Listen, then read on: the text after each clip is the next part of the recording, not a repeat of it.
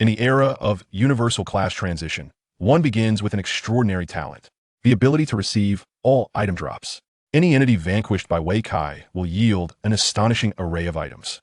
Upon slaying a wild hare, one might acquire its head, legs, a spicy rabbit dish recipe, a worn dagger, and shards of healing elixirs. Defeating a fierce tiger could result in the executioner's greatsword, a recipe for tiger bone liquor, tiger hides, bones, and whips. The regional bosses, such as the Xuanjia turtle and the divine flame phoenix, yield even more magnificent treasures, dazzling all with the sheer volume of items. However, this was merely the prelude. One fateful day, Wei Kai entered a dungeon inhabited by succubi and angels. The drops he encountered left him utterly astounded. Wait, this too can be obtained? Chapter 1. The Divine Talent. In the 18th year of the new era, within the outskirts of Yongning City, Dragon Country, a novice zone beckoned, recruiting troops, and the chosen one is you. Wei Kai pointed with his left hand at a diminutive rabbit, its eyes glimmering with a crimson hue, while his right hand slowly lifted a weathered longsword. The rabbit was the weakest of foes in the novice zone, possessing the singular ability to bite. Yet, with a mere sidestep, one could effortlessly evade its meager assault. For beginners, the rabbit served as the perfect adversary. It provided an opportunity to familiarize oneself with skills and combat techniques, practice positioning and evasive maneuvers, and, most importantly, its numbers were virtually limitless. One could find these creatures scattered throughout the outskirts, and they would not engage unless provoked. Such lowly creatures were ideally suited for someone like Wei Kai, who had just transitioned into this world. He found himself both amused and exasperated at the notion of his class transition. A month prior, he had crossed into this realm, transforming from a first-year university student into a Sunto graduate of high school. Apart from his unchanged age and appearance, everything else had altered dramatically. The most significant transformation was, undeniably, the world itself. 18 years prior, a game had descended upon Blue Star, merging with reality and ushering in an era of universal class transition, which dramatically reshaped the entire globe. Except for the major cities with populations exceeding 1 million, the wilderness and suburbs have been entirely overtaken by beasts, monsters, and other strange entities. Humanity was forced to cower within the confines of urban centers, struggling to survive amidst uncertainty. Yet, even in the face of adversity, hope persisted. As monstrous creatures roamed freely, humanity embraced the age of class transition, transforming various game classes into tangible realities. Countless individuals joined this movement, transitioning into warriors, mages, assassins, archers, and other professions to combat the wild beasts that threatened their existence. Over the past 18 years, through the trials and tribulations of countless predecessors, a systematic understanding of class transition had gradually emerged. All transitions could be categorized into 3 primary classes: combat, support, and lifestyle. Any profession capable of inflicting damage and possessing combat skills such as warriors, mages, and assassins fell into the combat category. The support category encompassed any profession with buffing skills. Lastly, lifestyle professions, while lacking combat prowess and unable to provide assistance in battle, played a crucial role in supplying combat and support classes with essential resources such as food, alchemical materials, equipment, and tools. Although lifestyle professions may not engage on the battlefield, their significance is equally paramount. The esteemed warrior of Dragon Country, Li Changyuan, once wisely stated, "There are no worthless professions, only inept practitioners." Just half an hour prior, the head instructor, Old Zheng, had offered this very encouragement to the students in class. During the graduation transition ceremony that took place 30 minutes ago, the performance of Class 1514 was dismal. Among 50 students, only 3 successfully transitioned into combat professions, while 7 became support professions. The remaining 40 were relegated to lifestyle roles. Wei Kai was fortunate enough to be among the 3, proudly becoming a warrior. For those with talent or wealth, the warrior class offered numerous potential branches and immense capabilities. Once fully realized, it undoubtedly ranked among the top 3 classes. Resilient and capable of delivering substantial damage, they could obliterate anything in their path. However, for those lacking money or possessing only mediocre talent, the warrior class could be a rather mundane and uninspiring choice. Yes. Upon transitioning, each individual received a unique talent. In most cases, the first talent acquired was closely related to their profession. Thus, a warrior would gain a strength-related talent, while a mage might receive a magic-related talent. Wei Kai, too, had acquired a talent, albeit one rather peculiar. It bore no relation to any profession he had ever heard of. It was simply titled, All Item Drops. Name, Wei Kai Profession, Warrior Level, 1 Strength, 5 Agility, 4 Magic, 1 Spirit, 3 Constitution, 6 Combat Skills, upper/lower/. Talent, All Item Drops. Any entity slain by you will drop all obtainable items. The description of his talent was straightforward and easily comprehensible. Yet, even after reading it, Wei Kai remained somewhat bewildered. All item drops? He pondered.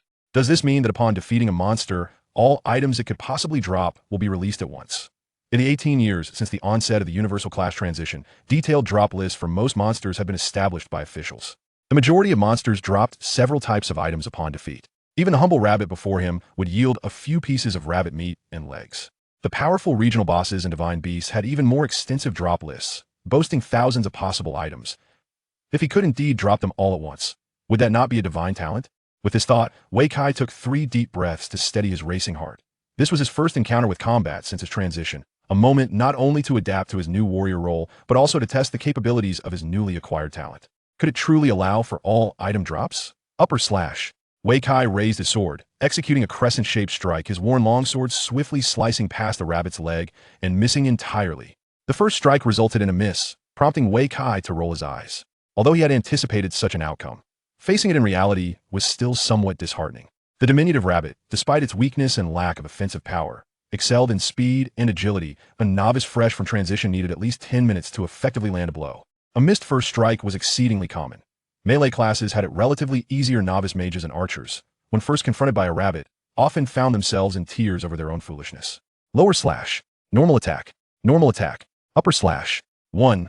Wei Kai refused to concede defeat, chaining together successive attacks, only to continue missing, even suffering a bite from the rabbit. Indeed, that one was inflicted by the rabbit's bite.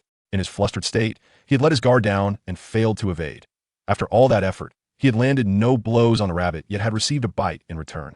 Wei Kai felt utterly foolish, nearly brought to tears by his own ineptitude.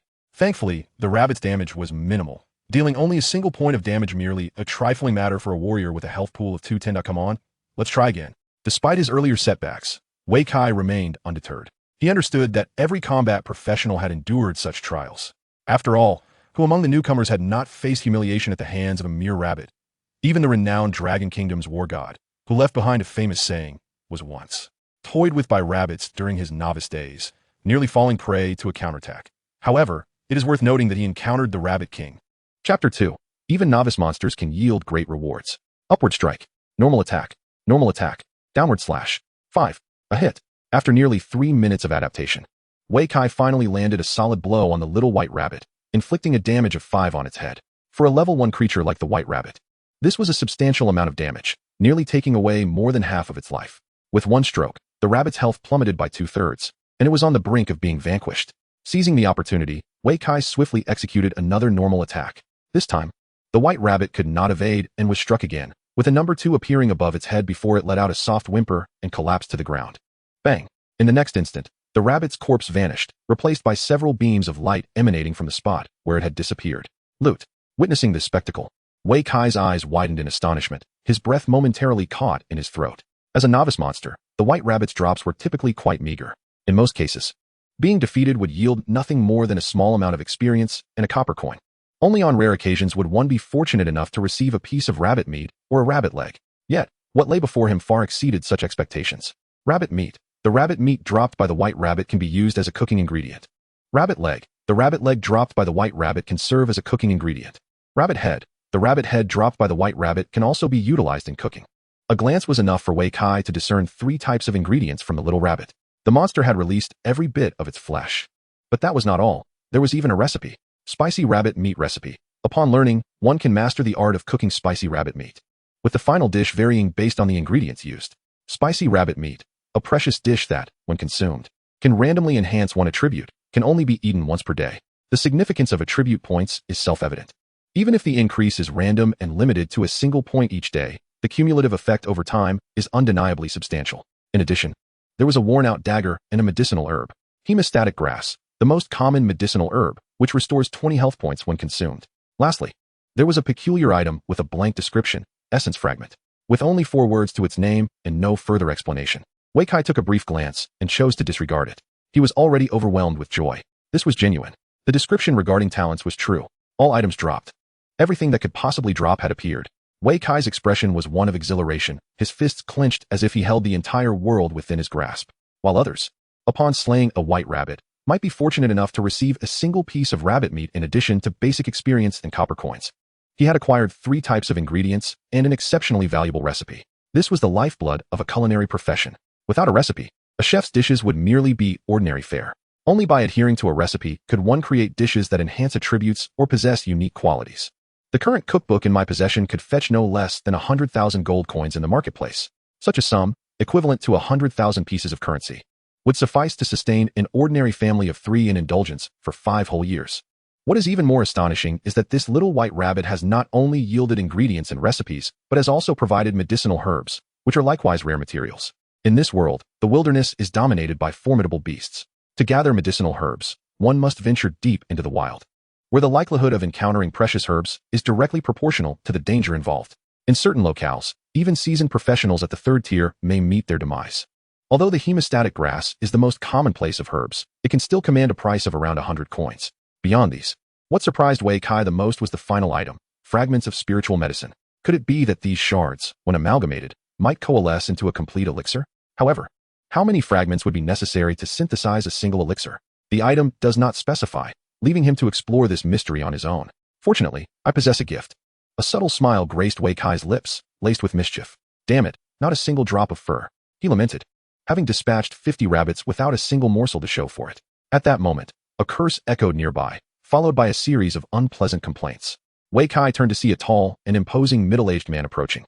Although his level and profession were obscured, his equipment suggested he was also a warrior. What are you staring at?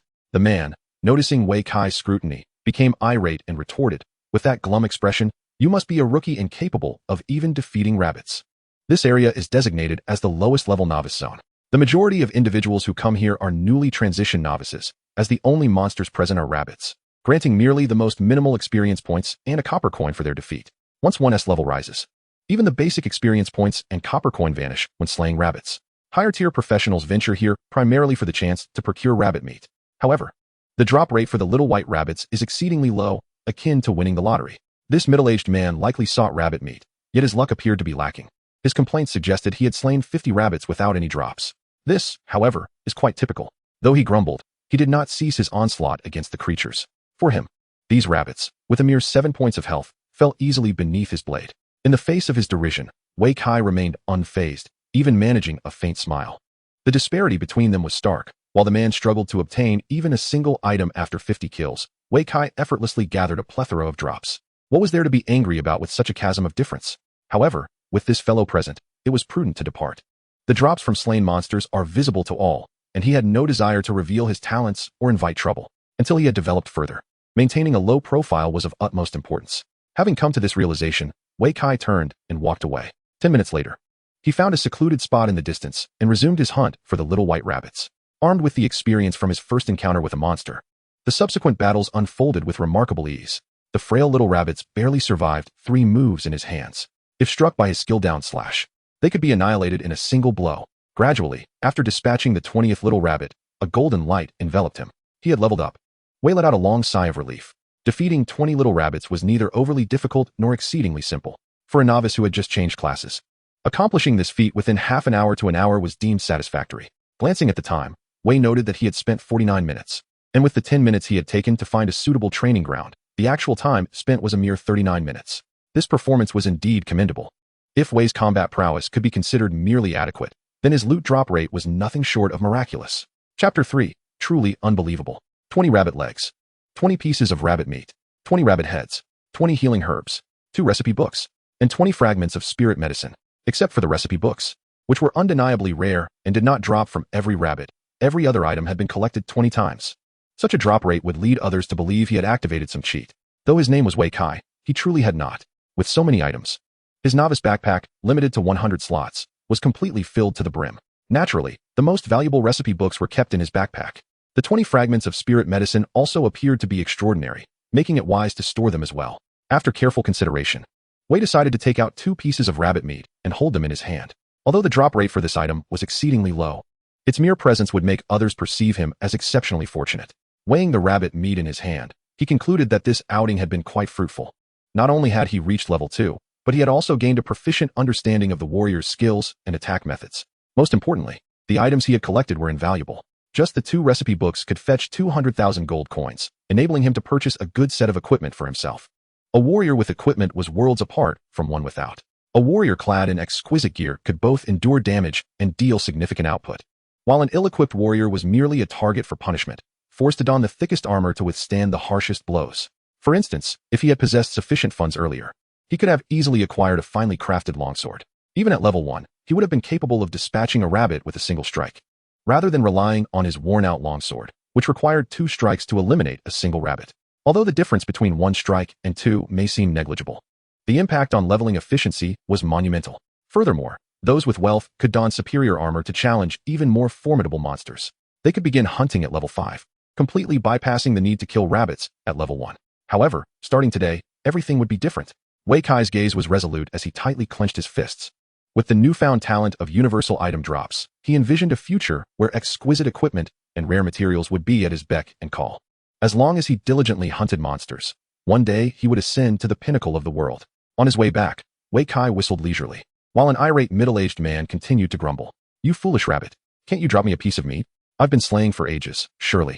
There should be at least 300 of you, not even a single strand of rabbit fur. How is that reasonable?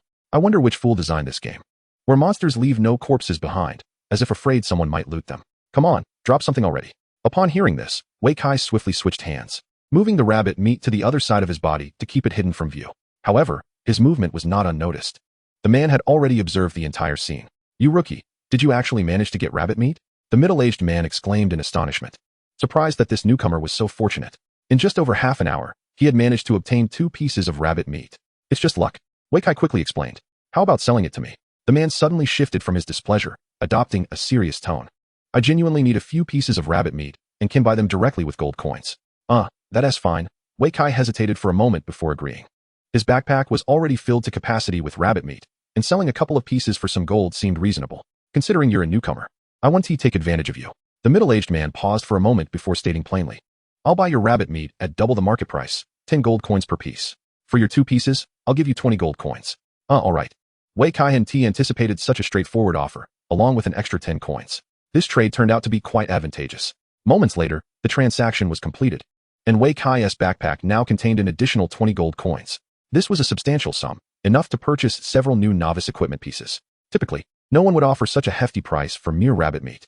Curiosity piqued. He wondered why this irritable man had come all the way here to hunt rabbit meat, especially after having struggled for so long, only to generously buy it from him. After all, at that price, one could procure far superior meats in the market. "Sir," he began, but before he could finish, the man interjected, their words colliding. The man paused, then broke into a broad smile. "I apologize for my earlier temperament." No worries, I didn't mind." Wei Kai waved his hand dismissively, seizing the opportunity to inquire, "Sir, with your high level, why are you still hunting rabbit meat?" He couldn't see the man's level, but judging by his skills, he was at least a level 20 class changer. It felt somewhat excessive for such a high-level player to be in the novice zone slaying beginner monsters.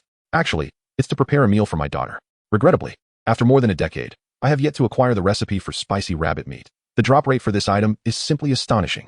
I can't help but wonder who the fool was that designed it." As he spoke, the middle-aged man couldn't suppress his grievances. Upon hearing this, Wei Kai chuckled inwardly. "The recipe for spicy rabbit meat? I obtained 2 copies in just half an hour. Oh, by the way." Wei Kai was momentarily taken aback and instinctively asked, "Could it be a classmate of mine? Which school do you attend?" "Xixiang number 2 high school." "Oh, class 1514. The uncle paused for a moment, then shook his head and replied, "No, my daughter is in class 1501. And her grades are quite commendable." Chapter 4, Wealth Awaits. After the era of universal job transitions commenced, the wilderness was overrun by monstrous beasts, forcing the surviving humans to seek refuge in large cities. Yongning City thus evolved into a metropolis with a population of millions. The city boasts 30 high schools, with Xixiang number 2 high school ranking in the mid-tier. Within this academic year, there are 15 classes, with students admitted based on their academic performance. This implies that only the top-performing students are assigned to classes 1 and 2. While the more capable students are placed in classes 3 and 4, leaving the students with the lowest grades in classes 14 and 15. Given that the uncle's daughter is in class 1501, it is evident that she ranks among the elite of this cohort. The uncle's modesty in stating that his daughter's grades are merely not bad likely belies her true prowess. At this point, an image suddenly surfaced in Wei Kai's mind. The universally acknowledged prodigy of the school, the belle of Xixiang number 2, Li Qingxia, who had transitioned to a flame mage. Could this uncle's daughter be her? "Uncle," Wei Kai inquired, "may I know your surname?" "Just call me Li. You can refer to me as Uncle Li." The man replied with a warm smile. Wei Kai was momentarily taken aback, feeling a tinge of embarrassment. What are the odds that it could be such a coincidence? While the rabbits here are uncomplicated, they yield minimal experience and copper coins, and beyond level 3. They provide none at all. Rather than squander time here, it would be wiser to acclimate to the combat intensity of wild boars. Furthermore, it would be prudent to prepare a set of novice gear before venturing into the boar forest. Thank you for your guidance, Uncle. Weikai promptly expressed his gratitude. Although his teacher had imparted similar advice, the uncle's willingness to elaborate was indeed a kindness, and he did not hesitate to show his appreciation for such goodwill. You're welcome. I must take my leave now. Uncle Li waved and turned to depart. This market, the largest in the Xishan district, offers nearly every conceivable item. Bustling with hundreds of thousands of individuals engaging in trade and craft daily, sustaining a multitude of livelihoods. As Wei Kai entered the market, he was immediately overwhelmed by the cacophony of sounds. Though he had visited before, he had never witnessed such a vibrant scene. Surely, there must be some new event occurring? He scanned his surroundings, but found nothing particularly novel, so he decided to disregard it. This is an official trading house, replete with an array of goods, where fair prices reign supreme, ensuring that neither the young nor the old are deceived. It is an ideal haven for a novice, utterly unfamiliar with the intricacies of commerce. Adjacent to it are privately operated trading and auction houses, often showcasing rare treasures, albeit at exorbitant prices that would deter anyone lacking substantial wealth from entering. It is rumored that these private establishments operate with unscrupulous intent, aggressively undervaluing items upon acquisition, while inflating prices with wild exaggerations when selling. A newcomer, utterly ignorant of the trade, would likely be devoured whole, leaving nothing behind. Upon entering the trading house, he quickly caught the attention of a mature woman clad in a professional attire, her black stockings accentuating her elegance. With a warm smile, she approached him. Young man, are you here to purchase beginner's equipment? This way, I have what you seek. No, I am here to sell items. Wei Kai emphasized the word sell. Oh, might you possess something of great value? The woman raised an eyebrow, her intrigue piqued. 2 recipe books, Wei Kai replied candidly, revealing the contents of his possession. While recipes are indeed valuable, they are not particularly extraordinary. As a seasoned employee of the trading house, she had undoubtedly encountered numerous such items before. Her laughter rang out. Indeed, they are fine items. However, I am not well versed in recipes. Please wait a moment while I fetch Uncle Liang to appraise them. With that, she sashayed away. A short while later, an elderly man with graying hair followed the woman to stand before Wei Kai. So, you wish to sell these recipes? Yes, Wei Kai nodded, retrieving the 2 books from his backpack and presenting them to him. This is an official trading house, with the assurance of official credibility. So you need not worry about being swindled, Uncle Liang remarked. Upon receiving the recipes, Uncle Liang was momentarily taken aback. Spicy rabbit meat? This is quite a rarity. Though it is dropped by the most basic of novice creatures, the little white rabbit, most players would cease hunting it after reaching level 2. Only freshly transitioned novices would pursue it, and they typically leave after defeating just 20, thus rendering its drop rate exceedingly low.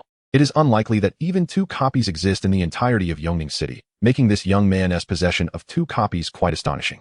Considering this, Uncle Liang raised his gaze, scrutinizing Wei Kai with renewed interest. Did you acquire these yourself? He inquired curiously. Not exactly. They are family heirlooms. Wei Kai quickly shook his head, understanding the wisdom of discretion. While he indeed obtained them himself, admitting so might lead to unwanted complications. Though he had faith in the official establishment, he remained cautious about the individuals within it. Both are family heirlooms. Uncle Liang was slightly taken aback. Yes, Wei Kai nodded, weaving a tale. When the game first descended into reality, I had just been born. My grandfather casually purchased these 2 books, saying they were for my future use. However, I am now a warrior. Recipes are intended for crafting professions, and combat classes would never squander skill points to learn such things. Initially, his grandfather purchased the recipe book as a precaution, anticipating that one day, when he reached adulthood and transitioned into a livelihood, he would have it readily available. It was, in a sense, a potential avenue for his future. However, it was now evident that he would no longer need it. Upon hearing this tale, Uncle Liang nodded slightly and inquired, are you selling recipes in order to acquire beginner's equipment? Indeed, Wei Kai nodded fervently. That is commendable, Uncle Liang mused, a smile gracing his lips. The recipe for spicy rabbit meat is exceedingly rare, almost priceless in the current market. I shall offer you double the market price. He then turned to a young woman named Xiao Ling, instructing her, prepare a card worth 400,000 gold coins. Yes, replied Xiao Ling, a mature young woman, casting a glance of envy towards Wei Kai before gracefully departing. Moments later, Wei Kai received a pristine bank card from her, his excitement palpable. I'm rich. Grandfather has finally struck gold. Chapter 5. The Joy of Spending. Wei Kai's family was not affluent. After the game invaded the real world, the wilderness was overrun by numerous exotic beasts, forcing the surviving humans to crowd into large cities, where towering walls and magical barriers were erected to protect the vulnerable populace. Yet, the land within those walls was limited. With all factories, farmlands, rivers, and roads confined to the city, The remaining space was scant. To address this issue, the authorities began constructing vast underground cities from the second year of the new era. In the third year, when Wei Kai was merely 3 years old, his family relocated to the 13th level underground. However, everything changed due to a peculiar talent he possessed. Classmate, please confirm. He looked up to see the mature young woman smiling at him. All right, he nodded in agreement. Although the official trading post was known for its integrity and reliability, it was prudent to verify transactions to ensure a clear exchange of goods and currency. Wei Kai retrieved his phone from his pocket and scanned the QR code on the bank card.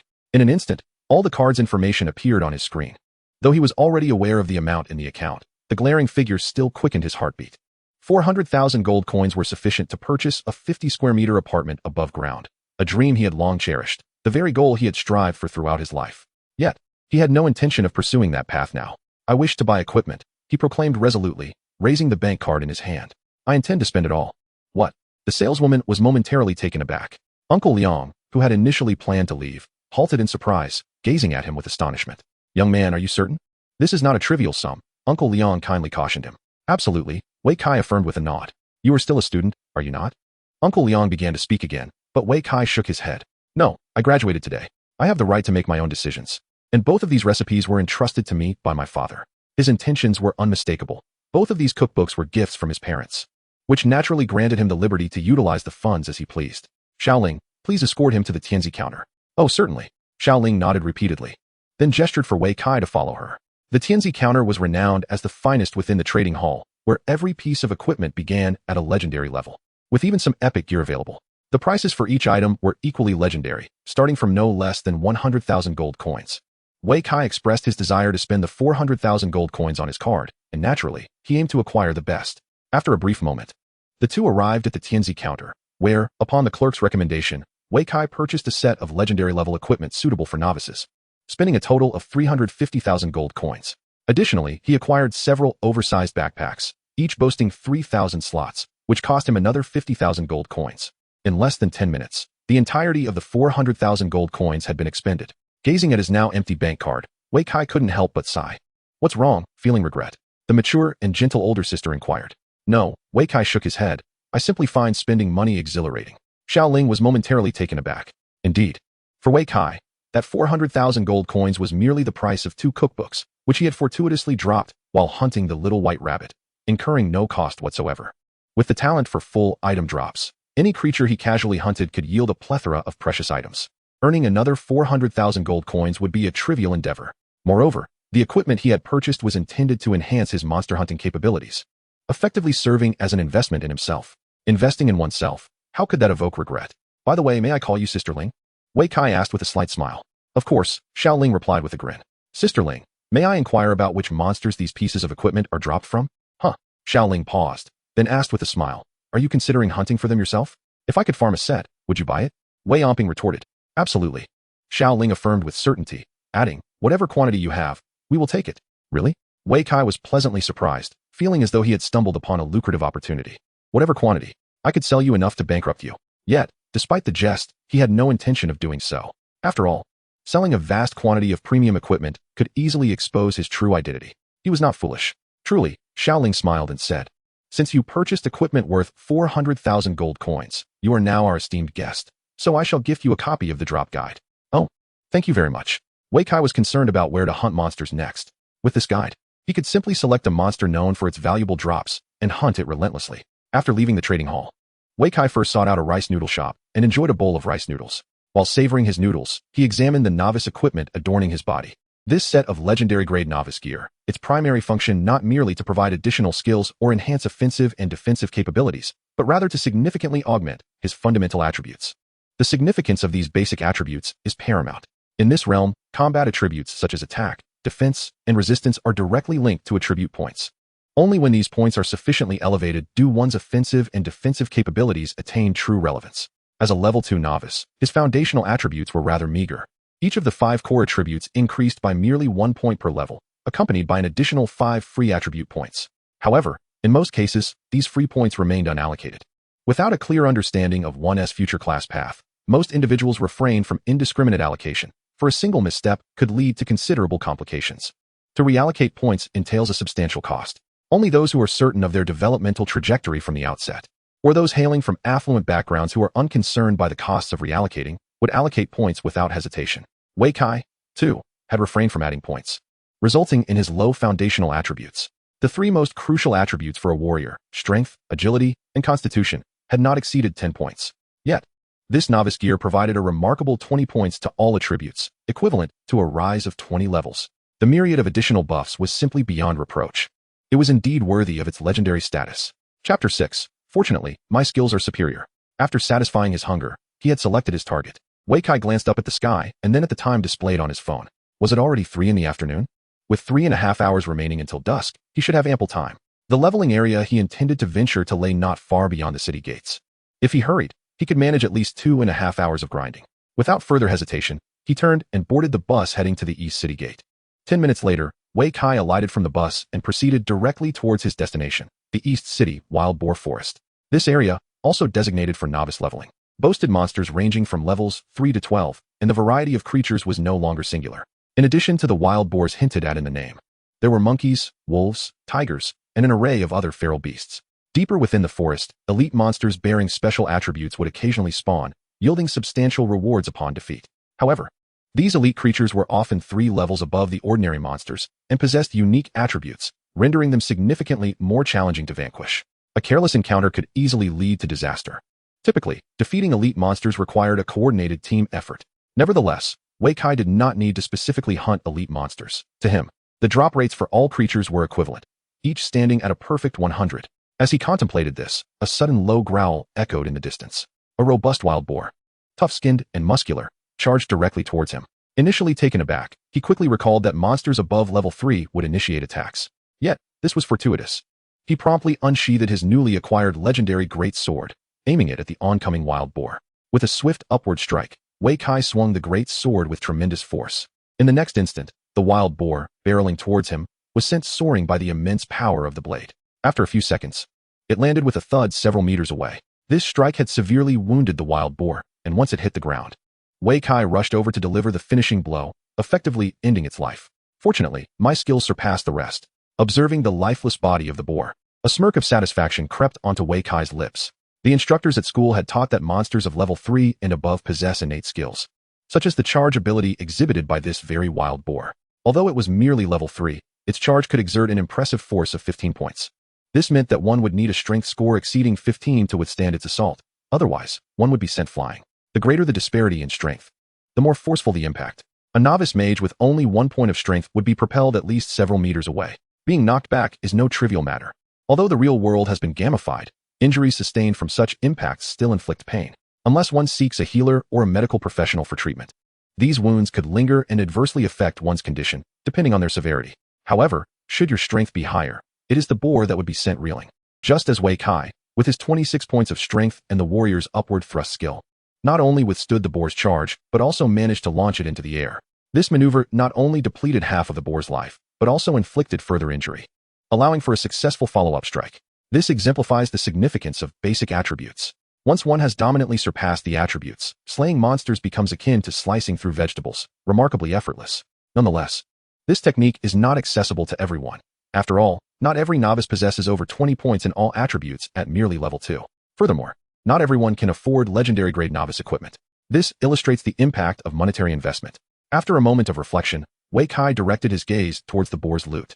Once again, a bounty. Unsurprisingly, the talent for full item drops activated once more. Although it was merely an ordinary level 3 creature, the boar still yielded an abundance of items. A total of over 10 items lay scattered on the ground, awaiting collection. Without hesitation, Wei Kai gathered them all before examining them thoroughly. First were the most common ingredients. As the quintessential prey for hunting, the wild boar dropped a plethora of culinary components: pork, pig trotters, pig heads, ribs, pig hearts, lungs, kidneys, trotters, and even pig intestines. While you slay monsters for equipment, do you also extract their innards? Reassembling these dropped ingredients might just yield a complete pig. This seems to be a key ingredient for making the 9-turn intestines, doesn't he? Wei Kai picked up the pig intestines and suddenly recalled a certain video from his previous life. Was it intentional or merely an accident? Without the appropriate recipe, the 9-turn intestines produced might be quite unpleasant. Unfortunately, that was not the case. The boar did drop a recipe, but it was merely the most common one for roasted meat. The preparation of roasted meat is quite straightforward, even without a recipe. One can manage it with just fire and meat. Even though the roasted meat he prepared does not enhance attributes, it serves to satiate hunger and provides a modicum of sustenance. The school had long since instructed that combat professionals, upon reaching level 3, should acquire a campfire skill to facilitate cooking in the wilderness while leveling up. When encountering fog-laden dungeons or exploratory caverns, the campfire skill proves to be even more beneficial. As Wei Kai had yet to reach level 3, he was not in a hurry to learn it. In addition to the ingredients and recipes, the wild boar had also dropped a considerable amount of equipment, 5 pieces in total, comprising 1 high-tier blue item and 4 ordinary white items. With a backpack boasting 3,000 slots, Wei Kai decided to stow them all away without hesitation. Upon reviewing the equipment, he turned his attention to some materials: wild boar tusks and wild boar bristles. Were these intended for crafting toothbrushes? Wei Kai scratched his head in confusion. Although the outdoor factories had been utterly destroyed by monstrous beasts, human technology in this world had not regressed, and essential living supplies remained abundant. Items like toothpaste and toothbrushes were still available for purchase in stores. It seemed unnecessary to resort to using wild boar bristles for such purposes. Regardless, he decided to collect them for the time being. Any materials dropped by monsters could be monetized. Despite their unflattering names, these items were often valuable, and those who sought them were typically affluent, well-informed, and well-connected. What might appear as refuse to others could transform into priceless treasures in their hands. After examining these 2 materials, Wei Kai's gaze shifted to the final item, causing his pupils to constrict in astonishment. Spirit herb fragments? He murmured, enunciating the name of this item. Indeed, this last object was identical to the spirit herb fragments he had previously obtained from the small white rabbits. Or rather, it was the same item. Could it be that wild boars also dropped this? Wei Kai remained stunned for a moment before finding a clean stone to sit on and began searching online with his phone. Chapter 7. 9 Turns of the Intestine. After an extensive search online, Wei Kai's confusion deepened with each query. There was absolutely nothing. He could find no information regarding spirit herb fragments, not even in the official drop lists. Could it be that for the past 18 years, no one had ever obtained these fragments while hunting small white rabbits or wild boars? This seemed implausible. Wei Kai was astounded, unable to accept this conclusion. Was it possible that his unique talent had led to this drop? Indeed, his talent enabled the full drop of all items, meaning that anything a monster could drop would be guaranteed. This explained the appearance of the spirit herb fragments. While an ordinary individual might also acquire them, the probability was exceedingly low, perhaps infinitesimally close to 0. Yet, even so, it was hard to believe that there had been no drops at all. Wei Kai's perplexity only grew. However, he soon considered another possibility. Unless someone had deliberately concealed this drop item, erasing all information about it from the internet. Surely, an ordinary person would lack such capability. Only the authorities could achieve such a feat. This fragment of elixir holds immense significance. Wei Kai immediately arrived at a conclusion that quickened his heartbeat. Something so diligently concealed by the official channels must undoubtedly be of great importance, regardless of its purpose. Never mind, I shall collect it for now. He had already amassed 21 fragments of elixir, although he was uncertain how many more were needed to synthesize the so-called elixir. His instincts hinted that he was not far from the goal. Having come to this realization, Wei Kai resumed his previous method of monster grinding. The wild boar possessed formidable aggression. Once within its attack range, it would immediately unleash a charge. Wei Kai merely needed to raise his longsword, executing an upward thrust to send it flying before closing in for the finishing blow. The entire process flowed seamlessly, a harmonious performance. The wild boar was a level 3 creature, yielding considerable experience points and copper coins, in addition to multiple drops with each encounter. The efficiency of grinding monsters had transformed dramatically, akin to the difference between heaven and earth. With such high efficiency, Wei Kai was completely absorbed in his task, focusing solely on the monsters.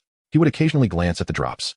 Half an hour later, after dispatching the 15th wild boar using the same method, a flash of pink light on the ground caught his attention. A pink drop? He paused for a moment, hurriedly picking it up, only to discover it was a recipe: 9 transmutation intestine. To his surprise, the wild boars here actually dropped the recipe for 9 transmutation intestine. This was indeed a remarkable treasure. The recipes and materials dropped by wild creatures are categorized by quality, just like equipment. Common ones are white, advanced are blue, rare are purple, and legendary are pink. Beyond legendary, there are epic red recipes and mythical golden ones. A legendary recipe, even in the official marketplace, could fetch at least 500,000 gold coins. Moreover, this was the exceedingly rare 9 transmutation intestine. This trip had certainly not been in vain. Wei Kai chuckled, recalling his earlier thoughts when purchasing novice gear. Indeed, investing in oneself was the right choice. As long as one could grind monsters efficiently, gold coins, materials, and equipment would come rolling in. In addition to the 9 transmutation intestine, Wei Kai discovered 2 new recipes in his backpack: braised pig trotter and sweet and sour ribs. The latter even dropped 2 copies. Although these were merely purple rare recipes, they could still be sold for a substantial sum, with a guaranteed price of 100,000 gold coins each. It seemed that this wild boar forest was truly a treasure trove. A mere level 3 wild boar could drop 4 types of recipes, including a pink legendary one. If he didn't exhaust this place, it would be a disservice to his talent for item drops.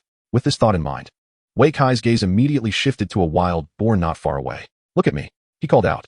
The wild boar roared once more, charging towards him. Thus, he continued grinding for nearly 2.5 hours, only awakening from his excitement when his phone alarm rang. In that short span, he had dispatched nearly 50 wild boars, and his level had risen to 4. The items that had fallen into the backpack were truly countless. However, Wei Kai glanced up at the sky, which was rapidly darkening.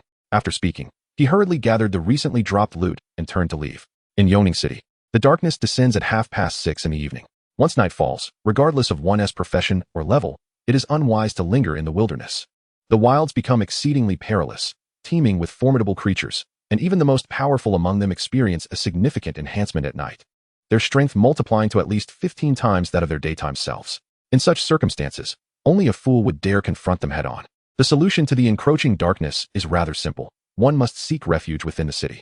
In the present-day Dragon Kingdom, there remain only 108 major cities, each with a population exceeding 1 million. Each city is fortified with towering walls and powerful magical arrays, effectively isolating the interior from the outside world and safeguarding its inhabitants. Once night falls, entering the city guarantees safety. At this moment, there was still half an hour until dusk. In the wilderness, night heralds the arrival of danger. But within the city, it marks the commencement of daily life. During the day, combatants and support classes venture forth to explore, battle monsters, and level up, while those in the life professions engage in various forms of production. Workers, farmers, and merchants all contribute their efforts to the survival of the city. It is precisely for this reason that the city at night is often the most vibrant. A cacophony of sounds envelopes the air, and numerous stalls line the streets, offering an array of snacks, clothing, and daily necessities. Wei Kai stepped down from the platform and glanced around for a moment until he spotted 2 figures waving at him. The first, upon seeing him, immediately dashed over, while the slightly plumper second followed closely behind, bouncing eagerly. "Have you been waiting long?" Wei Kai smiled, observing his 2 good friends, Wu Yi and Li Chonglin. Chapter 8. Do you believe me when I say it was from monster drops? Wu Yi and Li Chonglin had grown up alongside Wei Kai, their camaraderie forged over many years. They spent their childhood in the community on the 13th underground level, attended elementary school, middle school, and high school together. Although they occasionally found themselves in different classes, they remained within the same institution. Their shared experiences over the years solidified their friendship to an unbreakable bond, so close that, in local dialect, one might say they could share the same pair of trousers. When Wei Kai first traversed into this world, he was initially taken aback by the warm enthusiasm of his companions. However, after a week of interaction, he gradually recognized their kindness and sincerity, allowing his heart to open to them. Recently, the 3 had gathered for a graduation ceremony, participating together in the job transition ritual. Unfortunately, both Wu Yi and Li Chonglin had not chosen to become warriors or support classes. Instead, they had opted for life professions. This gathering was Wu Yi's idea, as he had previously sent out notifications on his phone, instructing Wei Kai to wait for him in this bustling street after nightfall. "Let us go to our usual place. It's on me." Wu Yi, shorter in stature, could barely reach Wei Kai's shoulder. Nevertheless, his pat was quite forceful. "Has something happened?" Wei Kai inquired, his intuition piqued. Let's discuss it at our usual spot." Moments later, the trio arrived at a barbecue establishment named Where There's Wine and Meat. This was indeed their familiar gathering place. Although referred to as such, it had only been visited twice before, on clandestine occasions. All 3 hailed from working-class families, with limited disposable income for dining out. It was only as graduation approached that their parents would grant a bit more pocket money, allowing them a brief respite. After ordering a few skewers of meat and a bottle of beer, the 3 finally settled down. "Can we speak now?" Wei Kai gazed intently at Wu Yi, sensing the weight of unspoken concerns on his face. If there wasn't something significant to share, he wouldn't have summoned the others to this kind of venue for drinks. "I'm heading to Sichuan to learn culinary skills from my uncle." Wu Yi took a sip of beer, grimacing at its bitterness. Why must it be Sichuan? Wei Kai paused, taken aback. Recently, during the vocational transition ceremony, Wu Yi had chosen to become a chef, a profession that was considered exceedingly versatile. In the realm of vocational roles, it was particularly esteemed, for sustenance is a universal necessity. As long as people require food, chefs will always be in demand. Even without access to recipe books, a chef could establish a small eatery in the community or set up a street stall, providing for a family, albeit modestly. If one could procure an exceptional recipe book, it might lead to a remarkable turnaround. My uncle promised that if I work for him for 3 years, he'll buy me a recipe book. Wu Yi quickly clarified his intentions. Isn't that merely wishful thinking? A well-known adage states, one does not toil the fields of relatives in poverty, nor labor for them in hunger. Working for relatives often leads to severe exploitation. Even a beloved uncle might not offer much in the way of kindness. Are there truly no recipe books available in Yongning? After listening for some time, Li Chonglin finally interjected. As Wu Yi's close friend, he was reluctant to see him leave Yongning for the distant Sichuan to work. Unfortunately, there aren't. Wu Yi shook his head with a bitter smile. This morning, upon learning of my vocational transition to chef, my father rushed to various trading houses and auction sites, only to find that not a single recipe book was available in the market. Surely not. I find that hard to believe. Li Chonglin was momentarily taken aback and skeptically pulled out his phone to investigate further. Wei Kai, momentarily stunned, quickly considered a possibility. It's likely that someone has hoarded them in advance, he suggested. This time of year coincides with the vocational transitions of high school graduates. Once they complete their transitions, a surge of new lifestyle professionals emerges, most of whom require corresponding skill books. Among them, the chef's recipe book is the most sought after and retains its value exceedingly well. Skill books are consumable items, and stockpiling a substantial quantity in advance can undoubtedly yield significant profits. My father has also conveyed this wisdom to me. Thus, I intend to work for a few years to save some money to purchase them in Shuzhou. Wu Yi nodded in agreement. Are the recipes cheaper over there? Wei Kai inquired. Indeed, Wu Yi replied with a smile. The residents of Shuzhou have a profound affinity for gourmet cuisine, leading to a steady influx of individuals seeking various types of meat, particularly rabbit meat. Consequently, there is a higher drop rate for recipes. Ah, that makes sense. Wei Kai pondered, finding the reasoning quite logical. Goodness, it costs 400,000 gold coins. At that moment, Li Chonglin, who was checking recipes on his phone, suddenly exclaimed. What? Wei Kai and Wu Yi quickly turned to him. The recipe. Li Chonglin pointed at the screen. A recipe for spicy rabbit meat is actually selling for 400,000 gold coins. It's outrageous. Wei Kai and Wu Yi's eyes widened in unison, exclaiming, that's utterly ridiculous.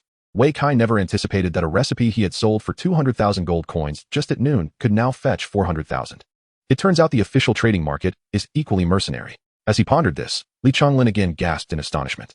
Oh my, it's sold out. What? Wei Kai and Wu Yi stared at the screen displaying the word sold out, both taken aback. A recipe for 400,000 gold coins had vanished in an instant. This was astonishingly swift. No wonder people are hoarding them. It seems recipes are incredibly sought after. Look at me, a mere pauper. I can hardly afford it. Wu Yi lamented, his face a mask of despair. Even if you sold it, you couldn't afford a recipe priced at 400,000 gold coins. However, even if you worked for 3 years, you wouldn't be able to save that much, Li Chonglin quietly reminded him. Sighing deeply, Wu Yi felt a wave of despondency wash over him. Witnessing this, Wei Kai felt a pang of sympathy and resolved to help. Ae, can you grill meat? Grill meat? Wu Yi looked up, puzzled. Grilling meat is hardly a challenging task. For a chef, it's one of the simplest skills. If one cannot even master this. What kind of chef are they? I have a recipe here, Wei Kai said, pulling a grilling recipe from his backpack and handing it over. Upon seeing the purple recipe, both Wu Yi and Li Chonglin's eyes widened in astonishment. Where did you acquire this? Would you believe me if I said it dropped from a monster? Wei Kai replied with a smile. Chapter 9, is it open? Yes, it is. At the official trading market in Xixiang. Wu Xiaoping nervously extended a bank card and received a purple recipe in return. The exchange was made, money for goods.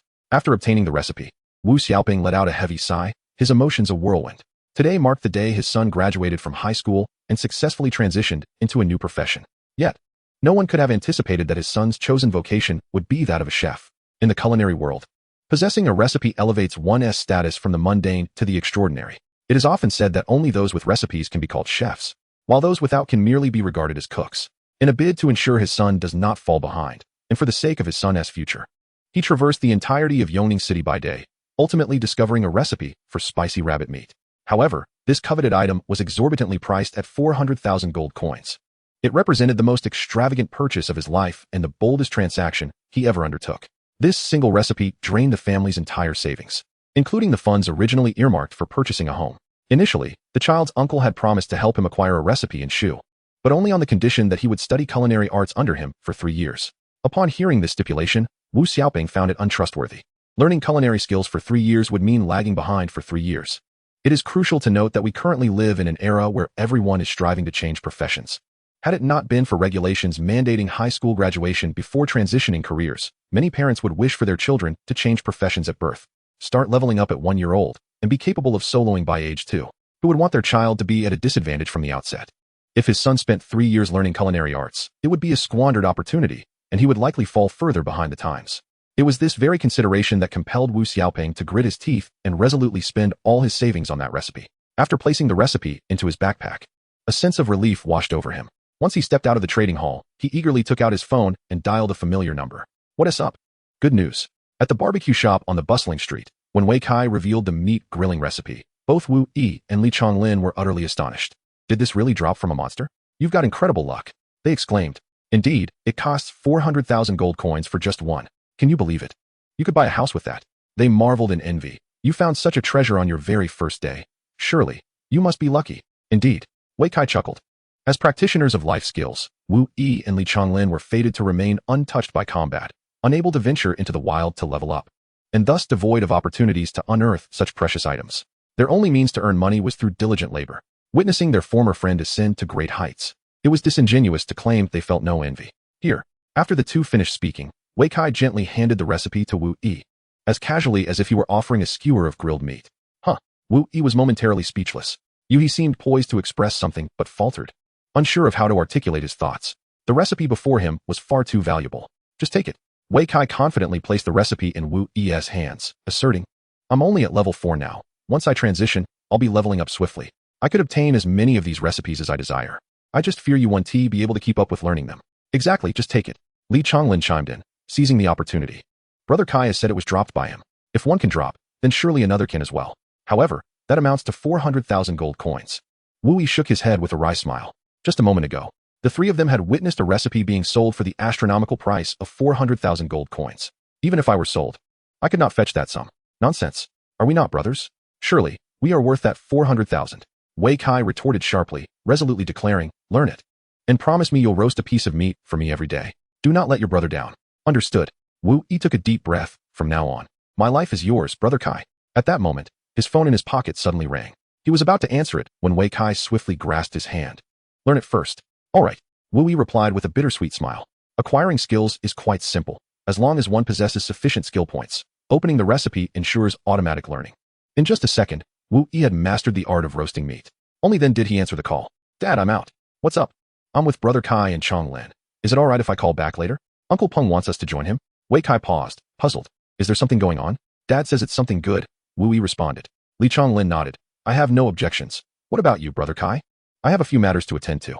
Wei Kai hesitated. His backpack was filled with a plethora of materials he had collected today that needed addressing, particularly the meat and several rare recipes. Although the real world had become gamified, certain aspects remained unchanged. People still fell ill, and meat still decayed. Even when stored in a backpack, it merely delayed the inevitable spoilage. In a day or two, the meat would lose its freshness. After 5 or 6 days, it would begin to rot, eventually becoming moldy and foul, infested with maggots. Having gathered so much meat today, he needed to process it quickly, lest it turn stale by tomorrow. Realizing this, Wei Kai suddenly remembered. All right, let me give you something. He reached into his backpack and handed several pieces of pork to Wu Yi. Is this the pork you acquired? No way. How do you manage to find everything?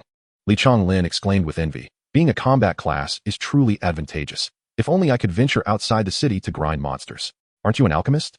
Wei Kai chuckled. Craft a few alchemical bombs. You can grind monsters too, can't you? It's not that simple. Li Chonglin shrugged, a rueful smile on his face. I lack the recipes, I lack the materials, and the laboratory is non-existent. All I can do is scavenge some trash equipment to refine iron. Don't worry. Everything will come in time. Wei Kai reassured him, patting his shoulder with determination in his eyes. Chapter 10. How is this possible?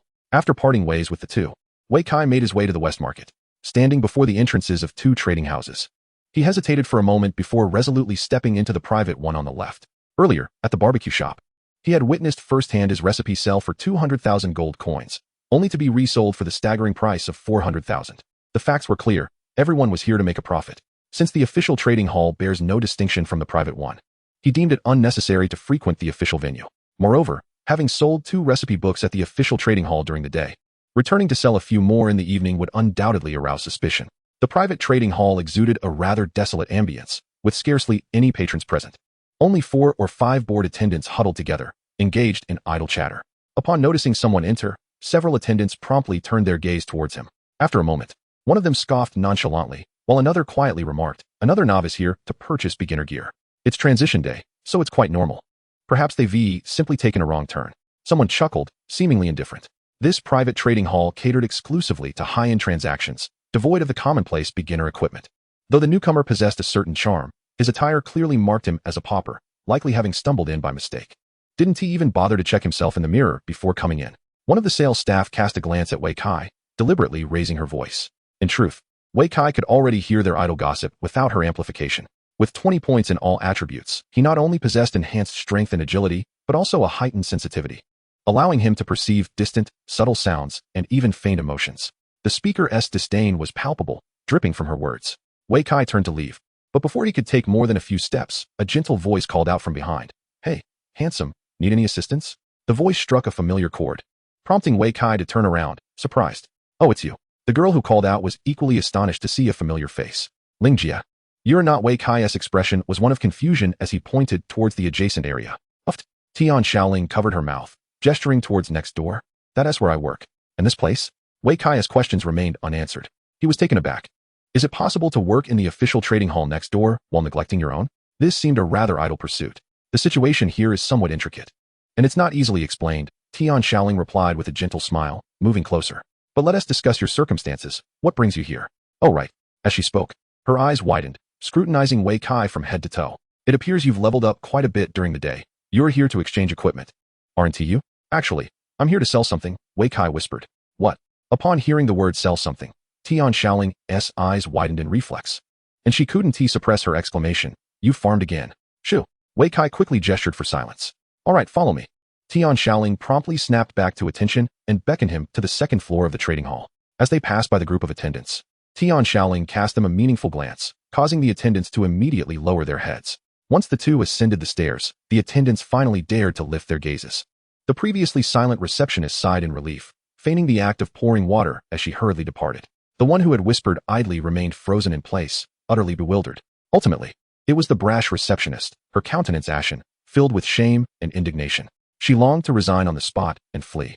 Yet the allure of the comfortable environment and commendable salary tethered her to her post, leaving her in a state of inner turmoil, as if awaiting a final judgment. No one could have anticipated that an unremarkable young man would turn out to be a distinguished guest of the trading house.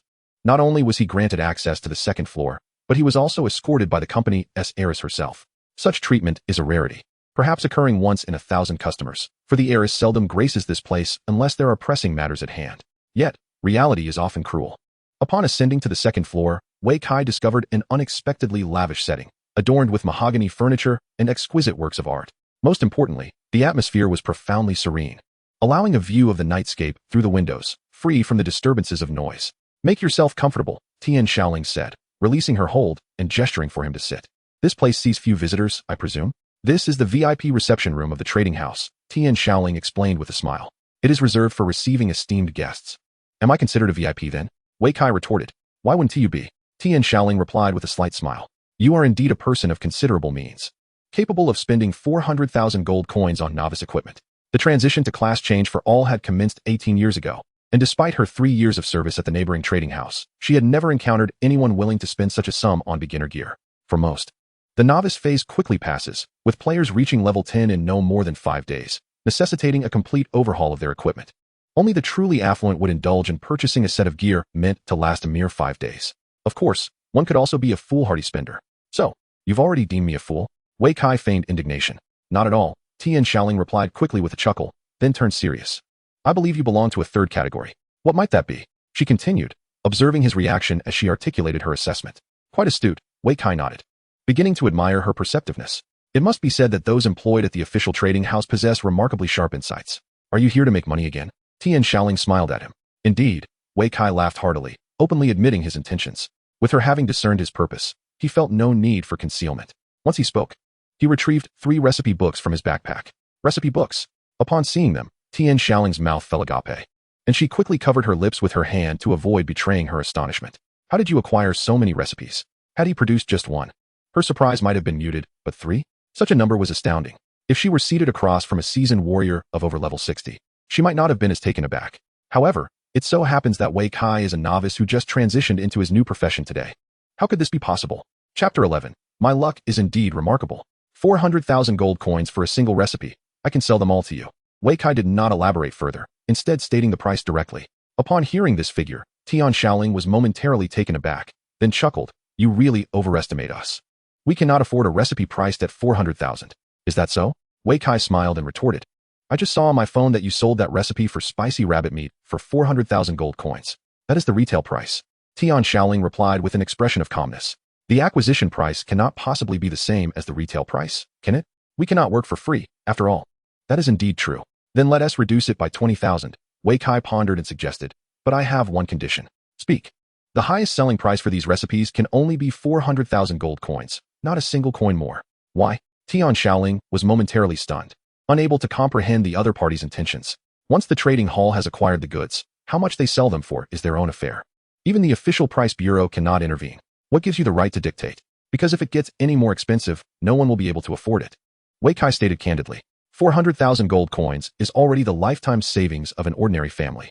For an ordinary household to expend their entire life's savings merely to purchase a recipe for their child is something I cannot condone. In fact, Wei Kai believed that a price of 100,000 gold coins per recipe was already exorbitant. Such fundamental skill books should ideally be in the hands of every individual. Or better yet, given as gifts upon job transition. Even selling them for 200,000 gold coins each would still be beyond the reach of many. Tian Shaoling's expression suddenly turned serious. She straightened her posture and said earnestly, this is not merely an issue of the trading hall. It is the result of the exceedingly limited production of the recipes. Yongning is a small town, devoid of significant resources, and the number of combat professionals transitioning each year is quite scant, with those possessing talent being even rarer. In the current environment, all equipment, materials, and skill books must be produced by combat professionals. If the combat professionals falter, the entire city's development suffers. Conversely, if the city's development stagnates, it further exacerbates the plight of the combat professionals, creating a vicious cycle. Wei Kai did not dispute her words, yet he harbored another doubt. Can you assure me that the trading hall is not hoarding stock in secret? Perhaps they are, but even if the trading hall does not hoard stock, others will certainly do so, Tian Shaoling countered. There are only so many recipes available on the market. Wealthy individuals must consider their families as well. If a chef were to suddenly appear at home, they cannot simply go out and buy a recipe at the last minute, can they? Ultimately, it boils down to the fact that the recipes available on the market are far too few. If they were plentiful enough to be bought at any time and place, why would there be a need for hoarding? This argument held some merit, and Wei Kai could not help but nod in agreement. Such fundamental resources as skill books should be readily available everywhere. Otherwise, those in living professions would find it untenable. It seemed that even skill books for combat professions were exceedingly rare. This was likely not an issue faced by just one or two professions, but rather a dilemma affecting the entire human realm. The material reserves of the entire human world were alarmingly scarce. However, upon reflection, it seems rather unsurprising. After all, the era of universal job transitions has only commenced for 18 years. During this time, aside from the initial years of considerable chaos, the majority has been dedicated to fortifying defenses, constructing cities, and exploring the wilderness. To this day, humanity remains oblivious to the true number of monsters that inhabit the wilds, nor do we know which are the most formidable. The highest-ranked combatants in the entire human realm have only reached the third transition at level 81. This is far from the pinnacle, and they remain unable to delve into the mysterious depths of the wilds. What if I could provide a substantial quantity? Wei Kai suddenly conceived an idea and quietly inquired. What do you mean? Tian Shaoling was momentarily taken aback, then quickly realized. Are you suggesting that you can amass a plethora of recipes? Indeed, my fortune is rather exceptional, Wei Kai replied with a composed demeanor. Tian Shaoling shook her head, emphasizing her point. This is not something that can simply be obtained through good fortune. My luck is extraordinarily favorable, Wei Kai reiterated with emphasis. Tian Shaoling suddenly became enlightened. So, you mean to say, those two books from earlier today Wei Kai smiled without responding. Seeing this, Tian Shaoling was momentarily stunned. And after a considerable pause, she grasped the implication. Your job transition talent must be related to luck, right? Each individual's talent acquired post-transition varies significantly. While most talents are indeed linked to their respective professions, there are exceptions such as luck, charisma, affinity with monsters, elemental resistance, and so forth. Naturally, a talent that enhances drop rates is associated with luck. It could be said so, Wei Kai nodded. He understood that his situation could not remain entirely concealed. After all, the loot from monster hunting each day could not possibly be consumed by him alone. He would inevitably need to find a way to sell it for currency. Yongning City is not particularly large, and there are only 5 trading houses. Behind these trading houses, they might all belong to the same family. If he were to sell a significant amount at one particular place, it would soon become common knowledge within the community. At that point, speculation about him would surely arise. Rather than allowing others to engage in wild conjecture, it would be wiser to acknowledge a less outrageous circumstance, such as possessing a talent for luck. Luck is indeed a mysterious concept. In fortunate times, one may experience tremendous bounty. In less fortunate moments, nothing may drop at all. By admitting to this talent for luck, he could attribute future events to it, thus alleviating any unfounded suspicions regarding his abilities. It is akin to winning 10 million in a lottery, yet no one is aware of it. If you fear that your windfall may attract unwanted attention and refrain from spending it, then effectively, you have not won at all. However, If you purchase another ticket and declare that you have won 200,000, you can spend freely without concern. Yet, even with a talent for luck, you cannot possibly provide a vast number of recipes, can you? Tian Xiaoling remained somewhat skeptical. After all, the drop rate for fundamental skill books such as recipes is exceedingly low. An ordinary person might defeat 10,000 monsters and still not obtain a single book. Even with a talent for luck, boosting the drop rate 100-fold would only yield a maximum of 1%. Can he really handle 1% alone? If you don't believe me, take a look at my backpack, Wei Kai stated, sharing the status of his backpack with the other party. In an instant, Tian Xiaoling was left speechless. How could there be so many items? The 3,000-slot backpack was brimming with various equipment, materials, and odds and ends. Among them, the most striking was a splash of pink. Is that the 9-turn intestine? Chapter 12, Fragment of Spirit Medicine. It's a recipe. Wei Kai smiled faintly and gently corrected her. You certainly have quite a collection of recipes. After the initial shock, Tian Xiaoling took a long time to regain her composure. And then she chuckled self-deprecatingly.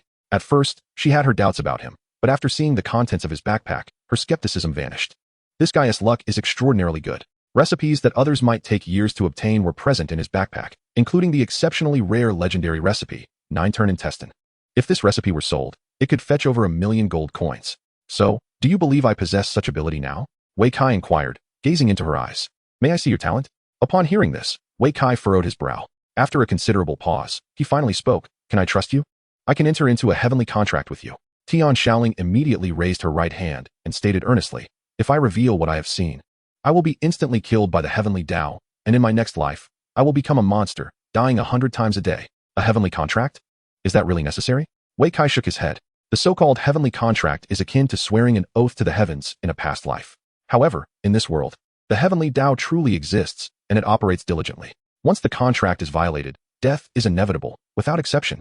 The binding power of the heavenly contract is so formidable that no one dares to take it lightly. Correspondingly, the cost of entering into such a contract is substantial. It not only requires a specific contract document, but must also adhere to the conditions of the heavenly Tao. This means that the content of the contract must be fair and just. For instance, if Tian Xiaoling wishes to view Wei Kai's talent, the price would be that revealing it would invoke divine punishment. If agreed upon and the contract signed, Wei Kai would have to disclose his talent to her without reservation. Otherwise, he would suffer the consequences. No need for that. Wei Kai chuckled lightly and waved his hand dismissively. Let us forego the heavenly contract. I can only inform you of its effects. Then please elaborate. Tian Xiaoling was not taken aback. Since he was unwilling to share, she did not wish to press him. After all, they had only recently met, and trust was not easily granted. My talent has but one effect. It enhances the drop rate of monsters. When luck is on my side, it can reach up to 20%, Wei Kai succinctly explained. Really? Tian Xiaoling paused in astonishment, then realized. No wonder you could acquire so many recipes with a 20% drop rate. That's terrifying. She couldn't help but smile wryly. The drop rate for others generally does not exceed 1%, and the odds for certain rare items are pitifully low. Before me stands an individual endowed with a talent that astonishingly elevates the drop rate to a staggering 20%. This is truly remarkable. However, if she were aware that Wei Kai's talent boasts a 100% drop rate, it might become even more intriguing. So, are all the items in your backpack those you acquired this afternoon? Tian Xiaoling inquired further. Yes, for the most part, Wei Kai nodded affirmatively. Does that include the fragments of spiritual medicine? Tian Xiaoling continued her questioning. Upon hearing the term fragments of spiritual medicine, Wei Kai suddenly jolted, lifting his gaze towards her with heightened alertness. Please, remain calm. Tian Xiaoling chuckled at his reaction. Such matters are not classified information for us. You? Wei Kai appeared momentarily taken aback. Yes, us. Tian Xiaoling gestured towards herself and then towards the ceiling, indicating the higher-ups. In other words, the officials have long been aware of this, yet they never disclose it to the general populace?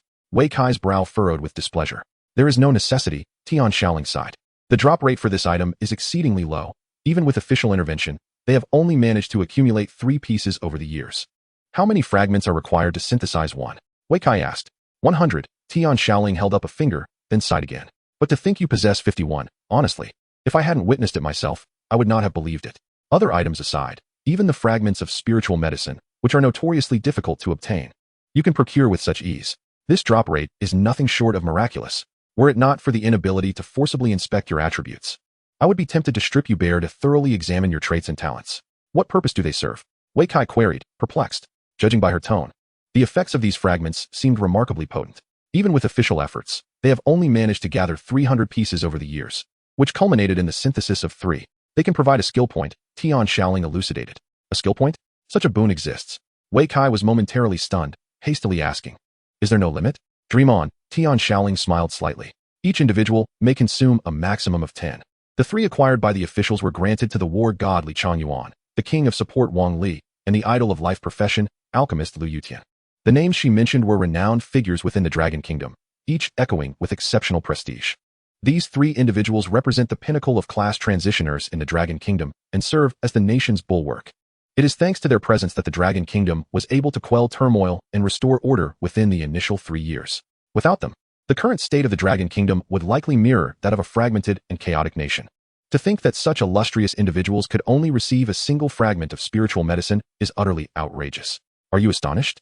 Observing his reaction, Tian Shaoling stifled a laugh. If you are willing to hand over those fragments of spiritual medicine in your backpack to the authorities, you might even exchange them for a minor official position. Of course, if you are willing to dedicate yourself to the state, the rewards would be even more substantial. Perhaps it is best to decline, Wei Kai replied. Wei Kai did not hesitate to refuse. He understood that with official assistance, his growth would undoubtedly be more seamless, and the treasures he could acquire would multiply. However, what would be the cost?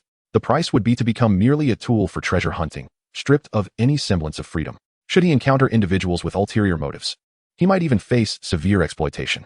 He found himself without the option to decline, as he was not alone. His parents, classmates, and brothers were his vulnerabilities. Are you determined to rely on yourself? Tian Shaoling inquired. Indeed, Wei Kai nodded, then turned to her. Thank you for your insight.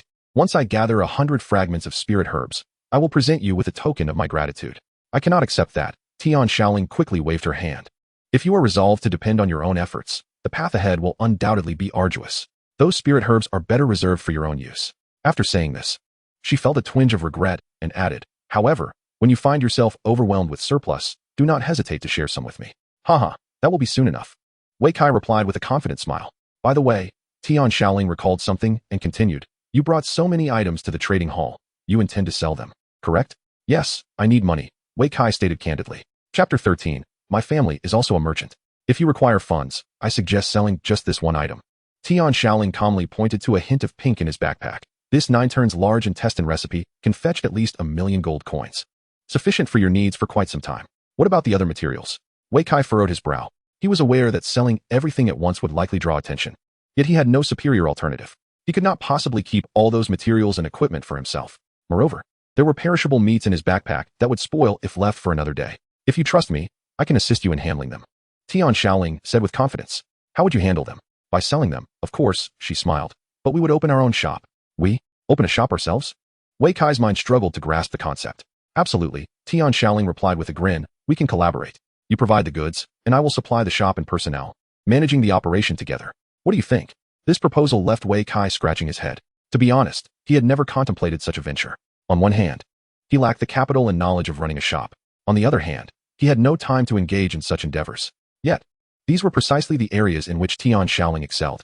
As the current head of the trading hall and a saleswoman at the neighboring official trading hall, she possessed ample connections and experience. Furthermore, her family had enough resources to establish a shop, and most crucially, she had sufficient time. We can draft a contract. If you are concerned, you may also invite a trustworthy individual to assist us, Tian Shaoling suggested. Let us proceed with the contract then, Wei Kai nodded. As for bringing someone else on board, I think we can manage without that. Those whom he could trust by his side were utterly unacquainted with this domain. Even if they were to come forth, their assistance would be of little avail. If Tian Shaoling were intent on deceiving him, she possessed numerous methods to circumvent others. I find myself intrigued. What motivates you to partner with me in this venture?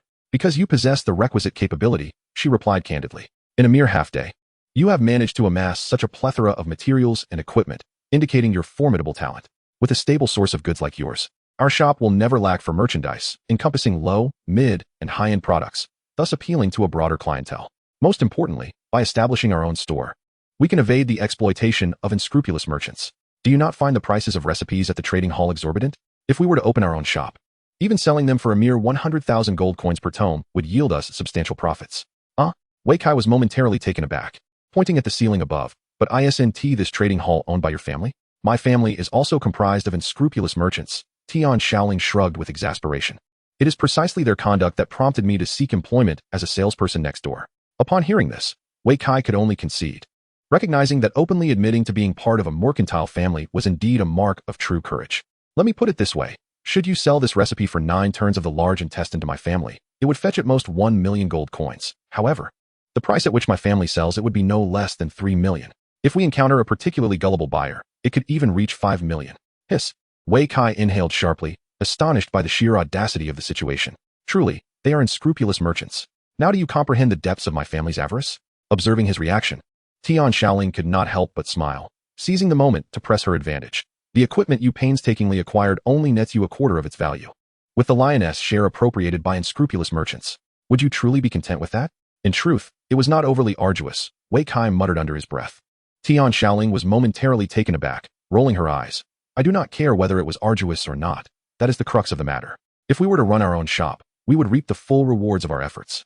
We could also save customers some money, enabling more people to afford and utilize our goods. Did you not previously lament the exorbitant prices of recipes? By establishing our own store, even selling them for 100,000 apiece would yield us pure profit, benefiting our customers in the process. However, does this not position us as competitors to your family? Wei Kai inquired softly. Hence, my involvement is essential, Tian Shaoling asserted, thumping her chest resolutely. With my presence, my family would not dare take advantage of you, and we can leverage my family's connections and relationships. This statement carries an unsettling implication of betrayal. Wei Kai scratched his head. Puzzled, I still find myself grappling with one question. Ask away. Why do you wish to assist me? This is not merely assistance to you. It is also a means of aiding myself.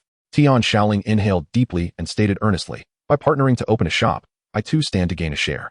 That is agreeable, Wei Kai replied without hesitation. Let us agree to a 50-50 split. While discussing finances may strain our camaraderie, it is imperative to clarify certain matters in a partnership, lest future misunderstandings cause greater rifts. As a partner, Tian Shaoling is responsible for the operation and management of the store, as well as maintaining connections. Taking half of the profits seems reasonable. However, I cannot accept such a substantial share. Upon hearing this, Tian Shaoling immediately shook her head. All the merchandise is provided by you. Without your goods, my efforts would be in vain. A 20% share is sufficient for me. Isn't that a tad too little? Wei Kai replied, somewhat speechless. Is there anyone who thinks money is excessive? It's not too little, Tian Shaoling asserted, pointing to the ceiling. Do you know how much my family's store can earn in a month? I don't know, Wei Kai shook his head.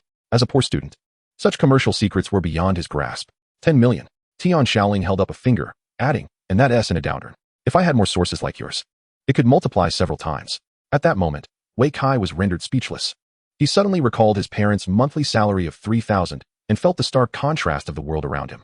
Surprised, aren't you? Tian Shaoling chuckled. Even if our store only makes half, that is still 5 million a month. My 20% share amounts to 1 million, equivalent to 5 years of my salary. But 20% is still too little, Wei Kai contemplated before stating directly. It's either 30% or 20% of the net profit after all costs are deducted. You can choose. Since they were partners in business, it was essential to ensure fair compensation. Then let it be 20% of the net profit, Tian Shaoling agreed, extending her right hand for a handshake. Pleasure doing business.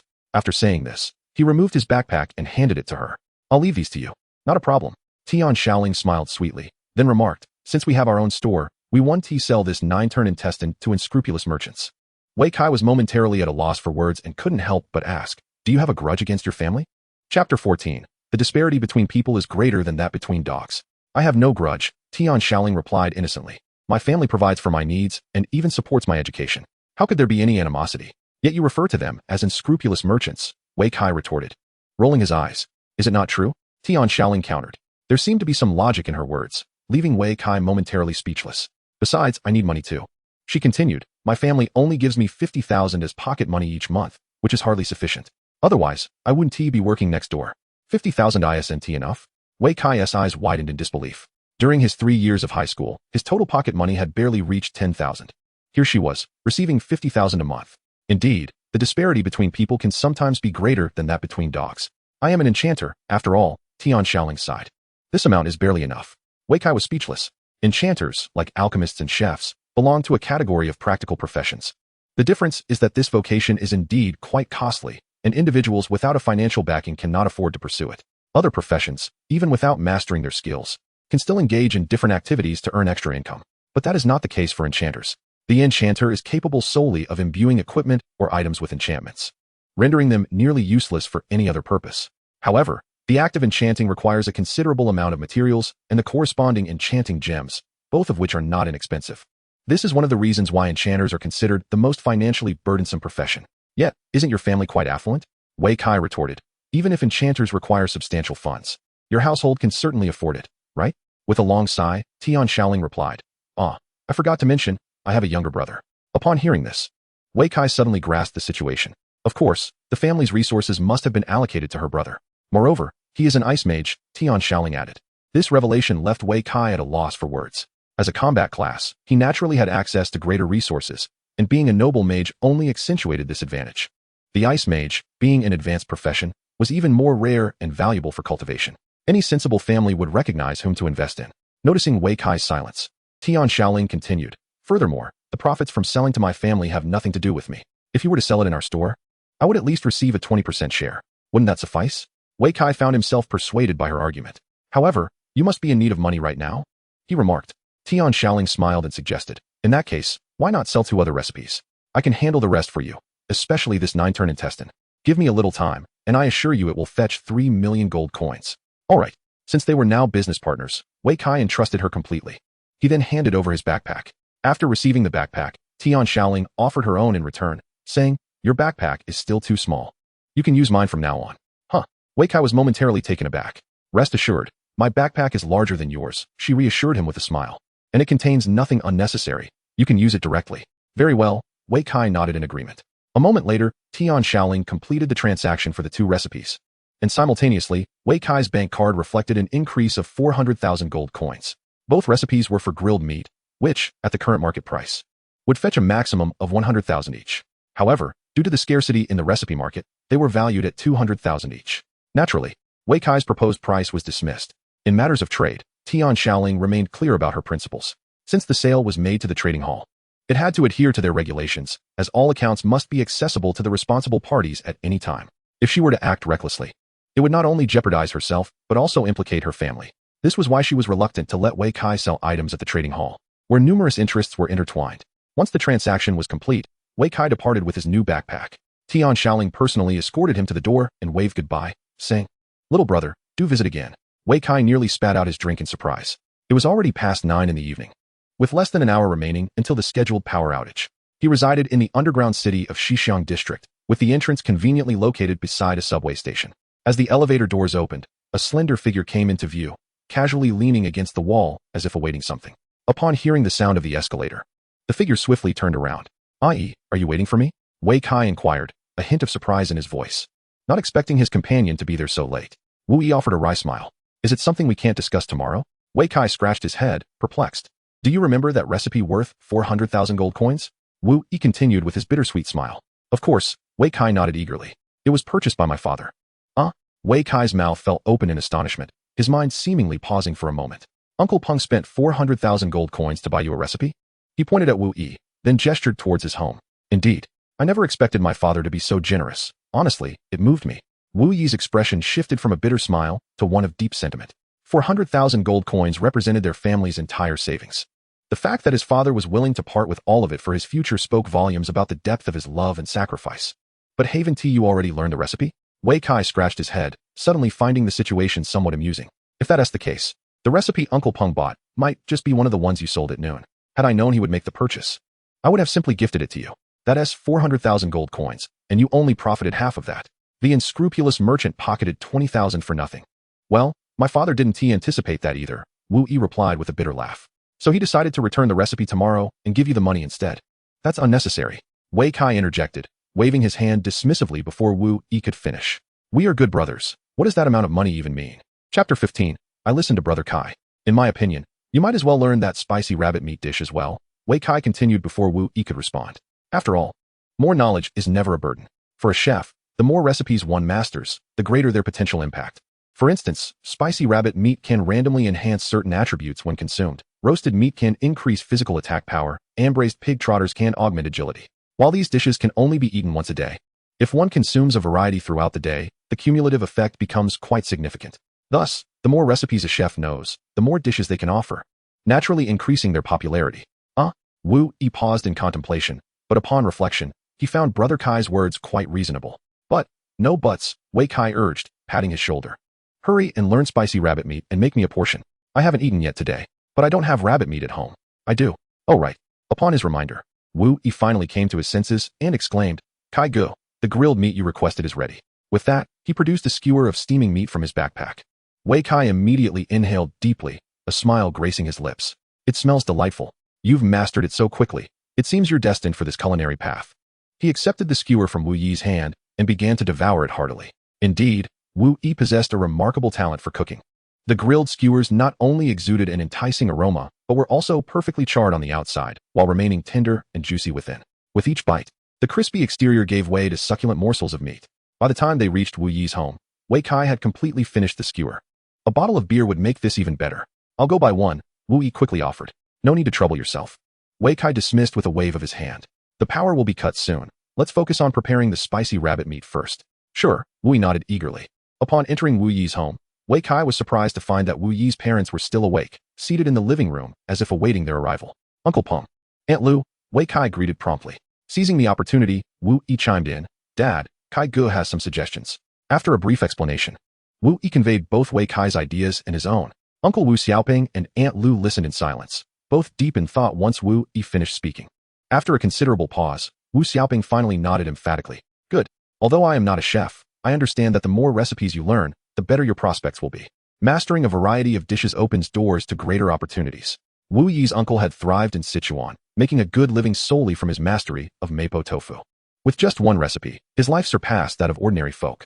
If Wu Yi could master 2 recipes, his future would undoubtedly be even brighter. Then I'll go cook, Wu Yi declared, his spirits lifted by his father's approval. Yes, go ahead, but don't keep Kai waiting too long. Wu Xiaoping waved him off, adding a reminder. 10 minutes later, a fragrant dish of spicy rabbit meat was presented. I want tea hold back, Wei Kai remarked before digging in. It wasn't tea that he was unwilling to share. Rather, it was a necessity.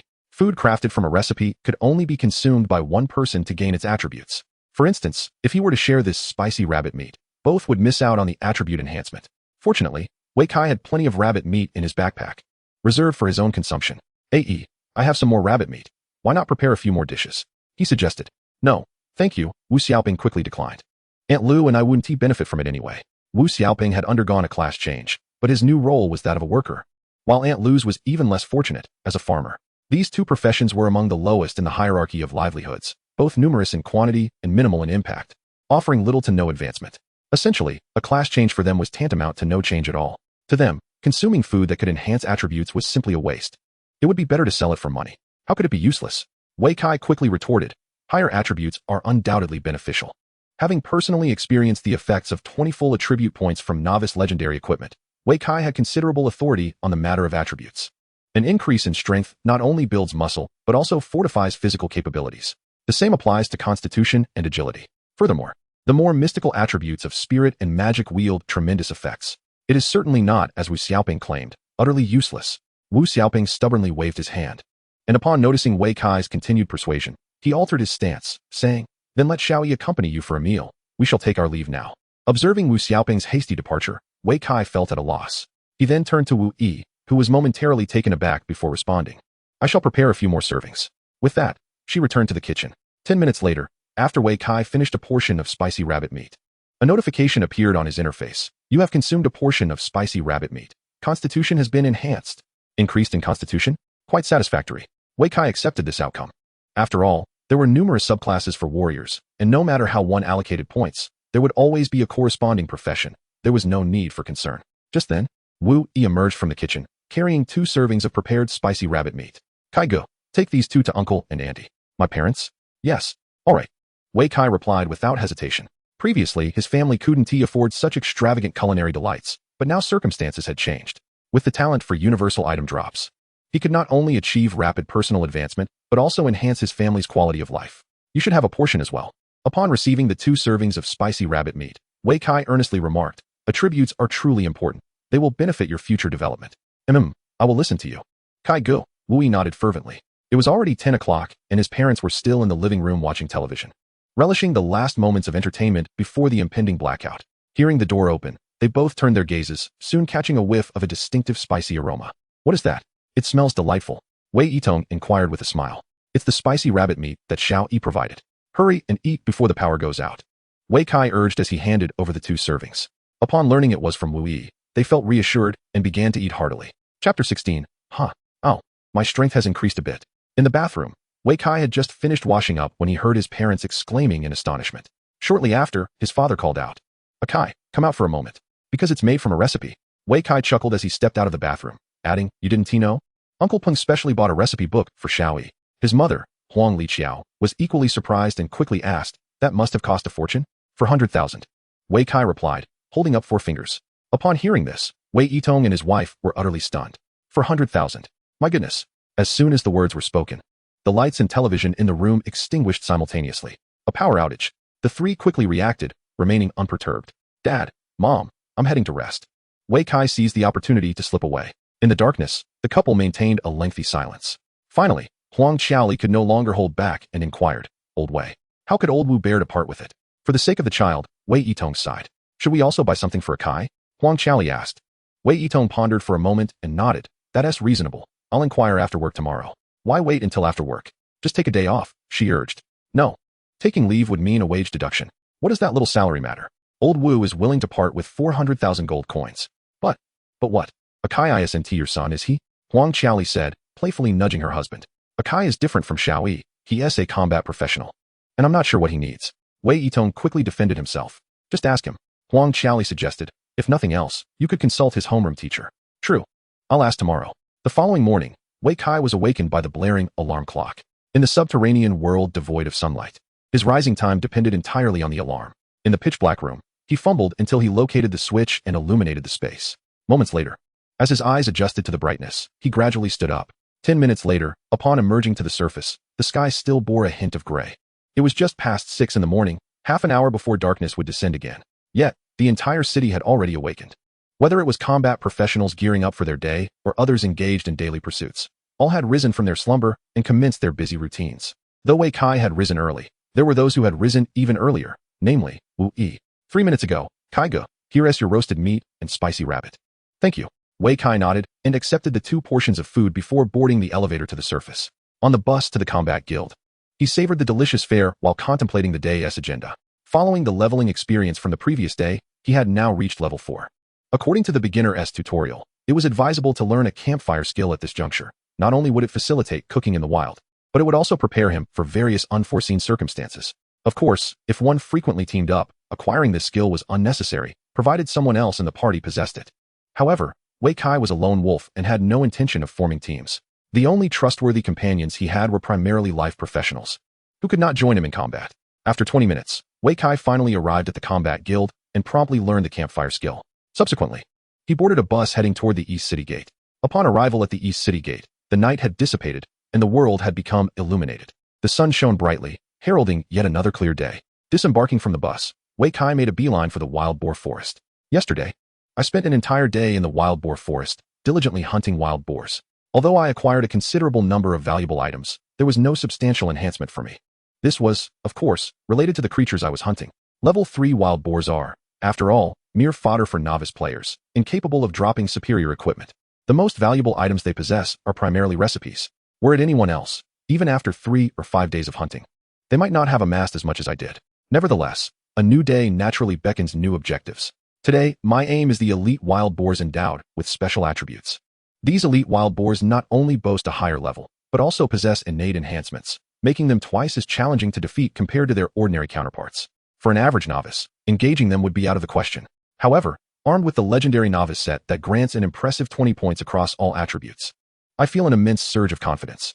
This 20-point boost effectively compensates for a 5-level disparity. Furthermore, the spicy rabbit meat I consumed this morning has bestowed me with a slight increase in strength, along with a bit of attack power from the roasted meat. With this, I am convinced that I can take on an elite wild boar in single combat. Lost in thought, a purple figure suddenly materialized before me. Upon closer inspection, I realized it was indeed an elite wild boar. Incredibly powerful.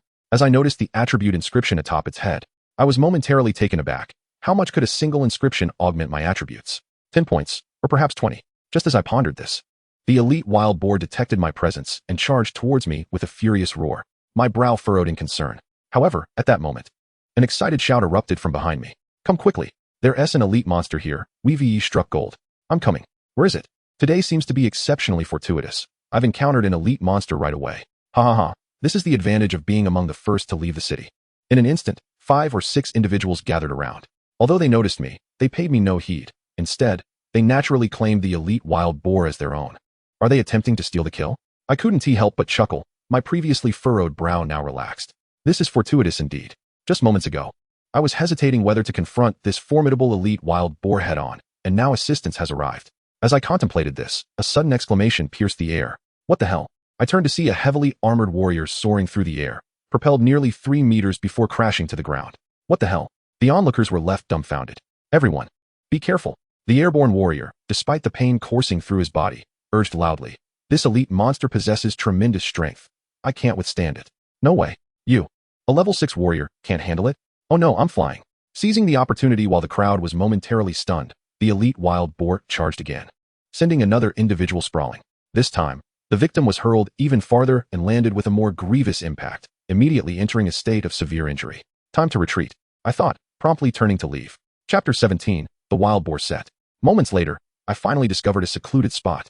The warrior of level 6, regardless of his foundational strength, possesses at least 35 points of strength when considering the incremental enhancement at each level and the allocation of 25 attribute points solely to strength. Despite this formidable power, he can still be overwhelmed by a single strike from an elite wild boar. Indeed, the notion of unparalleled strength is not merely an exaggeration. Without the intervention of his companions to shield him from harm, it is unlikely that Wei Kai could contend with that elite wild boar on his own. With a mere 29 points of strength, he too would succumb to the boar's onslaught. However, there remains a glimmer of hope. Armed with the legendary novice gear that grants him over 20 points in all attributes, Wei Kai could rely on his agile dexterity and robust constitution to gradually wear down the elite wild boar. Yet, this approach would inevitably lead to diminished efficiency in monster hunting. Perhaps it would be wiser to seek a different target, especially since the forest is teeming with elite creatures. With a smile, Wei Kai set off in search of his next quarry. Before long, he spotted a figure amidst the thickets ahead, an elite wild boar. An agile beast, indeed. Upon glimpsing the attributes above the boar's head, Wei Kai could not help but beam with delight. For him, as long as it was not the label of immense strength, he had no qualms. Just as he was contemplating this, the elite wild boar charged forth with a deafening roar, its speed surpassing that of the previous one. Truly deserving of its reputation for agility. With a chuckle, Wei Kai unsheathed his novice greatsword, aiming directly at the advancing wild boar. He executed his tried-and-true method for dispatching monsters, an upward thrust. As expected, the boar was sent soaring. However, the subsequent scene left Wei Kai utterly dumbfounded. The boar, not yet having touched the ground, began to thrash about wildly. Upon landing, it performed a lazy roll and stood up as if nothing had happened. Eyes wide in disbelief, Wei Kai exclaimed, "What? You can perform lightness skills too." It dawned on him, moments later, that the boar possessed certain attributes that allowed for such feats. It appeared that even a pig, granted sufficient attributes, could take to the skies. This realization elicited a rueful smile from Wei Kai. Such is the nature of elite monsters. The difficulty in defeating them is not mere hyperbole. Attempting to employ the same tactics used against ordinary wild boars would surely be futile. Thus, a more direct approach was in order. With a battle cry, Wei Kai charged at the freshly upright elite wild boar, launching an unprincipled surprise attack. What followed was a seamless series of strikes. Upward thrust, horizontal slash, downward cleave, upward thrust. Through sheer might, he managed to deplete half of the boar's health in a mere 30 seconds. Just as he prepared to pursue his advantage, the elite wild boar charged at him once more with a resounding roar. How fortuitous. Wei Kai relished the opportunity presented by a boar weaker than himself, akin to a meal delivered to his doorstep. He executed an upward thrust, sending the boar flying, and raced towards it before it could touch the ground, unleashing a swift dash attack followed by another fluid combination of strikes. Moments later, the elite wild boar could withstand the torment no longer and succumbed. As the corpse of the wild boar vanished, a radiant pink light erupted from within. It exploded. Accompanying the pink glow were several beams of white and blue light. Yet Wei Kai paid them no heed, his gaze fixated solely on the pink luminescence. Upon closer inspection, it revealed itself to be a piece of equipment. Without hesitation, he swept up the loot and examined it closely. Wild boar boots, legendary light armor. Level 5, agility 15, movement speed 10. While dashing, gain a 5-point strength bonus, stackable. One of the components of the wild boar charge set, when fully assembled, it bestows formidable effects. The attributes of this legendary equipment seemed somewhat ordinary. The increase in agility and the 10 points of movement speed were rather commonplace. However, the accompanying skill caught Wei Kai's attention. The boost in strength during a dash mirrored the wild boar's charging ability, did it not? While 5 points of strength may appear meager, one must remember it is stackable. Moreover, as part of a set, if the other components share this skill, assembling all 5 would equate to a remarkable 25-point increase in strength during a dash. Contemplating this prospect, a smile spread across Wei Kai's face. If he could gather the entire set, he would feel invincible even against the mightiest elite wild boars. Truly, elite monsters yield exceptional gear. Chuckling to himself, he swiftly stowed the equipment away. He had yet to reach level 5, so he could not equip it for now. Until he collected the complete set, he He had no intention of replacing his novice gear, which provided a solid 20 points in base attributes. Singularly, the wild boar boots were inferior to his current ensemble. Having scrutinized the pink item, Wei Kai glanced at the other drops, discovering they bore little distinction from those of ordinary wild boars. They were merely blue and white equipment and materials, lacking any recipes. It appeared this boar possessed only a single pink item. However, there were also shards of spiritual medicine among the drops. This reminded Wei Kai of what Tian Shaoling had said last night. Gathering 100 would allow him to synthesize a piece of spiritual medicine. He already had 52. With some effort, he might achieve it today. Thus, he pressed on. Without pausing for rest, Wei Kai continued his search through the forest. After a full 10 minutes, he stumbled upon a familiar purple figure beneath a great tree. Magically powerful wild boar. Ah, a magical attribute. Upon seeing this elite designation, Wei Kai could barely contain his excitement. You're just a pig. No matter how high your magical attributes, can you summon lightning? With this thought, he charged at the elite wild boar. As it turned out, his assumption was spot on. The magically endowed wild boar, while slightly higher in level and possessing a bit more health, was otherwise indistinguishable from a common wild boar. With the simplest of maneuvers, he sent it flying, quickly following up with several strikes. In less than half a minute, the wild boar had fulfilled its purpose. Subsequently, it exploded with a wealth of loot. A pink item caught Wei Kai's eye. Wild boar helm, legendary light armor. Level 5, magic power 15, perception 10. When dashing, it grants a strength bonus of 5, stackable. This is one of the components of the wild boar charge set, and once all pieces are collected, it will yield formidable effects. Wonderful, another piece of the set. Wei Kai exclaimed, his joy palpable. At this rate, if he continued to hunt a few more elite wild boars, he would soon complete this set. He was eager to discover the power of the set once it was fully assembled. Chapter 18, Overwhelmed by Monsters. 2 minutes later, another elite wild boar appeared in his line of sight. Wei Kai focused and saw that it was yet another boar with formidable magic power. Excellent. What a delightful surprise. He thought as he charged forward without hesitation. 2 minutes later, the elite wild boar was vanquished, and yet another pink legendary piece of equipment dropped. However, upon picking up the item, Wei Kai paused in bewilderment. Another helm? For a warrior, there are 5 equipment slots aside from the weapon: helm, armor, gloves, pants, and boots. Wei Kai had already acquired both the helm and the boots of the wild boar set. He did not expect yet another helm to drop. Was this mere coincidence? Or was there a pattern? Unfortunately, the sample size was too small to discern any trends. Oh well, I'll hunt a few more and see, he decided. Though the equipment dropped was redundant, the experience gained from defeating the elite wild boar allowed Wei Kai to level up. After diligently battling for over half an hour, he finally reached level 5. Level 5 marked a threshold. It meant he could learn new skills. While warrior skill books were not as rare as recipe books, they were similarly valuable and scarce. I might as well continue leveling here. Who knows what might drop? With the talent for all item drops, obtaining a skill book would not be a matter of time. Resolved, Wei Kai took a brief respite before resuming his monster hunting. Half an hour later, upon slaying the 6th elite wild boar, he understood a crucial concept. The drops from elite wild boars were indeed linked to their attributes. In that short span, he had defeated 3 elite wild boars.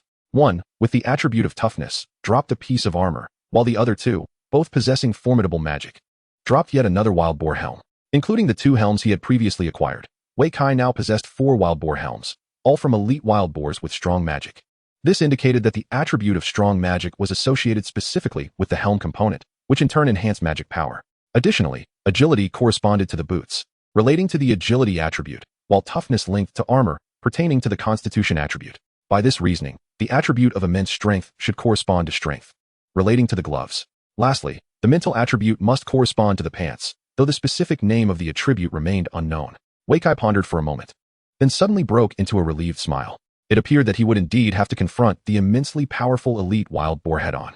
To acquire the glove component of the set, he must slay such a formidable beast. This could be considered a trial of sorts. However, before that, he needed to obtain the pants component first. Even a child knows that one should pick the soft persimmons to squeeze. The elite wild boar with the mental attribute was no different from its magical counterpart. Both were the easiest to defeat. Once he collected all 4 pieces of the set, he would don them all, even without the set bonus. The wild boar set's built-in sprinting strength enhancement might just allow him to tackle an elite wild boar with the strength attribute. With this thought, Wei Kai hesitated no longer and sprang into action. An hour later, Wei Kai finally encountered a vigorous elite wild boar. Without a moment's hesitation, he dashed forward, executed a thrust, followed by 3 swift strikes, and concluded with a downward slash. The entire process flowed seamlessly, executed in one fluid motion. From the moment he spotted the elite wild boar to its defeat, less than half a minute had elapsed. If anyone had witnessed his monster-slaying prowess, they would have been left utterly astonished. After all, this was a level 6 elite wild boar. How many in the same tier could vanquish such a creature with such ease? Furthermore, Weikai was even a level lower. Having slain the elite wild boar with the mental attribute, Weikai finally acquired the pants component of the wild boar set. Beyond that, there were no noteworthy drops. Next, he needed to seek out a wild boar with the strength attribute. With so much time passed, he wondered if the one he had encountered in the morning had been killed. The mere thought of that morning scene made him chuckle softly. The team had failed to claim the monster and instead found themselves toppled by the boar, with several members sent flying. One individual had even sustained grave injuries. With one less member, he questioned whether they still possessed the capability to slay the elite wild boar of strength attribute. Perhaps it was better to avoid unnecessary trouble. Weikai answered himself, then continued deeper into the forest. An hour later, gazing at the vast expanse of the woods, Weikai's frustration dissipated entirely. Was there truly no second elite wild boar with the strength attribute today? He scratched his head and decided to take a brief respite. After all, he had found nothing in the forest. Perhaps that elite wild boar remained alive. He needed to check, lest the thought linger in his mind. Over the past hour, every time he encountered another elite wild boar with a different attribute, he would be reminded of the elusive strength attribute one. Gradually, he felt nearly consumed by this obsession.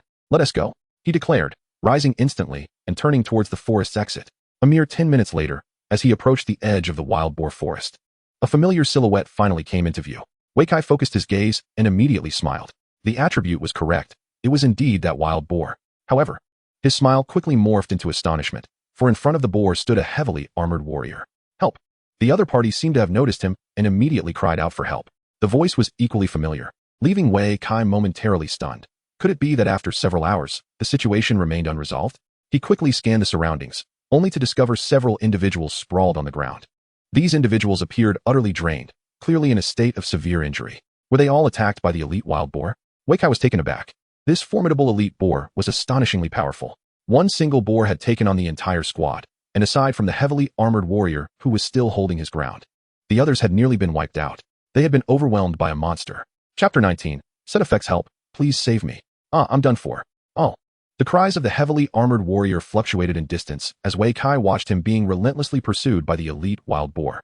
Should he intervene, or should he refrain? Weikai hesitated for merely a second in his mind before making a resolute decision. He would save him. Since the advent of the AwakenX Era, the Dragon Kingdom had thrived on the unity and solidarity of its people, successfully defending its cities against the relentless onslaught of monstrous tides. As a combat professional, everyone bore the responsibility to assist others, particularly in the wilderness when confronted with monsters.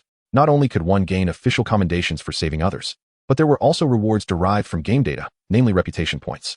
However, for Weikai, these were merely secondary considerations. His true objective was that immensely powerful elite wild boar. I'll hold it off. You go save him.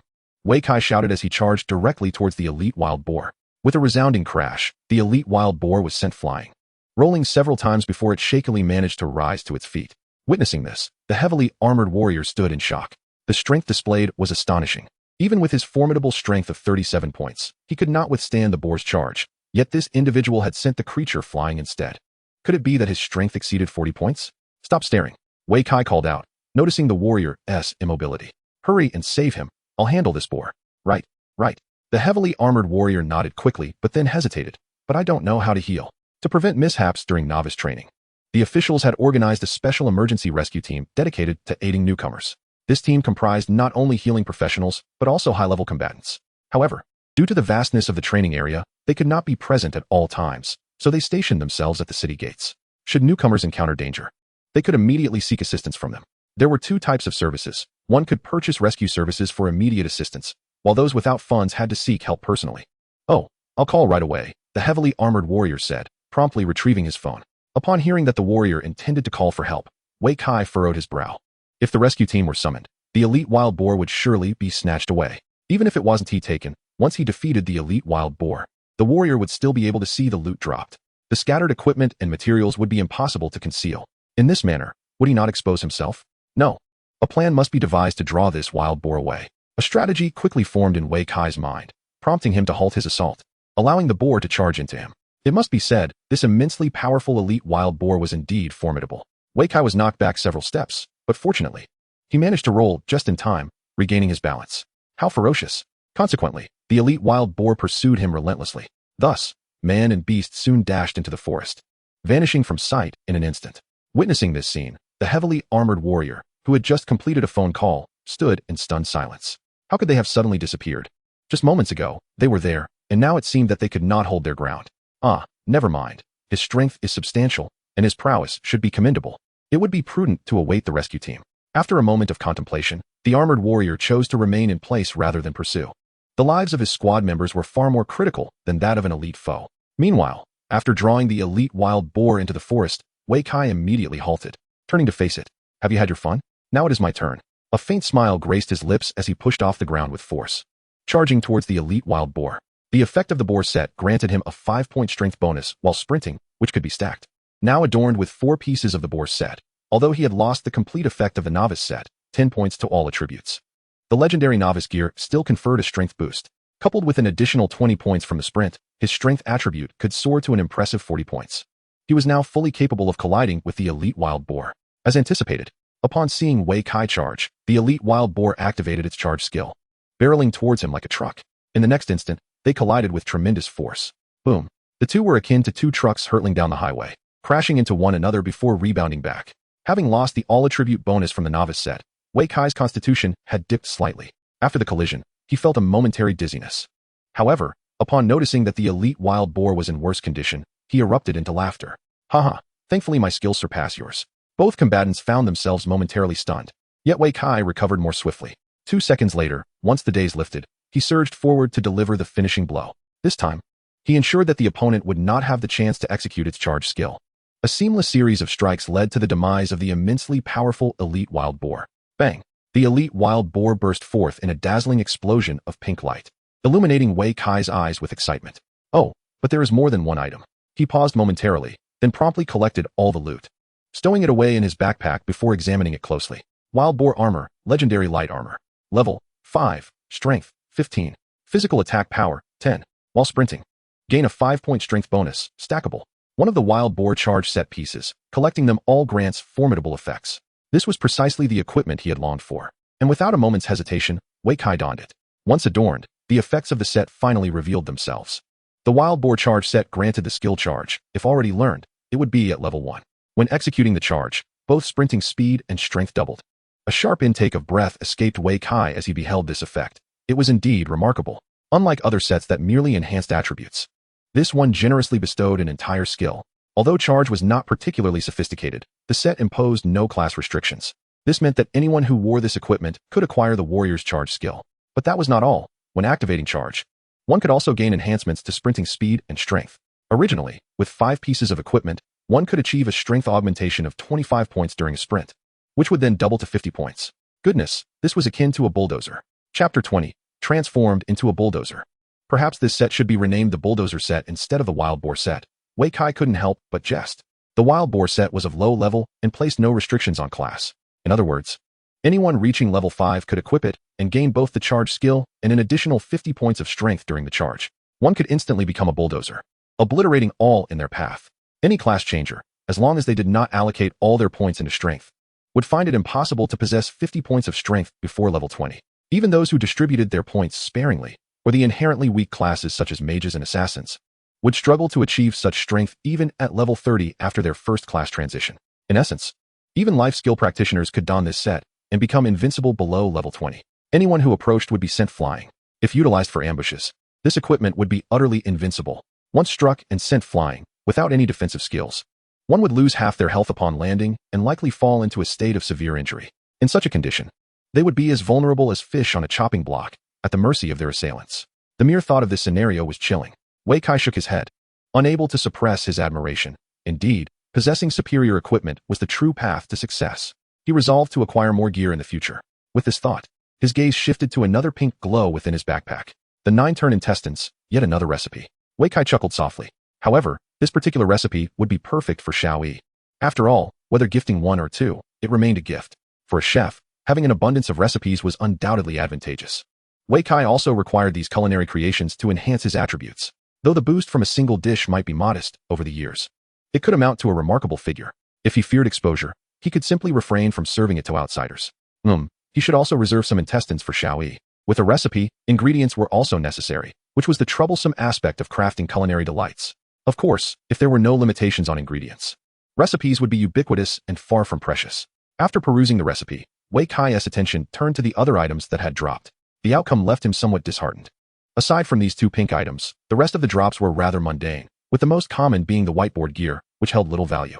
Regardless of the combat profession, by the time one reaches level 5, the pursuit of superior blue gear becomes paramount. Who would still don whiteboard equipment? The sole fate of these items is to be refined into iron by alchemists, or perhaps they could be left for Changlin to practice with. Suddenly, Wei Kai recalled another companion. Speaking of which, it seemed Li Changlin had yet to find something to occupy his time. Just as he pondered this, a voice rang out from beyond the thicket. Pretty boy, the pig killer, where are you? Upon hearing this call, Wei Kai rolled his eyes. I saved your lives. And yet I'm still referred to as the pig killer. Yet upon reflection, he realized there was some truth to it. He had indeed slain quite a number of wild boars over the past few days. Here I am, he replied with a sigh. After all, the elite wild boar had been dealt with, the equipment secured, and now all that remained was to manage these individuals. Are you all right? Moments later, a heavily armored warrior approached, accompanied by several companions and two unfamiliar adult men. It appeared these two strangers were the members of the rescue team. Wei Kai quickly discerned their identities and shook his head in response. I'm fine. What about the elite wild boar? Inquired a team member. It ran away. The group's expressions instantly soured, one member anxiously questioning. How could it have escaped? It was drawn too far away, and thus disengaged. Wei Kai shrugged nonchalantly. I suspect it was you who killed it, retorted another team member with irritation. What difference does it make? Wei Kai calmly countered. A significant one, the individual asserted bluntly. If it was you who killed it, what about the loot? Huh. Wei Kai burst into laughter. The monsters I slay are of no concern to you. Even if a legendary artifact were to drop, it would not be your fortune. From the tone of your voice, do you expect me to share it with you? He asked, unable to suppress his amusement. No. The armored warrior noticed the tension rising and quickly intervened to ease the atmosphere. Whether it was killed or escaped, it bears no relevance to us. We must thank you. Had you not lured away the wild boar, our team would have been doomed. With that, he retrieved an item from his backpack and handed it over. This is a cookbook we obtained yesterday. It's quite valuable, so consider it our token of gratitude. Upon inspection, Wei Kai realized it was a recipe for barbecuing meat.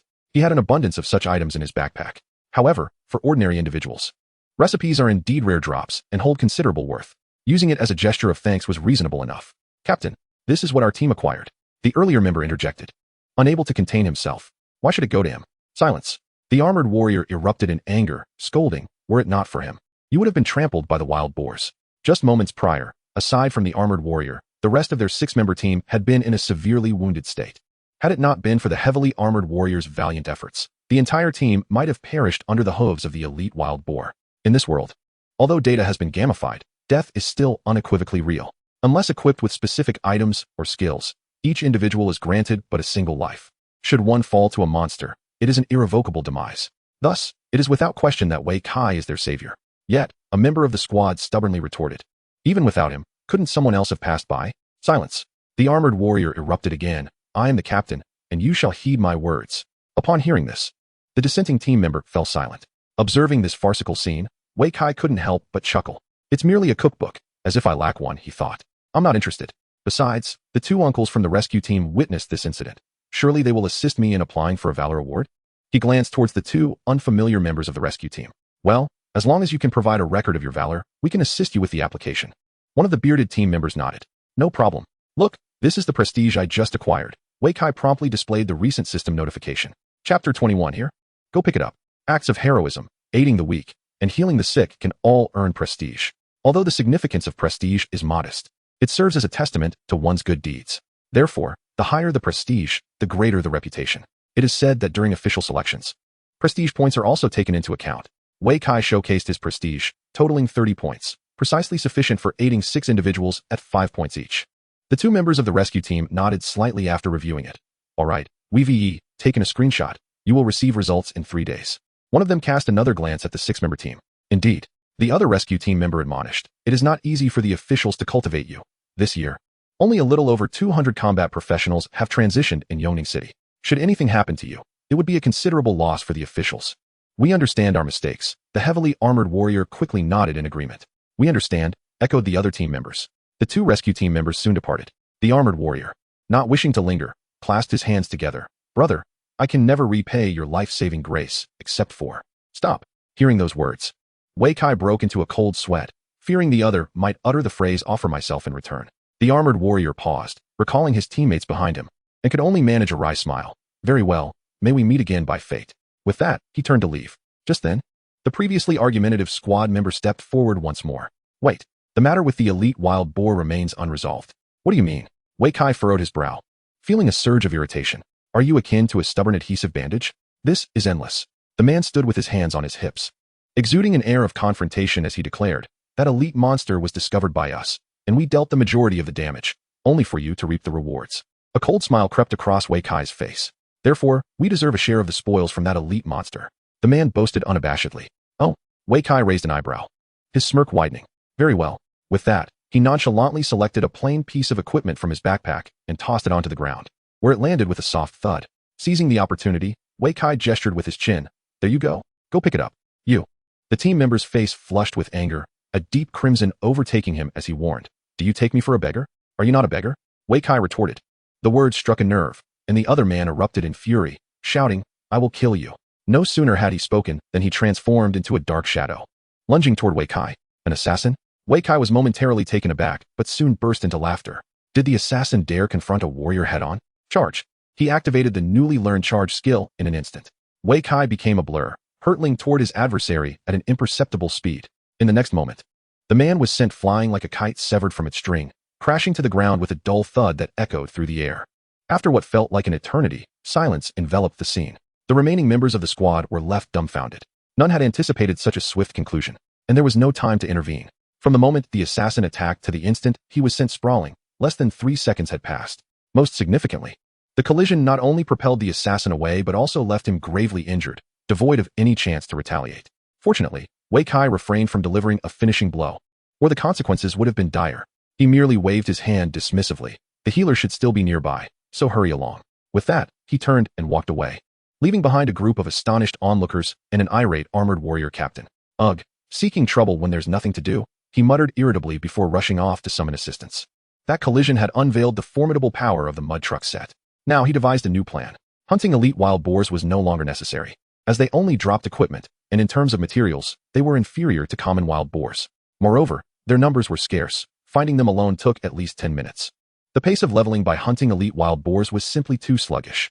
To expedite his progress, he needed to target higher-level monsters. The wild boar forest was not solely inhabited by wild boars. It was also home to monkeys, wolves, tigers, and other ferocious creatures. Monkeys, however, were exceedingly agile, primarily dwelling in trees, making them poor targets. Wolves, with their swift speed and high attack power, often traveled in packs, presenting the ideal opportunity for leveling, provided one could contend with a horde of them. Previously, Wei Kai would never have dared to engage, but now, equipped with the mud truck set, no number of wolves could stand against him. This tactic was nothing short of a divine skill for crowd control.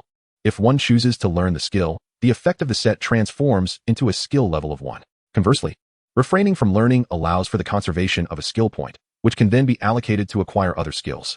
The saved skill points could be utilized to learn abilities such as Whirlwind Slash, Crippling Strike, or Battle Roar. It appears that having an additional skill is invariably advantageous. Wei Kai scratched his head.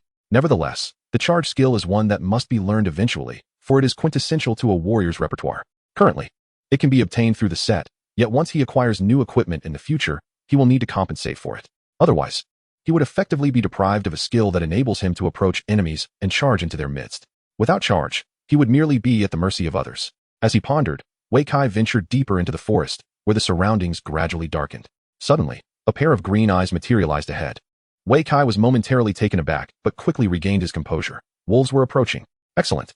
He unsheathed his longsword, positioning it defensively before him, his gaze fixed intently on the eyes lurking within the thicket. At that moment, a rustling sound emanated from behind. A woo! 2 wild wolves lunged at him from different directions, while the wolf in the grass ahead leaped forth, growling menacingly. In that instant, he found himself flanked by foes on 3 sides. Fortunately, Wei Kai remained remarkably composed, refusing to succumb to panic. Instead, he deftly rolled to the side. In the next moment, the 2 wild wolves crashed into the spot he had just vacated, only to find themselves thwarted. Quickly regaining his footing, he surveyed the formation of the 3 wolves and couldn't help but chuckle. All clustered together? How fortuitous. Chapter 22, The Territory. Those familiar with gaming know that when monsters gather in close proximity, it presents the perfect opportunity to unleash area of effect skills. Wei Kai was no exception. He activated the charge skill, transforming himself into a mere afterimage. The effect of the wild boar charge set. During the charge, his sprinting speed is doubled, and the power gained is also doubled. Ordinary wild wolves are level 7 creatures, possessing strength slightly superior to that of a wild boar in its normal state. However, facing Wei Kai in charge mode, with an impressive 75 points of strength, they stood no chance. In the next instant, the 3 wild wolves were sent flying. A mournful howl echoed as they transformed into 3 streaks of light and perished midair. Witnessing this, Wei Kai was momentarily stunned. Could it be? Level 7 wolves were so weak? No sooner had he thought this than a multitude of colorful orbs erupted from the spot where the corpses had vanished, scattering across the ground like blue skies and white clouds. Noticing this, Wei Kai hurriedly collected all the drops, keen to avoid being seen by others. Once he had finished gathering, he began his customary inspection. The drops from the wild wolves, of course, differed from those of wild boars. The most significant distinction was the absence of food items and recipes. In this day and age, it seemed no one consumed wolf meat. Additionally, there were more equipment drops, including several pieces of level 10 whiteboard gear. Typically, the equipment dropped by monsters is around 5 levels below their own. Given that the wild wolves are level 7, the equipment could range from level 5 to level 10. Unfortunately, all the level 10 gear was merely whiteboard, unworthy even of the most destitute. Let it serve as a practice for him. As he spoke, his gaze fell upon an object resembling a book, and he couldn't help but utter its title. Jewelry crafting? This must be the skill book for alchemists.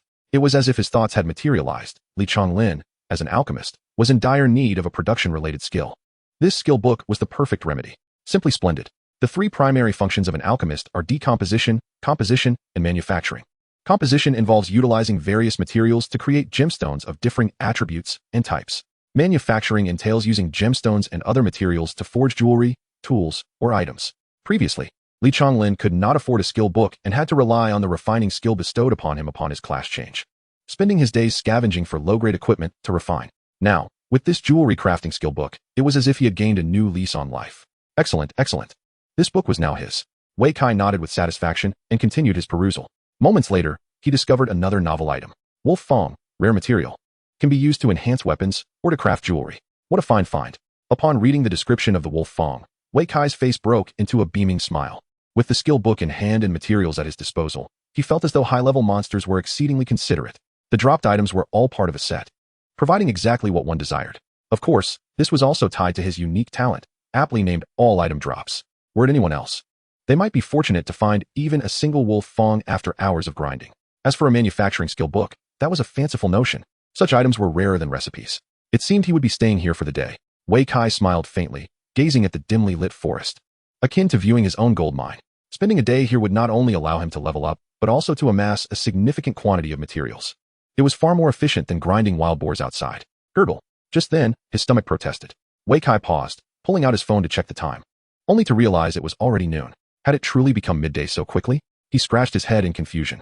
He had set out at 6:30 in the morning, yet over 5 hours had slipped by unnoticed. It appeared that his earlier grind against elite wild boars had indeed consumed a considerable amount of time. Nevertheless, his stomach was now growling, and it was time to fill it before anything else. Thankfully, he had learned the campfire skill that morning, allowing him to roast meat in the wild.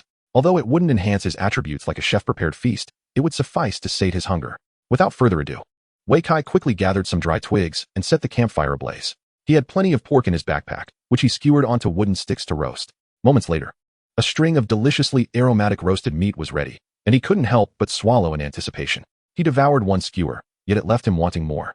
So he hastily roasted 2 additional skewers. Just as the second skewer was done and he was about to indulge, a peculiar gust of wind swept through the area, carrying with it a faint, pungent odor. After his spiritual elevation, Wei Kai's perception of the surrounding environment experienced a remarkable enhancement. When the wind began to stir, he sensed a twinge of danger. The fetid scent that wafted through the air triggered alarm bells within him. Danger was imminent. He barely had time to rise before he rolled to the side. In the next moment, a colossal figure lunged at him, only to miss its target entirely. The sound of the massive creature hitting the ground sent a jolt through Wei Kai's heart. When he stood up again, he was astonished to discover that the assailant was none other than a fierce tiger. A level 12 tiger? In the wild boar forest. The highest level for ordinary monsters capped at 12, represented by the tiger. Wei Kai anticipated that a simple barbecue would attract such a formidable beast, and he had nearly fallen victim to its ambush. What extraordinary luck. But wait. As he pondered this, he detected something amiss about the tiger. Its coloration seemed unusually simplistic. Typically, tigers exhibit a blend of black, white, and yellow, yet this one appeared to be solely black and white. Could it be the legendary white tiger of the top-tier region within the wild boar forest? Wei Kai nearly buckled at the knees. While standard tigers are level 12, elite tigers reach level 15, but the regional white tiger boasts a staggering level of 25, an imposing 19-level disparity. It was a force that could easily obliterate not just an individual, but an entire group of novices. Could this be the end of my journey? Was I fated to meet my demise here? leaving my ambitions unfulfilled? Wei Kai's mind raced with various scenarios, leaving him frozen in place, devoid of any notion of escape. The reason was simple: escape was futile. As a regional entity, the White Tiger not only possessed superior levels, but also a unique set of skills, one of which was called fear. Enemies struck by this fear would remain paralyzed, trembling in place like lambs awaiting slaughter. At this moment, Wei Kai was precisely in such a state. Chapter 23, The Siege. Roar. The White Tiger let out a thunderous howl, reverberating through the dense forest. As the sound wave passed, countless beasts, insects, and birds were thrown into a frenzy, desperately fleeing for their lives. Wei Kai too wished to run, yet his legs felt utterly unresponsive. This was it. He was truly finished. If the White Tiger devoured him, there would be nothing left, not even a remnant of bone. Just as this dreadful thought crossed his mind, the White Tiger fixed its gaze upon him, its icy blue eyes devoid of any emotion. Only the hunger for slaughter remained. Just as he resigned himself to his fate, a beam of golden light suddenly descended from the heavens. Halt! A voice rang out from the nearby thicket, and the golden light transformed into a talisman that enveloped the White Tiger. In the next instant, a flurry of sword lights, fighting energy, arrows, and darts erupted from the underbrush. Witnessing this spectacle left Wei Kai utterly astonished. What was happening? As his question lingered, reality provided an answer.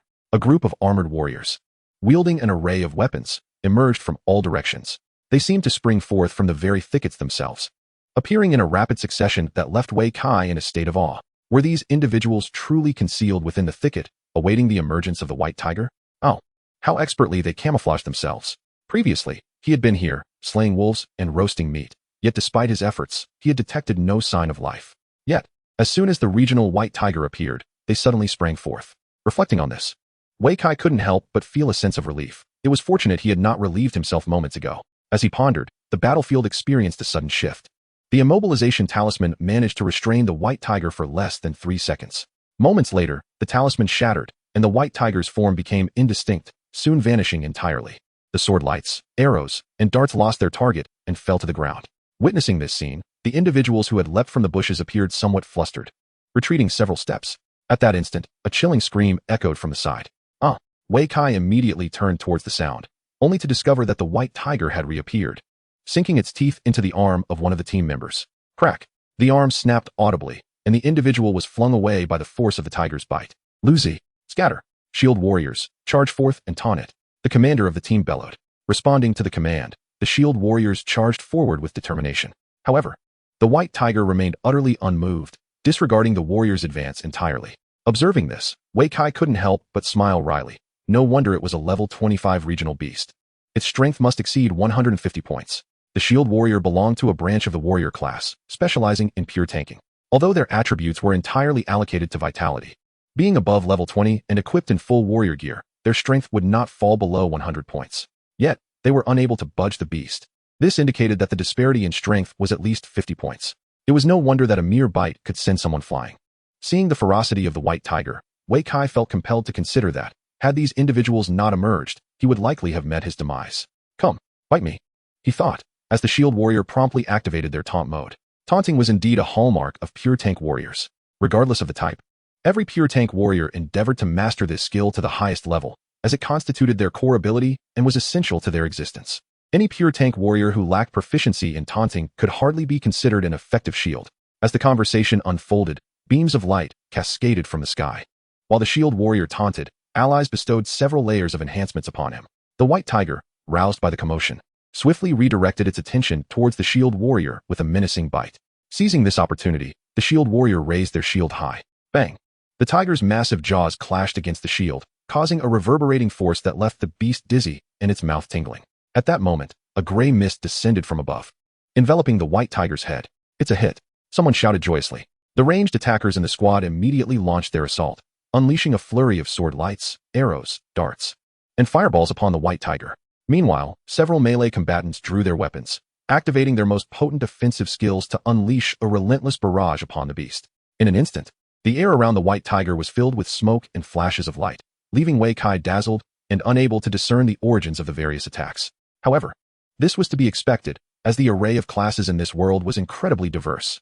Any conceivable gaming profession could find its counterpart in reality. From the Eastern martial arts wielding swords, spears, and staffs, to the celestial realms with their sword cultivators, Taoists, monks, and dark practitioners, as well as the fantastical professions of the West, including mages and warriors, the variety was staggering.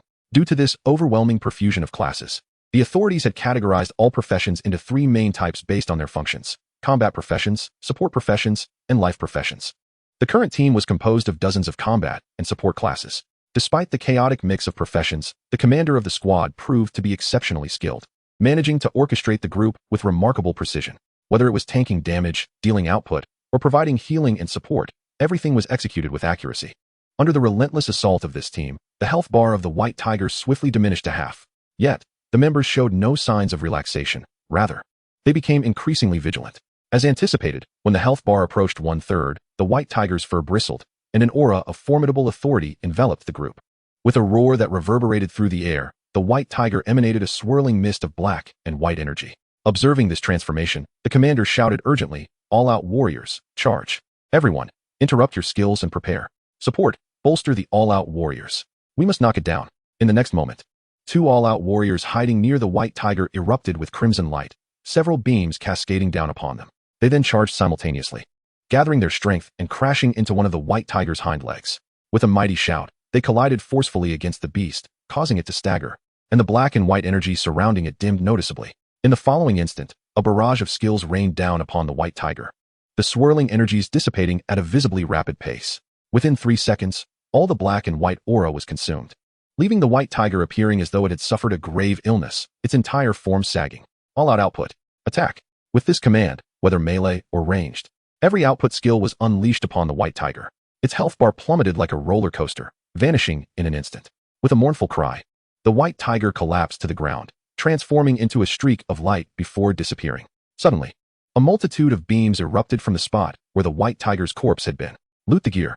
Chapter 24. How unbelievably dark. Kill, loot the gear. What an exhilarating moment it was. Every member of the squad was filled with excitement, their faces alight with desire as they gazed at the dropped equipment. Wei Kai was also drawn to the commotion, his eyes fixated on the ground. However, disappointment soon washed over him. The potential loot from this area was vast, particularly in such a large zone. Not only is there a chance to acquire epic equipment, but there also lies a faint possibility of obtaining mythical gear, with at least one piece of legendary equipment guaranteed as a fallback. However, amidst the radiant glow on the ground, only a singular pink hue emerged, causing a visible shift in expressions. The team members shared this sentiment. Their previously excited faces transformed into disappointment upon witnessing the color of the equipment. What a stroke of misfortune. How is it that there is only one piece? This is supposed to be the guaranteed drop, right? Utterly disappointing. Who delivered the final blow? I'll impose a month-long ban on bathing as punishment. This is outrageous. The squad members, predominantly at level 25 or so, with some having reached level 30, regarded ordinary legendary equipment with disdain. Their purpose in lurking for the White Tiger was not to farm a couple of legendary items, but rather to seek superior epic gear or, ideally, the pinnacle of mythical equipment. Unfortunately, fortune did not favor them, as the White Tiger yielded only a single guaranteed legendary item. Such meager spoils hardly covered their expenditures on items and potions, rendering this venture virtually fruitless. Wei Kai was momentarily taken aback, but upon reflection, he found the outcome quite typical. After all, the drop rates in this realm are notoriously low. If mythical equipment could be easily farmed, humanity would have long since mounted a counteroffensive against the monsters, instead of cowering within the safety of cities. All right. We at least have a piece of legendary equipment. Let us see who can make use of it. Feel free to take it. The captain quickly interjected to soothe the team's discontent. What is it? Someone inquired. Moments later, a chorus of disdainful comments erupted from the crowd. Ugh. A level 20 piece of junk. Such poor attributes. Useless, it's completely impractical. I expected at the very least a level 30 item, but it's utterly laughable to find it's only level 20. Indeed, it was quite laughable. The crowd continued to voice their grievances, their frustration reaching a fever pitch. All right. If it's of no use, it's of no use. Fortunately, even the equipment they scorn has some rarity in the city and can fetch a decent price. However, with so many members in the team, the profit shared amongst them would be meager. Once the spoils were dealt with, the captain turned to Wei Kai, who had been observing the scene. Hey, are you all right, little brother? I'm fine. Wei Kai quickly waved his hand, assuring that he was unharmed. In truth, aside from being initially intimidated by the White Tiger's presence and briefly succumbing to a fear-inducing skill, he had emerged unscathed, having sustained no injuries whatsoever. That's good to hear, the captain smiled, nodding. Since you're fine, let us head out to level up. By the way, this location is one of the respawn points for the White Tiger, so be cautious and don't venture here alone in the future. Are there fixed respawn points? Wei Kai inquired, intrigued by the captain's words. Indeed, the captain nodded affirmatively. The White Tiger has 4 fixed respawn points, all nestled deep within the wild boar forest. You don't seem very high in level, yet you possess quite the audacity. The creatures in the wild boar forest are arranged in a tiered distribution. The monsters at the periphery are of the lowest rank. As one ventures deeper, the monsters' levels rise, and their respawn probability increases. Wei Kai, at merely level 6, dares to delve this deeply, indeed exhibiting a remarkable audacity. Were it an ordinary individual, they would likely fall victim to a monster ambush along the way. He chuckles to himself, noting the abundance of monsters here, making it an opportune place for leveling up. With a hearty smile, he remarks, "You must be exceptionally skilled and audacious." The captain responds with a grin, "I noticed you tackling the wild wolves earlier. That charge technique was quite swift, and the damage dealt was commendable." Flattery, Wei Kai humbly deflects. "Such damage suggests you've acquired the wild boar charge set. Haven to you?" The captain inquires further. "Indeed. I possess a few pieces," Wei Kai nods. "Our team has several newcomers. If you have any surplus, I would gladly purchase them," the captain states. This gear is considered a divine set for novices, suitable even before the first class advancement. No, Wei Kai promptly declines the trade without a second thought. He is not well acquainted with the captain, and being in the wild reinforces his understanding of the wisdom in concealing one's wealth. Very well then, he watches the captain depart. Soon, he hears someone ask, "Captain, that fellow appears quite formidable. Why not recruit him into our ranks? He seems to look down upon us." Look down on us? Surely not. We, the Tiger Strike Guild, are among the top 5 battle groups in Yong City. How can a newcomer dismiss us? Who knows? Just refrain from bullying the newcomers, the captain sternly advises before hastily leading his team away. Once all members of the Tiger Strike Guild have left, Wei Kai breathes a sigh of relief and gradually settles onto a rock. So this battle group is the Tiger Strike Guild? In truth, he had long heard of their illustrious reputation, although he did not know any of their members personally. Their team was a mere name he recognized without familiarity. As a leading guild in Yong City, the Tiger Strike Guild had earned their renown through countless victories over various foes. They are a specialized group dedicated to hunting down all manners of creatures. Each member within the guild is a paragon of their respective profession. It is no wonder they can effortlessly slay the white tiger. Reflecting on this, Wei Kai cannot help but sigh, lamenting his misfortune. If only he had a guild like that, he would gladly take the role of depleting the monster's health, allowing him to deliver the final blow. The vision of such an event is simply too splendid to contemplate. With his innate talent for item drops, he would undoubtedly cause all manner of treasures to emerge. Had he been the one to slay the white tiger earlier, perhaps he would have obtained the tiger's whip. Alas, suddenly, a familiar call echoes from behind him, causing Wei Kai to pause. How could there be wild boars here? He wonders, momentarily taken aback. Chapter 25, Consider it yours. The monsters in the wild boar forest are arranged in tiers. Lower-level monsters typically inhabit the outer fringes, while the central area is dominated by higher-level beasts. Yet, the familiar sound of a pig's call momentarily stuns Wei Kai. Could it be the wild boar king? His eyes widen in astonishment. Indeed, another one appears.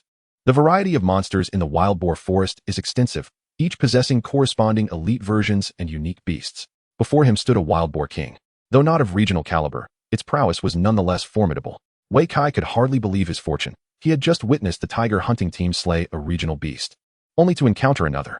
Was today a day of unprecedented encounters? While contemplating this, the crimson-hued wild boar king charged towards him. Charge, like any wild boar. The king possessed this innate skill. However, compared to its ordinary counterparts, the wild boar king's charge was significantly more formidable. Not only did it exude a fiercer aura, but flames enveloped its body as it surged forward, resembling a demon emerging from the depths of hell. It was unwise to confront it head-on. In a mere half-second, Wei Kai made his decision. He activated his own charging skill, albeit in a direction that diverged from the wild boar king's path. The boar charged at him while he veered to the right. With a thunderous roar, the wild boar king barreled through the landscape like an out-of-control train, toppling trees and sending debris flying in its wake. The most terrifying aspect was the deep, blackened scorch mark it left on the ground, resembling an unhealable wound. Witnessing this, Wei Kai could not help but gasp in awe. Indeed, it was fearsome. Should he suffer a direct collision, he would either perish or be grievously injured. Especially concerning were those dark flames. Once they touched him, extinguishing them would likely prove impossible. In that moment, the searing damage could very well lead to his demise. What to do? Should he flee for his life? Wei Kai's mind raced. To be honest, upon first sight of the wild boar king, he had felt a flicker of excitement. After all, should he manage to slay one, the rewards would be bountiful. Perhaps he might even acquire a legendary piece of equipment, propelling him to greatness. Moreover, while the wild boar king was indeed formidable, its level was not excessively high. Ordinary wild boars were level 3, elite wild boars level 6, while the wild boar king was merely level 11. In terms of level, it was inferior to an ordinary fierce tiger. While Wei Kai had never slain a fierce tiger, he had effortlessly dispatched 3 lesser wolves with a single charge. Since then, his confidence in his abilities had surged, believing he could contend with 1 or 2 fierce tigers. Yet, He had never anticipated that the difference between this wild boar king and ordinary monsters was so vast. The power displayed by the wild boar king rendered ordinary fierce tigers mere trifles in comparison.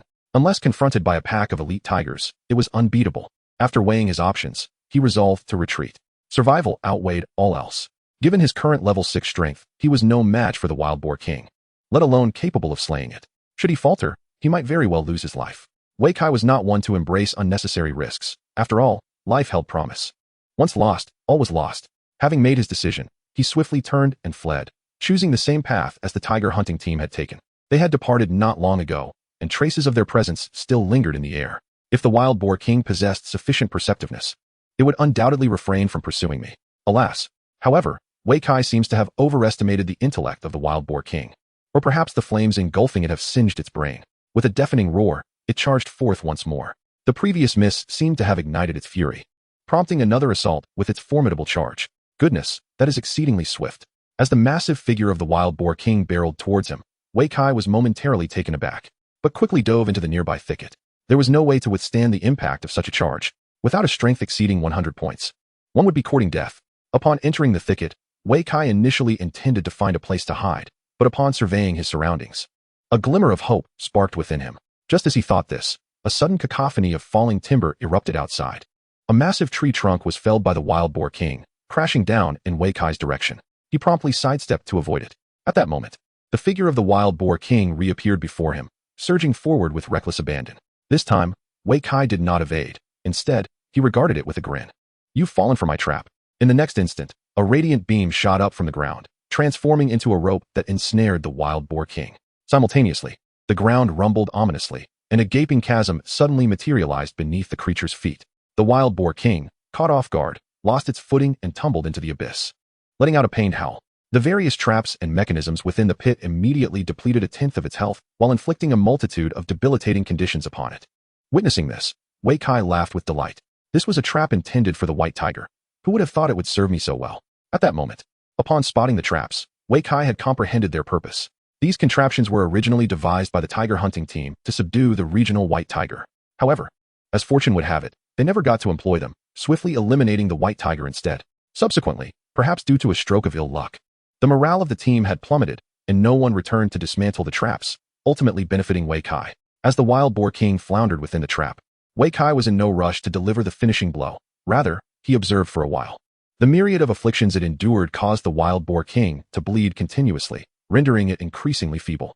The flames that once enveloped it had completely extinguished, revealing a mere red-skinned boar. Nevertheless, the ferocity within it persisted. Even trapped, it desperately struggled to escape, attempting to leap out. Wei Kai, of course, would not allow such an outcome. Each time the wild boar king attempted to leap, he would strategically strike with a charge, pushing it back into the pit. Without the enhancement of its charging skill, the wild boar king's strength had significantly waned. Empowered by the wild boar charge set, Wei Kai was more than capable of holding his ground against it. After several attempts, the wild boar king's health dwindled, soon reduced by more than half. Chapter 26, Mythical Equipment. As its health diminished, the ferocity of the wild boar king correspondingly lessened. As the health of the wild boar king diminished to a third, it no longer dared to leap into the air. Wei Kai observed this change and promptly launched a counterattack, seizing the moment to strike decisively. The wild boar king was trapped within the confines of the cave, unable to resist or evade. Wei Kai, seizing the opportunity, unleashed a series of powerful charged downward slashes. 1 strike, 2 strikes, 3 strikes. After repeating this sequence a dozen times, the wild boar king finally succumbed with a reluctant roar, collapsing to the ground. Victory! Upon witnessing this scene, Wei Kai clenched his fists in exhilaration. Although this victory was somewhat opportunistic, it was nonetheless a solo kill. Furthermore, as a level 11 creature, it had the potential to drop level 15 mythical equipment. As the wild boar king fell, its body gradually faded away, releasing a cascade of radiant light. Among these, one golden beam stood out prominently. My goodness, it truly is a mythical item. The moment Wei Kai beheld the golden light, he leaped up in excitement. He had not anticipated that this wild boar king would genuinely yield a mythical piece of equipment. In addition to the mythical item, several pink and numerous blue-white lights also emerged. This bounty yielded at least 50 or 60 items. After the initial thrill, Wei Kai hurriedly jumped into the cave to collect all the dropped items. With an excited heart, he began to inspect the gear in his inventory. Manhwaesummen, Mythical Shortblade. Level, 15. Physical attack power, 150 to 250. Strength, 50. Agility, 50. Attack speed, 10. Upon equipping, the wearer receives the Blessing of Myth, granting all party members an additional 10 points to all attributes. Equipping this item also grants the skill Manhwa's Soul, allowing the summoning of a manhwa to aid in battle, with the summoned creature matching the user's level and influenced by their attributes. When attacking, there is a chance to unleash Manhwa's Flame, which continues to scorch the enemy. When activating the charge skill, the user is enveloped in Manhwa's Flame, inflicting ongoing damage to any foes they encounter. Truly, this is a mythical piece of equipment. After reviewing the attributes of Manhwa's Fong, Wei Kai could not help but exclaim in admiration. Even as a level 15 item, it could augment attributes by a staggering 100 points. A stark contrast when compared to legendary equipment. It was as if one were in the heavens while the other dwelled on the earth. More importantly, this mythical equipment boasted 4 distinct attributes. The Blessing of Myth is a staple of mythical gear, while the attribute increase may seem modest. Its potency is contingent upon the wearer's collection of mythical items. The more mythical gear one possesses, the more formidable this blessing becomes. If one could assemble a full set of mythical equipment, the strength of this attribute would be unparalleled. The second attribute, Manhwa's Soul, is a summoning skill. For a lone wolf like Wei Kai, it proves to be quite practical. Regardless of the summoned Manhwa's strength, it can at least divert the attention of monsters or assist in clearing out lesser foes. Its utility is assuredly significant. The final 2 attributes pertain to Manhwa's Flame. Upon seeing this name, Wei Kai was instantly reminded of the flames that erupted from the Wild Boar King. That phenomenon must surely be Manhwa's Flame, right? Upon equipping this mythical short blade, one is granted the ability to unleash flames during an attack, continuously scorching adversaries. Henceforth, should he encounter further foes, even if he cannot overpower them directly, he can rely on the flame of Manhwa to gradually incinerate them. This is undoubtedly a remarkably practical skill. The final attribute is linked to the charge skill. While charging, one envelopes oneself in the flame of Manhwa, which not only deflects attacks, but also persistently burns enemies. Reminiscing about the Wild Boar King's formidable charge, Wei Kai felt a surge of excitement once more. His charging skill would henceforth transcend the mere function of a bulldozer. It would transform into a bulldozer ablaze. I shall not only vanquish you, but also incinerate you. With the enhancement of the legendary set and mythical weapon, the charge skill has been rebranded to Invincible. After perusing the attributes of the mythical equipment, Wei Kai's eyes sparkled with wonder. Alas, his current level remains insufficient for its use. He still requires 9 more levels, which could take several days of grinding. Following this, Wei Kai once again directed his gaze into his backpack. In addition to the mythical gear, the Wild Boar King had also dropped several pink items, including both equipment and materials. Among them was an exceedingly rare piece of jewelry, the Ring of Manhwa's Destruction, legendary. Level, 15. Strength, 20. Agility, 20. Magic, 20. Spirit, 20. Constitution, 20. Destructive power. Upon equipping, attack speed increases by 5, and an additional 10 points of strength damage is inflicted with each attack. The attributes of this ring are quite standard, offering a total of 20 points across all stats. However, the accompanying attribute brought a gleam to Wei Kai's eyes. An additional strength damage during attacks? Does this not imply that the higher my strength, the greater the additional damage? If bestowed upon a full-strength warrior, it would undoubtedly elevate their prowess to a level akin to that of an epic piece of equipment. Exquisite. Wei Kai swiftly reached a conclusion, unable to suppress a chuckle. 2 exquisite items. How would the previous Tiger Squad feel if they were to learn of this? He couldn't help but smirk, recalling their disappointment upon defeating the White Tiger and its meager drop rate. The disparity between individuals can sometimes be more pronounced than that between dogs. Besides the ring, there was also a recipe for the 9-turn intestine dish. This item, of which Wei Kai had already acquired several copies, had become rather redundant. It was a fortunate gain nonetheless. After examining the recipe, his attention shifted to the next item, and his expression suddenly froze. A skill book? A tome titled Charge lay prominently within his backpack. He had been contemplating whether to learn it, and unexpectedly, it had materialized before him. Wei Kai chuckled, yet refrained from hastily acquiring the skill. After all, skill points are quite scarce at lower levels. He resolved to wait until after his first-class transition, when he would replace his Wild Boar charge set, before learning the charge skill. Nevertheless, the fortuitous acquisition of the skill book certainly saved him considerable effort. In the future, when he desires to learn it, he can do so directly. Following the skill book, the remaining 2 pink items were both materials, one being the hide of Manhwa, suitable for armor crafting, a rare medicinal herb known as blood sephora. The 2 items in question were of no immediate use to Wei Kai, who felt no inclination to examine them closely. Aside from these few exquisite objects, the rest were rather mundane. The sole item of particular interest was a special substance, spirit powder. What connection does this have with the fragments of spirit medicine? Wei Kai pondered, his expression one of confusion. Chapter 27.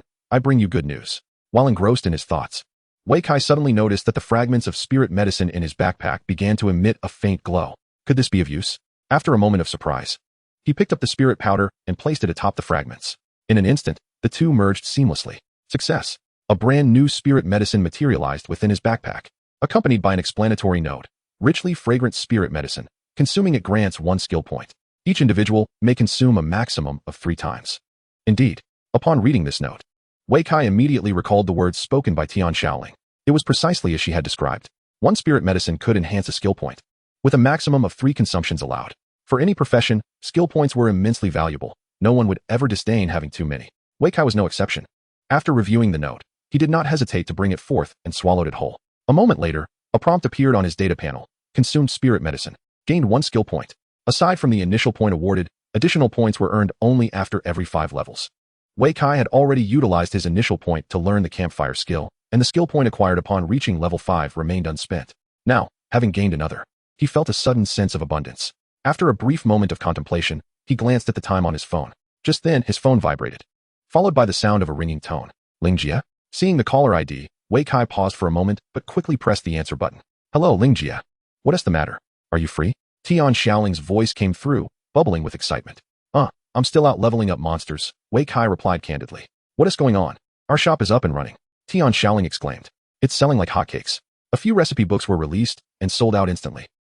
So soon? Wei Kai was taken aback, surprised that they had managed to finalize the shop's arrangements within just a day. It was indeed impressive. Yes, by the way, let me share a delightful piece of news with you. What is it? Wei Kai felt a bit perplexed by her mysterious tone. Before he could inquire further, Tian Shaoling hung up. Putting away his phone, Wei Kai looked up at the sky once more. Never mind, today would suffice. His purpose for venturing outside the city was initially to farm for gear. While he had encountered many ordinary monsters, he had indeed slain several elite ones, and the equipment they dropped left him quite satisfied. This outing had proven to be exceptionally fruitful. Upon returning, he entrusted the goods in his backpack to Tian Shaoling. With the remaining time, he could seek out Wu Yi and Li Chonglin to deliver the recipe and jewelry-making skill books to them. Half an hour later, the car arrived at the Xishang market station. As Wei Kai exited the vehicle, he spotted Tian Shaoling amidst the crowd, perhaps in anticipation of the store's grand opening.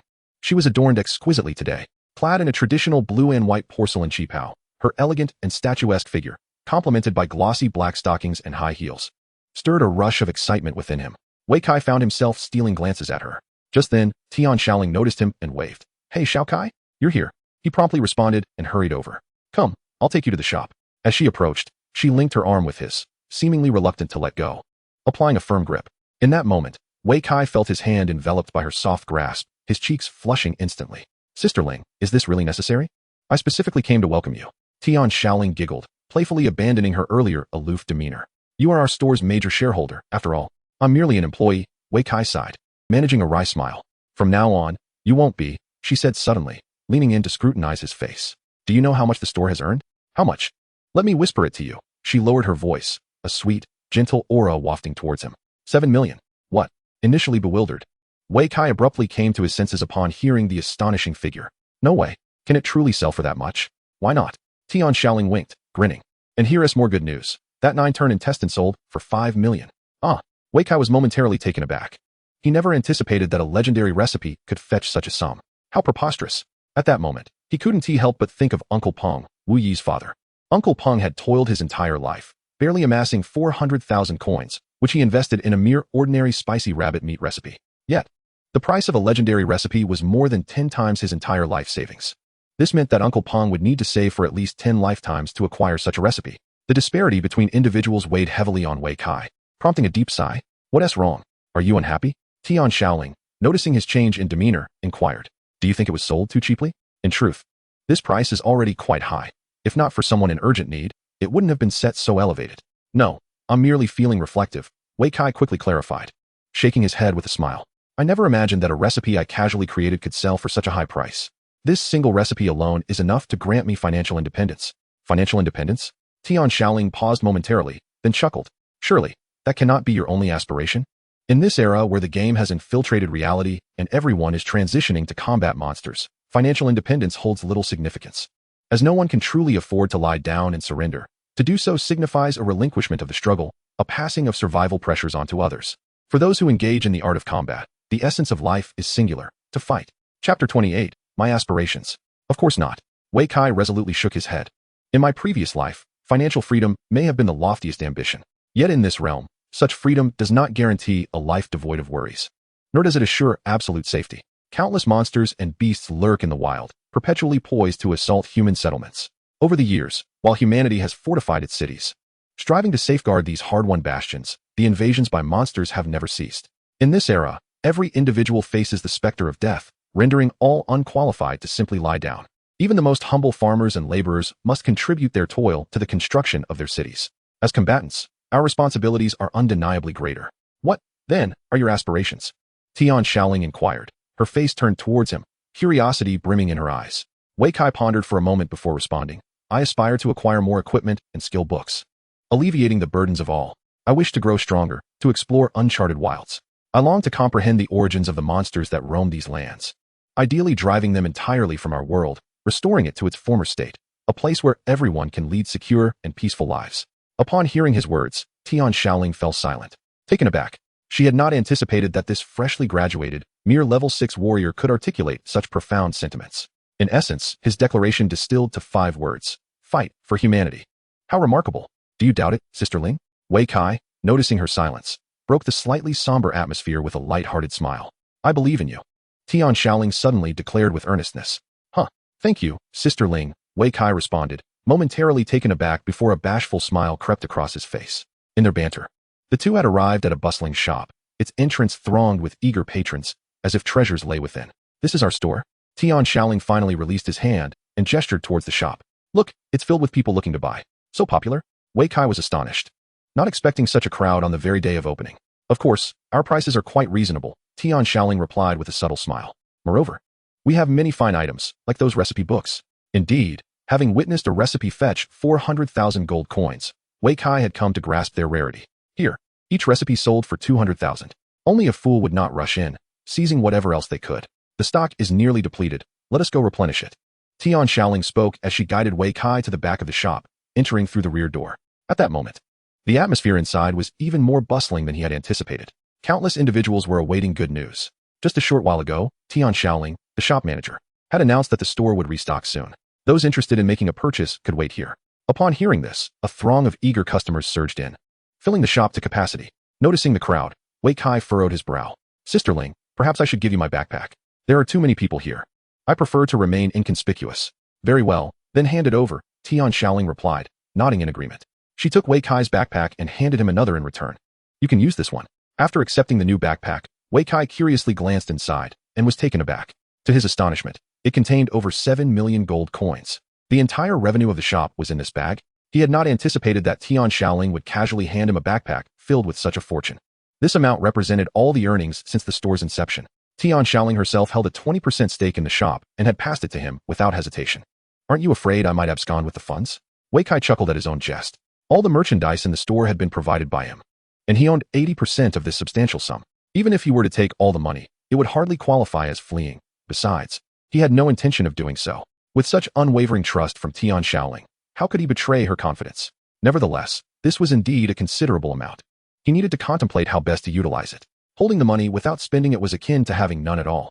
Moreover, what Wei Kai truly required at this moment was not wealth, but an enhancement of his combat prowess. For him, the only way to unlock the full potential of his item drop talent was to bolster his fighting capabilities as swiftly as possible. While defeating low-level monsters could yield valuable loot, the returns were still far inferior. The reward from vanquishing 10,000 minor creatures could not compare to the prize from a single mythical piece of equipment.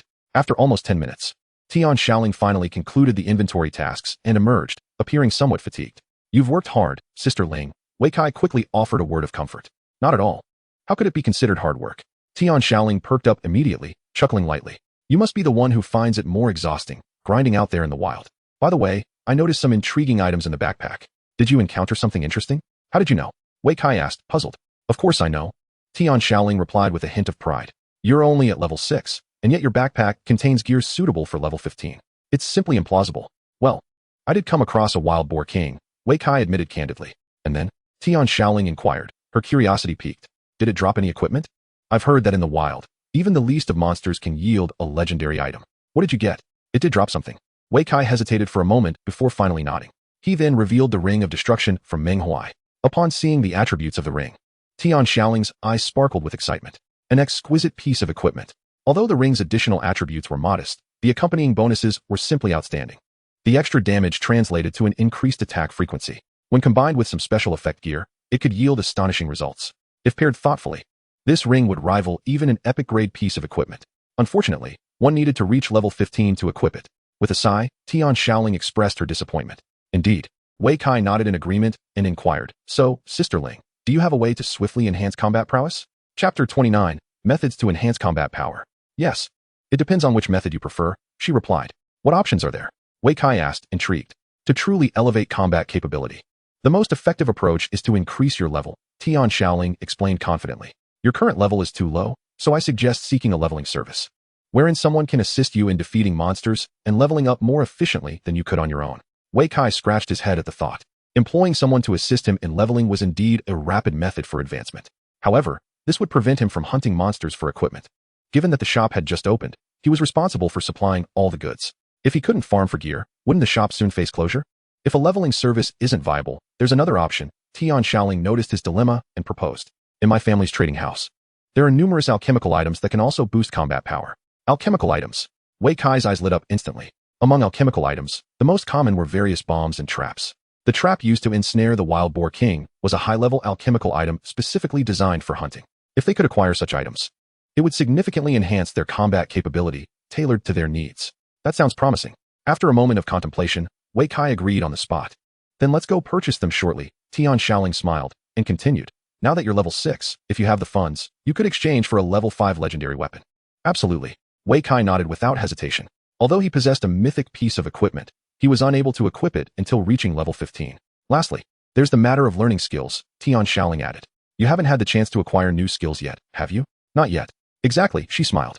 "To defeat monsters more swiftly, you should learn some effective skills. Additionally, if you have decided on your future class specialization, you can allocate points now. With each level gained, you receive 5 free attribute points. If you leave them unspent, it would be a waste. If you have a clear path for your future class, it's best to allocate all your free points, which would also enhance your combat power considerably." "Ah, thank you for the reminder." Wei Kai scratched his head and promptly opened his panel, allocating all his free points to strength. For most individuals, misallocating points could lead to severe consequences. However, for Wei Kai, it was merely a minor cost. Money was not an issue. Moreover, strength was precisely the attribute he needed most. Whether it be mythical equipment or that legendary ring, both are intrinsically linked to power. Naturally, the higher the level, the better it is.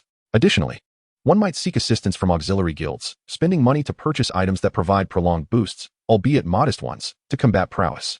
Tian Shaoling continued to offer suggestions. "Is that even an option?" Wei Kai pondered, somewhat taken aback. "Of course it is," Tian Shaoling clarified.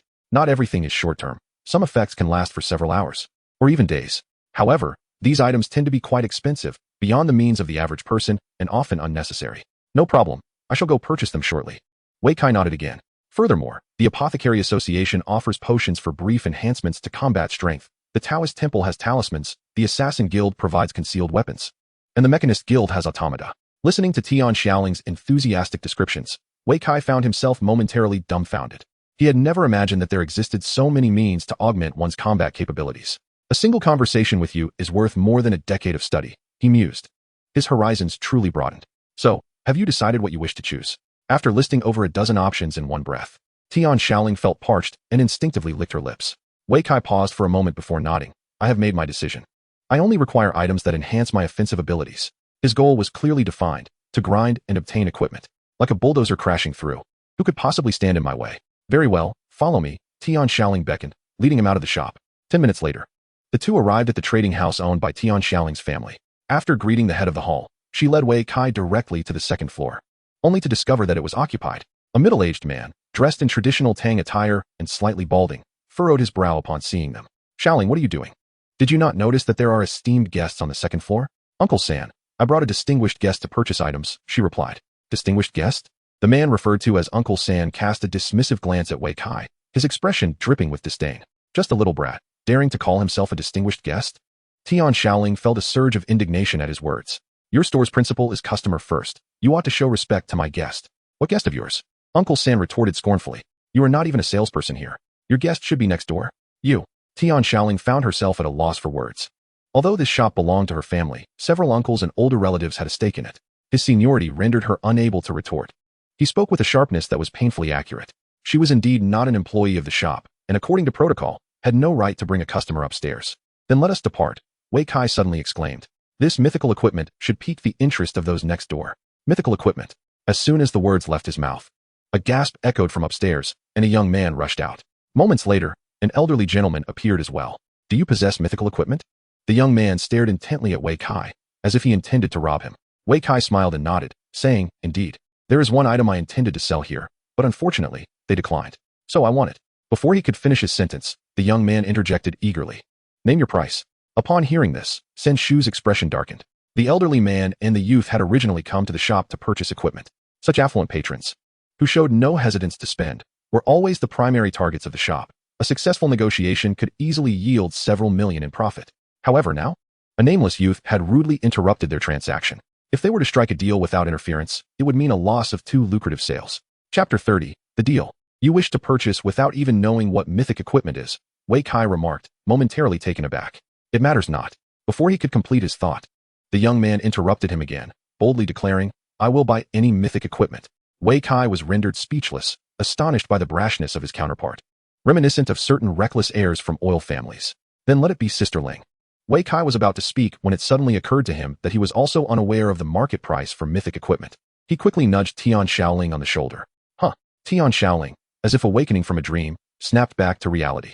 What do you think is a suitable price? Wei Kai whispered. I've never seen mythic equipment.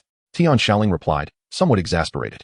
Although she had worked at the official trading hall next door for 3 years, she had never witnessed a sale of mythic equipment. Such items were rarely presented for sale, as those capable of acquiring mythic gear were typically from specialized raiding groups.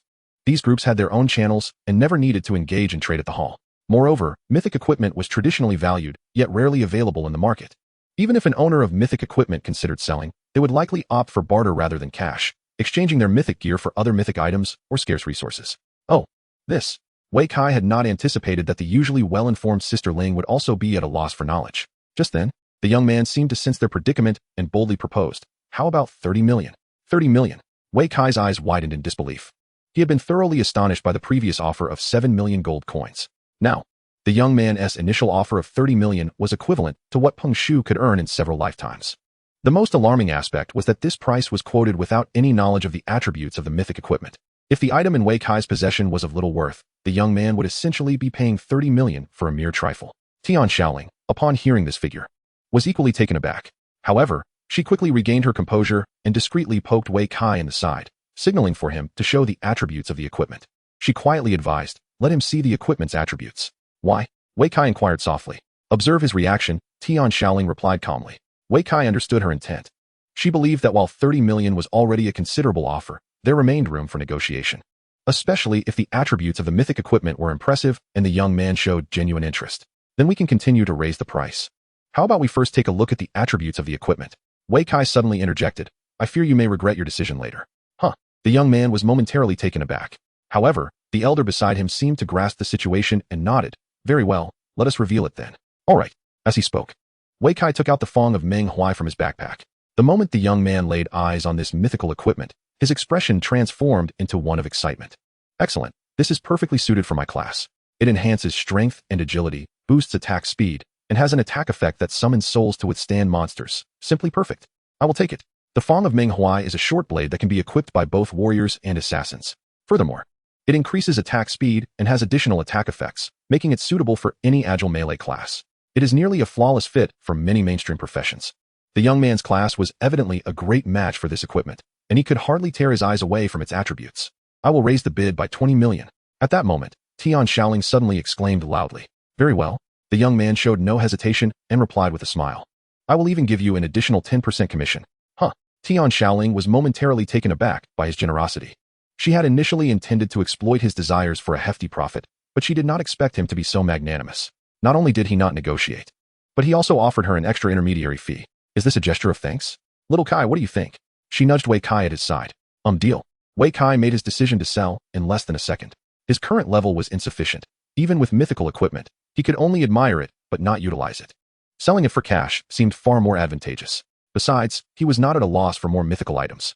With his remarkable talent for all item drops, he could easily acquire another by defeating a wild boar king. To Wei Kai, mythical equipment was not scarce at all. Whenever he wished, he could summon it within moments. What he truly needed now was money. With money, he could accomplish far more. You don't think my price is too low, do you? As soon as he finished speaking, Tian Xiaoling timidly inquired. How could that be? Wei Kai smiled gently. I must thank Sister Ling for helping me raise the bid. If it were up to me, I would only have raised it by 10 million. I didn't expect you to be far more aggressive. It was no wonder she had worked in the neighboring office for 3 years. Her insight was indeed sharp. How shall we proceed with the transaction? Bank transfer. Wei Kai replied, pulling out his phone to display his payment code. All right. The young man wasted no time, immediately scanning the code with his phone, and promptly transferred 50 million yuan to Wei Kai. Upon receiving the bank's transfer notification, Wei Kai felt a wave of dizziness wash over him. He could hardly believe that in the blink of an eye, he had become a millionaire. Just 3 days prior, before his job change, he was merely an ordinary high school student. He never anticipated such a swift turn of fate. Oh, and could you also provide me with your payment code, beautiful? The young man added. Oh, Tian Xiaoling was momentarily taken aback, and then it dawned on her that the other party seemed to be offering her a commission. 10% of 50 million amounts to 5 million. Earning 5 million simply by exchanging a few words felt like a dream come true. Moments later, after the young man settled the commission, he gazed eagerly at Wei Kai, seemingly awaiting something. It was then that Wei Kai realized and hastily retrieved the tooth of Manhwa from his backpack, handing it over to the young man. With money exchanged for goods, the transaction was finally complete. Upon receiving the tooth of Manhwa, the young man joyfully equipped it, and a short blade wreathed in crimson flames materialized in his grasp. Excellent, indeed worthy of a mythical piece of equipment. It was simply invaluable. Thank you both, and Uncle Tian. At this, the third uncle's face turned a shade of deep crimson. Chapter 31, Peculiar Atmosphere. Observing his niece effortlessly pocket 5 million in commission, the third uncle felt as though he were being tormented. Before he could recover, the young man expressed his gratitude directly to him. Hearing this nearly caused him to spit blood in frustration, and he could not help but interject. Young Master Liang, our store's regulations prohibit private transactions. Oh, is that so? Young Master Liang smiled and countered. And then what? Indeed, what then? What consequence did it hold? The third uncle found himself defenseless against this inquiry. The young man hailed from the richest family in Yongning City. Even the head of the Tian family would address him with utmost respect. As a mere peripheral figure of the Tian family, how could he dare to provoke him? The so-called rules of the store only applied to those lacking power. For those with influence, even if they openly defied the regulations, what could one do about it? The third uncle felt a sharp pang in his heart and took several deep breaths to regain his composure. Just then, Wei Kai stepped forward as well. Esteemed young master, I have another piece of equipment here. Might you be interested? Oh, do show it to me. Young Master Liang's interest was piqued immediately. The elder behind young Master Liang couldn't help but cast a lingering glance at Wei Kai. This young man appeared relatively youthful, yet he possessed quite an array of valuable items. You don't mean to sell that as well, do you? At this moment, Tian Xiaoling discreetly nudged Wei Kai. Upon realizing it was a legendary grade piece of equipment, young Master Liang initially felt a tinge of disappointment, but as his gaze fell upon the final attribute, his eyes instantly sparkled with excitement. A splendid item. The elder behind young Master Liang exclaimed enthusiastically. Indeed, it is a remarkable find. Young Master Liang nodded. Though it may not be entirely suited to my profession, the added attack frequency makes it a top-tier legendary piece. I'll offer a straight price of 10 million. Recognizing its value, young Master Liang was certainly not stingy. This price was truly generous, as one could procure even higher-grade epic gear in the market for that sum. Wei Kai nodded in satisfaction and added, and what about Sister Ling's commission? 10%, as usual. Agreed. As Wei Kai was about to conclude his thoughts, he suddenly feigned a moment of enlightenment. Earlier, my uncle mentioned that private transactions might not be permitted, which complicates matters. Previously, due to ignorance of the rules, his uncle had generously chosen not to pursue the matter. However, now that he was aware, to violate the rules would likely be unwise, wouldn't it? At this, the crowd exchanged knowing glances, all turning their attention to Uncle. At that moment, Uncle felt an overwhelming desire to devour Wei Kai. Here he was, having endured in silence, pretending as though nothing had transpired, and yet Wei Kai still chose to humiliate him. They had no grievances against each other, so why? Why must he slap his face in front of everyone? Initially, young Master Liang was unaware of Wei Kai's intentions. Yet, when his gaze fell upon Tian Xiaoling beside Wei Kai, everything became clear. In that instant, witnessing Uncle, who had just chastised him, being put in a difficult position filled Tian Xiaoling with immense joy. Within the family, Uncle was nothing but a complete failure. Yet he often wielded his seniority to domineer over the younger generation. The most infuriating part was that she had little recourse. Just moments ago, as they ascended the stairs, Uncle had scolded both her and Wei Kai. A face slap in public, indeed, was quite satisfying. Since we cannot conduct transactions here, let us proceed outside. An elder behind young Master Liang proclaimed. Rules are rules, we cannot act recklessly. Uncle is right. Young Master Liang nodded in agreement. Uncle still wished to say something, but the latter immediately raised his hand to interrupt. No need for further discussion, we shall simply go outside. After declaring this, Young Master Liang took the lead down the stairs, with young Master Liang following closely behind. Wei Kai and Tian Shaoling exchanged a glance at Uncle's expression before departing with laughter. Bang! Just as they reached the staircase, the sound of a shattered coffee table resonated behind them. Wei Kai and Tian Shaoling shared a knowing look, their smiles broadening. Exiting the trading hall. Before the other party could speak, Tian Shaoling eagerly interjected, "Esteemed guests, we also have a shop in the market. Shall we visit there?" "No need," he replied. Having already rendered significant assistance at the trading hall, it would be unreasonable to keep helping. Besides, it was merely a piece of equipment, unworthy of a special trip. With the proposal declined, Tian Shaoling's expression turned slightly awkward. Yet at that moment, Wei Kai stepped forward again. "All right then, let us transact here. However, if you wish to purchase mythical equipment in the future, feel free to seek me out at the shop." "What?" Upon hearing this, both young Master Liang and young Master Liang looked at him in astonishment. "You possess mythical equipment?" Young Master Liang asked incredulously. "Not at present," Wei Kai chuckled. "But that does not imply there will not be any in the future. If you cannot locate me, you may also visit Sister Ling at the shop." With that, he patted Tian Shaoling on the shoulder, smiling. "We are partners." "Excellent, splendid." Young Master Liang nodded repeatedly, clearly impressed. He then rummaged through his jacket pocket and produced an item. "Here is my business card. Should you wish to part with any mythical equipment in the future, you may contact me." "No problem." The business card was impeccably clean, bearing only the name Liang Sansi and a phone number. Wei Kai was unfamiliar with the name. However, upon seeing it, Tian Shaoling couldn't help but feel a sudden flutter in her heart. After accepting the card, both parties swiftly concluded the transaction for the rings. Subsequently, Liang Sansi and young Master Liang boarded an elongated luxury vehicle and departed from Shixiang Market. Once they bid farewell to the two, Wei Kai finally exhaled in relief. Yet, before he could speak, he heard Tian Shaoling softly inquire, "Shao Kai, why did you sell those two items?" "Of course, it was for you, Sister Ling." Wei Kai answered without hesitation. A wave of panic surged within Tian Shaoling. "Ha ha, just kidding." Wei Kai laughed heartily upon noticing her reaction. "I simply needed some funds. Didn't I mention that I must swiftly enhance my combat prowess? A considerable sum is essential for that." His explanation instantly earned him an eye roll and a frown from Tian Shaoling. "Now that you have money, does that mean you no longer need me?" "How could that be?" Wei Kai chuckled, clarifying, "This money is merely a windfall. It will inevitably be spent. You, Sister Ling, are the true source of continuous wealth, capable of generating small amounts indefinitely." "Go away. What do you mean by source of continuous wealth?" Tian Shaoling retorted, rolling her eyes at him. "It's good that you recognize this.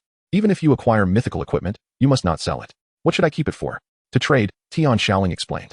"Prioritize equipping what you can use. For the rest, save them for exchanges with others for useful items." "Oh, thank you for the reminder, Sister Ling." Wei Kai nodded appreciatively. "Oh right." After addressing the serious matter, Tian Shaoling suddenly recalled something. "I promised to buy you a new weapon." "That's fine. We can go to the next shop," Wei Kai replied. Previously, they had agreed to visit the Tian family's trading house to purchase a level 5 legendary weapon. However, no one expected to encounter Uncle San and young Master Liang, leading to a series of unforeseen events. Now both were outside, while the furious Uncle San remained within the trading house. "Perfect. You work there as a salesperson, so you can earn a commission too," Wei Kai remarked with a smile. "Huh." Tian Shaoling was initially taken aback, then responded with a sweet smile. "All right, I'll use the commission from earlier to buy you a new weapon." Upon hearing this, Wei Kai was momentarily stunned. "You cannot refuse." Noticing his bewildered expression, Tian Shaoling quickly adopted a serious demeanor and said sternly, "Fine." Wei Kai shrugged, smiling in agreement. Moments later, the two arrived at the official trading house. Tian Shaoling was well acquainted with the place and swiftly guided Wei Kai to the Tian counter. She then opened the computer at the counter and personally selected the finest warrior weapon for him. When it came time to swipe the card, she didn't even blink. A few minutes later, the new weapon was in Wei Kai's hands. Until that moment, he had no idea of the weapon's cost, but upon glancing at its attributes, he realized that it was certainly not inexpensive. Roaring Greatsword, Legendary Greatsword. Level 5, Physical Attack Power, 50-80. Strength, 20. Armor Penetration, 15. When charging, there is a chance to unleash a terrifying roar, rendering the opponent immobile in a state of paralysis. The initial attributes of this greatsword are merely standard. However, the accompanying effect is exceedingly powerful. The terrifying roar is nearly equivalent to the immobilization technique of a sword saint and the binding talisman of the Taoist sect. Once afflicted, the opponent can do nothing but remain rooted in place, helplessly enduring the warrior's charge. This singular effect transforms the warrior's charging skill from a mere mobility maneuver into a formidable control ability. Most terrifyingly, if struck by the charge and possessing insufficient strength, one may be knocked back and enter a severely injured state.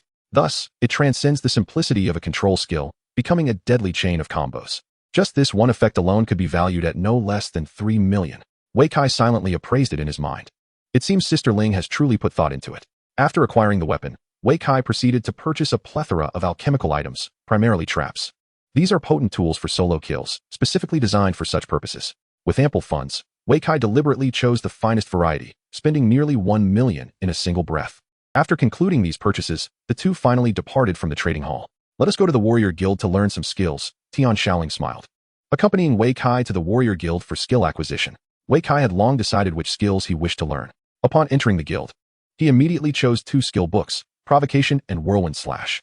The function of provocation is quite similar to taunt, both serving to draw the aggro of monsters. However, unlike taunt, which targets a specific enemy, provocation affects an area, ensnaring all within its reach. Yet, the effect of provocation lasts only a few fleeting seconds.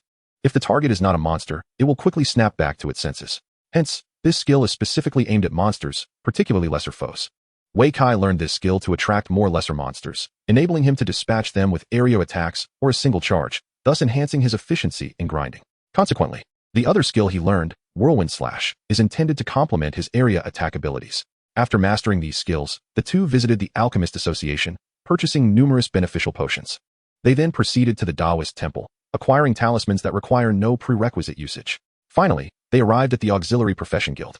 Here, Wei Kai encountered several long-lasting buffs. The most notable being Fortune's Favor, which lasts a full 7 days. Its effect is straightforward. It increases luck. Luck influences item drop rates and significantly impacts the success rate of crafting in various life professions, making it a highly valuable attribute. Regrettably, Wei Kai had no use for it. Additionally, there were enhancements to 5-dimensional attributes, though the increments were minimal, rendering them somewhat lackluster. After much contemplation, Wei Kai ultimately selected 2 blessings: the Blessing of the Traveler, which enhances mobility, and the Blessing of the War God, which augments strength. Both attributes would directly bolster his combat prowess, prompting Wei Kai to choose them without hesitation. However, the duration of these blessings was limited to a mere day. As twilight approached, Wei Kai decided against activating them immediately, opting instead to wait until dawn the following day. After exploring the Auxiliary Profession Guild, the sky gradually darkened, and the two had unknowingly spent the better part of the day together. Upon exiting the guild, Tian Shaoling murmured softly, her head bowed. A half-hour later, they bid each other farewell outside the Xishang market. That evening, Wei Kai had a gathering to attend at the familiar barbecue joint, this time treating his friends. 10 minutes later, upon his arrival at the barbecue restaurant, Wu Yi and Li Chonglin had been waiting for some time. Brother Kai, you're finally here. I have exciting news to share. Wu Yi exclaimed with palpable enthusiasm. What news might that be? Wei Kai inquired as he took a seat and poured himself a cold beer, which he promptly downed. I'm going to open a restaurant, Wu Yi declared excitedly. My parents and teachers are fully supportive of my endeavor to sell those 2 delectable recipes to a wider audience. That is splendid news. Wei Kai replied with a grin. Do you have enough capital? Absolutely, Wu Yi nodded. My teacher mentioned that graduates looking to start a business can apply for government loans. Especially since I've mastered 2 recipes, which also grants me a full interest exemption. The government is quite supportive of capable individuals. A chef who has mastered 2 recipes is considered a valuable asset anywhere. If one doesn't open their own establishment, the government will find ways to employ them in their official restaurants. That sounds promising, Wei Kai said, raising his glass. Congratulations, AE. You are on the path to great success. Indeed, congratulations, AE, Li Chonglin echoed, lifting his glass, though his smile bore a hint of bitterness. Among the trio, Wei Kai was a combat professional with a bright future ahead. Wu Yi, though also a life profession practitioner, was fortunate to have learned 2 recipes and was on the verge of prosperity. Yet, Li Chonglin, as an alchemist, felt stagnant, unable to afford even a simple formula, let alone other alchemical skills. Would he forever be relegated to the company of subpar equipment? Lost in his thoughts, the 3 shared a drink together. Subsequently, Wei Kai retrieved a skill book from his backpack and presented it to Li Chonglin. What is this? Li Chonglin asked, momentarily taken aback. It's a skill book, Wei Kai explained. This. Li Chonglin struggled to believe that just as he was worrying about his future, Wei Kai had offered him a guiding light. Brother Kai, did you acquire this as well? Wu Yi inquired, his curiosity evident. Yes, Wei Kai replied with a smile. I've been quite fortunate lately. After a moment of hesitation, Li Chonglin finally picked up the skill book and glanced at it. A crafting book for accessories? He murmured the name of the skill book softly. Upon hearing this, Wu Yi immediately raised his head, gazing at Wei Kai in astonishment. This was no mere stroke of luck. Brother Kai, you can't possibly have opened it, can you? Li Chonglin, too, was quite taken aback. Alchemists excel in the creation of various items, with the most commonplace being alchemical goods such as bombs, traps, and gems, while the rarest are the crafting of accessories.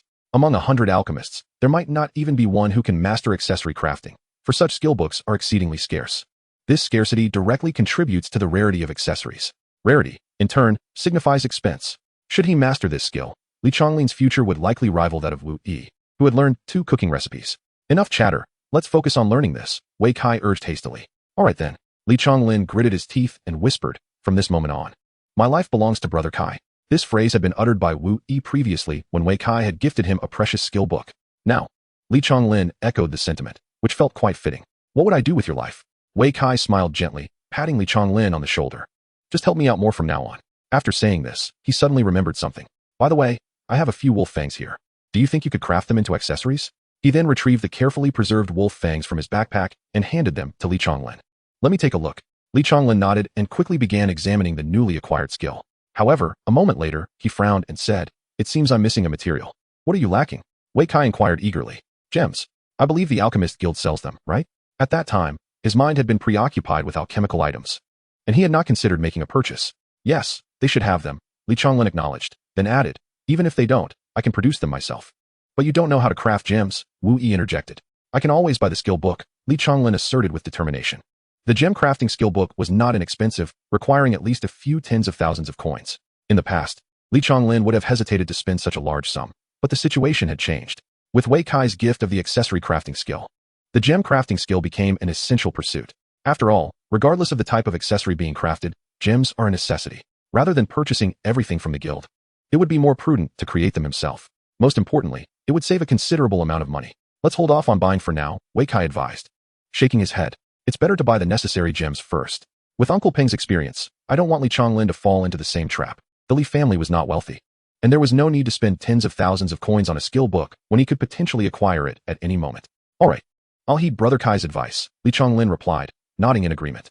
After we finish our barbecue, let's head to the Alchemist Guild together to buy some gems, Wu Yi suggested. Sounds good. Both Wei Kai and Li Chonglin concurred. After concluding this matter, the 3 of them resumed their feasting and reminisced about amusing anecdotes from their school days. Although they had only graduated a few days prior, all 3 had already stepped into society, and they seemed to have matured significantly. Perhaps it is society that serves as the most profound educator. By the way, while sipping his drink, Wu Yi suddenly spoke up. I visited Teacher Lao today. He mentioned that our school seems to have received several university admission quotas. Kai Ge, would you like to give it a try? University quotas? Wei Kai was momentarily taken aback, then recalled the nature of higher education in this world. There are indeed universities, yet they do not serve the purpose of nurturing minds. Rather, they are institutions where professionals pursue further studies. Due to limited quotas, only the elite among graduates are granted access to these universities. For an ordinary high school like Shixiang No. 2, the annual allocation amounts to fewer than 10 spots, and this is for local, average universities. As for prestigious institutions in the capital or the bustling metropolis, Shixiang No. 2 has no chance of admission, as they exclusively recruit the finest graduates from the top high schools in Yongning City. Shixiang No. 2 hasn't even touched the threshold. Indeed, Wu Yi continued. Teacher Lao said that as long as you can complete the first transition within 3 months, you can register for the examination. If your scores are satisfactory, you will be able to attend university. The first transition? Wei Kai chuckled wryly, rubbing his nose. In the past, such a requirement would have seemed nearly impossible for him. For an average combat professional, completing the first transition in 3 months is a daunting task. Even 3 years might not suffice. The conditions for the transition are quite stringent, necessitating not only a level of 20, but also the successful completion of a rigorous assessment task. Many individuals find themselves perpetually stuck at this assessment, unable to achieve their first transition throughout their lives. Chapter 34, The Wolf Tooth Necklace. It's merely the first transition, Kai Ge, we have faith in you. Before Wei Kai could respond, Wu Yi confidently patted his chest. Yes, I firmly believe you can do it. Li Chonglin chimed in, showering praise. Then I shall give it a try, Wei Kai mused, smiling. I am curious to see what university life entails. Though confident in his abilities, he refrained from being overly presumptuous. Over the past few years, he had seen many individuals hindered by unforeseen circumstances in their transition tasks. Should he encounter a particularly challenging task, it could lead to disappointment. Indeed, Teacher Lao mentioned that achieving it within 3 months is sufficient. Wu Yi reminded him once more. Even if it is on the last day, it will be fine. Once accomplished, you can simply register at the school. Understood, Wei Kai nodded again. Before long, the trio had eaten their fill and settled the bill, then proceeded to the Alchemy Guild to purchase some necessary gemstones. At the guild, they rented a temporary alchemical laboratory for Li Chonglin's use. Once the laboratory was secured, Li Chonglin entered to commence his work, leaving Wei Kai and Wu Yi in the hall to await his return. Fortunately, Li Chonglin did not keep them waiting long and soon emerged, his face alight with excitement. Kai Ge, I did it, he exclaimed, presenting a necklace.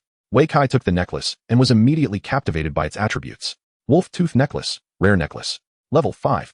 Strength, 5. Agility, 5. Armor penetration, 5. During an attack, there is a probability of inflicting a 10-point armor penetration effect. Although the attributes provided by the necklace may not seem particularly high, within the realm of level 5 equipment, it is indeed commendable.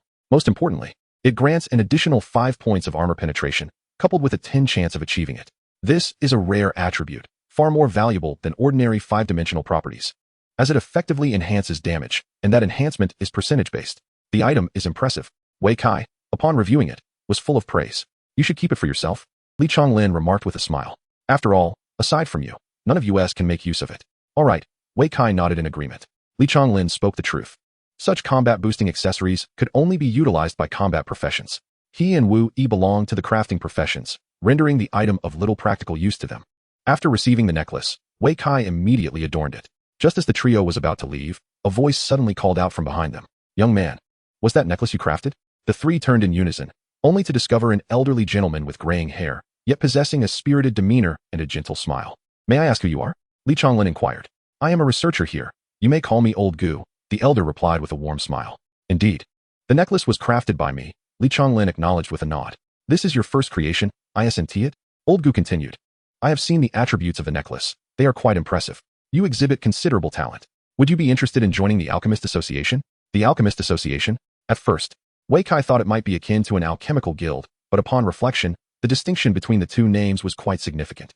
The Alchemical Guild allows any alchemist to join automatically, whereas this Alchemist Association likely had more stringent requirements. Old Gu's invitation indicated he held high hopes for Li Chonglin's abilities. Thus, the association must be formidable. What do you think, Kai? Li Chonglin quietly asked him. You could accept the offer. If it doesn't suit you, you can always withdraw, Wei Kai contemplated before responding. Very well, Li Chonglin nodded, then addressed Old Gu. I am willing to join. Excellent, excellent. Old Gu smiled slightly and waved to the side. Xiaoyu, come here for a moment.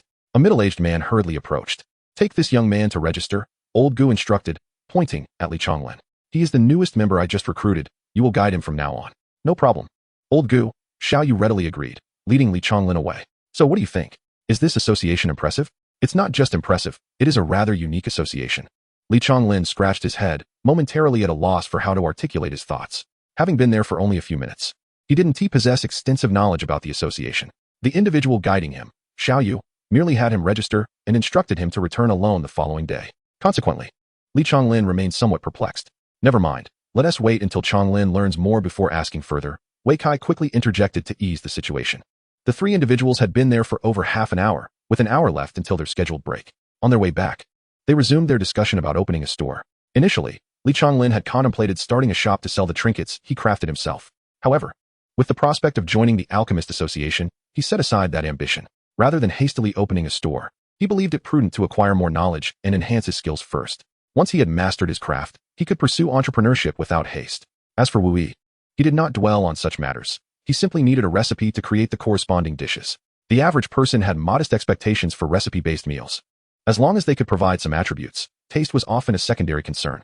Who would truly worry about the flavor? Amidst their light-hearted banter, the trio disembarked from the bus and entered the underground elevator. Along the way, Wei Kai recalled something in his backpack. Ah, this is for you. What? Another recipe? Wu Yi's eyes widened in surprise. He never expected that Kai would have yet another recipe. And why was this one pink?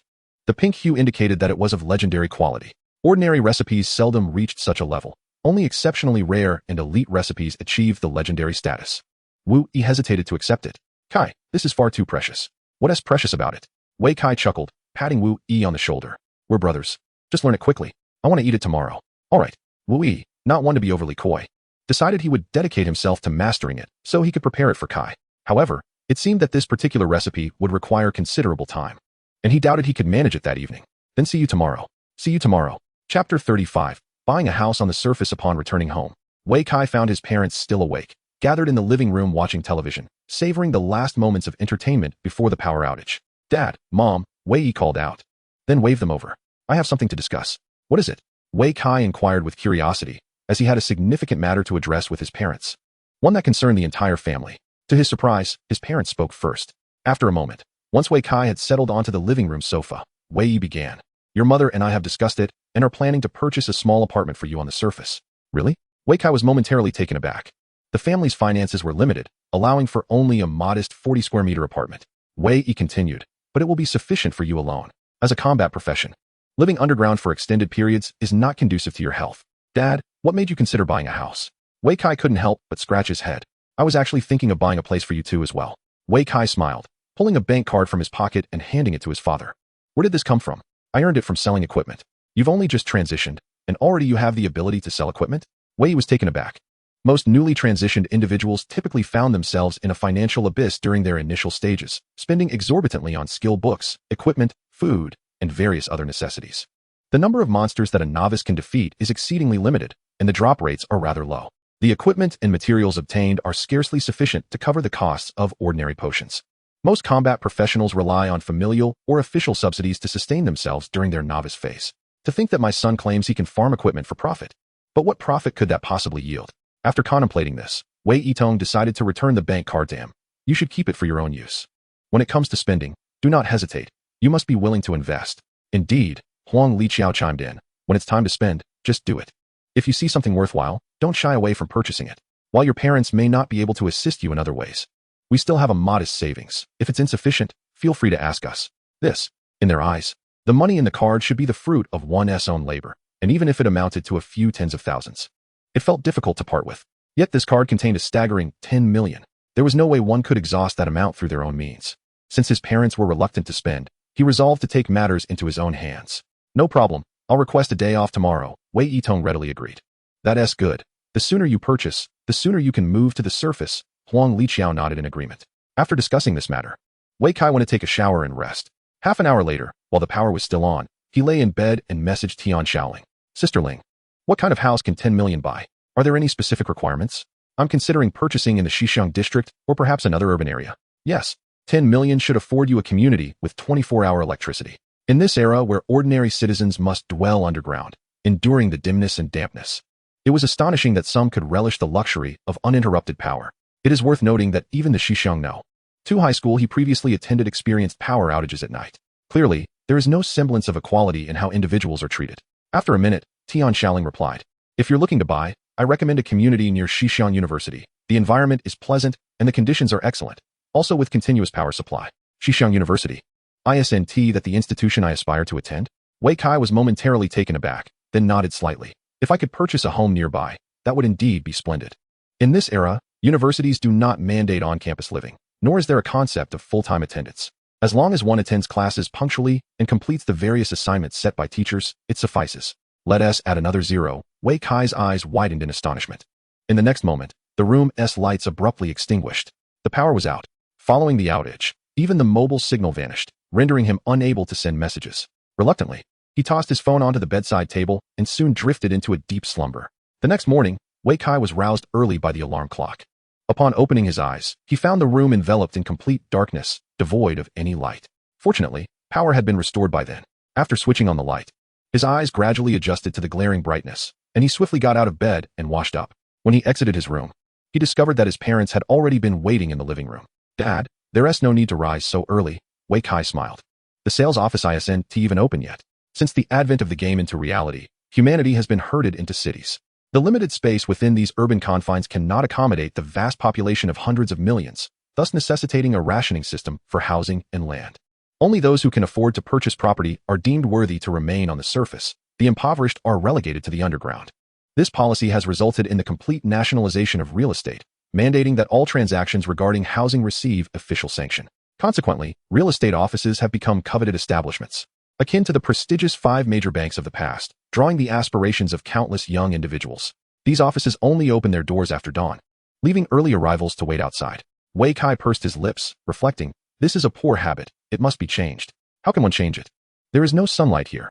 Do you think I wish to rise only when the sun warms my back? Old Wei, how do you speak to your son? Huang Liqiao interjected promptly. It's all right. It will be fine in the future. Wei Kai smiled, brimming with anticipation for the house he was about to purchase. At last, he could enjoy the luxury of waking naturally, basking in the warmth of the morning sun. Chapter 36. Wu Yi treats. As Wei Kai pondered these matters, his phone suddenly rang, revealing a call from Wu Yi. Hey, what is the matter? Kai Go, I apologize. I'm exceedingly busy and cannot step away. Would you bring Uncle and Annie to my shop for a meal? Wu Yi's voice was filled with remorse, accompanied by a cacophony of sounds in the background, indicating he was amidst a throng of patrons. All right, Wei Kai replied after a moment's thought, agreeing readily. Previously, Wu Yi had promised to prepare a daily meal plan for him, enhancing his various attributes. With Wu Yi's shop newly opened and overwhelmed with customers, it seemed prudent to dine there instead. What is going on? Wei Yi inquired curiously after the call ended. It's A.E. Wei Kai chuckled. He has opened a shop and invited us for breakfast. Wonderful. Huang Liqiao exclaimed joyfully. I just heard about his opening yesterday. How splendid that it's so soon. Then let us go, Wei Kai gestured, leading his parents out. Minutes later, the trio reached the surface, only to find the outside already bustling with activity. Although the sun had yet to fully rise, most citizens were awake, commencing their daily toil. Had it not been for their day off, Wei Kai's parents would have been among them. Even he would have been rushing on a bus to a prime leveling area. This, perhaps, is the fate that everyone in this new era must confront. How wonderful it would be if one day, the monsters of the wild could be eradicated. The mystery of the game's incursion into reality unraveled, and the world restored to its former normalcy. Wei Kai sighed inwardly. Wu Yi's new establishment was located within the West Village Market, and the Wei family opted to walk there. 10 minutes later, upon their arrival, they were met with a scene of overwhelming crowds, with a queue stretching halfway down the street. Witnessing this, Wei father and Wei mother could not help but gape in astonishment. Why is Yi's shop so immensely popular? Surely, I must have taken a wrong turn. No, you haven't. Wei Kai smiled gently and remarked, Yi's establishment offers a variety of recipe-based dishes for sale, which naturally garners much attention. In this day and age, no combat professional can resist the allure of recipe foods, as they enhance attributes, although one can consume them only once a day. Indulging in a variety can significantly boost one's stats. If one can persist over time, the cumulative benefits become quite substantial. For this reason, every shop that sells recipe foods attracts throngs of combat professionals eager to purchase. However, some recipe dishes are prohibitively expensive, beyond the means of the average combatant. Fortunately, Wu Yi's new establishment offers reasonably priced options. Thus, upon its grand opening, it attracted a considerable number of nearby combat professionals. But how long will we have to wait? Huang Liqiao expressed her concerns. We can't afford to delay important matters. Rest assured, Yi has reserved a private room for us. Wei Kai smiled slightly. As the eldest among his friends, he undeniably enjoyed certain privileges. Wu Yi had long mentioned that he had set aside a room specifically for him, allowing him to dine with his parents. Follow me, Wei Kai beckoned, swiftly leading his parents into the shop and locating the reserved private room. The room was modest in size, but ample enough for three. Once seated, Wu Yi promptly rushed over. Kai go, Uncle Wei, Aunt Huang, you've finally arrived. Enough chatter. Bring out the dishes. Wei Kai urged, fully aware of Wu Yi's busy schedule and eager not to waste his time. All right, no problem. Wu Yi nodded and turned to fetch the food. Meanwhile, Huang Liqiao appeared somewhat displeased, reproaching Wei Kai. What is this child saying? He has gone through such trouble to greet us. I just didn't want to take up his time. Look how busy he is. Wei Kai explained, gesturing towards the industrious Wu Yi. A few minutes later, the grilled meat, spicy rabbit, and 9-turn intestines arrived. Each dish was served in portions for 3, totaling 9 servings. Upon beholding the delectable spread before them, Wei Yitong and Huang Liqiao gasped in astonishment. Are all these recipe foods? Huang Liqiao could not help but inquire. Indeed. All these are made by Yi, Wei Kai replied with a smile. Yi has truly succeeded. Wei Yitong praised affirmatively. These 3 dishes must have cost a pretty penny. Huang Liqiao remarked with a pained expression.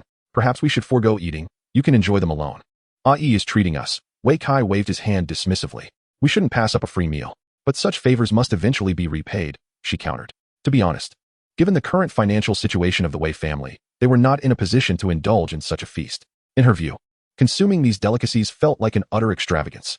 Upon hearing her words, Wei Kai couldn't help but chuckle. If such favors were to be counted, then the debt for the 3 recipe books would take Yi a lifetime to repay. Mom, you're overthinking it, he quickly reassured her. Today, we are simply here for a casual breakfast. In the future, if you desire to eat, simply provide the payment. It is not as though we cannot afford it. If you choose not to partake, I shall indulge myself. With that declaration, he immediately began to feast with great enthusiasm. As he savored his meal, the delectable aroma of meat quickly permeated the private dining room. Observing his enjoyment, Wei Yitong and Huang Liqiao could not suppress their salivation. Go ahead, don't overthink it. Wei Yitong remarked, unable to restrain himself, and soon he too picked up his chopsticks. If we are to eat, then let us eat. Huang Liqiao finally succumbed to temptation. 10 minutes later, the 3 dishes had been entirely devoured. Amidst the astonished exclamations of their parents, both elders experienced a slight increase in stamina, a boost in their offensive capabilities, and an enhancement of 5 health points. Indeed, the 9-turn intestines were known to augment health points. Health points are intricately linked to one's physical condition, with a maximum value of 100. Typically, a healthy individual maintains health points around 60 to 80, while only those in peak condition, such as combat professionals, may exceed 90. Since his career transition, Wei Kai's health points had consistently hovered around 80. In contrast, Wei Yitong and Huang Liqiao's health points remained relatively low, lingering below 60. Although they had only gained 5 points, they could palpably feel their vitality returning, rejuvenating their spirits. This dish is simply remarkable, Huang Liqiao exclaimed in wonder, touching her now youthful visage. It is worth noting that 9-turn intestines is a legendary recipe, capable of fetching 5 million gold coins. Chapter 37, Brothers Indeed. The rarity of 9-turn intestines lies not only in its recipe, but also in the ingredients it necessitates. The primary ingredient, naturally, is the intestines. While it is true that any wild boar may yield this item, the drop rate is exceedingly low, even scarcer than ordinary pork or pig trotters. An average person might spend an entire day hunting wild boars without securing a single portion. Additionally, the preparation of 9-turn intestines requires a considerable amount of spices. These spices are sourced from perilous wilderness areas, accessible only to combat professionals of at least the first tier. Consequently, the prices of these spices are understandably high. The ingredient cost for a single serving of 9-turn intestines can easily exceed several thousand, and once prepared, it is typically sold for 20 to 30,000 per portion, making it unaffordable for most. After finishing their breakfast, Wei Kai and his family prepared to depart. Just as they exited the private dining room, they unexpectedly encountered Li Chonglin and his family approaching. Chonglin, Wei Kai called out promptly. Brother Kai, you all arrived quite early. Li Chonglin replied, somewhat surprised, and quickly greeted everyone. Indeed, we have already finished our meal, Wei Kai smiled, also acknowledging Li Chonglin's parents. Initially intending to exchange pleasantries and leave, he found that their parents had initiated a conversation. Since Wei Kai and the others had grown up together, the three families were quite familiar with each other, leading to an endless array of topics to discuss upon their reunion. Observing this unfolding scenario, Wei Kai could not help but facepalm in exasperation. At that moment, a hurried waiter arrived to serve Li Chonglin's family their meals. Upon seeing the dish the waiter brought, Wei Kai's brow furrowed in discontent. To his dismay, there was only a single serving of spicy rabbit meat. Although a bowl of noodles was served, it was merely a plain dish of boiled noodles. This fare paled in comparison to what they had previously enjoyed, lacking both roasted meat and the exquisite 9-turn intestines. However, he refrained from expressing his dissatisfaction and followed the waiter outside, only to call out to him moments later. Excuse me, may I inquire where your boss is? In the kitchen, the waiter replied, perceiving him as an ordinary customer. Wei Kai nodded in acknowledgement and swiftly made his way to the kitchen. Upon seeing Wei Kai's sudden entrance, Wu Yi seemed to sense something amiss and hurriedly lowered his head to find something to do. "Yi, are we out of ingredients?" Wu Yi remained silent in response. "I still have some here. You can take this for now," Wei Kai said, retrieving 3 portions of pork from his backpack. These pork slices were originally intended for his own barbecue. He had not anticipated such a situation. "Thank you." Wu Yi hesitated before ultimately accepting the 3 portions of pork. Observing this, Wei Kai smiled and patted his shoulder, saying, "We're all brothers. No need for such formality. If Zhang Lin finds out, he would be saddened." "I'm sorry," Wu Yi murmured, offering an apology. "Hurry up, let us prepare 3 portions of 9-turn intestines to send over." "All right." With that, Wei Kai exited the kitchen directly. Upon returning to the private room, the parents were still engrossed in lively conversation, while the Zhang family had already begun their meal. Having never tasted these culinary delights before, they could not stop praising the exquisite flavor of the spicy rabbit meat. A few minutes later, Wu Yi personally delivered 3 portions of roasted meat. "My apologies, Zhang Lin, I was too busy earlier to serve you. There are still 3 portions of 9-turn intestines coming. Be sure to enjoy them." "No worries, you go ahead and take care of things," Zhang Lin acknowledged with a nod. "Yi is too courteous," Zhang's mother remarked, a hint of embarrassment in her tone. "These roasted meats are of no use to us. It's truly too extravagant." Indeed. The flavors of these dishes are quite delightful," Huang Liqiao added. "Consider it a chance to try something new." After serving the dishes, Wu Yi hurriedly departed. 10 minutes later, Wu Yi returned with 3 portions of 9-turn intestines, insisting that the Zhang family must finish them all. Wei Kai, observing this, felt a sense of relief and subtly gestured to his father. "Dad, shall we not disturb Uncle Li and his family any longer?" "Oh right." Wei Yitong feigned sudden realization and promptly rose to take his leave. "Enjoy your meal. We won't intrude any further." With that, he led Wei Kai and Huang Liqiao out of the establishment. As the trio stepped outside, Wei Yitong playfully slapped his son's shoulder and chuckled. "Well done, my boy. Shall we head straight to the sales office?" Huang Liqiao, puzzled by their conversation, inquired with a furrowed brow. "Yes, the sales office is a bit far. I'll call for a cab," Wei Kai nodded. "Cabs are so expensive. We can walk," Huang Liqiao quickly interjected. In this era, urban space was already limited, and the area available for road traffic was even smaller. Consequently, the authorities had been strictly regulating private vehicles while vigorously promoting public transportation. As a result, the taxi industry had also been severely impacted, with only a handful of vehicles still operating normally. The scarcity of taxis naturally drives up the fare. Nowadays, a taxi ride typically starts at 1,000 yuan, and if the distance is slightly longer, the cost can soar to over 10,000. For an ordinary worker, a single taxi trip can consume an entire month's salary. No worries. Your son has plenty of money, Wei Kai jokingly remarked. Moments later, the three of them boarded a taxi, and amidst Huang Liqiao's incessant chatter, they finally arrived at the sales office in the Xishuang district. At this time, the office had just opened its doors, and there was not a soul in sight outside. After all, not everyone can afford to buy property on the ground. Families that could afford it had purchased homes many years ago. Those who could not, even after decades of saving, might still find themselves unable to buy. Upon entering, the atmosphere was equally desolate, with only a few individuals inquiring about something.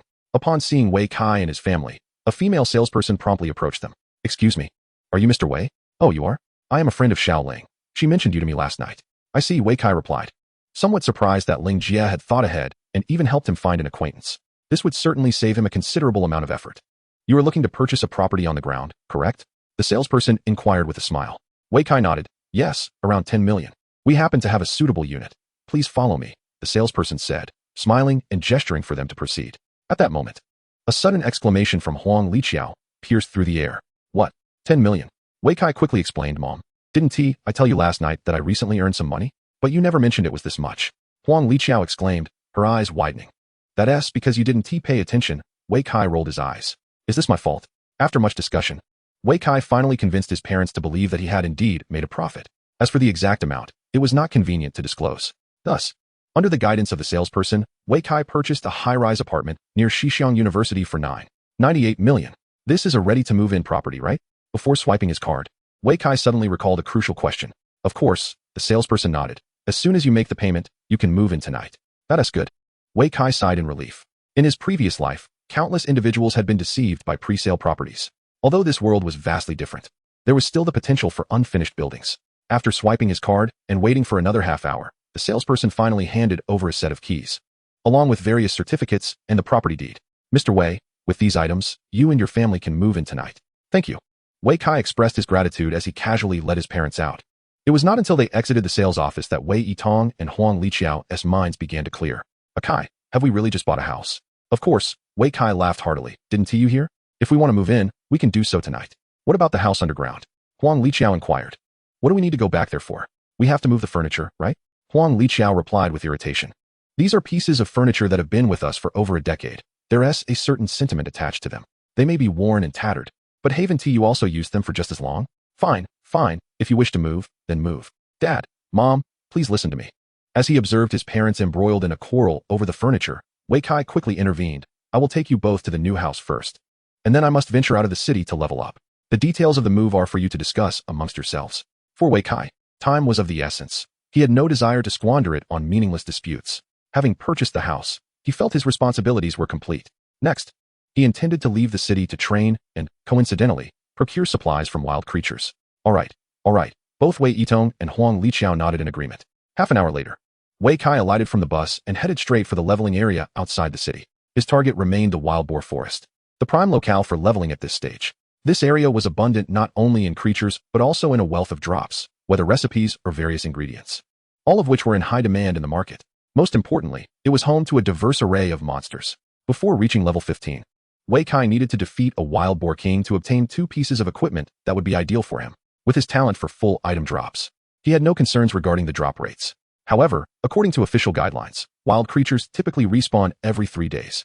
Thus, encountering a wild boar king or a white tiger within that time frame was improbable. On the other hand, he might have a chance of encountering the wolf king or the monkey king lurking in the forest. Minutes later, upon entering the wild boar forest, Wei Kai noticed a considerable number of players already present. Most were in groups, with at least 3 members per team, typically comprising the classic tank, damage dealer, and healer composition. With so many players, the monsters became scarce. A wild boar had just respawned when it was surrounded by 3 teams. Within 10 seconds, it was slain. The team that landed the final blow gleefully collected the drops, while those who missed out grumbled and fumed in frustration. If tempers flared, it could lead to an all-out brawl with injuries aplenty. In just 5 minutes of observing, Wei Kai witnessed 3 teams engaged in furious combat. They must be here for the recipes, remarked a nearby player with a smirk. I heard the drop rate has surged lately, with many recipes being discovered. Everyone is eager to try their luck. Wei Kai was left speechless upon hearing this. Could it be because of him? He had indeed been farming a significant number of recipes in this area, selling them through various channels in the market. Others might not have known the source of the recipes, but upon examining their contents, it became evident they originated from the wild boar forest. Thus, the speculation about a recent surge in drop rates had begun, leading to an influx of monster hunters. Never mind. I shall venture deeper into the forest to level up. The outer areas were already congested with teams of various sizes. Should he make a move, the drops would be snatched away before he could even react. At this moment, Wei Kai preferred to keep his abilities concealed. It was best to find a quiet, uninhabited spot to farm monsters. After walking deep into the forest for over 10 minutes, Wei Kai finally discovered a secluded spot. The woods were dense and dimly lit, with overgrown weeds, and the chilling howls of wolves echoed intermittently around him. A woo. Wei Kai opened his mouth and attempted to mimic the wolf's howl. Though his imitation was far from perfect, it served its purpose of provocation. Indeed, this was the new skill he had just acquired. Provocation. Provocation differed from taunting. The latter relied on physical actions and damage. Striking a monster on the head would naturally incite its pursuit. In contrast, provocation depended on sound, scent, and behavior. For instance, Wei Kai's imitation of a wolf's howl was aimed at provoking wild wolves. As soon as Wei Kai's voice faded, an eerie howl resonated from the side, followed by a chorus of wolf howls, and countless green eyes materialized in all directions. Stunned by the scene, Wei Kai thought, wow, the effect of this provocation is astounding. The cacophony of howls suggested that at least 20 wild wolves had been drawn to him.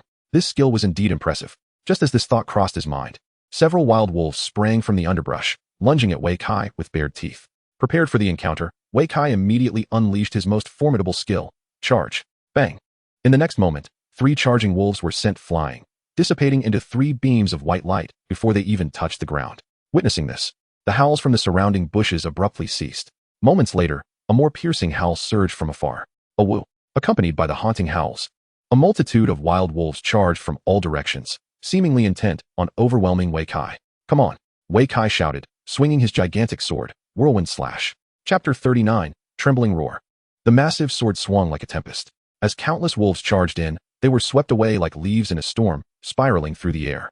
Numerous damage numbers floated around Wei Kai, and his health bar diminished by half in an instant. Goodness! Wei Kai exclaimed, startled, and hastily halted his skill mid-release. While Whirlwind Slash was undeniably powerful, it rendered him vulnerable to the wolves' attacks during its execution. Despite their individual low attack power, a single bite from one was still formidable. In just 3 seconds, half of his health had vanished.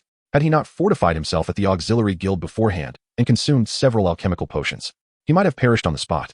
Caution was paramount. Wei Kai felt a lingering dread. The wolves before him were level 7 monsters, given his current strength. He could easily handle 2 or 3 of them. A single charge would suffice to eliminate them all. However, if their numbers were excessive, it would pose a significant challenge. After all, charge had a cooldown period, and during the release of Whirlwind Slash, he was unable to evade or defend.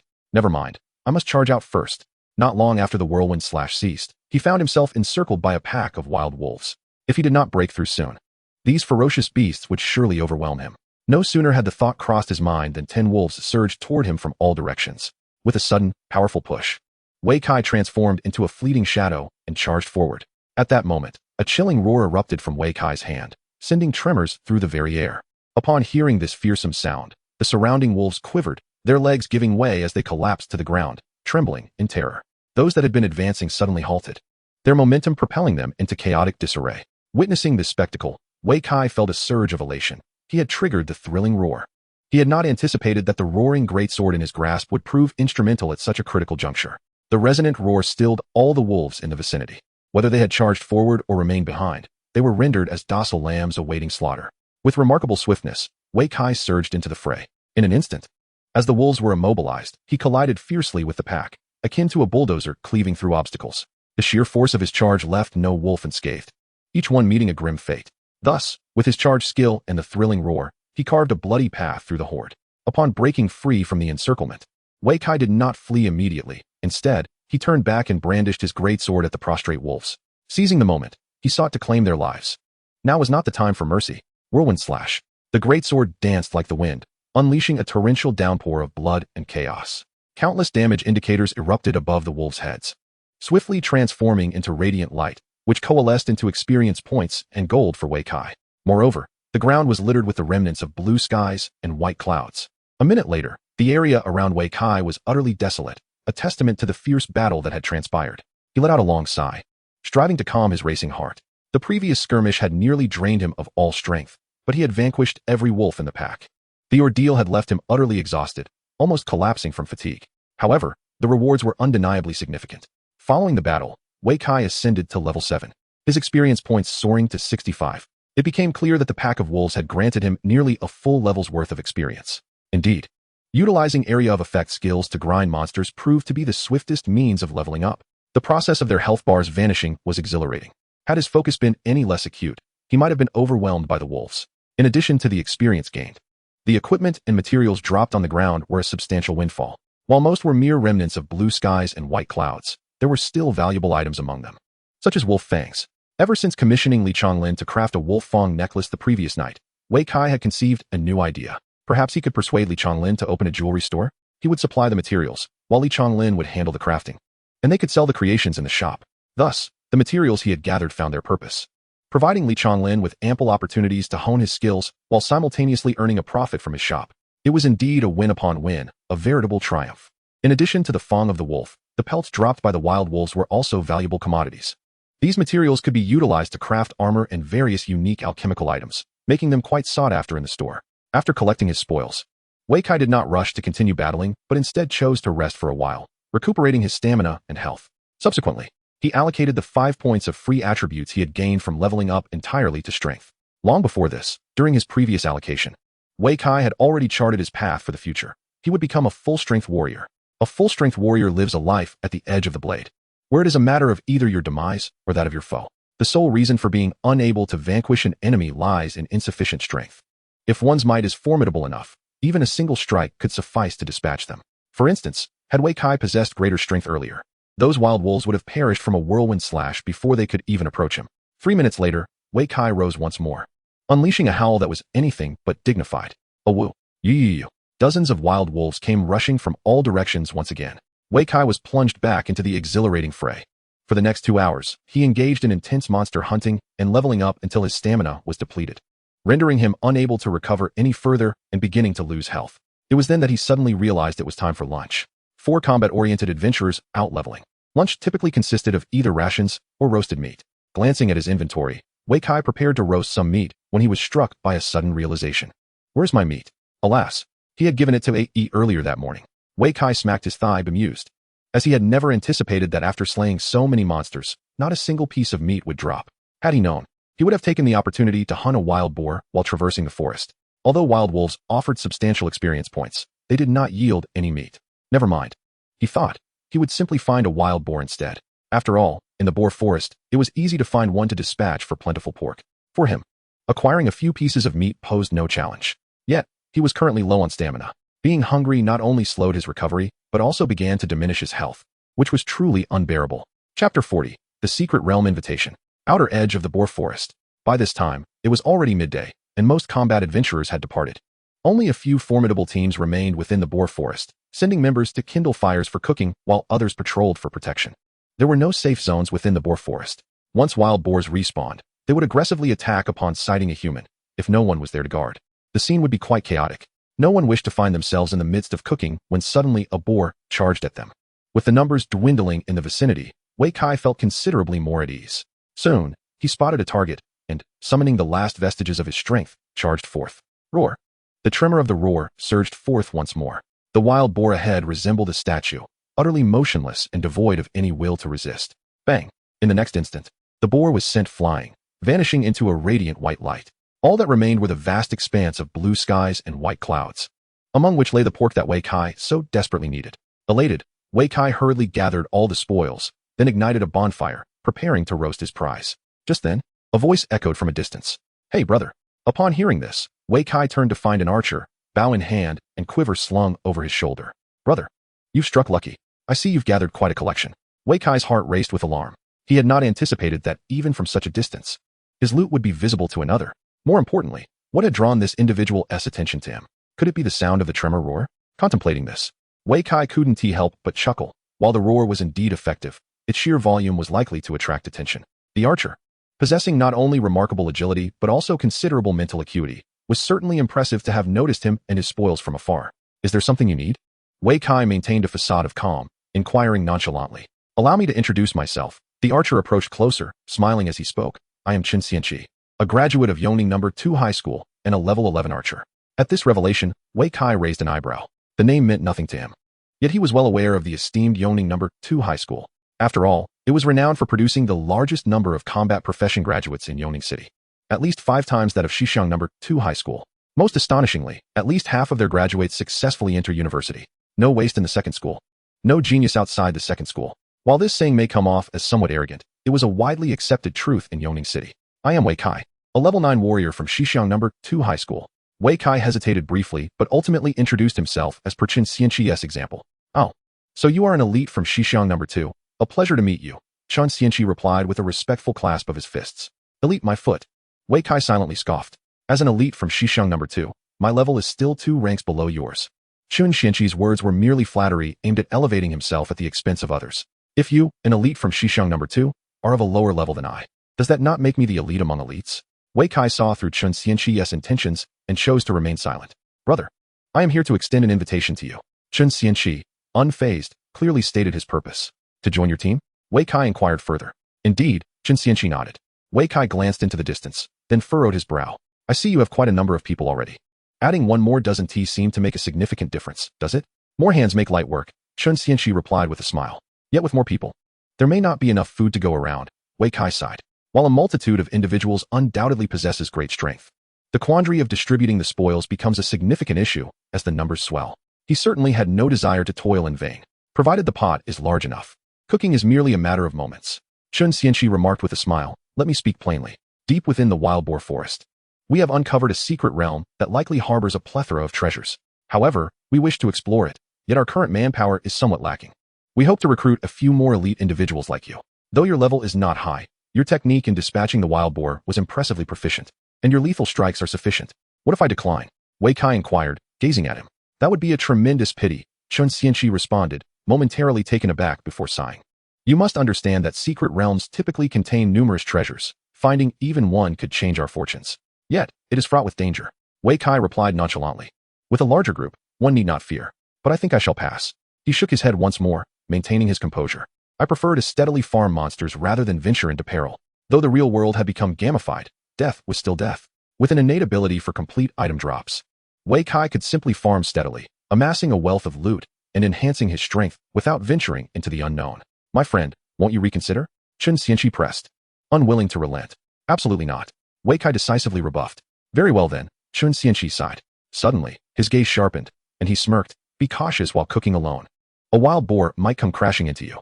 No sooner had he spoken than a rustling sound erupted behind Wei Kai. He swiftly turned to find a wild boar barreling towards him. Good grief, is it really coming for me? Though irritated, Wei Kai remained unperturbed. Instead, he propelled himself forward with vigor, charging head-on. Boom. The two collided with fervor, the wild boar being sent flying and transforming into a streak of white light midair. Witnessing this, Chen Xianqi's eyes widened in astonishment. Goodness! In his party, apart from the level 15 warrior captain, the others had only managed to clumsily evade when confronted by a wild boar. Never had he seen anyone dare to collide directly with one. This level 9 warrior not only faced it head-on, but also dispatched it with ease. Such power must surely exceed 50 points. It would be a travesty not to recruit someone of such caliber into the team. My strength is maximized, Wei Kai interjected before Chen Xianqi could speak. Taken aback, Chen Xianqi was momentarily at a loss for words. A full-strength warrior? Well, while full-strength warriors are indeed formidable in the early stages, such a profession lacks long-term potential. Chapter 41, The Monkey Horde. The warrior is a melee class. Though a full-strength warrior deals tremendous damage, failing to eliminate a monster in one strike can lead to dire consequences, as they risk being vanquished by the creature instead, especially when engaged in combat. The warrior's substantial health ensures they are unlikely to be instantly defeated. In such instances, a fragile full-strength warrior becomes akin to paper, easily torn with a mere touch. Thus, it seems best to refrain from such pursuits. After a careful deliberation, Chen Xianqi chose to retreat. Bringing this fellow along could lead to complications should they meet their demise in the secret realm. However, the drop rate of this individual is indeed astonishing. Upon the death of the wild boar, the ground was strewn with loot, causing Chen Xianqi to salivate, desperately wishing to collect it himself. Alas, those treasures did not belong to him.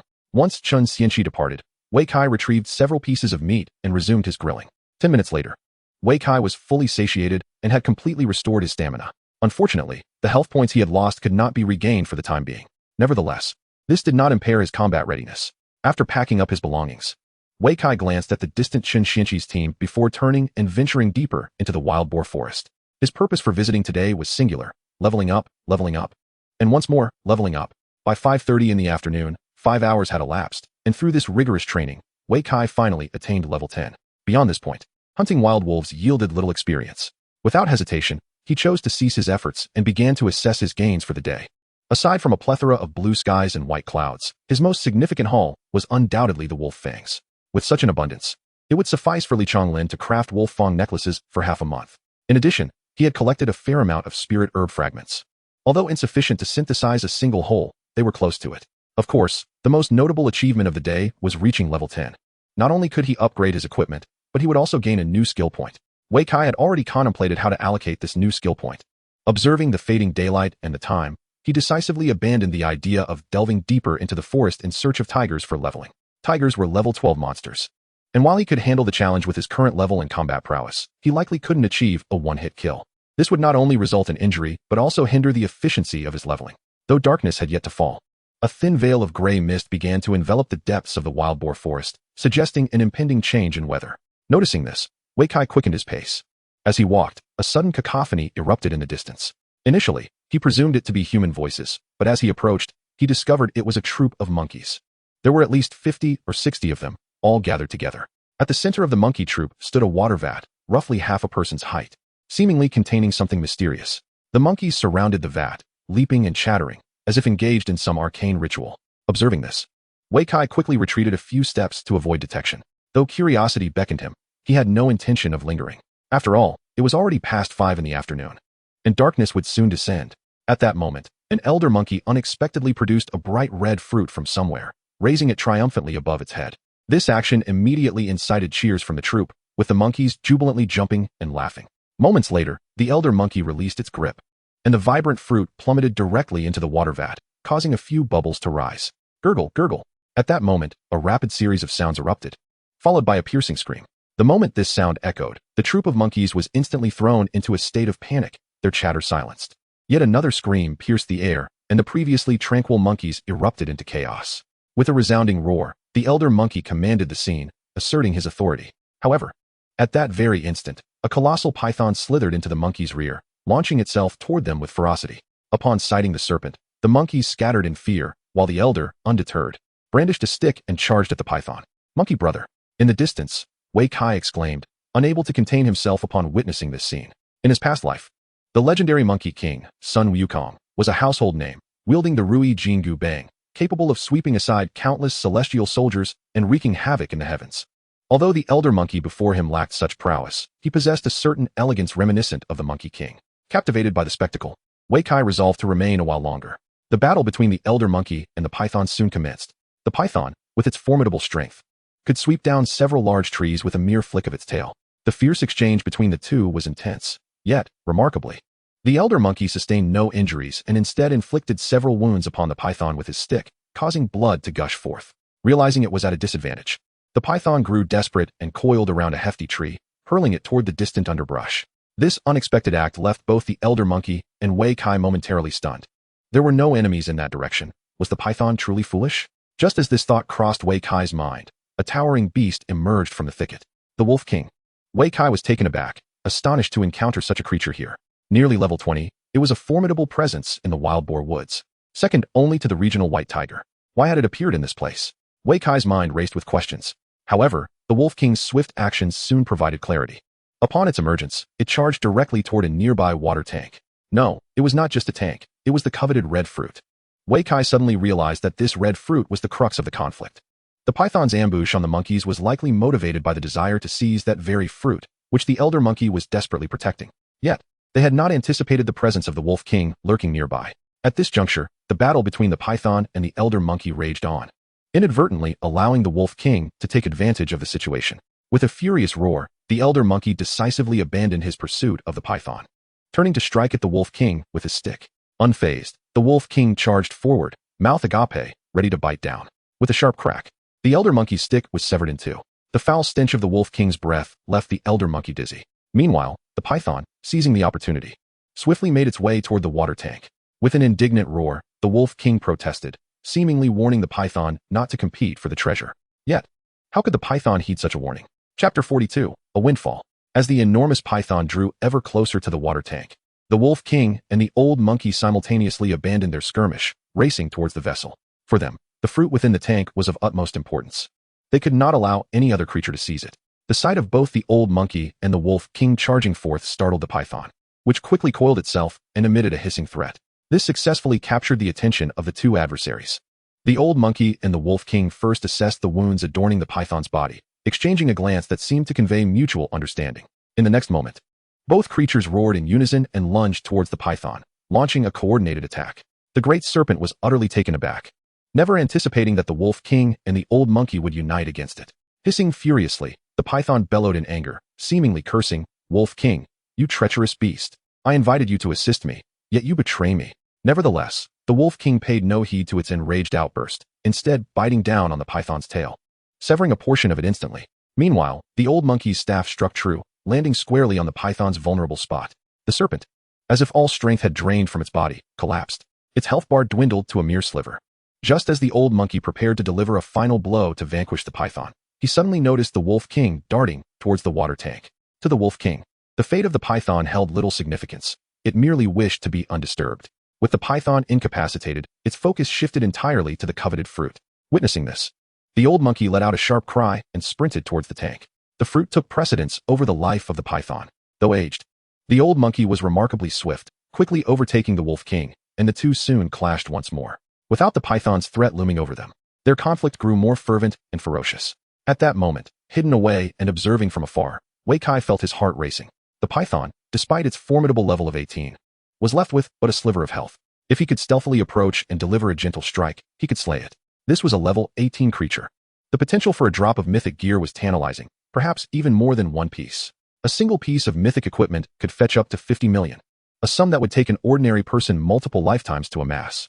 Faced with such temptation, how could Wei Kai not be enticed? Resolutely, he took a deep breath, steeled himself, and quietly crept towards the python. However, after only 2 steps, the python sensed his movement and desperately attempted to raise its head. In its urgency, the python could only hiss a warning.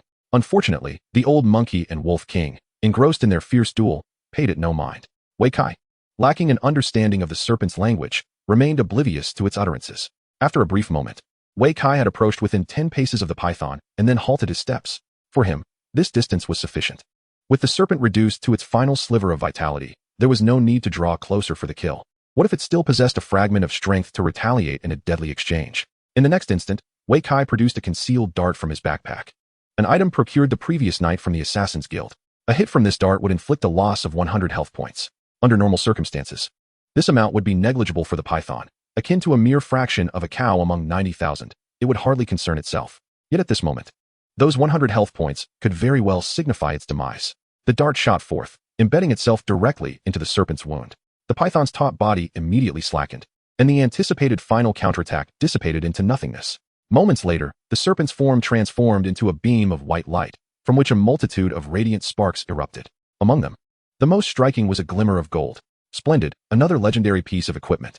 Even though he had anticipated this outcome, witnessing the legendary item emerge still sent a thrill through Wei Kai, causing him to clench his fists tightly in excitement.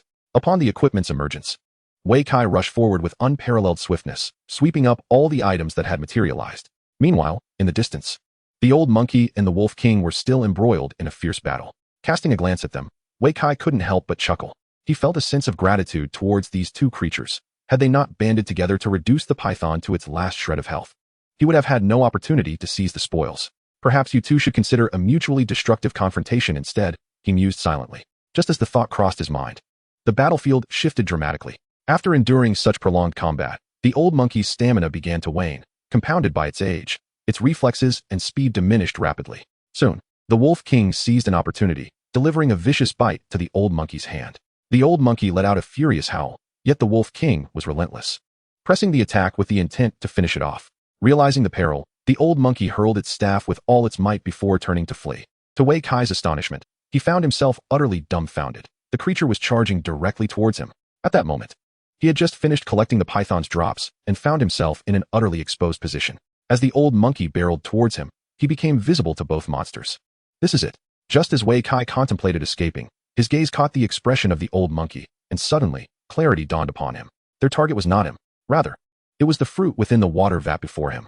With a resounding crash, the old monkey smashed the vat, retrieving a vibrant red fruit from within before bolting away. The wolf king, upon witnessing this, immediately gave chase, completely disregarding Wei Kai's presence.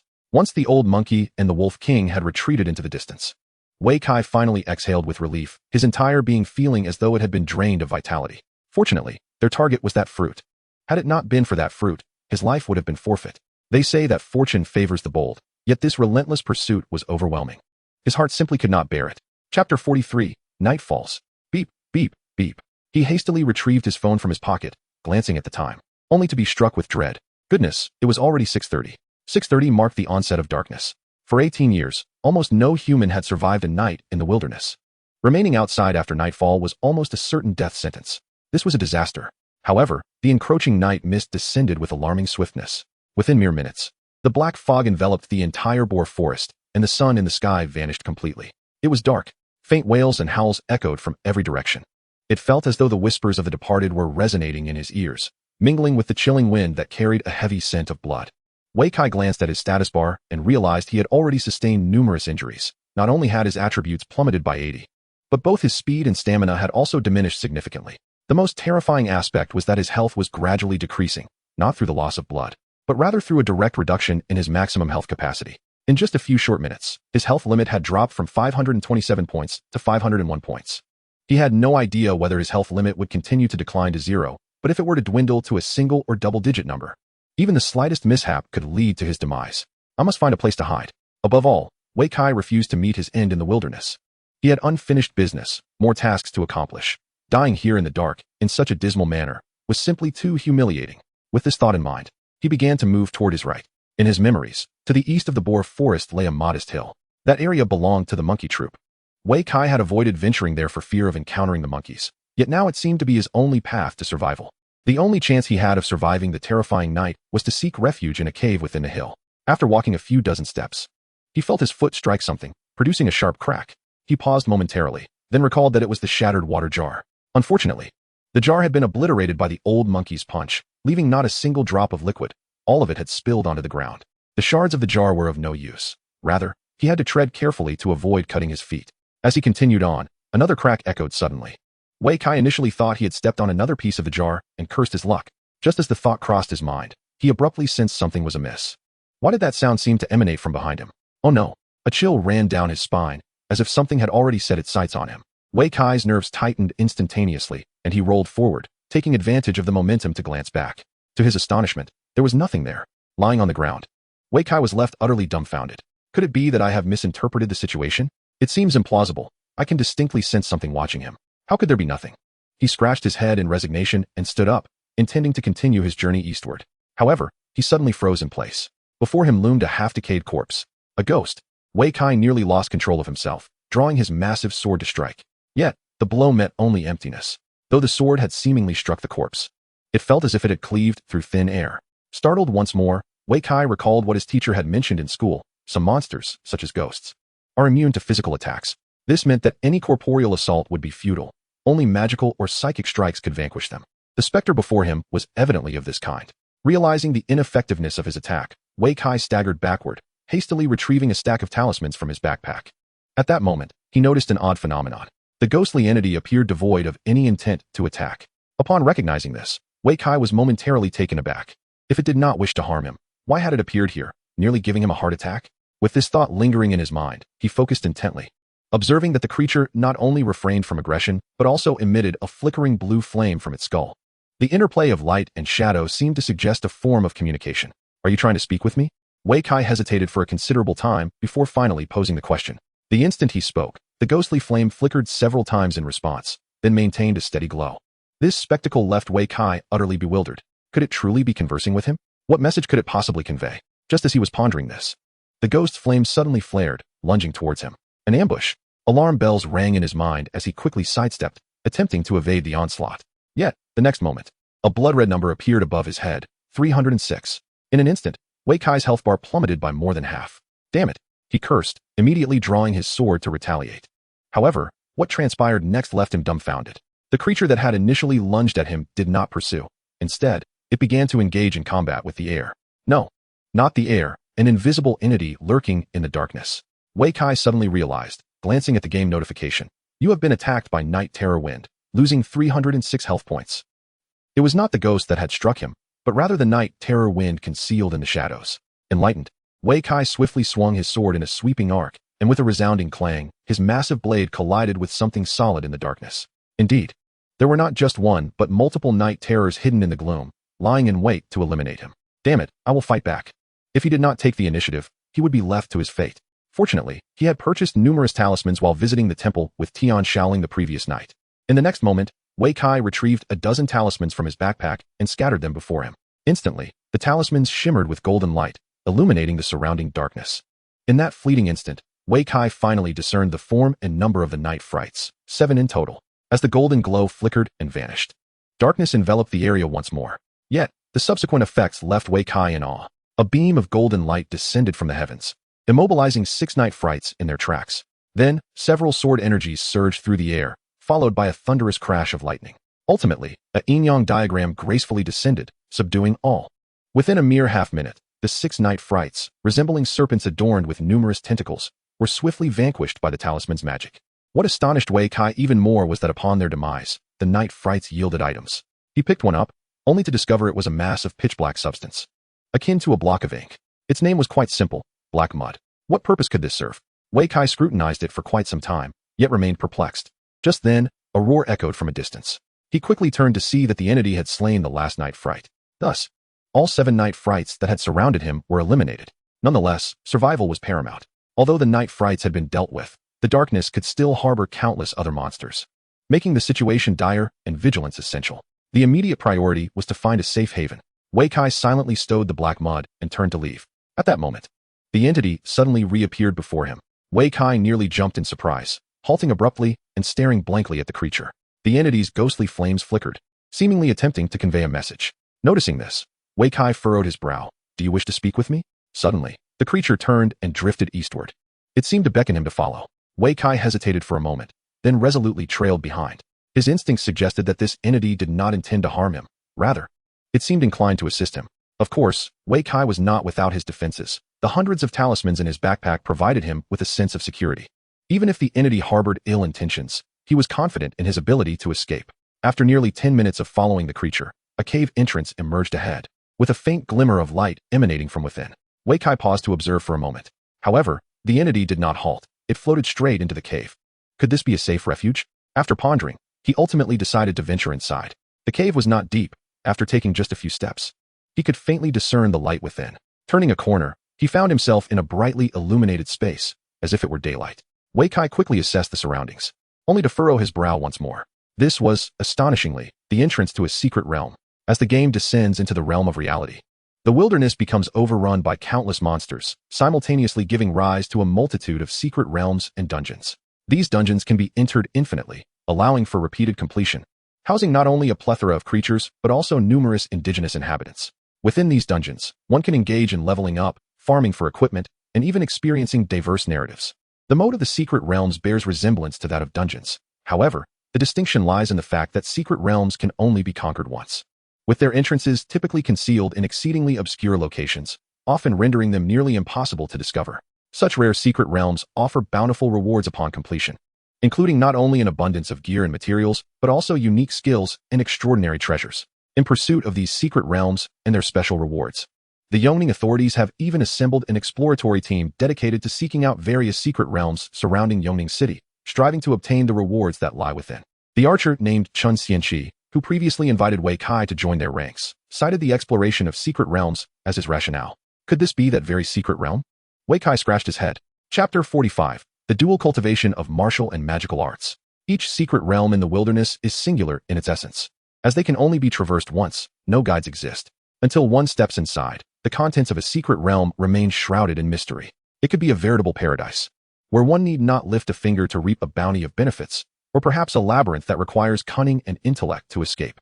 Alternatively, it might be a harrowing purgatory, where entry guarantees a grim fate.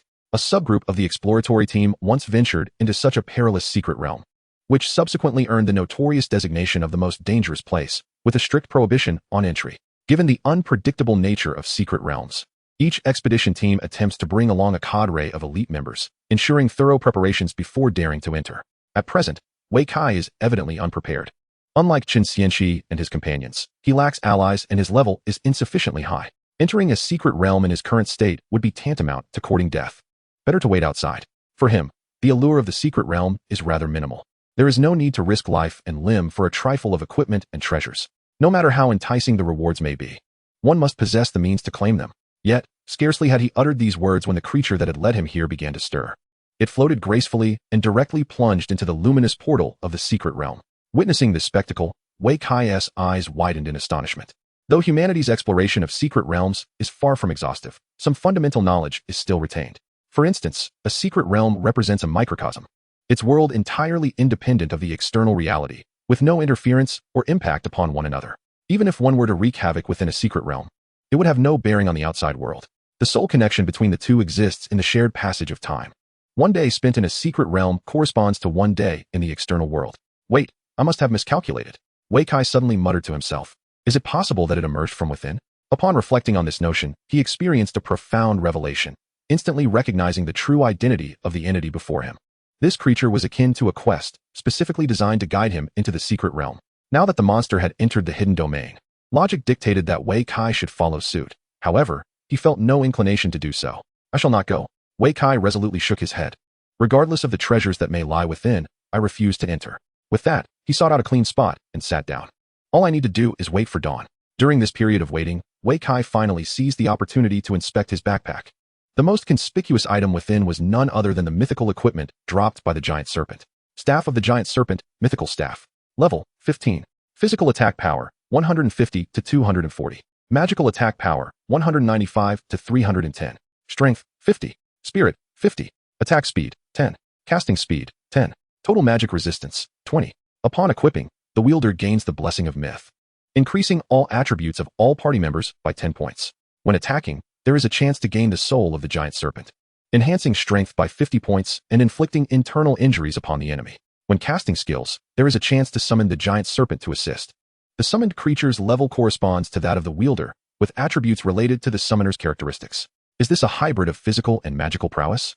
Gazing at the attributes of the mythical equipment left Wei Kai utterly bewildered. He had not anticipated that a staff could augment strength and possess attack effects. It was indeed befitting of the serpent's nature. The power of the serpent was truly formidable. Yet, who could wield such an item? He was aware of several professions that blended physical and magical abilities, notably the warrior's first branch, the magic warrior, and the mage's first branch, the battle mage. However, the battle mage emphasized agility and versatility, excelling in using spells to enhance oneself and integrating magic with combat, not merely swinging a staff to strike foes. Perhaps I should sell it to that young Master Liang, he mused, recalling the wealthy individual who eagerly purchased mythical equipment at a high price. After all, the man had a penchant for such items and was indiscriminate in his desires. It seemed prudent to part with it. After examining the mythical equipment, Wei Kai continued to inspect the other items. He soon uncovered several legendary pieces of equipment suitable for warriors. He was keen to don them immediately, yet regrettably, they were all level 15, and his own level was insufficient.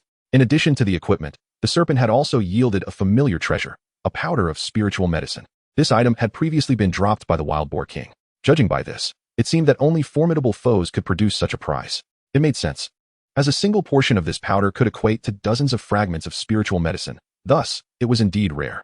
With this powder and the fragments he had acquired while leveling up against the wild wolves, he now possessed enough to synthesize a second portion of spiritual medicine. Without hesitation, Wei Kai promptly stacked the two items together, instantly synthesizing a potent elixir. Such a remarkable treasure, he certainly would not hoard it.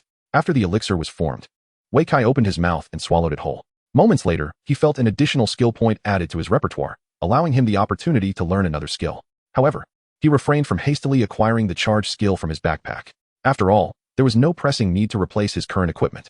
The wild boar charge set was still in use, making the charged skill unnecessary for the time being. Having completed these tasks, boredom began to creep in. Once his mind relaxed, drowsiness set in, particularly after a prolonged period of mental strain. As he sat, Wei Kai succumbed to sleep. Time passed, though he could not tell how long, when suddenly a chilling whistle echoed from outside. Wei Kai immediately opened his eyes, fixating intently on the entrance of the cave.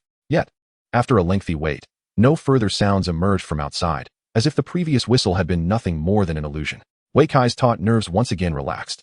Curiosity flooded him, compelling him to venture outside for a glimpse. However, reason cautioned him that danger lurked beyond, and stepping outside would be tantamount to courting death. After a prolonged moment of hesitation, reason ultimately prevailed. Just then, another whistle pierced the air, followed by a torrent of night howlers surging in like a tidal wave. Chapter 46. The Warriors Who Break Through the Night. The flood of night howlers swiftly filled the entire cave entrance. Witnessing this, Wei Kai retreated repeatedly until he found himself at the luminous gate of the secret realm. Gazing upon the multitude of night howlers, cold sweat broke forth on his brow. It appeared that hiding within the cave was not safe after all. These ghastly creatures flowed like water, infiltrating every nook and cranny, rendering escape impossible. Moreover, the night was their domain. It was no wonder that combat professionals who lingered outside after dark seldom escaped unscathed. With such a horde of monsters, even the most elite of third-tier experts would struggle to eliminate them all. Furthermore, these night howlers were merely the common variety. Among them lurked even more formidable and robust individuals. To fight or to flee, should he choose to combat them, he would need to face the night howlers head-on, as retreating even a single step could spell his doom. If he opted to escape, the only refuge would be within the secret realm. If he could endure the night inside, he would emerge safe by dawn. Yet, who could predict the conditions within the secret realm? Wei Kai glanced at the talismans in his backpack, steeling his resolve. It was time to fight first and worry later. If he could withstand the night howlers, he would continue to strike them down. If not, he would retreat into the secret realm. The realm was the last resort, but not the ideal choice. After all, no one knew what awaited inside. If he became trapped, it would be disastrous. Having contemplated this, Wei Kai swiftly unsheathed his great sword, his other hand brandishing a stack of talismans. At that moment, the night howlers sensed his presence and charged toward him. Whirlwind slash.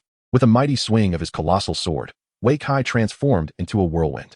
Countless crimson digits erupted from above him, swiftly obliterating a multitude of monsters. Once hindered by the encroaching darkness, which had diminished his attributes by 80, he witnessed a remarkable restoration to a level of 40 after vanquishing numerous night terror winds. What had once been a dozen adversaries had now dwindled to merely 6. So it was revealed. The only means to resist the effects of the night was through slaying these creatures. Wei Kai felt a surge of exhilaration. What did it matter how many monsters there were? As long as he could kill swiftly, he could carve a path through the bloodshed. With a surge, he charged forth. As his whirlwind slash cooled down, he saw the night terror winds surge toward him once more. Without hesitation, Wei Kai launched himself into the fray, breaking free from the encirclement.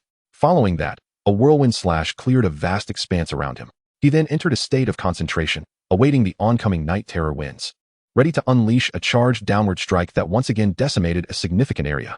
Under the impressive display of his intricate combos and formidable strength, the night terror winds in the cavern fell at an astonishing rate. The once swarming monsters that threatened to engulf the entire cave were now reduced by more than half, causing the air to flow freely. Amidst the relentless slaughter, Wei Kai stumbled upon a delightful surprise. Although the night terror winds dropped only black mud, the experience they provided was remarkably high. After an intense bout, his experience surged, propelling him past the threshold of leveling up to reach level 11. Upon leveling up, he immediately allocated 5 points to his strength. Henceforth, the task of monster slaying became significantly easier. Time passed unmeasured. It was only when he swung his sword into empty air that Wei Kai suddenly realized all the night terror winds had been eradicated. His level had also ascended to level 13. What were these nocturnal monsters but mere trifles? Though the beasts had been eradicated, they left behind a floor strewn with black mud. While uncertain of its purpose, he collected every bit of it, filling his spacious inventory to capacity. After gathering his spoils, Wei Kai assessed his condition and discovered that not only had all previous effects vanished, but he had also gained a new boon, Warrior of the Night, unaffected by the darkness, with an additional increase of 5 to his attributes. This effect lasts for 1 day and can be upgraded through the slaying of night monsters. Upon reaching the maximum level, it will become permanent. Next upgrade requires 146. 500 experience. This was clearly an encouragement to venture forth and slay more monsters. Wei Kai scratched his head in contemplation. The notion of being urged to hunt down monsters, where the more he killed, the better, was both intriguing and exhilarating. The prospect of upgrading through monster slaying was a golden opportunity. After a moment of reflection, he concluded, although the night terror winds yielded little in terms of loot, their high experience made it worthwhile to slay a few hundred more, quickly leading him to another level up. The requirements were not steep, again, merely a few hundred monsters. If he could upgrade the duration to permanence, it would be an incredible boon. Without further ado, Wei Kai retrieved an assortment of potions, talismans, and a collection of alchemical tools and hidden weapons from his bag, arming himself to the teeth. Subsequently, he grasped the enormous sword and advanced step by step toward the cave's entrance. Oddly, why was the sky still so dark outside? Upon reaching the threshold, Wei Kai instinctively glanced outside, only to discover an impenetrable darkness that obscured any trace of light. Just as confusion enveloped him, the cave's opening suddenly shifted. With a deafening roar, a torrent of nightmarish winds surged from the cave, leaving Wei Kai momentarily paralyzed with fear. In that instant, he realized that what he had perceived earlier was not the outside world, but rather the gaping maw of a colossal beast. The creature had sealed the entrance with its mouth, and a mere breath from it conjured forth a multitude of monsters. Flee! Wei Kai propelled himself forward, sprinting away. At such a moment, venturing outside would be tantamount to courting death. Yet, just then, it seemed the beast had detected his presence, extending a long, sinuous tongue from its maw. With a thunderous crash, as Wei Kai rounded a corner, the stone wall behind him shattered under the impact of the giant tongue. Witnessing this, a cold sweat broke out on Wei Kai's brow. This creature was terrifying beyond measure. Even a single tongue could effortlessly bring about his demise. Indeed, the monsters of the night were extraordinarily savage. His capability to easily dispatch the nightmarish winds stemmed solely from their inherent frailty, birthed from the creature's breath. They were no comparison to the true horrors lurking in the darkness. With another violent strike, the giant tongue collided with the cave's stone walls, causing the very ground to tremble as if it would collapse at any moment. It appeared that escape was futile. Wei Kai, recognizing his predicament, couldn't help but chuckle bitterly. He had hoped to avoid retreating into the secret realm for safety, but the current circumstances dictated that seeking refuge there might indeed be his best option. If he hesitated any longer, the cave would surely crumble around him. Damn it, it's now or never, Wei Kai shouted, then plunged into the luminous gateway of the secret realm. The next instant, the cave's walls collapsed with a thunderous roar, burying the luminous portal beneath a cascade of debris. Chapter 47, The Survival Challenge. As he entered the portal, an overwhelming darkness enveloped him, and when he opened his eyes again, he found himself in a spacious plaza. This location lay at the foot of a mountain, bordered by water on one side and encircled by hills on the other. Scattered about were numerous dilapidated thatched huts, lending an air of desolation to the scene. Strangely, not a single soul was present. In this vast plaza, Wei Kai stood alone. Where was the specter that had guided him here? Is anyone there? Wei Kai could not contain his voice and called out. As his words echoed, it seemed to awaken something dormant. A tremendous thunderclap resounded from the heavens. Suddenly, from the thatched huts on either side, dozens of monstrous beasts emerged. Wolves, bears, tigers, leopards, lions, elephants, and more, including various creatures like cattle, sheep, and white rhinos. The sheer diversity was so extensive that even Wei Kai could not identify them all. Faced with such a multitude of monsters, Wei Kai was momentarily taken aback. Could this be a survival challenge within the secret realm? The essence of a survival challenge is to endure amidst fierce combat. If one can survive, the challenge is deemed successful. Should one perish, then death is the inevitable consequence. In such a mystical realm, the challenges are often formidable, testing the very limits of one's strength. Should one's power prove insufficient, it would lead to a certain demise. Survival trials can be categorized into two types, one governed by a fixed time frame, and the other by a predetermined set of adversaries. Presently, there are no timers in sight, thus simplifying the rules of this challenge. Eradicate all the creatures before him. With this thought, Wei Kai's blood surged with excitement. After all, it was merely a survival challenge. He was ready. Previously, when confronted with thousands of night terror winds, he had carved a path through them with sheer determination. How much more capable was he against these beasts? Aside from the few formidable elephants, blue lions, and rhinos, the rest were hardly noteworthy. As soon as he finished contemplating, the distant beasts sprang into action, charging toward him with fervor. Leading the charge were the most ferocious creatures, particularly the blue lions. Observing this, Wei Kai immediately steadied his breath, gripping his great sword tightly. Charge! He bellowed, brandishing his sword and transforming into a blur as he launched himself at the oncoming beasts. Boom! In the next moment, the two forces collided violently. The great sword was met with the weighty tusks of the elephant, while a blue lion sank its teeth into Wei Kai's left arm, and simultaneously, a white rhino barreled into him. Cough! Damn it, I was careless, Wei Kai exclaimed, regaining his composure as he spat out a mouthful of congealed blood. The impact had inflicted considerable harm. Fortunately, he had a number of healing potions in his pack. After expelling the blood, he consumed one. The moment he swallowed the potion, the light injury status vanished. Simultaneously, Wei Kai adopted a more cautious demeanor. The recent collision had revealed the strength of these beasts. They possessed at least level 20 power. Besides the three foremost beasts, the ones trailing behind were likely no weaker.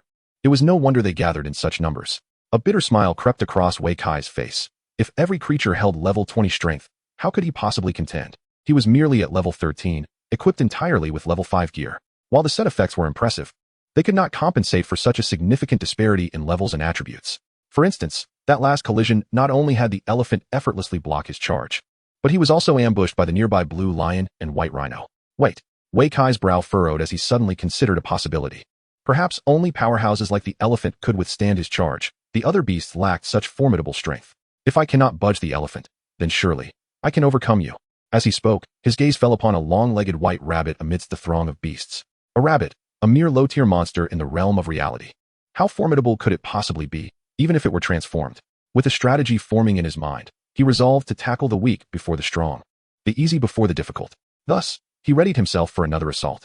With a fierce shout, he identified an opening within the mass of beasts.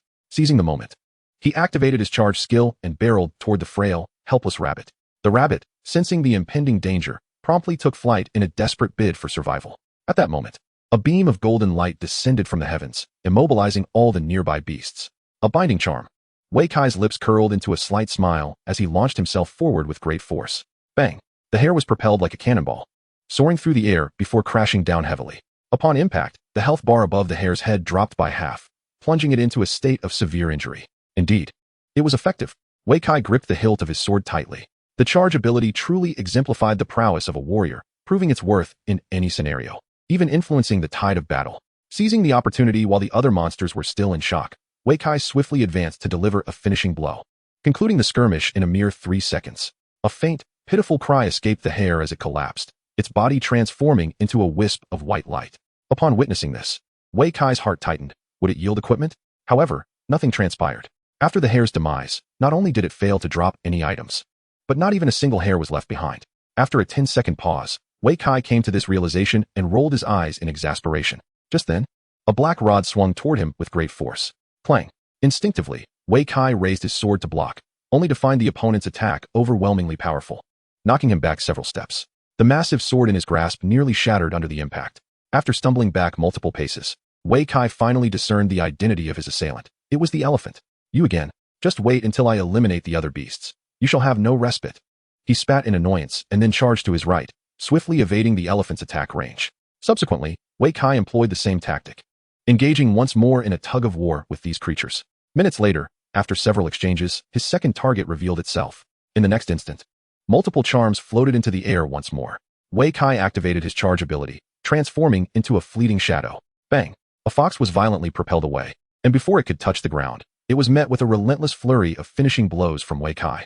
5 seconds later, as the elephant and the blue lion caught up, the fox lay vanquished at Wei Kai's feet. The second one, after dispatching the fox, Wei Kai evaded the pursuing foes while raising 2 fingers. Chapter 48, Strength and Weakness, Ease to Difficulty. The third, the fourth, the 10th. Utilizing his high movement speed and charging skill, Wei Kai navigated swiftly through the battlefield, seeking openings within the herd to strike at the weaker monsters. Before long, he had eliminated 10 creatures. Upon counting the 10th, a golden light once again descended from above. Another level up, Wei Kai felt himself grow significantly stronger, and his health was fully restored. From the moment he defeated the first hare until now, he had ascended 2 levels. Although these monsters dropped no items, the experience gained was double that of the outside, making 10 monsters a veritable treasure trove of experience. After leveling up twice, Wei Kai finally reached level 15. Unfortunately, he was not in town, leaving him unable to acquire new gear or learn new skills. However, he cast a glance at the mythical equipment, the serpent staff, nestled within his backpack, and then at the 5th level legendary greatsword in his hand. Who says a warrior cannot wield a staff to strike an enemy? Even a staff, provided it possesses sufficient level and quality, can serve as a formidable weapon. Without further ado, Wei Kai equipped the serpent staff and instantly felt an immense surge of power, as well as a newfound clarity in his mind. Truly, it was a level 15 mythical item, boasting an abundance of attributes. In addition to the staff's inherent 50 points in strength and 50 points in spirit, there was also a boon from the mythical blessing, which contributed an additional 10 points across all attributes. Consequently, Wei Kai's attributes were now nearly on par with that of an average level 20 individual. With such capabilities, he believed he could face an elephant in battle. Yet, he refrained from hastily preparing a fine juice for the elephant and instead continued with his prior strategy, to weaken before growing stronger. To tackle the easy foes before confronting the difficult ones, he would not engage the 3 ferocious beasts until he had vanquished all other monsters. 11. While his mind was filled with thoughts, Wei Kai's hands and feet remained in perpetual motion, deftly maneuvering and evading. Just a minute after donning his new gear, he found a fitting opportunity. With a charge, he sent a moose flying, then brought the staff down with great force. Bam! It was akin to an iron rod smashing a watermelon, resulting in an instant decapitation of the moose. A single lethal strike. Witnessing this scene, Wei Kai was taken aback himself. The moose, in the realm of monsters, was not particularly weak. It was merely that all the lesser creatures had been eliminated that had made it his target. He had anticipated that the 11th would prove more challenging. To his astonishment, after equipping the new gear, his combat prowess had skyrocketed, allowing him to dispatch the stronger moose creature with ease. This was accomplished without even triggering the equipment's special effect. If the effect of the serpent's soul had activated, who knows what might have transpired? Wei Kai mused, suddenly lifting his gaze towards the elephant in the distance. which instinctively turned its head, avoiding direct eye contact. Ha ha! He burst into hearty laughter, feeling a surge of fervor ignite within him once more. Onward! With that, he charged forth, staff in hand. At last, it was his turn to take the initiative. 12, 13, 19, 20. With each beast he felled, Wei Kai counted aloud. Meanwhile, the number of wild beasts surrounding the elephant, the blue lion, and the white rhino dwindled. Half an hour later, when he reached 33, the area behind the three beasts was devoid of life. The lesser beasts had all been successfully eliminated by Wei Kai through cunning and ambush. Simultaneously, he grew increasingly formidable in battle, not only leveling up to 19, but also mastering the application and synergy of various skills. Most importantly, his charge skill had ascended a level. Indeed, he had successfully learned from the skill book in his backpack. Observing his swift progression, Wei Kai estimated that he was not far from reaching level 20. Beyond that threshold, his current set of boar charge equipment would soon become inadequate, and he would need to rely on skill points to learn the charge skill. As learning is inevitable, it is better to acquire knowledge here and now. Even a slight enhancement in combat prowess is beneficial. Upon upgrading the charge skill, a remarkable transformation indeed occurred. Not only did the speed of the charge increase, along with heightened damage, but it also bestowed additional force damage. Much like the legendary ring from before, the greater the inherent strength, the more substantial the accompanying damage. Consequently, Wei Kai's combat prowess flourished, becoming ever more formidable with each encounter. When only the elephant, the blue lion, and the white rhinoceros remained on the square, Wei Kai finally ceased his tactic of evasion. It was time to confront them head-on. The three beasts possessed equivalent strength and comparable speed, making it impossible to separate them through mere distraction. However, Wei Kai had another strategy. "Arise, my great serpent," he bellowed, raising the serpent staff high. And a spectral image of a python materialized before him. Moments later, the apparition solidified, transforming into a colossal five-zhong serpent. Attack the elephant. Upon the serpent's emergence, Wei Kai immediately commanded it, while simultaneously charging towards the white rhinoceros with his staff raised. Among the three ferocious creatures, the white rhinoceros was the weakest. Even at this critical juncture, Wei Kai remained resolute in his strategy of tackling the weakest foe first. Naturally, when Wei Kai initiated his assault, the blue lion would not remain idle. With a ferocious roar, it lunged at him without hesitation. Simultaneously, the white rhinoceros lowered its head, brandishing its sharp horn toward him. At that moment, retreat was not an option. Bang! Wei Kai's staff struck the rhinoceros's horn with tremendous force, causing the creature to tremble, a sign of internal injury manifesting upon its body. Concurrently, the blue lion's massive jaws clamped down on Wei Kai's left arm, flinging him away with great force. In this initial clash, Wei Kai found himself at a disadvantage. Yet, the blue lion clearly intended to pursue him relentlessly, immediately launching another attack. As Wei Kai struggled to rise from the ground, he spotted the lion's onslaught and swiftly dodged to the side. Just then, the white rhinoceros charged at him, its sharp horn seemingly poised to pierce through anything before it. With nowhere left to evade, Wei Kai was compelled to confront it wielding his staff. Bang! In their second encounter, Wei Kai suffered yet another setback. Is this a righteous 2-on-1? He gritted his teeth, retrieving the last stack of talismans from his backpack. You have allies. I have talismans. Let us see whose numbers prevail. With that, he scattered the talismans into the air. In the next moment, numerous beams of golden light, thunder, sword light, and the Taiji symbol descended from above, crashing down upon the blue lion and the white rhinoceros. Die! Seizing the opportunity, Wei Kai raised his staff high, his form becoming a blur. He charged fiercely toward the white rhinoceros. Bang! The explosive sound echoed throughout the area. The white rhinoceros fell, dead. Chapter 49, Divine Power, the Law of Heaven and Earth. With the white rhinoceros's demise, the pressure on Wei Kai was instantly halved. Only the blue lion remained. Yet victory was still within reach. He provocatively beckoned the blue lion, taking advantage of the elephant's distraction to launch another charge. In the next moment, the two collided violently, only to rebound from one another, unable to budge them. After retreating several paces, Wei Kai gazed at the azure lion with a hint of astonishment, taken aback by the formidable strength of his opponent. The fact that both combatants rebounded simultaneously indicated that their power levels were closely matched. Given his previous collision with the elephant, it was evident that this azure lion was no less formidable than the great beast. Indeed, these two creatures were the epitome of strength. However, Wei Kai was not without recourse. He abandoned the notion of a charge and engaged in a fierce struggle with the azure lion. They clashed in an unyielding melee, exchanging blows with relentless force. After a series of exchanges, a spectral image of a python suddenly manifested above Wei Kai's head. At last, the effect had been triggered. A wave of relief washed over him as he observed the new status in his display. Spirit of the Giant Python. Increases strength by 50 points. Attacks can inflict internal injury on opponents. The reason he had been able to deliver a fatal blow to the white rhinoceros previously was due to triggering this very state and successfully inflicting internal damage. When in the internal injury state, damage from blunt attacks bypassed defenses entirely. The staff in Wei Kai's possession was indeed a blunt weapon. With fervor, Wei Kai executed a charge, lunging forcefully at the Azure Lion. Bolstered by the 50-point strength enhancement, his impact sent the Azure Lion tumbling, its legs flailing in the air, while the effect of internal injury manifested above it. An opportune moment. Wei Kai raised his staff high, swiftly completing his charge. With a powerful downward strike. Bang! The staff struck the Azure Lion's head with tremendous force, causing it to explode like a watermelon, scattering red, yellow, and white remnants across the ground. The Azure Lion was vanquished. Moments later, its corpse transformed into a beam of white light. Simultaneously, the giant python summoned by Wei Kai fulfilled its purpose, only to be crushed under the foot of the elephant. Just as Wei Kai resolved the Azure Lion and had yet to catch his breath, he noticed the elephant charging toward him. The demise of the Azure Lion seemed to have enraged the elephant, which raised its trunk and trumpeted in fury. In the next instant, the elephant's form expanded dramatically, growing in stature until it rivaled the height of a nearby hill. What sorcery is this? Wei Kai was utterly astonished. Could this be the elephant's innate skill? It was truly terrifying. Beneath the elephant's colossal frame, he felt as insignificant as an ant, easily squashed with a mere touch. Boom. In that moment, the elephant took a step forward, causing the earth to tremble as if it might crack beneath its weight.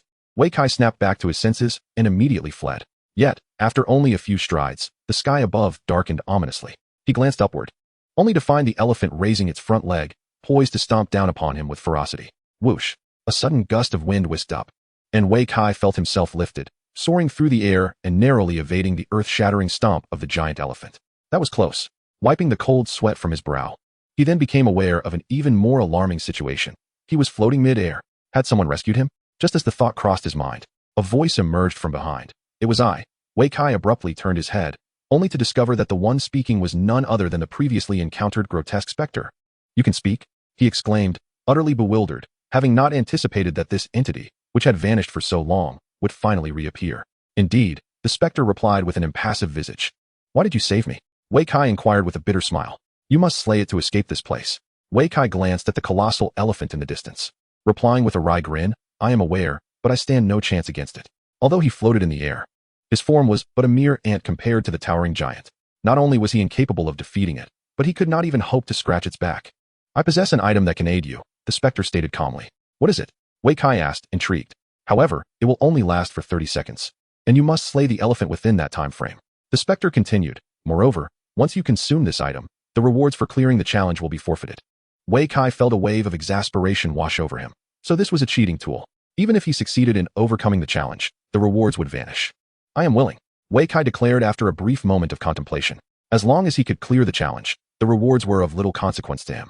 The gains from this survival challenge had already proven substantial, and he was not greedy. Then consume it, the specter instructed. Suddenly, it produced a pitch-black substance. This Wei Kai's eyes widened in astonishment. Isn't this the black mud dropped by Night Terror Wind? However, the specter paid no heed to his surprise, persistently offering the item. After a moment of hesitation, Wei Kai accepted the black mud, steeling himself before swallowing it whole. In an instant, he felt his body swell as if inflated, and soon he reached a size comparable to that of the elephant. The two titans, one to the south and one to the north, filled the entire square. Wow! This is astonishing, Wei Kai marveled, not anticipating such immense power from the black mud, which granted him the ability to grow to the size of the elephant. The disparity between them had vanished in an instant. No wonder the specter claimed it could assist me in defeating the elephant.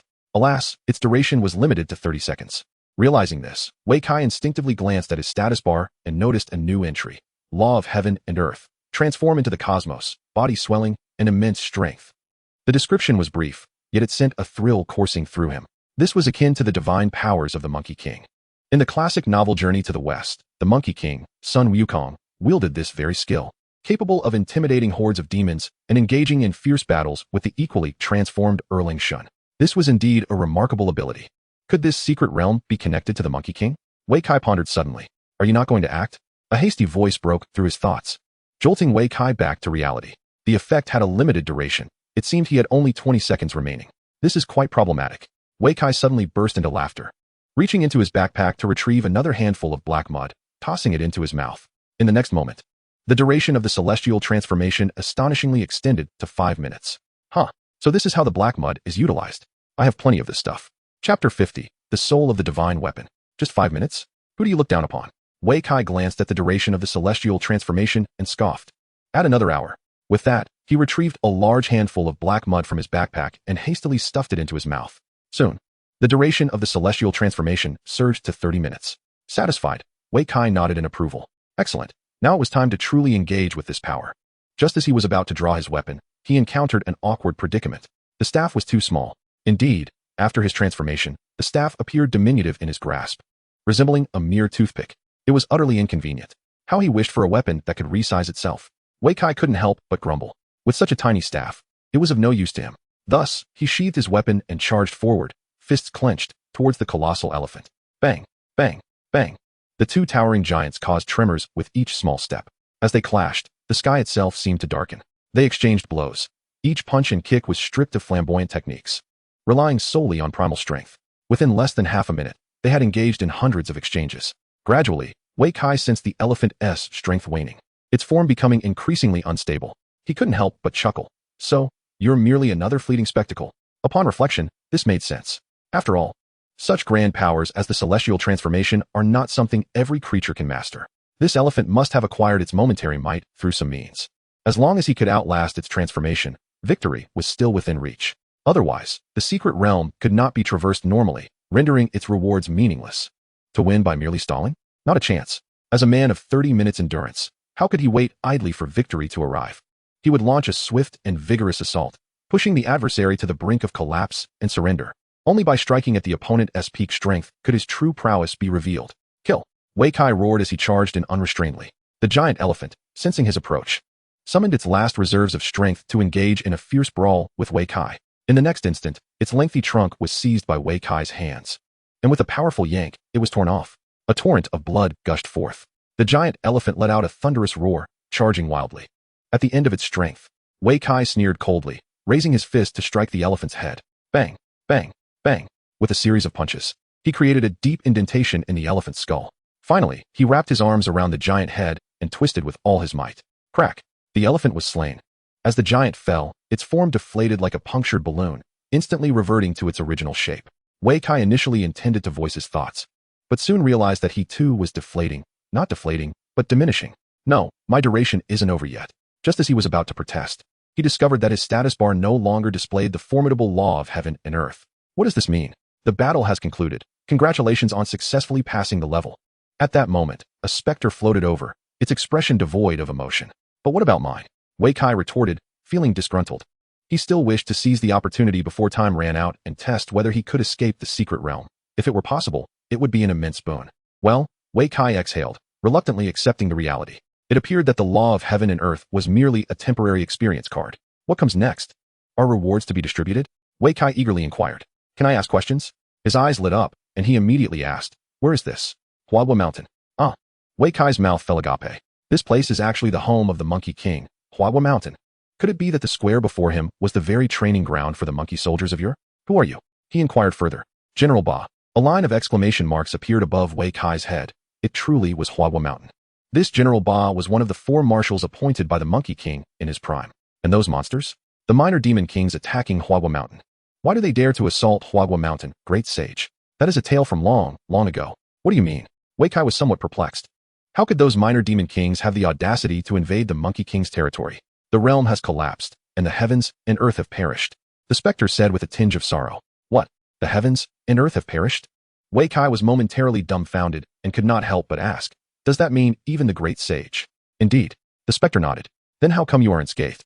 Do I look unscathed? The specter turned to him, its shattered monkey visage appearing particularly frightful. Wei Kai was rendered speechless. This General Ba was clearly also deceased, yet its soul remained, albeit in a severely damaged state. Then, Wei Kai suddenly thought of a certain monkey and couldn't help but inquire. Do you have any connection with that old monkey from the outside world? It is the exiled general who escaped. General Ba replied. Wei Kai was astonished once more. No wonder that old monkey possesses considerable strength. It turns out to be one of the immortal 4 marshals. Can you traverse the 2 realms, just as it can? Yes, but it cannot contend with these minor demons. General Ba explained. Indeed. In the outside world, the exiled general is at most equivalent to a level 20, not quite as formidable as the Wolf King. If I now eliminate all those minor demons, will this place be saved? Wei Kai asked again. It would only provide a brief respite. General Ba replied indifferently. They will soon return. This. Wei Kai scratched his head, understanding that the implication was, this secret realm would soon reset. Then, how can this place be rescued? Two methods exist, General Ba answered. Either awaken the spirit of the divine weapon to eradicate those minor demons completely, or the exiled general must, like the great sage of old, return after mastering the skills and reclaim all minor demons for Huagua Mountain. What, pray tell, is the essence of the soul of the divine weapon? Wei Kai pondered, his mind clouded with uncertainty. Yet, scarcely had he uttered his query when a sudden realization struck him like a bolt from the blue. The Rui Jingu Bang. Chapter 51. The Rui Jingu Bang. In an instant, a stone platform ascended from the earth, transforming into an altar. Observing this, General Ba promptly ascended the altar and elucidated. The soul of the divine weapon is but a shard of the Rui Jingu Bang left behind by the great sage of yore. Oh, Wei Kai exclaimed, initially stirred by the mention of the Rui Jingu Bang, only to be disappointed to learn it was merely a fragment. Though it is but a shard, under the nurturing of countless years, it has already transformed into a divine weapon, General Ba continued. Is that truly so? Wei Kai's eyes sparkled with intrigue. Could it be that the reward for conquering the secret realm is this? General Ba nodded, then sighed. Alas, with the collapse of this realm, the divine weapon has been reduced to a mere remnant of its soul. After speaking, he gestured towards the altar ahead, declaring, this is your reward. Wei Kai, filled with confusion, asked, this is the soul of the divine weapon? Indeed, General Ba affirmed. You are to present a weapon to me, so that the soul of the divine weapon may bestow it with spirit. The higher the quality of the weapon, the greater the spirit it can receive. I see, Wei Kai replied, a tinge of disappointment washing over him. Yet, he soon recalled the enormous serpent staff he possessed. Surely, a mythic-grade weapon would grant a wealth of spirit, wouldn't it? However, the infusion of spirit requires another material. I once had a piece, but you have already used it, General Ba remarked. Wei Kai was taken aback. Scratching his head, are you referring to that piece of black mud? Indeed, General Ba nodded. If you can vanquish the little demon king through your own prowess, you may save that material for the infusion of spirit. However, having already consumed the material, the soul of the divine weapon is rendered futile for you. Wait, Wei Kai interjected, raising his voice. How do you know I have none left? Now it was General Ba's turn to be taken aback. How could you possess so many? Many? Wei Kai retorted. I have even more. General Ba nodded eagerly, exclaiming, this substance is exceedingly rare. It took me years of wandering the outside world to acquire just a single piece. Wei Kai scoffed. Perhaps you were simply unlucky. Oh wait, you have no face. According to General Ba's account, the drop rate of black mud indeed seemed exceptionally low. Yet Wei Kai remained unfazed, with his talent for universal item drops. The drop rate for any item was, for him, a certainty of 100%. Come, let us test it, General Ba urged, excitement bubbling over. With your abundant black mud, you might just awaken the soul of the divine weapon. Really? Wei Kai felt a surge of enthusiasm as he approached the altar. Following General Ba's instructions, he placed his hand upon it. Moments later, a radiant screen appeared before him. You have awakened the soul of the divine weapon. By placing a weapon and sufficient materials, the soul of the divine weapon can imbue the weapon with spirit. The outcome of the infusion is contingent upon the weapon's grade, type, and the quantity of materials used. After perusing the information presented on the screen, Wei Kai raised an inquisitive eyebrow. As General Ba elucidated earlier, he merely mentioned that the quality of the weapon is pertinent. Yet now, two additional factors have emerged. He could comprehend the quantity of materials, but what does the category of the weapon signify? The category of the weapon affects the affinity for spiritual attachment. Could it possibly relate to the Rui Jingu Bang? Suddenly, Wei Kai's mind sparked with enlightenment. Indeed, the essence of the divine weapon's soul is the Rui Jingu Bang, which necessitates a certain degree of affinity for spiritual attachment. For weapons such as swords and daggers, the affinity is likely minimal. The highest affinity must surely belong to staff-like implements. Regrettably, I lack any mythic equipment of that sort. Wei Kai felt a twinge of regret, but then reconsidered. A staff is also a type of stick. Does it not fall under the category of staves? Moreover, the colossal serpent staff he possessed was a dual-purpose tool, capable of both magical and physical prowess, suitable for delivering a hefty blow. How could he ascertain its worth without attempting it? With newfound determination, Wei Kai swiftly removed the colossal serpent staff and placed it at the center of the altar. As soon as the staff was set down, a beam of golden light enveloped it, transforming it into a radiant hue. Witnessing this, Wei Kai's excitement surged. It seems promising. He then retrieved over 1,000 pieces of black mud from his backpack and poured them into the altar in one swift motion. The altar hummed. The black mud was rapidly absorbed, and the altar emitted a gentle resonance, as if rejoicing in some manner. Observing this, General Ba erupted with cheers. It worked. It truly worked. What has succeeded? You have awakened the soul of the divine weapon. Wei Kai was momentarily taken aback. Then a line of text appeared before him. Weapon affinity 90, materials sufficient, meets transformation conditions. Shall you proceed with the transformation? Yes or no? Transformation? Wei Kai was baffled and quickly turned to inquire. Do you know what transformation entails? How would I know? General Ba candidly replied. in all these years. This is the first time the soul of the divine weapon has awakened. This. Wei Kai hesitated for a moment, then resolutely gritted his teeth. Yes. Let it transform. At worst, I shall waste a piece of mythic equipment. After all, this was merely acquired by chance. For him, the colossal serpent staff was not the most suitable weapon. It was merely a temporary substitute in a situation devoid of options. Once outside, he would inevitably seek a replacement. Buzz, buzz, buzz. Upon his affirmative choice, the altar emitted a buzzing sound once more, and the form of the colossal serpent staff gradually began to change. At that moment, a voice echoed, big, big, big, small, small, small. Truly, a splendid treasure. Hey, take this stick from me, old son. Voices of illusion suddenly filled Wei Kai's mind, as though someone were recounting their past experiences directly into his ear. Wei Kai was overwhelmed with excitement, uncertain of how much time had passed. The golden light from the altar dissipated, leaving behind a rod as dark as iron, adorned with golden hoops at both ends. I can't believe my eyes. Upon seeing this iron rod, Wei Kai rubbed his eyes in disbelief, unable to fathom the scene before him. Could this possibly be the Rui Jingu Bang of the Monkey King? He eagerly extended his hands, grasping it tightly and scrutinizing it closely. Transformed Rui Jingu Bang, Mythic Staff. Level, 20. Physical attack power, 324, 576. Strength, 100. Attack speed, 15. Critical hit rate, 20. Critical damage, 50. Upon equipping, one receives the Blessing of Myth, granting all party members an enhancement of 10 to all attributes. When striking, there exists a probability of increasing strength by 100, while simultaneously inflicting the enemy with internal injuries. Special skill, Rui. Upon equipping, the wielder can alter its size at will, adjusting its properties accordingly. Chapter 52. Larger, even larger. The new mythical equipment appears, at first glance, rather unremarkable. The sole highlight may well be the critical hit rate of 20 and the critical damage of 50. As for the attributes, the first is a fixed trait of mythical gear, leaving little to discuss. The second attribute is inherited from the staff of the serpent and has been slightly enhanced. The third attribute, however, is far more intriguing. Rui?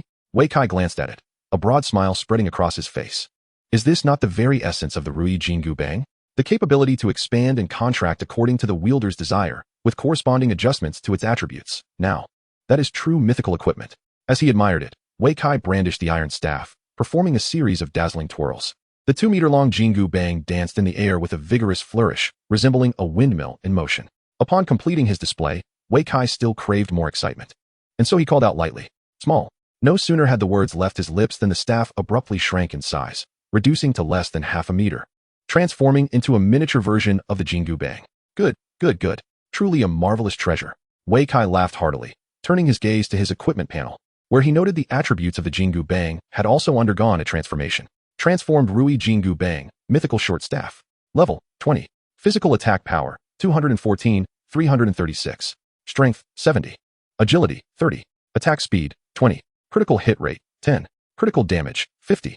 Upon equipping, one receives the Blessing of Myth, enhancing all party members by 10 to all attributes.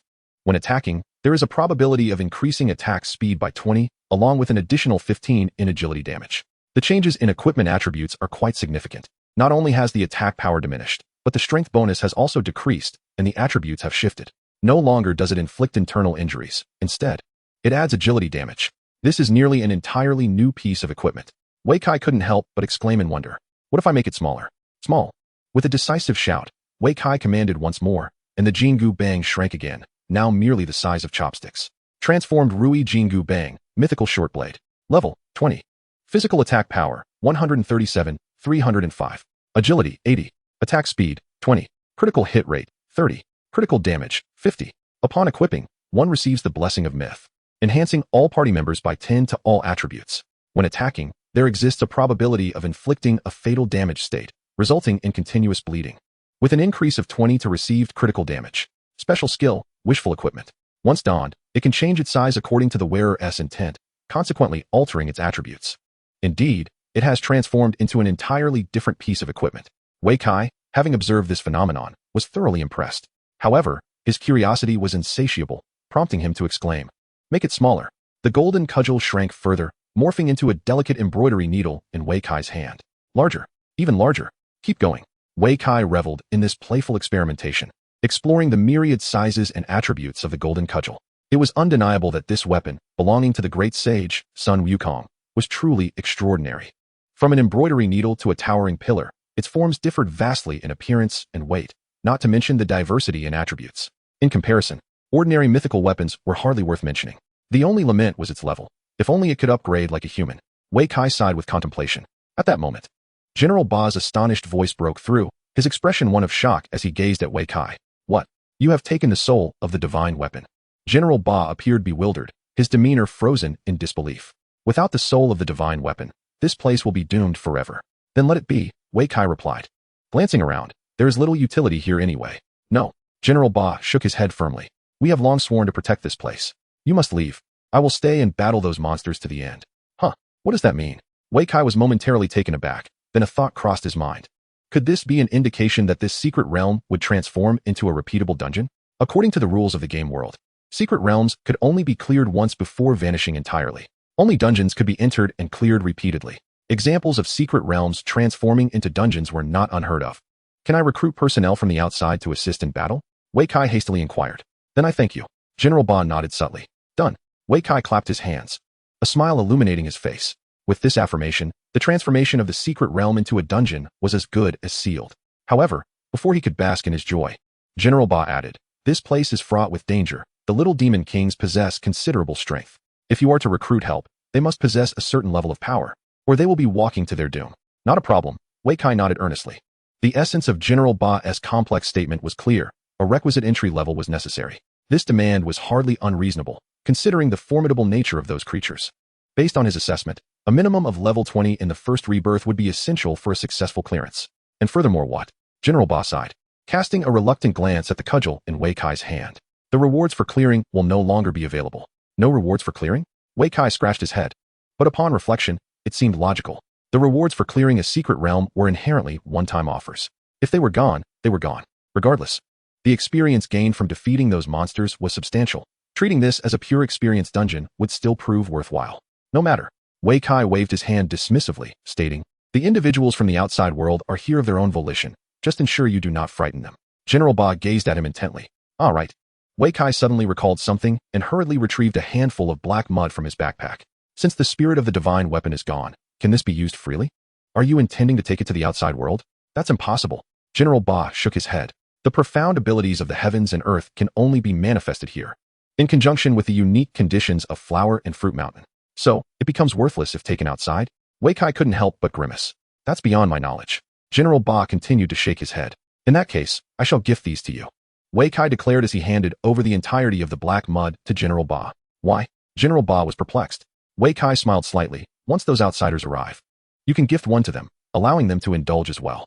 Chapter 53, The Itch for Adventure. Judging by the experience points granted by this secret realm, even without any additional rewards, a multitude of individuals would flock to grind for more. After all, leveling up 6 times in a single sweep is simply irresistible. Even if the experience points offered diminish in the future, gaining half a level in one go would still be worthwhile for most. Moreover, there lies the opportunity to experience the extraordinary powers akin to the heavens and earth. It would undoubtedly be exhilarating. Very well, I shall accept it, General Ba nodded, absorbing all the black mud into his being. How do I exit now? Wei Kai surveyed his surroundings, noticing the absence of any exit. General Ba replied, you need only silently wish to leave in your heart. Leave? Wait a moment. As Wei Kai was about to depart, a sudden realization struck him, and he quickly retrieved his phone from his backpack. It read 6:46. Oh, dawn is approaching. The passage of time in the secret realm mirrored that of the outside world. Whatever the time was within the secret realm, it was the same outside. At this moment, it was 6:46 a.m., and in just 14 minutes, the world beyond would witness the break of day. This also signified that he had successfully evaded the impending darkness. With this thought, Wei Kai let out a sigh of relief. It's finally over. Though he had not experienced the terror of darkness, this was a stroke of fortune. What do you mean by over? General Ba inquired suddenly. Nothing. Wei Kai waved his hand dismissively, but soon turned back to ask, do you know what darkness is? In this realm, both day and night have perished. There is no longer light or dark, General Ba lamented. I was referring to the outside world. I do not know. General Ba replied indifferently. All I know is that each time I traverse between the two realms, the outside is shrouded in utter darkness. Were I not a spiritual entity, I would likely struggle to adapt to such an environment. Oh, so, does that mean you can only traverse between realms after darkness descends? I do not know, perhaps. General Ba stated uncertainly. Just then, it sensed something and hastily waved its hand. You must leave quickly, without the restraint of the spirit of the divine weapon. Those minor demon kings will soon return. If you do not depart now, you may find it impossible to escape. Must we fight again? Wei Kai blinked in surprise. If another battle were to ensue, it would likely take at least 5 to 6 hours. He did not have that much time. Is it not possible to stay for another 12 minutes? Wei Kai glanced at his phone. It was already 6:48. Hurry up, General Ba urged. We won't have time once they appear. We must leave. Wei Kai immediately recited a mantra in his heart, and then darkness enveloped him. Roar. Before he could even open his eyes, a terrifying roar reached his ears. He quickly opened his eyes and surveyed his surroundings, only to find himself amidst a chaos of shattered rocks. Fragments of colossal stones littered the ground, accompanied by various dark creatures of the night. Upon spotting him, these monsters erupted into frenzied howls and lunged toward him. Just in time. Having recently acquired a new weapon, Wei Kai felt a surge of excitement. With a fierce shout, he charged forward, swinging his iron staff, which whirled like a tempestuous shadow. Thud, thud, thud. The smaller nightmarish creatures were instantly pulverized upon contact with his staff, exploding into a shower of black sludge.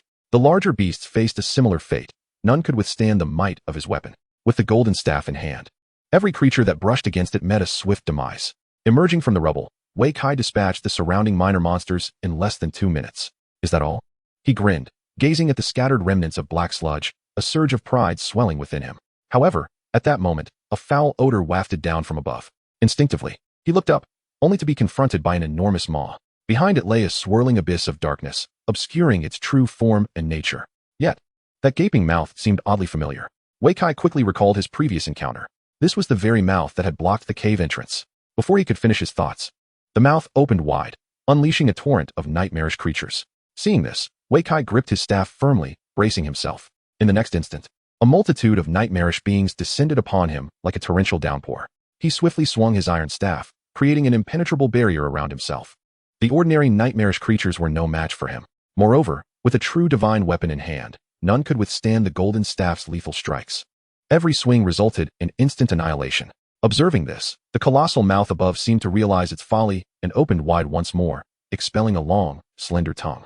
The tongue descended like a divine whip, striking down with tremendous force. Seeing this, Wei Kai dashed forward, narrowly evading the attack's reach. In the next moment, the massive tongue slammed into the ground, shattering boulders the size of cars into dust. A cloud of debris erupted, scattering in all directions. Goodness, if that had struck him, he would have been reduced to mere fragments. Wei Kai couldn't help but exclaim in awe. The mouth, realizing it had missed, let out an enraged roar. Once again, it lashed out with its enormous tongue, targeting his head. Wei Kai, witnessing this, activated his charge skill, deftly avoiding the onslaught once more. Once, twice, 3 times. 3 consecutive misses ignited the fury of the great mouth, which let out a series of frustrated roars. Wei Kai chuckled, remarking, that thing is far too slender. Despite its great length, the creature's narrowness limited its attack range, rendering it incapable of reaching a warrior like Wei Kai, who possessed exceptional mobility and a charge skill. Even if given 10 additional chances, it would still fail to strike him. A sudden gust of wind swept across the ground. As countless air currents ascended towards the sky with the great mouth's inhalation, Wei Kai felt himself becoming weightless, as though he might be lifted into the air at any moment. This was not the time to take flight. If he were to be drawn into the creature's maw, he would surely be devoured, only to be transformed into excrement. Swiftly, Wei Kai plunged his golden cudgel into the earth and chanted, "Grow, grow." In an instant, the cudgel expanded dramatically, increasing in size by 2 dimensions and firmly embedding itself into the ground. Wei Kai clutched the iron staff tightly, resisting the upward pull of the wind. The tempest raged for 2 minutes. Unable to lift Wei Kai, the great mouth instead choked on a mouthful of stones, spitting them out in irritation. It then opened its cavernous maw wide, preparing to bite down on the ground. Trying to bite me? Bring it on. Wei Kai laughed at the sight, giving the cudgel a hearty pat. Larger, larger, larger. With his words, the cudgel burgeoned like tender shoots in spring, rapidly transforming from a 5-meter-long pole into a towering pillar, soaring dozens of meters high, and forcefully thrusting itself into the great mouth's maw. A howl of agony erupted from the creature as its gaping mouth, poised to close, was pierced through. A deluge of dark blood cascaded down like rain, revealing its grotesque, bloated form that had previously been shrouded in chaos. As it emerged, the once still night sky roiled with clouds, rumbling thunder echoing as if nature itself had succumbed to madness. On the ground, Wei Kai felt unsatisfied. With both hands gripping the cudgel, he began to stir it vigorously. This motion tore the wound open further, unleashing a torrent of black blood, akin to a torrential downpour. The great mouth howled in pain once again, then viciously snapped its jaws shut, seemingly intent on seizing the cudgel for itself. It was attempting to wrest my weapon away. The great mouth lunged, but missed once more. Fueled by its mounting rage after repeated failures, the skies darkened with ominous clouds, electric flashes illuminating the atmosphere as colossal bolts of lightning danced within the tempest. hinting at apocalyptic wrath. As the sovereign of this realm, it had lost all reason in its desperation to annihilate everything before it. At that moment, Wei Kai finally sensed the impending danger above. Could this creature be making a grave mistake? Just then, an alarm suddenly rang from his pocket. He paused in surprise, glancing at his phone with a look of elation. Morning had arrived. As the last echoes of his words faded, a brilliant golden light ascended from the horizon, swiftly followed by an overwhelming radiance. The crimson sun emerged in the sky, dispelling the preceding darkness and chaos. In that moment, as the sun's rays broke forth, a figure known as Dazzling revealed an expression of terror. The surrounding storm clouds and lightning vanished instantaneously. Moments later, as the light intensified, Dazzue's form dissipated like ice under the sun's warmth, gradually melting away into the brilliance. The transformation from night to day occurred in a mere minute. When Wei Kai switched off his phone alarm and lifted his gaze once more, the once pitch-black sky, shrouded in ominous clouds and thunder, had transformed into a vast expanse of radiant light and gentle breezes under a clear blue sky. The previous terrifying spectacle had vanished. At last, dawn had arrived. Wei Kai exhaled deeply, feeling utterly drained. He surveyed his surroundings and chose a fragment of stone to sit upon, seeking a moment of respite. Just then, his phone buzzed in his pocket. "Hello, Kai, where were you last night?" It was his mother, Huang Liqiao, immediately inquiring about the events of the previous evening. Unfortunately, the city experienced a power outage and loss of internet connectivity during the night, coupled with restrictions on going out. Both of them had no choice but to wait until morning to communicate. Fortunately, the first call connected without issue. "I stayed at a friend's house." Wei Kai quickly fabricated a small lie. After all, he couldn't possibly admit to being trapped in the darkness. If his parents were to learn of this, they would undoubtedly worry themselves sick, likely forbidding him from venturing out to level up again. "Which friend?" Huang Liqiao pressed on. "AE and Chong Lin both said they hadn't seen you." Wei Kai hesitated for a moment. Just a friend I met outside." "A girlfriend, perhaps?" His mother's curious instincts ignited at his faltering words. No, just a business associate," Wei Kai promptly clarified. "I see," Huang Liqiao quickly deduced, teasingly suggesting. "Is it the one who introduced you to the property sales yesterday?" Wei Kai was momentarily speechless, taken aback by his mother's keen perception. "Enough of that. I need to head out of the city to level up." He hastily concocted an excuse and ended the call. However, scarcely had he hung up when the phone rang again. To his surprise, it was Tian Shaoling calling. "Hello, Xiao Kai. Were you busy last night?" "I didn't see you at the store." Her gentle voice reached him through the line.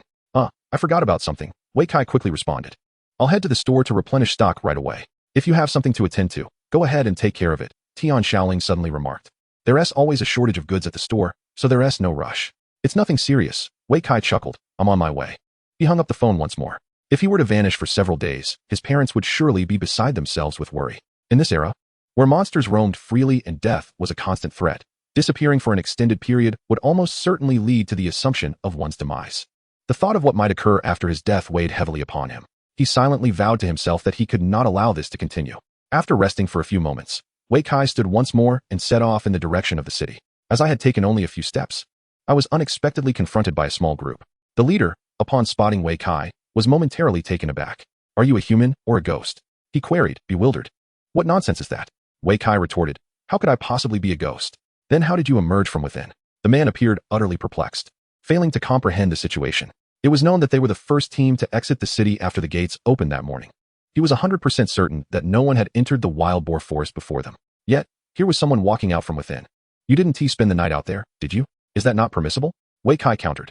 "Although the wilderness at night is fraught with peril, there is no rule against overnighting outdoors, nor is there such a custom in Yongning City." "And you survived?" The man was astounded. To survive a night in the wilderness and live to tell the tale was nothing short of miraculous. "Do I look like a corpse?" Wei Kai jested, making a face. Unfortunately, his attempt at humor did not frighten the man. Instead, he shouted, "Come quickly." As soon as the words left his lips, the others in the group rushed over, encircling Wei Kai. "Wait." At that moment, another individual stepped forward. "Are you Wei Kai?" "Chen Xianqi?" Wei Kai recognized him as well. "It's you." Chen Xianqi was somewhat bewildered. He had sensed that Wei Kai possessed certain skills, but he never anticipated that he could survive a night in the wilderness. "How did you manage to come out alive?" After scrutinizing him for a moment, Chen Xianqi asked again. "I simply walked out," Wei Kai replied, dusting himself off nonchalantly. "What? Am I supposed to have crawled out? But I heard there are countless terrifying monsters lurking in the darkness. Did you not encounter any?" Chen Xianqi inquired further. "I did." Wei Kai responded. "I killed them." Chen Xianqi was momentarily speechless. The others around them were equally stunned, gazing at him in disbelief. "Is that true?" "I don't believe it," exclaimed the first member who had spotted Wei Kai. "There are signs of a struggle inside. If you don't believe me, you can investigate for yourselves." Unable to dissuade them, Chen Xianqi hesitated briefly before approaching a man clad in a Taoist robe. He spoke in a hushed tone. Captain, should we go take a look? Absolutely, nodded the robed captain, deep in thought. How to survive the night has been a subject of extensive official research. If this is true, reporting it could yield us a substantial reward. However, this matter should not be publicized. If he truly possesses such abilities, we may need to rely on him in the future. Surviving the night without succumbing to danger is a feat unprecedented in over a decade. Moreover, this individual seems to have a relatively low level. Poor equipment, and few skills, yet he managed to survive a night under such conditions. This person is certainly extraordinary. All right, Chen Xianqi nodded. I'll bring Xiao Wu with me. No, the robed captain interjected, waving his hand. I shall accompany you. Understood, Captain. Chen Xianqi promptly agreed. A few minutes later, Chen Xianqi and the captain quietly departed from the team, leaving the remaining members to train on the spot or form their own parties to hunt monsters. After a brief interval, the two followed the path taken by Wei Kai and soon arrived at the battlefield. They were taken aback by the sight of scattered stones of varying sizes and a layer of stone dust nearly 2 feet thick. I recall this place used to be a mountain, the captain remarked after a long silence. Indeed, Chen Xianqi nodded in agreement. But now, the captain gestured towards the chaotic piles of stones, swallowing hard as he added, it has transformed into this. This destruction must be the work of high-level monsters. Wouldn't you agree? Chen Xianqi inquired tentatively. Suddenly, he froze, realizing the implications. Does this mean this area is also part of the wild boar forest, where the most formidable monster is the regional white tiger, yet it only reaches level 25. If we're dealing with creatures above level 50, they can only be the monsters of the night. Only those nocturnal beasts can traverse the darkness unimpeded, appearing anywhere at will. What he said is indeed true. The captain inhaled deeply and stated emphatically, this matter must be reported to the authorities.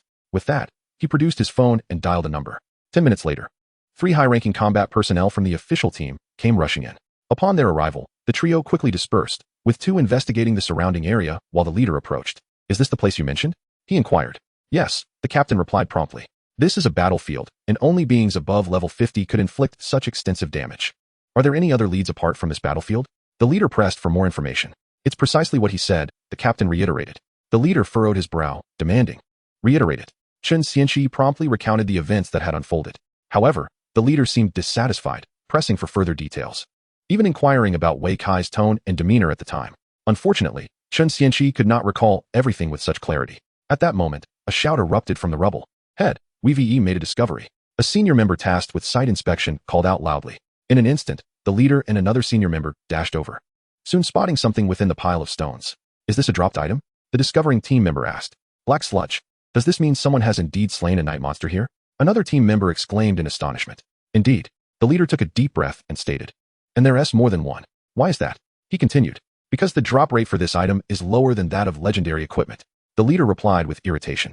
Afterward, he immediately ordered, search again and see if there are any more. Understood. The 2 team members promptly complied. You two, come over. The leader turned to beckon the captain and Chen Xianqi. Come help search for clues. Any new discoveries will be rewarded. Absolutely. Chen Xianqi and his companion quickly agreed, hastening to join the search effort. After a night of fierce battle, he was utterly exhausted. Nevertheless, despite feeling utterly fatigued, I mustered the strength to visit the shops at Xishang Market. Shortly after my arrival, Tian Shaoling entered the store and, upon spotting me, hurried over. Kai, I've come to restock. Wei Kai smiled gently, handing over the backpack filled with items he had just organized, explaining, I spent yesterday grinding wild wolves for experience, and only obtained their drops. It's fine. After all, the items in the store sell themselves, Tian Shaoling replied with a grin. True, as long as they are reasonably priced. Wei Kai agreed, then suddenly recalled something. By the way, do you know if there is any item that can aid in automatic looting? Automatic looting? Tian Shaoling paused, tilting her head as she pondered for a moment. I haven't heard of such a thing. Isn't there one? Wei Kai questioned, a hint of disappointment in his tone. For him, while the thrill of defeating a monster and acquiring numerous items was exhilarating, the act of collecting those items was quite taxing on his patience, especially during leveling. After clearing a horde of monsters, he found it quite time-consuming and exhausting to stop and gather the loot. If only there were equipment that could facilitate automatic looting. I truly haven't heard of it. Tian Shaoling shook her head before adding, but if such a thing exists, it would undoubtedly be found at the Treasure Pavilion. Chapter 56, Treasure Pavilion. Wei Kai had certainly heard of the renowned Treasure Pavilion. It was said to be the largest trading company in Longhua, boasting not only a formidable background but also immense strength.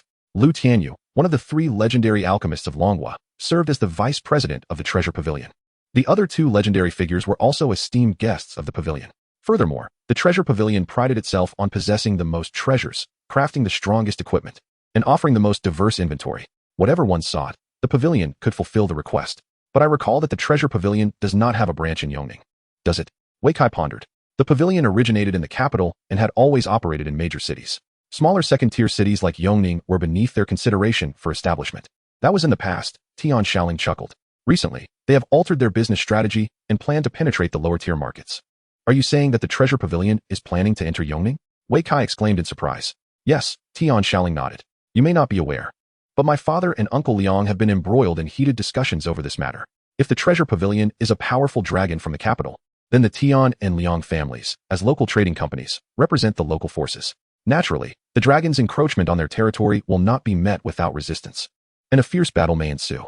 However, these matters are confined to the realm of business, leaving ordinary people completely oblivious. Are you suggesting you could drive the treasure pavilion away? Wei Kai asked, bemused. Why not? Tian Shaoling flicked her braid and playfully replied. Do you really believe that the reason the treasure pavilion has been unable to enter for so long is that they look down upon a small city like Yongning? Wei Kai scratched his head, realizing, I actually thought that was the case. After all, I've said my family is also involved in trade. Tian Shaoling shrugged and remarked, do not hold them in too high regard. How can I ascertain whether the Duobao pavilion exists? Wei Kai inquired further. Surely we cannot wait until they open a store in Yongning before we explore it. If you desire, I can reach out to them, Tian Shaoling responded. I have recently been in contact with them. What about you? Wei Kai furrowed his brow. The Duobao pavilion cannot make a grand entrance. They must find ways to resurrect their presence, Tian Shaoling elucidated. They have recently contacted me, hoping to utilize our store to sell their merchandise.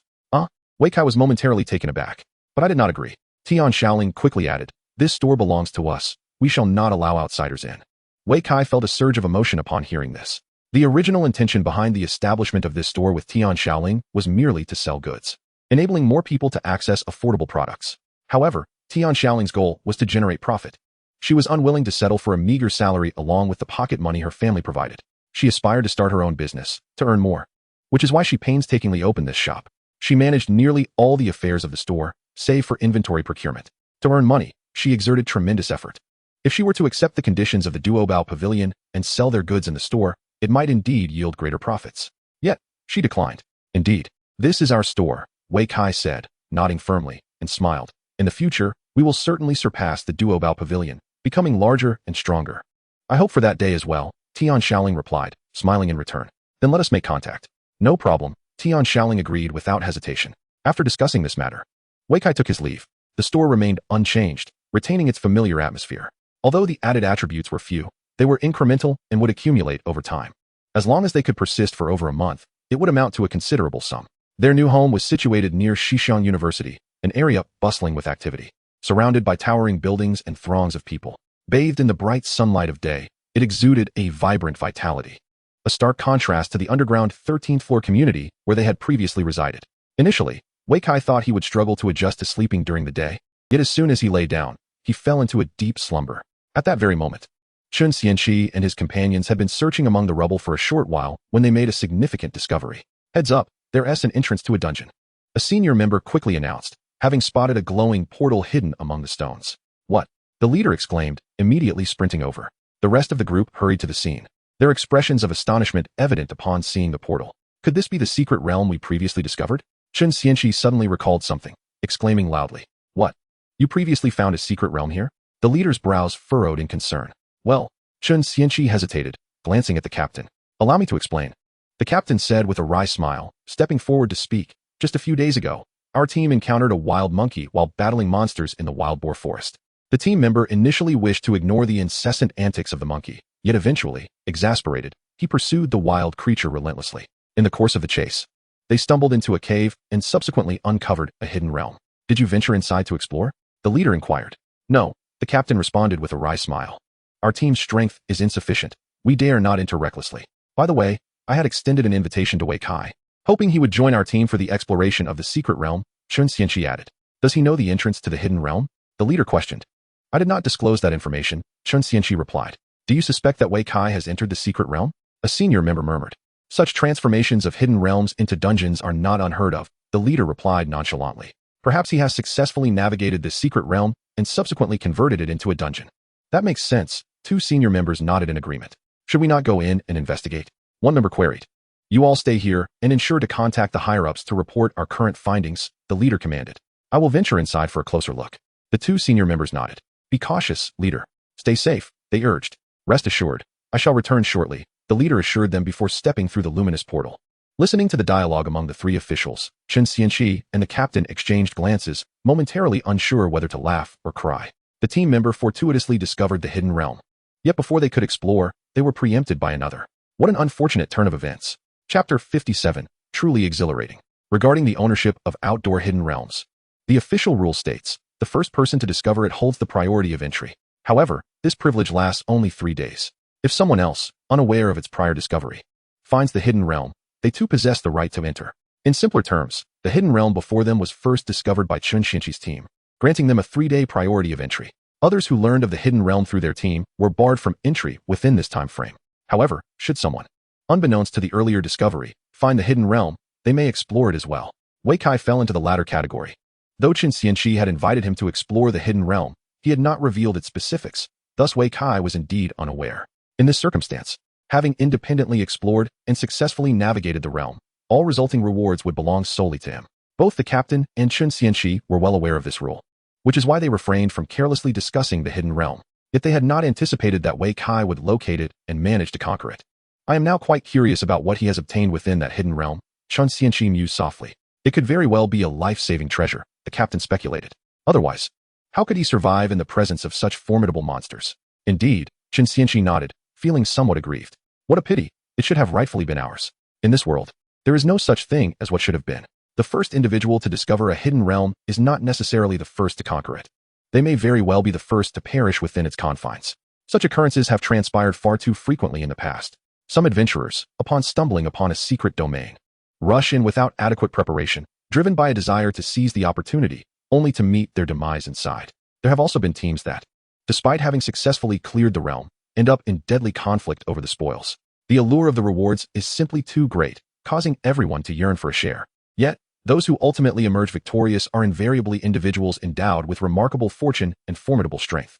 Wei Kai, it is evident, belongs to this category. Contemplating this, the captain fell into a deep reverie. After an indeterminate period, a senior team member broke the silence. It's been an hour since he entered. Indeed. Should we report this? Perhaps something has occurred. All right. The two spoke rapidly, and only after their exchange did the captain realize the passage of time. Has it truly been an hour? It feels like an eternity. Chen Xianqi interjected. No need. The captain hastily waved his hand. We, too, wish to ascertain what lies within. Are you not afraid of regret? Another senior member jested. The hidden realm was first discovered by Chen Xianqi's team, yet they hesitated to enter immediately, allowing others to claim the victory. If the realm proved simple, would they not be consumed by regret? Suit yourself. The senior member shrugged and promptly made a call to report the situation. Thus, more time elapsed.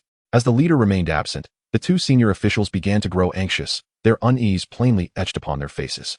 It has been 2 hours. Chen Xianqi could no longer restrain himself. No need for your reminders. One of the senior members shot him a glare. Stung by the look, Chen Xianqi muttered with a smirk. Now I certainly won't regret it.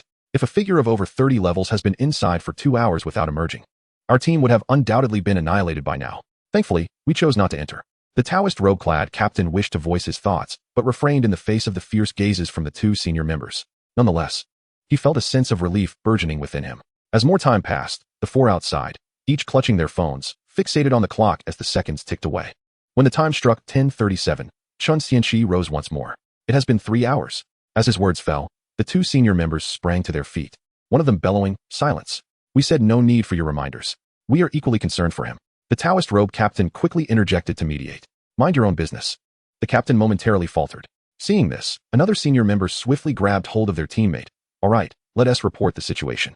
If necessary, we shall request support. No. I must go in and see for myself. Are you going in to die? Who says it is to die? What if he is trapped and in need of assistance? And what if he is not? The two engaged in a heated argument. As the tension escalated, the captain and Chen Xianqi instinctively stepped aside. Suddenly, a figure emerged near the light portal, followed by a series of heavy coughs. Cough, cough, cough. That was exhilarating. Upon hearing this voice, the two senior members nearly leapt with excitement, rushing over to greet him. Captain, are you all right? One member inquired anxiously. I'm perfectly fine, replied the leader, who had just exited the dungeon. Though his face bore signs of bruising and his clothes were tattered, his spirit was remarkably exuberant. Let me tell you, it was absolutely thrilling. I transformed into a giant, did you know? My fists were as large as mountains, and with a single blow, I obliterated that monster. And then what? The others stood in stunned silence. Captain, what exactly were you doing in there? Why do you keep saying it was exhilarating? Noticing the awkwardness in the air, the leader hastily got to his feet. Captain. At that moment, the robe-clad captain could no longer contain his curiosity and asked, what was it like inside? A survival challenge dungeon, the leader replied with a glance. But your strength isn't sufficient. It's best if you don't enter. Even with his abilities. He had been trapped in the dungeon for 3 hours. Had it been anyone else, they likely would have perished within 3 minutes. Now I understand. The robe-clad captain and Chen Xianqi exchanged knowing looks. The leader's words resonated with them. The term survival challenge was clearly beyond their capabilities. Chapter 58. The first action team of the field operations group, Wei Kai awoke from his slumber at 5 in the afternoon. As he opened his eyes, the sun had already dipped towards the horizon, casting a golden glow across half the sky. Through the glass of the balcony, the room was bathed in a warm, golden hue. This was the first time he had slept until naturally awakened. Indeed, this is what life should feel like, Wei Kai mused, propping his head with one hand while reaching for his phone with the other. At 2:30 in the afternoon, Tian Shaoling had sent him a message, stating that she had contacted the person in charge of the Duobao Pavilion and was in the process of searching for relevant items. Another message came from an unfamiliar number, the contents of which made Wei Kai furrow his brow. Officials? Could it be related to the dungeon? He immediately recalled the events of the morning. He had anticipated the exposure of the dungeon, as it lay within the wild boar forest, a territory frequented by numerous combat professionals seeking to grind and level up. It was only a matter of time before they discovered that battlefield. The light portal of the dungeon was so conspicuous that anyone who ventured inside would soon find it. Since it was impossible to conceal, Wei Kai felt no need to hide anything. After pondering for a moment, he decided to call the number back. Captain Wu, what do you need to discuss with me? Is this Wei Kai? Do you have time to meet? Where? At the bureau. No time. Wei Kai promptly declined. Haha, just kidding. Captain Wu laughed heartily, quickly changing his tone. Choose a place, and I'll come to you. How about the milk tea shop at the West Xiang Market entrance? Sounds good. I'll be there in 10 minutes. After saying this, the other party quickly hung up. But I won't arrive in 10 minutes, Wei Kai thought to himself. Wei Kai grumbled at the hung-up phone before hastily rising to wash and groom himself, then set out for his appointment. Lacking any means of transport, he summoned a taxi. Upon arriving at Shisheng Market, the over 2,000 yuan fare left Wei Kai feeling quite pained for a considerable time. The milk tea shop was right at the entrance of the market. As he pushed the door open, he spotted a tall young man clad in a black leather jacket rising to greet him. You must be Wei Kai, Wu Qiliang said with a bright smile. Wei Kai, somewhat taken aback, quickly inquired, are you Captain Wu? Indeed, Wu Qiliang affirmed with a nod, inviting him to take a seat. Wei Kai, feeling no need for formality, sat down and initially scrutinized his companion before candidly asking, I wonder in what capacity Captain Wu seeks my company today? Wu Qiliang's expression turned serious as he replied, I am the leader of the first action team of the official field operations group, representing the official body. Wei Kai pressed, yes, let us get straight to business then. Though surprised, Wei Kai opted to comply. We wish to understand how you spent the night, Wu Qiliang stated as he retrieved a notebook and assumed a formal posture. Wei Kai chuckled lightly. I believe you have already surmised much. Then please share. Did you encounter any monsters? Wu Qiliang suddenly queried. Indeed, Wei Kai nodded. A creature resembling a snake, covered in tentacles, yet not particularly formidable. Wu Qiliang nodded in satisfaction. Please continue. While those creatures lacked individual strength, their numbers were overwhelming. I was quickly discovered and pursued, Wei Kai continued. During my flight, I stumbled upon a cave and hastily took refuge, only to find an entrance to a secret realm within. I battled those monsters at the entrance, but their sheer quantity proved too much, and I ultimately had to retreat into the realm. I remained hidden there throughout the night, venturing out only after dawn. Shortly thereafter, I encountered Chen Xianqi and his team. You are likely familiar with what transpired next. Indeed, it was Chen Xianqi who contacted us. Wu Qiliang nodded. We have conducted our own field investigation. That belongs to you, Wu Qiliang remarked, shaking his head nonchalantly. The secret realm you discovered and cleared is yours. No one can covet your rewards. That is reassuring. Wei Kai feigned a sigh of relief. Additionally, as the first to uncover the outdoor instance, you shall receive an official reward, Wu Qiliang continued. Free of charge? Wei Kai exclaimed in surprise. Wu Qiliang hesitated for a moment before stating, there is a minor condition. Do tell. You must not disclose the method by which you survived the night, Wu Qiliang instructed. Why? Wei Kai asked, puzzled, unable to resist the urge to retort. Surely the authorities must already be aware of this method? Throughout his previous account of the events, Wu Qiliang's demeanor had remained unchanged, particularly regarding his means of evading danger within the secret realm. Upon hearing his tale, there was not a hint of astonishment. Rather, he appeared almost amused. Such a reaction was indicative of someone in the know. To put it simply, your survival was merely a stroke of luck. I understand, Wei Kai replied. Wei Kai nodded, harboring no feelings of being underestimated. Precisely because it was a matter of fortune, it was imperative that too many people remained unaware. Otherwise, if everyone sought to replicate the experience, calamity would ensue. Wu Qiliang elucidated.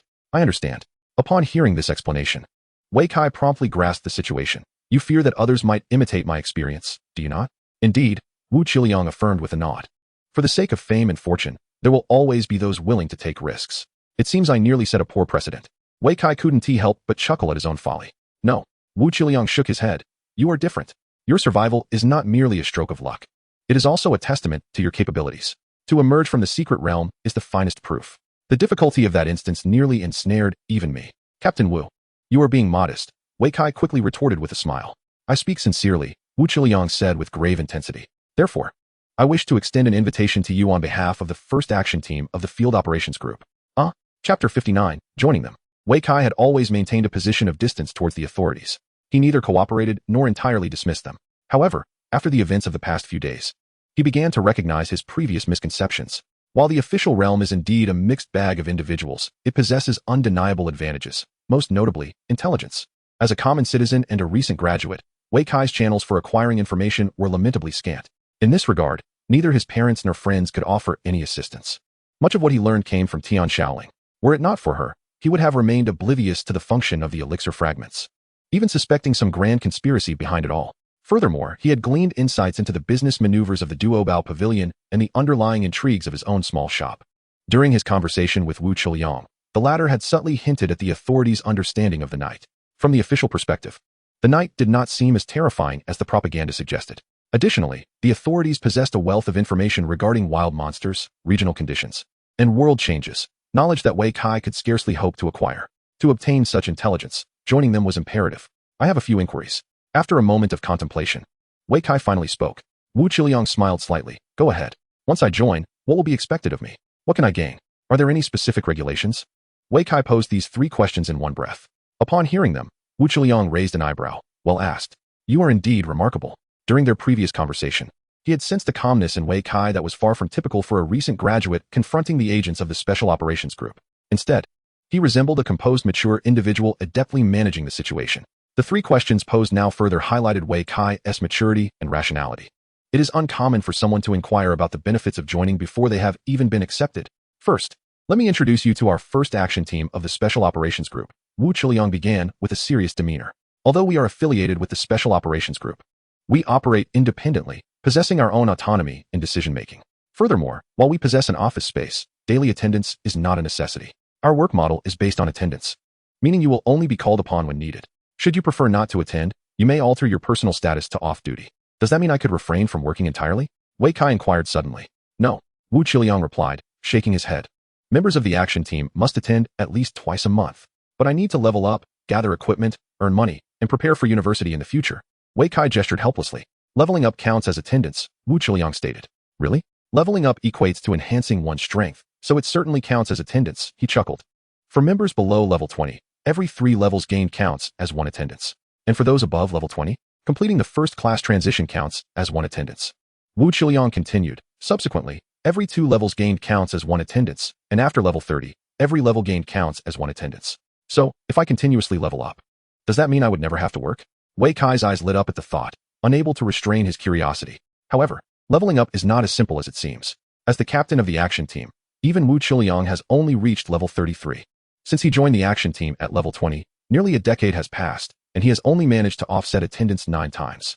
9 attendances equate to merely 4.5 months of leave, which pales in comparison to nearly 10 years of work. Relying on continual leveling to avoid work is far from feasible. Upon this realization, Wu Qiliang couldn't help but smile. Observing Wu Qiliang's teasing demeanor, Wei Kai understood his thoughts, yet felt content. Your inability to level up continuously does not imply that I cannot. Just because you cannot achieve it does not mean I cannot. What about university? Wei Kai inquired again. So generous?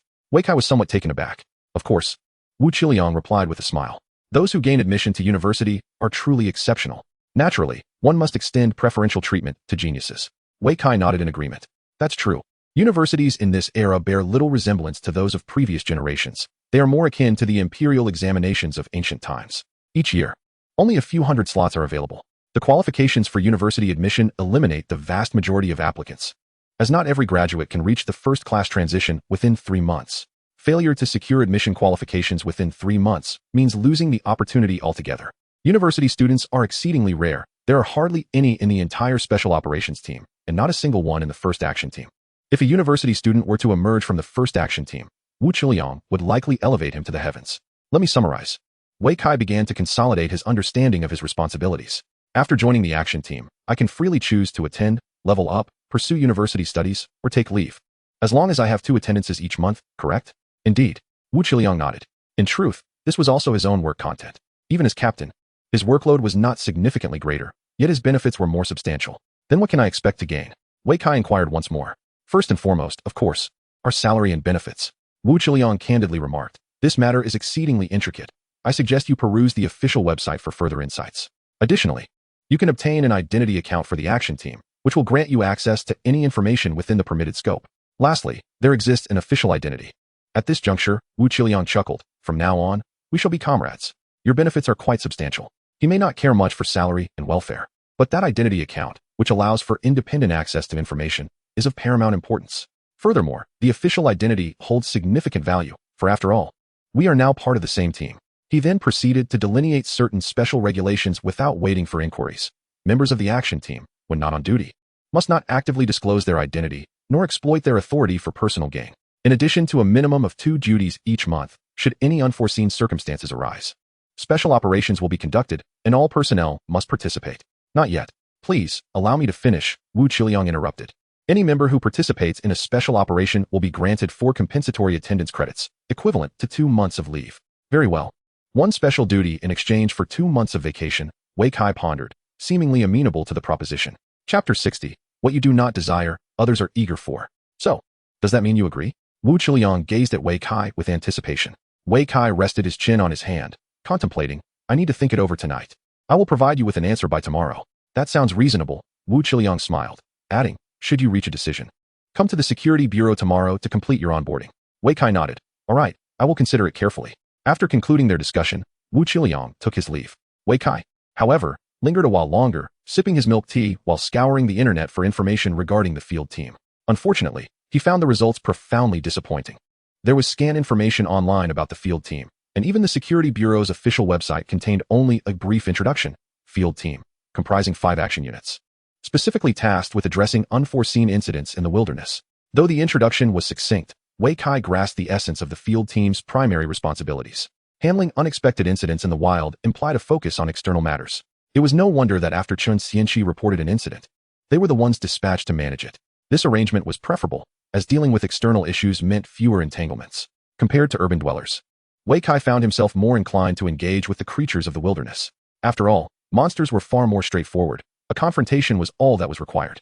After absorbing the online information, Wei Kai sent a message to Tian Shaoling. Sisterling, could you assist me in researching the details of the first action unit of the field team, as well as its leader, Wu Qiliang? Of course. I will inform you of the results tonight. Thank you. Having sent the message, Wei Kai rose and exited the milk tea shop. As he stepped outside, the remnants of the setting sun were gradually fading, leaving only a final flicker of light stubbornly persisting.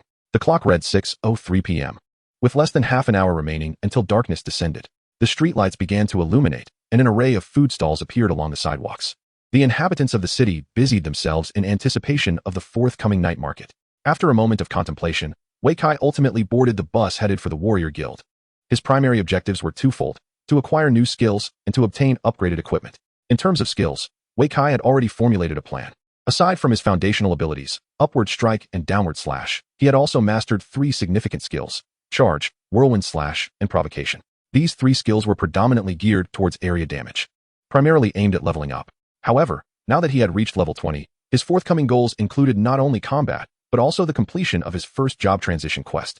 The job transition quest was a fixed requirement, yet the demands varied among different first-tier professions.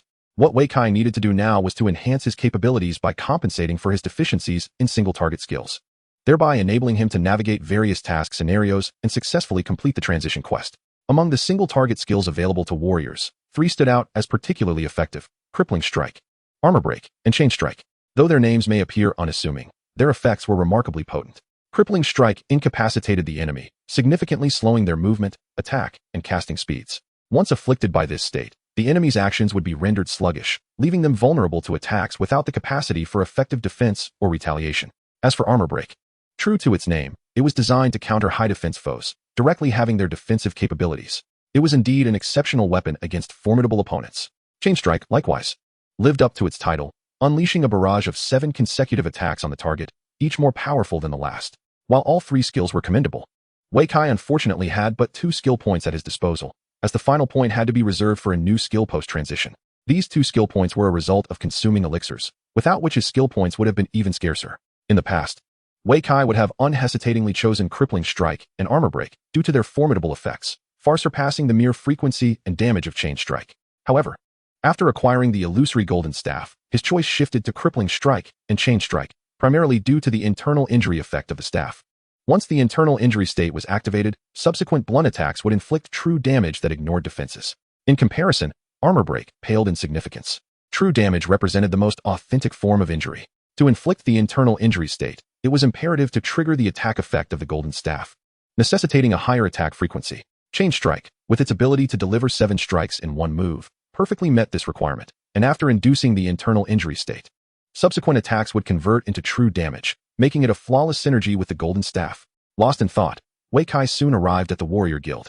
Upon alighting, he made his way directly to the hall, swiftly reaching the counter where skill books were sold.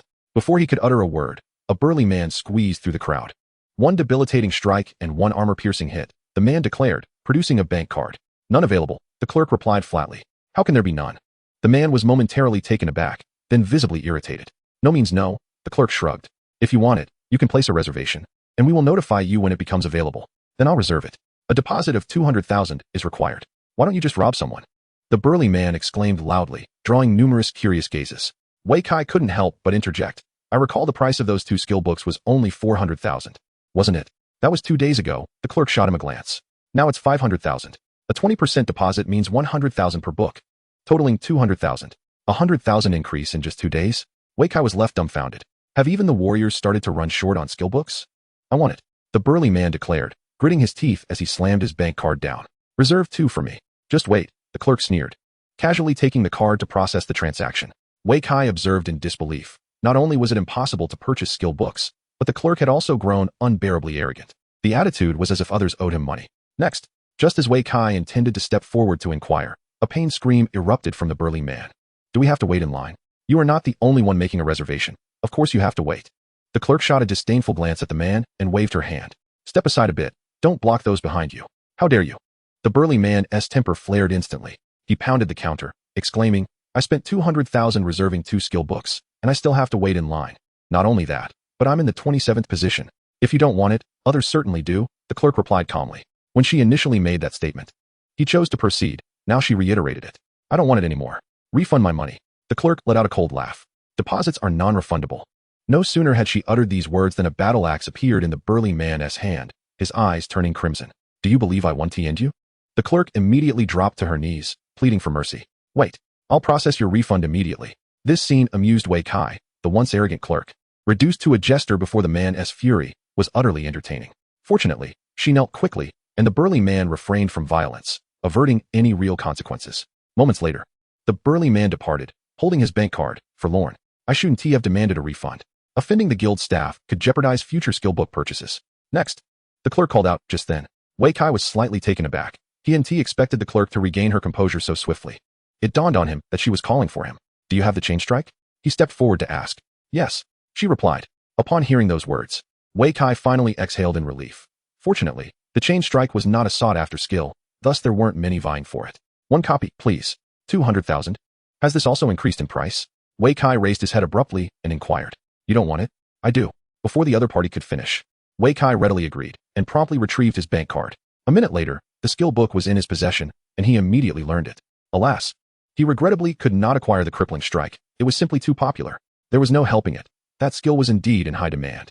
Any warrior would seek to learn it, as the crippled state was undeniably a formidable technique. Even the mightiest would be rendered utterly incapacitated by it.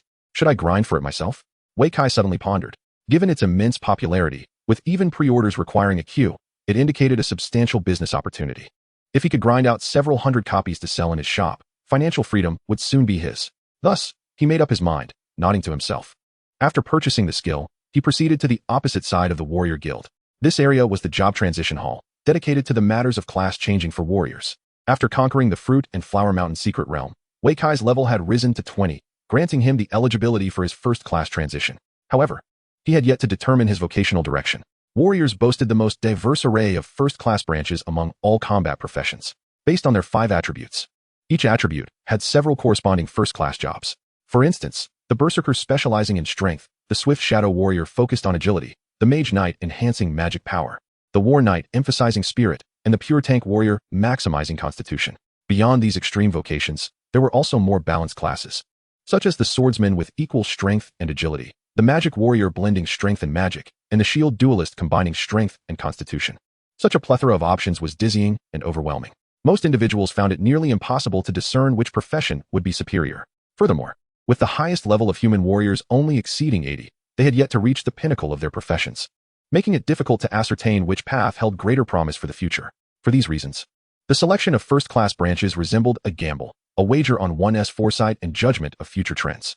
Of course, not everyone possessed such insight. Thus, most individuals selected their first class based on personal interests. Consequently, the vast majority of warriors at lower levels refrained from allocating their attribute points. It was only upon reaching level 20, after confirming their future class branch, that they would distribute their points and undertake the transition tasks. Wei Kai had allocated all his points to strength early on, so his focus naturally fell upon the branches associated with that attribute. There were over a dozen class branches related to strength. After much contemplation, Wei Kai ultimately fixated on 2 branches, the Berserker, renowned for its attack power, which sacrificed defense and survivability for maximum output, and the Swordsman, who balanced strength and agility. Whether traversing the secret realms or engaging in dungeon raids, the Berserker stands as the unequivocal core of damage output, deserving of the utmost protection from the entire team. However, this formidable class also dances perilously close to the brink of death, with a single misstep potentially leading to demise, rendering it the class with the highest mortality rate among the first-tier professions. In contrast, the Swordsman sacrifices a portion of damage output in exchange for remarkable speed and agility. While it may not rival the full agility of the Swift Shadow Warrior or the Assassin class, its dexterity is sufficient for evading skills and ensuring survival. Moreover, the Swordsman boasts a significant advantage, an exceptionally rapid attack speed coupled with a high frequency of strikes. With such swiftness and the right special equipment, it can unleash devastating damage. After careful consideration, Wei Kai ultimately settled on the Swordsman branch, although his weapon was not a longsword. Who said a swordsman cannot wield a staff? Equipped with the internal injury status, the Golden Cudgel is indeed a top-tier piece of special equipment. Having chosen his first-tier branch, Wei Kai approached the class change counter once more. I wish to undertake the class change quest. Which class? Swordsman. The clerk promptly handed him a card inscribed with the characters for Swordsman. Proceed to the class change stone to receive your quest and complete the transition. With a wave of the hand, the clerk dismissed him. After receiving the card, Wei Kai turned and made his way to a room deep within the hall. There stood a massive red stone, towering at the height of 2 men, known as the Class Change Stone. Legend has it that this stone descended from the heavens alongside several others at the game's inception. Among those other stones were the Awakening Stone, which facilitates class changes for mortals, the Reset Stone for attribute reallocation, and the Teleport Stone, allowing travel between major cities. When he first underwent a class change, Wei Kai had already encountered the Awakening Stone. Now, he was about to experience the second stone, the Class Change Stone. Chapter 62, Intriguing Developments. Placing the small card upon the stone, Wei Kai simultaneously pressed both hands against its crimson sides. In the next instant, the stone erupted in a dazzling radiance. The once dimly lit room was instantly filled with a brilliant red glow. A gust of warm air swept through, and Wei Kai felt beads of sweat forming on his brow, as if he were standing within a furnace, enduring a searing trial. During his initial class change, the Awakening Stone did not exhibit such phenomena. Could it be experiencing a transformation? As he pondered this, the red light gradually faded, revealing a quest on the panel before him.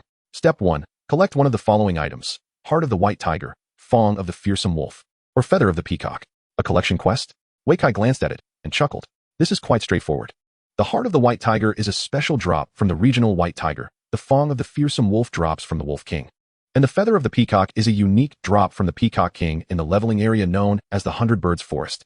Both the White Tiger and Wolf King reside in the Wild Boar Forest, making them relatively easy to locate. The challenge lies in defeating them. Furthermore, the White Tiger had recently been hunted by the Tiger Hunters, and it has yet to respawn. Thus, Wei Kai set his sights on the Wolf King. Why not venture into the 100 Birds Forest? Because the creatures there are avian, not only swift in their movements, but also capable of flight. Such monsters are a torment for warriors. Having determined his target, Wei Kai swiftly departed from the Warrior Guild and proceeded to his next destination, the Alchemist Guild. To slay the Wolf King, the most effective tool would undoubtedly be traps. During his previous encounter with the Wild Boar King, Wei Kai had experienced the advantages of traps. Once the Wolf King fell into one, no matter how formidable he might be, escape would be impossible. 10 minutes later, Wei Kai arrived at the Alchemist Guild. As he entered, he was greeted by a familiar face. Chonglin, Wei Kai exclaimed with delight. Kai Go, what brings you here? Li Chonglin responded, equally surprised to encounter Kai Gu in this place. He had not seen him for several days and had presumed that his friend was preoccupied. Wei Kai chuckled. I came to purchase some traps. And you? Are you working here now? Indeed, Li Chonglin nodded. Ever since I joined the Alchemist Association, I've been working here, learning and honing my skills. Oh, right. Wei Kai suddenly recalled, scratching his head in embarrassment. What exactly does the Alchemist Association do? When Li Chonglin had just joined the association, both he and Wu Yi had inquired about this, but unfortunately, Li Chonglin had been unable to provide an answer. However, he was now able to articulate a few points. The wolf tooth necklace? Yes, Li Chonglin affirmed. According to Old Gu, jewelry serves as a vessel for formations. The wolf teeth are arranged in a specific sequence and shape, forming a simple formation that activates the energy within the gemstones, ultimately manifesting the attributes of the wolf tooth necklace. That sounds rather impressive, Wei Kai mused, scratching his head, slightly bewildered yet intrigued. Indeed, Li Chonglin nodded with admiration. According to Old Gu, identical materials, when manipulated differently, can yield entirely distinct pieces of jewelry. What do you mean? Wei Kai asked, puzzled. Are you saying that wolf teeth combined with gemstones could transform into a pearl necklace? No. Li Chonglin quickly gestured. It remains a wolf tooth necklace, but its grade, attributes, and effects are entirely different. Upon saying this, he pulled an item from his pocket and handed it to Wei Kai. Upon receiving it, Wei Kai discovered that it too was a wolf tooth necklace, albeit of a different grade, surprisingly classified as high-tier equipment. A blue item? Yes, Li Chonglin affirmed, grinning. Kai Gu, take a closer look at its attributes. As Wei Kai examined the necklace, he found its properties to be utterly distinct from the previous one. Wolf tooth necklace, high-tier necklace. Level, 10. Agility, 10. Movement speed, 10. While in motion, increases evasion chance by 5. Quite intriguing. Wei Kai stroked his chin, suddenly smiling. Is this what you've learned recently? Indeed. Li Chonglin nodded firmly. Old Gu mentioned that my techniques are still not sufficiently refined, and my foundational knowledge needs strengthening. If I can master this method, I could potentially create legendary grade jewelry. Then congratulations are in order. Wei Kai chuckled heartily, patting the other person's shoulder. It seems you have encountered an excellent teacher. You might surpass us in due time. Not at all, Li Chonglin replied, slightly embarrassed by the compliment. If it weren't for Brother Kai gifting me a skill book, I wouldn't have had this opportunity.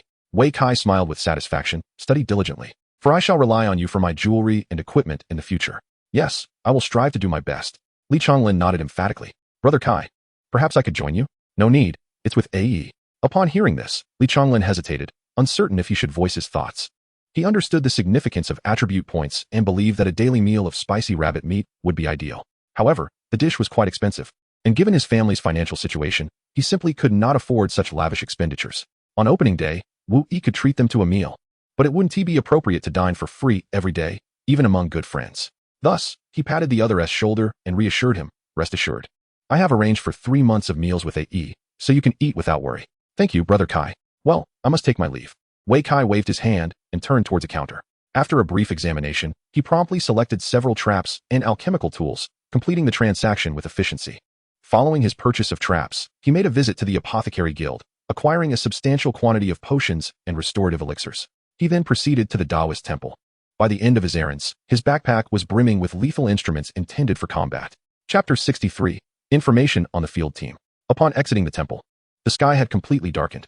The city was alive with a myriad of lights. Wei Kai glanced at the bustling, vibrant cityscape before boarding the bus to his next destination. At that moment, his phone rang unexpectedly. Hello, Sisterling. Kai. I have news regarding the item you were seeking. Tian Xiaoling's voice came through the phone. Really? Where? Wei Kai inquired eagerly. Not from Duobao Pavilion, Tian Xiaoling replied with a shake of her head, but they possess relevant information that they are willing to sell. What do you mean? Wei Kai was taken aback. It means they know where to acquire items with automatic pickup functionality, but they lack the means to obtain them themselves. They can only sell the information to us. Tian Xiaoling quickly elucidated. So, I have to go and hunt for it myself? Precisely, Tian Xiaoling said with a wry smile. Duobao Pavilion only sells information, and their asking price is steep. How much? 1 million. Goodness, that's outrageous. Buy it. What's 1 million to me? I can afford it. All right, I will place the order with them. Tian Xiaoling sighed in relief, having anticipated that Wei Kai would at least express some frustration, but was pleasantly surprised by his calm demeanor. 1 million, and he didn't even blink an eye before spending it. Had it been her in the past, she would never have dared to spend money so liberally. Of course, times had changed.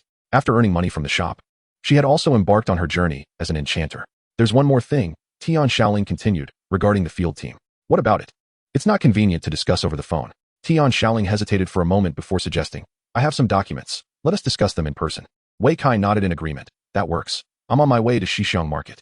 All right, I'll be there shortly, Tian Shaoling responded before promptly ending the call. 15 minutes later, the two met at a small shop in Shixiang Market. Upon their meeting, Tian Shaoling handed over several documents and remarked, these contain information regarding the field team and Wu Qiliang. You may review them at your leisure. Quite swift indeed, Wei Kai remarked, unable to suppress his admiration. It was evident that the Tian family's influence was formidable, explaining their ability to keep Duobao Pavilion at bay from Yongning. Tian Shaoling chuckled at his observation, neither affirming nor denying it. As Wei Kai perused the documents, he quickly finished reading the information pertaining to the field team. He then came across a report detailing the field team's execution of a mission, which involved a group of scientists seeking a safe camp. The field team's duty was to safeguard these scientists. While the process of the mission was unremarkable, the outcome was devastating. One scientist perished, and 5 members of the field team lost their lives due to their incursion into a territory they mistakenly believed was devoid of monsters, considering it a safe zone. Subsequently, they fell victim to a surprise attack. After reading the mission report, a sense of unease began to ripple through Wei Kai. The next document, however, evoked an involuntary bitter smile from him. A report on the casualties of the field team? Was their mortality rate truly so high? Indeed, Tian Shaoling shrugged. Take a look at Wu Qiliang's information, and it will become clear. Upon her suggestion, Wei Kai immediately picked up the document on Wu Qiliang. After a brief glance, he grasped the underlying circumstances. It turned out that merely 6 months prior, Wu Qiliang was neither the captain nor the most formidable member of the first action team. It was an operation 6 months ago that irrevocably altered his fate. That mission resulted in severe casualties for the first action team, with all the members ranked higher than Wu Qiliang succumbing to death. The remaining members either suffered psychological trauma or were left physically incapacitated. Following this calamity, the first action team was on the verge of disbandment until Wu Qiliang stepped forward, voluntarily assuming the role of captain. He then undertook a vigorous recruitment campaign, managing to barely reconstitute the team over the course of 6 months. Given that the new recruits were inexperienced, the first action team emerged as the weakest among the 5 action teams. No wonder he was so eager to recruit me. After reviewing Wu Qiliang's dossier, Wei Kai finally comprehended the man's intentions. It was a gamble, hoping to draw in skilled individuals regardless of their current prowess. After all, if he succeeded in recruiting a capable player, it would be a significant gain. Have you finished? After a moment, Tian Shaoling inquired again. Yes. Are you still inclined to join? Tian Shaoling asked with a smile. How did you know I was considering joining them? Wei Kai replied, astonished. Otherwise, Tian Shaoling countered. Do you harbor any ulterior motives regarding the field team? Who would dare? Wei Kai raised his hands in surrender.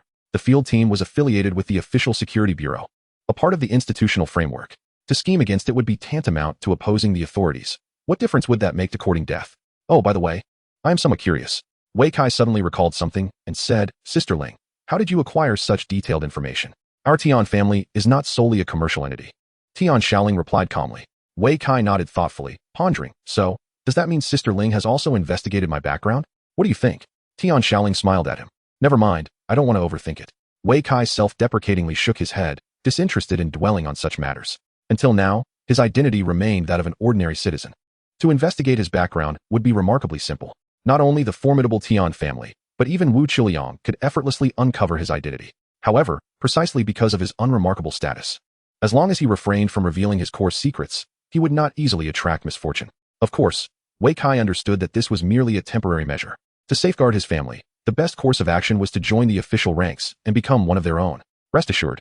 Tian Shaoling quickly discerned his thoughts and reassured him with a smile. Besides me, no one in the Tian family is aware of your information. Thank you, Sister Ling.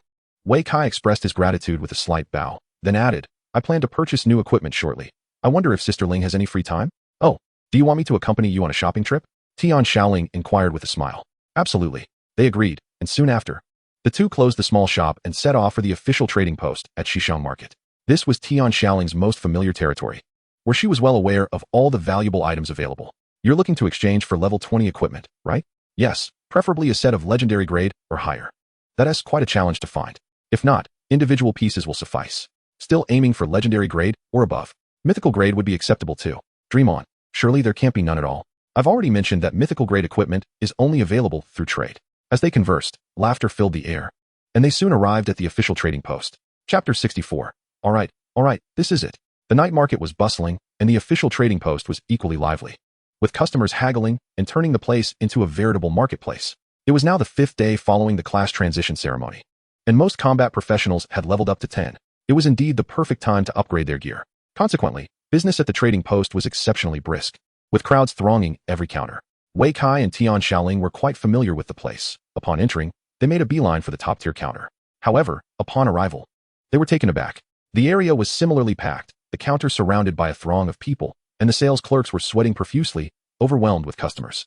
There are far too many people here, Wei Kai murmured in exasperation. Observing the situation, Tian Xiaoling waved her hand decisively. Let us head upstairs. The official trading post also had a VIP reception area located on the second floor. However, access to this floor was restricted and required a designated host.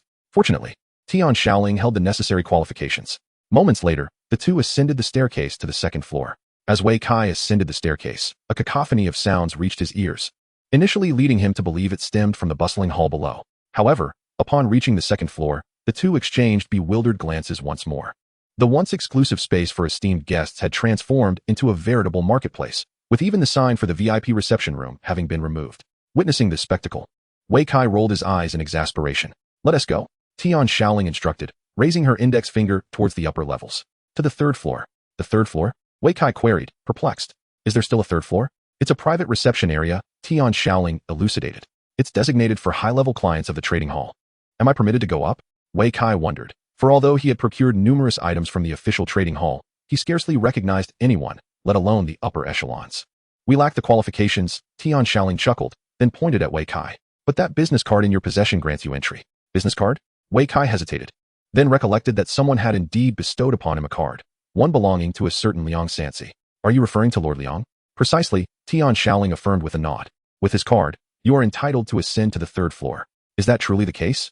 Wei Kai voiced his disbelief, astonished that such a simple card could wield such influence. Lord Liang must have quite the stature. After a brief interlude, they arrived at the entrance to the third floor. In stark contrast to the second, a formidable warrior was stationed there, clearly of considerable rank. Upon noticing their approach, he promptly obstructed their path. Please present your credentials or qualifications. Upon hearing this, Tian Xiaoling gently nudged Wei Kai. This is it. Wei Kai retrieved the sleek black business card from his backpack, upon which the name Liang Sansi was inscribed. The security guard accepted the card and, upon seeing the name, exhibited a peculiar expression. This is the second group today. Is there a problem? Tian Xiaoling inquired suddenly. No issue. The guard pondered momentarily before nodding. However, please wait. There are still individuals inside, and we cannot disturb them. Others inside. Wei Kai and Tian Xiaoling were taken aback. They had not anticipated encountering more people on the third floor. What was happening today that it seemed everyone was congregating? While they pondered this, the door behind the guards suddenly swung open, revealing a youth of similar age to Wei Kai. The young man paused upon seeing them, but his gaze quickly settled on Wei Kai. Ah, it's you. Young Master Liang? Tian Xiaoling exclaimed with delight. Have you found more valuable items? Young Master Liang responded, equally thrilled, mistakenly assuming they had come to sell equipment. Ever since his previous acquisition of 2 exceptional pieces of gear from Wei Kai, he had been keenly interested in him and was pleasantly surprised to encounter him here. We're here to purchase equipment, Wei Kai shrugged. The second floor was overcrowded, so we decided to come to the third. That makes sense, young Master Liang remarked, his eyes drifting to the business card in Wei Kai's hand. So you ascended using your uncle's card. Then please, enter. Upon realizing that the other party was not a vendor of equipment, Master Liang promptly lost interest and waved his hand to depart. At that moment, Wei Kai suddenly interjected. Master Liang, you are here to purchase equipment, are you not? How do you know? Master Liang inquired with a smile. I not only know that, but I also understand precisely what equipment you require. Wei Kai replied with a faint smile, subsequently revealing the attributes of his wild boar charge set. Excellent. This is it. Master Liang exclaimed, his eyes sparkling with excitement. This set of equipment was a perfect match for the fangs of Manhwa and the ring of cataclysm from Manhwa. Tian Xiaoling, witnessing Wei Kai's gear for the first time, couldn't help but widen her eyes in astonishment. How lavish is Akai's equipment? She marveled. This was a legendary set, a rarity that many could spend a lifetime trying to assemble. Although it was somewhat low in level, it was ideally suited for newcomers, an exquisite set indeed. Just then, a voice of admiration emerged from behind Master Liang, followed by the appearance of a portly middle-aged man. The manager? Tian Xiaoling exclaimed, immediately recognizing him.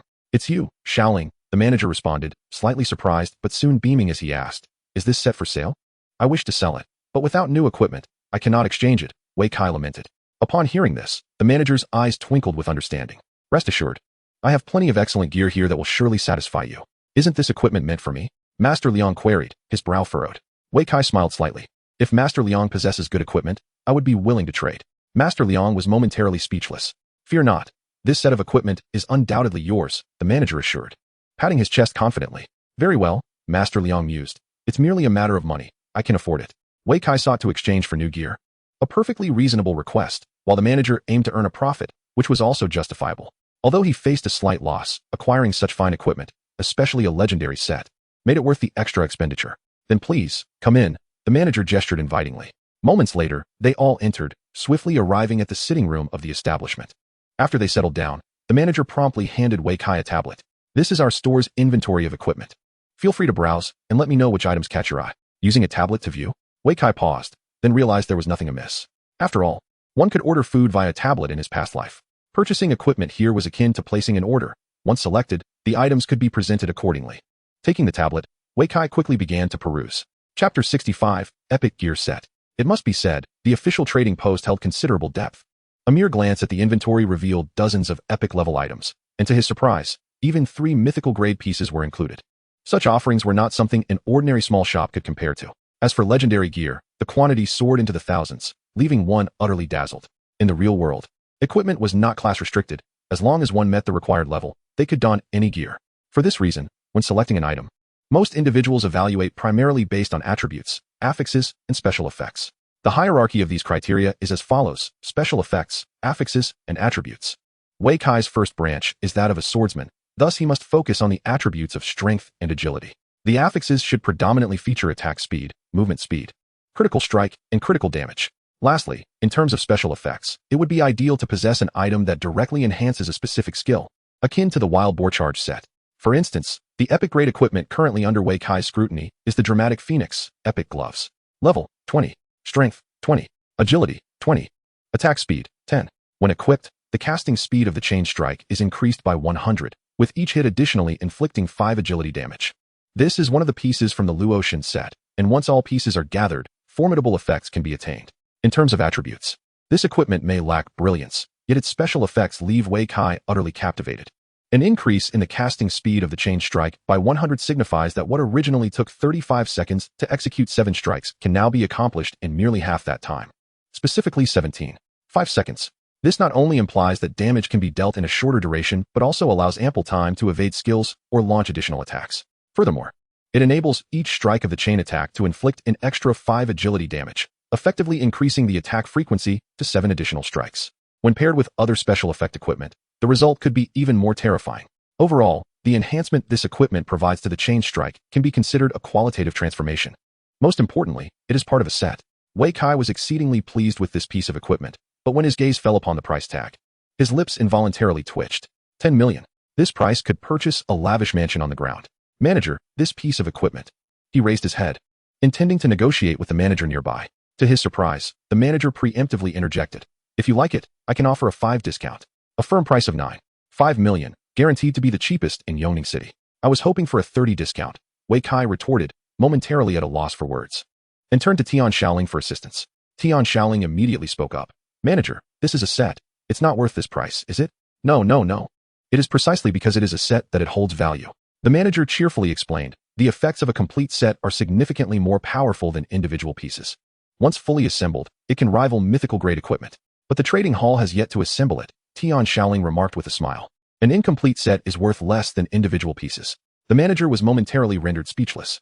In truth, Tian Shaoling was not wrong. The higher the grade of a set, the more challenging it becomes to complete.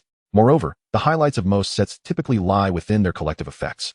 Failing to complete a set equates to losing 70 of its potential. For instance, the Wild Boar Charge set worn by Wei Kai only provides a simple effect of increasing strength by 5 points while dashing, until the set is fully assembled, at which point it grants the charge skill alongside doubled speed and strength during the charge, revealing 2 powerful effects.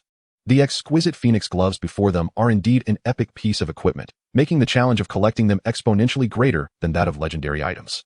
Even the colossal official trading house is unable to amass a complete set, with only a solitary pair in existence. For an individual, the task seems insurmountable, a lifetime endeavor that may ultimately prove futile. However, Wei Kai's interest in this equipment is not driven by a desire to complete its set bonus, but rather by its enhancement of his combo strikes. The completion of the set is of little consequence to him. How about we reduce the price further, say to 85? The manager inquired, visibly perplexed. 50. Tian Shaoling retorted without hesitation, striking decisively. Goodness. The manager gasped, wide-eyed at her audacity. Xiaoling, are you trying to bankrupt me? The manager chuckled, noting that this piece had been sitting in inventory for over 3 years. It would be a greater loss to continue its stagnation. Alas, the manager sighed, resigned to her logic. Yet, the proposed price felt exceedingly low, making it difficult to justify to his superiors. 55 is the lowest I can go. Perhaps we can meet halfway at 60? That places you in quite a predicament, the manager remarked, contemplating. How about this, since you wish to exchange for new gear? If you purchase a complete set, I will grant you a 60 discount. I'll consider that, Wei Kai replied with a faint smile, not rushing to acquiesce, and continued to browse through his tablet. The manager, momentarily perplexed by his smile, regained his composure, accustomed to the ebbs and flows of trade. Wei Kai continued to examine the available equipment, but soon found himself disheartened. No other items matched the Phoenix gloves in suitability. There were indeed items that enhanced warrior skills, but they focused on taunting and battle cries, skills more aligned with a tank or berserker, not relevant to his chosen path as a swordsman. With the special effects lacking, he shifted his focus to the attributes. After a thorough review of the inventory, he selected a legendary helmet and an epic armor. With these 2 pieces chosen, he only required footwear and trousers, which he would select based solely on attributes. In just 2 minutes, he finalized his choices for the last 2 pieces. Of the 5 items, his utmost satisfaction lay with the Phoenix gloves, followed closely by the 2 exceptional pieces of headgear and armor. The shoes and trousers were merely supplementary, provided their attributes were sufficiently high. Once he completed his selections, he returned the tablet to the manager.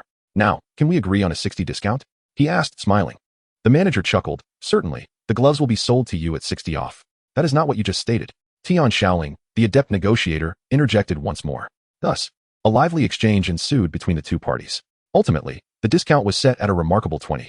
The total amounted to a staggering 15.7 million. Chapter 66. When the sky falls, there will always be a tall figure to bear it. The transaction was completed with money exchanged for goods. Upon receiving the new equipment, Wei Kai eagerly donned it.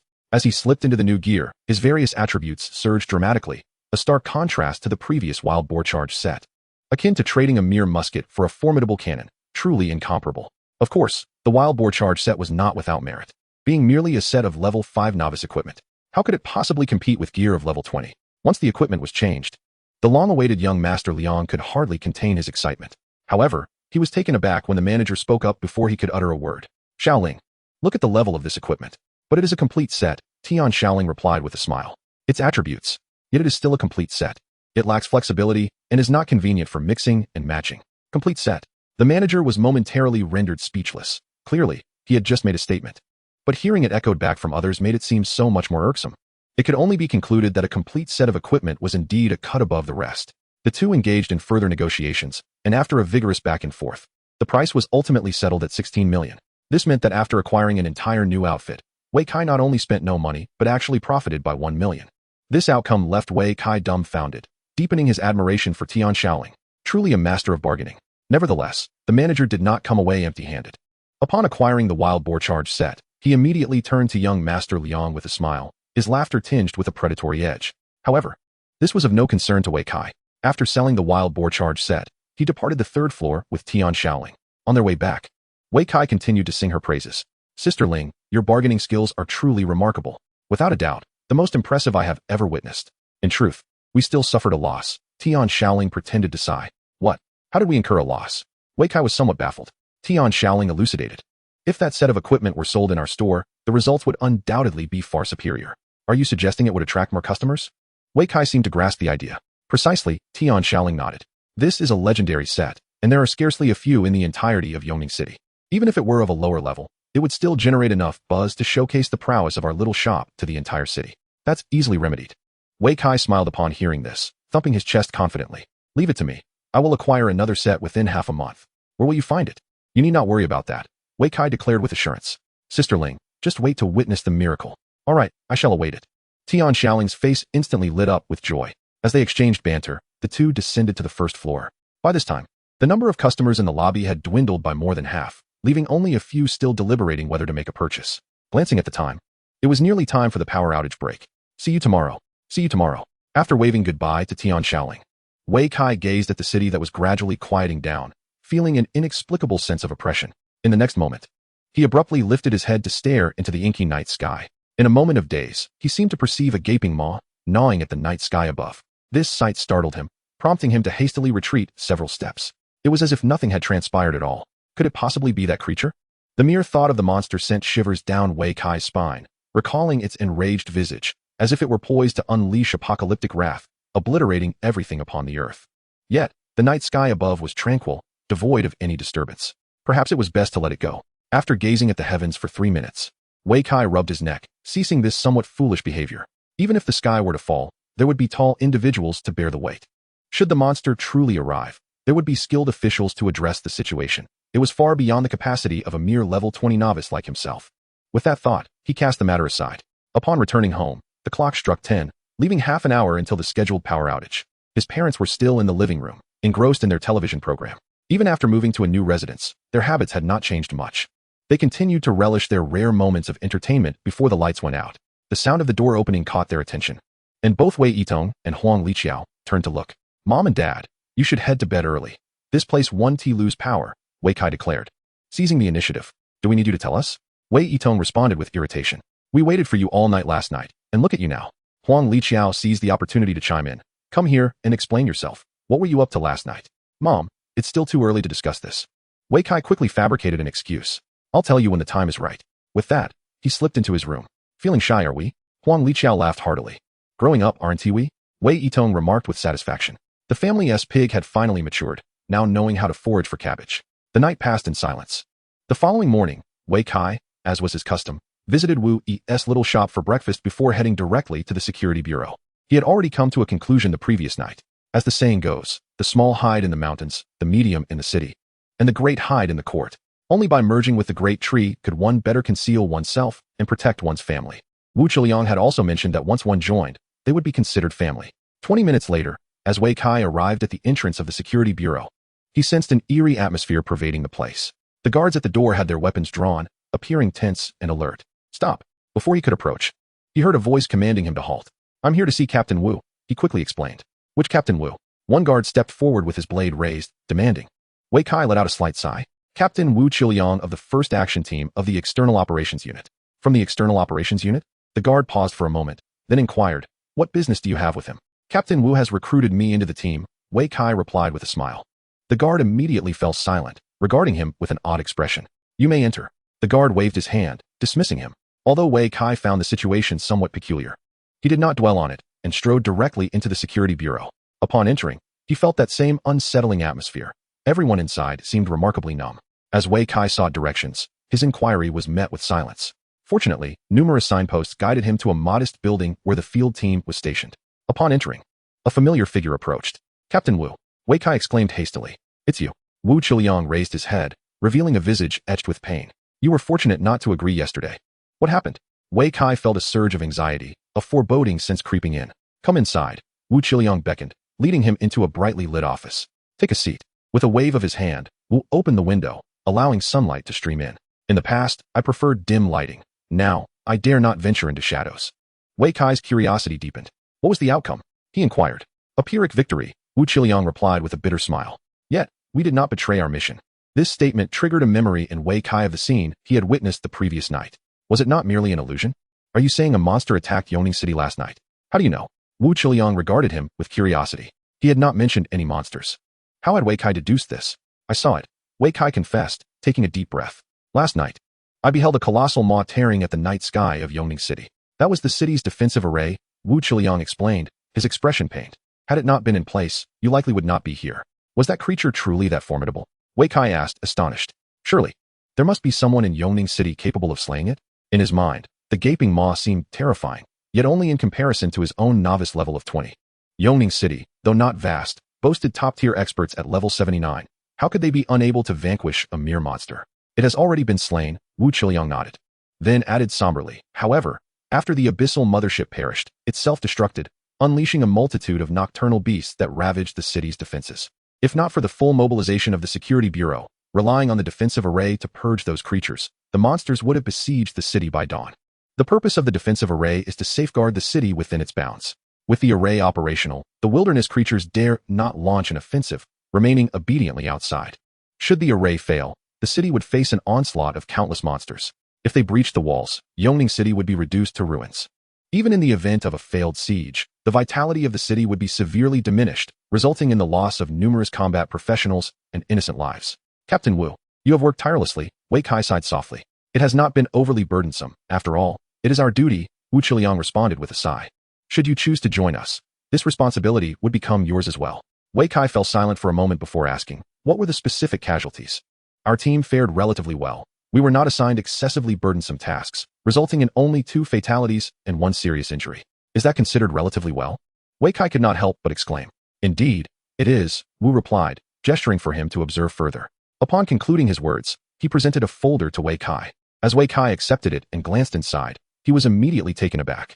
This folder contained not only the information regarding the external operations team, but also numerous records of missions undertaken by the action squads. Among these were the events from the previous night, alongside a casualty statistics report from recent years concerning the external operations team. The contents were far more detailed and profoundly shocking than the document Tian Xiaoling had obtained. Observing Wei Kai's astonished expression, Wu Qiliang remarked, as a member of the external operations team, one has long set aside the fear of life and death. Without the guardianship of the external operations team, how could the city possibly enjoy such a tranquil environment? Upon hearing this, Wei Kai was reminded of another phrase, in times of peace. There are surely those who bear the weight for you. The external operations team is indeed comprised of such individuals. At this moment, Wei Kai finally comprehended Wu Qiliang's earlier statement about being fortunate that he had not agreed the day before. Had he accepted, he would have been thrust into the ranks of the external operations team, compelled to rush outside the city to engage in battles against monsters, disregarding life itself. Should fortune not favor him, he could easily become one of the fallen. Reflecting on this, he gazed at Wu Qiliang and inquired, Captain Wu, are you not concerned that this might frighten me? If you are frightened, that could be a fortunate outcome, Wu Qiliang replied with a slight smile. In that case, you would not have to make sacrifices. Wu Qiliang continued, if you are undeterred, you will become a qualified warrior. A true warrior must first possess courage. By allowing Wei Kai to peruse these documents, he was not only granting him the right to be informed about the organization he wished to join and its undertakings, but also testing his mettle. Should he be intimidated by such materials, he would not qualify as a warrior. The external operations team has no need for such individuals. I wish to join, Wei Kai declared. Have you truly thought this through? Wu Qiliang asked. Indeed, Wei Kai nodded. He had certainly deliberated thoroughly. As a combat professional, he had no alternative. Even if he refrained from joining the external operations team now, in the event of a significant crisis in Yongning City, all combat professionals would be summoned to participate. As a member of Yongning City, he was destined to defend his homeland and dedicate himself entirely to the city. Moreover, death was omnipresent. The routine of leveling up, battling monsters, conquering secret realms, and even stepping beyond the city gates into the wilderness carried the ever-looming threat of demise. As a combat professional, he had long grown accustomed to death. How could he be easily frightened? Do you have no regrets? Wu Qiliang inquired once more. No regrets, Wei Kai affirmed. Excellent. Wu Qiliang responded with satisfaction, clapping his hands. He swiftly retrieved a form from his drawer and handed it to Wei Kai. Please fill this out. I will assist you in completing your employment procedures shortly. Thank you, Captain, Wei Kai replied with a smile, nodding appreciatively. Moments later, he completed the form and handed it back to Wu Qiliang. Upon reviewing it, Wu Qiliang exclaimed, You have already reached level 20? Yes, I leveled up yesterday. Wei Kai candidly disclosed his status. I recall you graduated this year, correct? Wu Qiliang widened his eyes and could not help but ask, Does that mean you are eligible to apply for university? Indeed, Wei Kai nodded. Once I complete my job change task, I shall enroll. What class will you be changing to? Wu Qiliang inquired with curiosity. A swordsman. What a coincidence. Wu Qiliang exclaimed in surprise. There happens to be someone in the team who is also transitioning to a swordsman. Ah, it is indeed quite the coincidence. Wei Kai scratched his head. Your task is to collect 10 ironback crocodile scales, right? Fortunately, our group still has some in stock. Once you join us. Wait, Wei Kai interjected. Unable to contain himself. My task is to collect the heart of the white tiger. Chapter 68. The anomalous task. Hold on. Are you certain you haven't misread it? Wu Qiliang inquired, articulating each word carefully. Wei Kai, both amused and exasperated, replied, It clearly states so in the taskbar. How could I possibly misread it? Just wait a moment. With that, Wu Qiliang dashed out in a hurry. Hello, Wei Kai quickly greeted. Xiao Lu, please display your taskbar. Wu Qiliang patted the other's shoulder. Xiao Lu silently revealed his taskbar, which indeed confirmed the collection of 10 ironback crocodile scales. Here is mine, Wei Kai said after examining it, revealing his task, to collect the heart of the white tiger, the fangs of the fearsome wolf, or the feathers of the peacock, one of these 3 items. Upon seeing this task, Wu Qiliang and Xiao Lu both stared wide-eyed. As members of the external operations team, they were acutely aware of what these 3 items signified. Each represented a rare drop from a high-level monster, particularly the heart of the white tiger and the feathers of the peacock, which were exclusive drops from top-tier regional bosses. Acquiring these 3 items was an endeavor far more challenging than obtaining a mythical piece of equipment. After all, most players at level 20 could hardly defeat these monsters and would need to rely on specialized teams, such as the Tiger Slayer Guild. Yet, the drop rates for these items were exceedingly low, comparable to that of mythical gear. Even with a team dedicated to farming for months, the chances of obtaining them were slim. Could it be that your task has undergone an anomaly? What does anomaly mean? Wei Kai asked, puzzled. It can be simply understood as an increase in difficulty, Wu Qiliang replied with a wry smile. Judging by your task, the difficulty has escalated significantly. He hesitated, reluctant to voice his discouraging thoughts. To him, it seemed unlikely that Wei Kai would complete the first job change within half a year. Failing to do so within 3 months would forfeit his eligibility to apply for university, and without the opportunity for further education, his future would be bleak. Perhaps you should consider giving up? Just then, Xiao Lu chimed in. If you give up, you can reselect. Next time, it might be easier. Wu Qiliang echoed, indeed. This task is far too difficult. Your immediate priority should be to complete your first job change and apply for university. We shall see. Wei Kai replied with a faint smile, neither agreeing nor declining.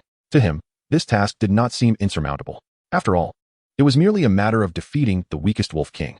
Moreover, an increase in task difficulty might also imply enhanced rewards. The anomalous job change task could very well yield superior benefits. Then I shall leave it to you. Wu Qiliang had no intention of further persuading anyone. After all, they were all adults responsible for their own choices. However, out of courtesy to his colleague, he offered a final remark. Should you require assistance in the future, do not hesitate to reach out to me. Wei Kai nodded appreciatively, expressing his gratitude. Following this brief interlude, Wu Qiliang swiftly facilitated the completion of Wei Kai's onboarding procedures. He then handed him an identity card, which bore a unique account number. This is your account on the official website, which will grant you access to all information within your permissions. Thank you. Wei Kai reiterated his thanks once more. As today marks your first day, I should have introduced you to the other team members, Wu Qiliang continued. But due to the unresolved matters from last night and the team's focus on leveling up, we shall defer that introduction. We can arrange it once everyone is present during your next shift. That works for me, Wei Kai readily affirmed. Very well. Wu Qiliang waved his hand, intending to send him on his way, but soon recalled another pressing matter. There is one more thing. What is it? Your reward. Wu Qiliang smiled and explained. You have discovered a new dungeon, and the officials have issued a reward. What is it? Wei Kai inquired with curiosity. A permanent dungeon entry pass. As Wu Qiliang spoke, he presented a small red pouch containing a card. A permanent entry pass? Wei Kai was taken aback, surprised by the generosity of the officials. In this world, all dungeons are located in the wilderness. Gaining direct access from the entrance is not an easy feat, and not everyone is inclined to venture out of the city to locate a dungeon entrance. The purpose of the entry pass is to allow you to utilize the city's teleportation stones for direct access to the dungeon. The creation of such passes is no trivial task, requiring considerable resources, which is why they are only available for purchase in the official store. An entry pass is priced at approximately 10,000.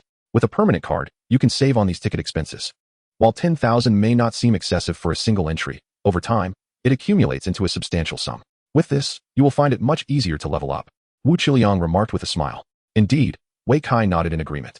The game had descended into reality for 18 years now, with over 100 dungeons discovered by humanity. Among these dungeons are numerous experience-giving realms, such as the Flower and Fruit Mountain Secret Realm. If you prefer not to leave the city for monster hunting, you can simply dive into a dungeon and train for an entire day. After distributing the reward, Wu Qiliang waved his hand. Contact me via phone if you need anything.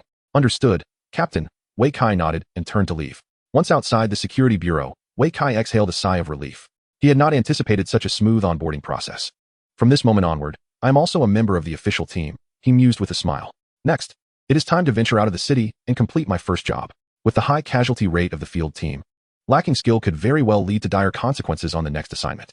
Completing my first job swiftly to enhance my strength is of utmost importance. Regardless of the circumstances, strength is the undeniable truth. Having mapped out his plan, Wei Kai was about to board a vehicle to leave the city when suddenly, his phone in his pocket rang. Hello, sisterling, is there something you need? Tian Xiaoling whispered. Oh, please share, Wei Kai responded. The dungeon is Qingzi Mountain. Wei Kai was taken aback and quickly inquired. Is it possible that the item we seek drops within the dungeon? That's what Duobao Pavilion claims. Tian Xiaoling replied with a wry smile. However, the situation at Qingzi Mountain is rather peculiar. Peculiar in what way? Wei Kai asked. You'll find out if you investigate. Tian Xiaoling said with a sigh. There are over 100 dungeons nowadays, and no one can possibly keep track of them all. Wei Kai had limited recollection of the Qingzi Mountain dungeon. Yet, when he searched for information about it on his phone, he was taken aback. Is this the infamous dungeon? The Qingzi Mountain dungeon is renowned for being the most frustrating of them all. In other dungeons, one can either gain substantial experience or acquire excellent equipment. Yet this particular dungeon offers neither experience nor any drops. Not even a completion reward. Its sole purpose is to allow players to view the storyline and experience the overwhelming pressure of relentless monsters. Chapter 69, Dungeon, Qingzi Mountain. For the majority, the narrative within the dungeon is utterly nonsensical, and players would prefer to skip it entirely. No one has the patience to watch it repeatedly. Players enter dungeons not for the story but for gear or experience. Who would take the time to observe such trivialities? If one seeks entertainment, they might as well watch a movie. As for experiencing the oppressive onslaught of monsters, that is even more absurd. After all, players can die in the dungeon. Who would risk their life to feel the torment inflicted by monsters? Thus, when viewed as a whole, the Qingzi Mountain dungeon is purely detrimental, offering no benefits whatsoever. It is for this reason that it has been bestowed with the title of the most exasperating dungeon in existence. Since its discovery, aside from teams dedicated to exploration, no one else has dared to enter. Why this dungeon? Wei Kai asked, bewildered. Duobao Pavilion wouldn't be deceiving us, would they? According to their account, Tian Shaoling explained with a bittersweet smile. It's not that there are no drops in the Qingzi Mountain dungeon. Rather, a particular unique item causes the drops to vanish. Automatic collection? Wei Kai immediately grasped the crux of the matter. Exactly. But how do we unravel this mystery? Duobao Pavilion is unaware. Tian Shaoling sighed. If they knew how to solve it, they wouldn't be selling clues. That's a fair point. That's all the information Duobao Pavilion has, Tian Shaoling affirmed. Since the money has been spent and the clue obtained, it is now up to you. Wei Kai remained silent for a moment before calmly stating, is there no way to get a refund? None. Tian Shaoling shook her head.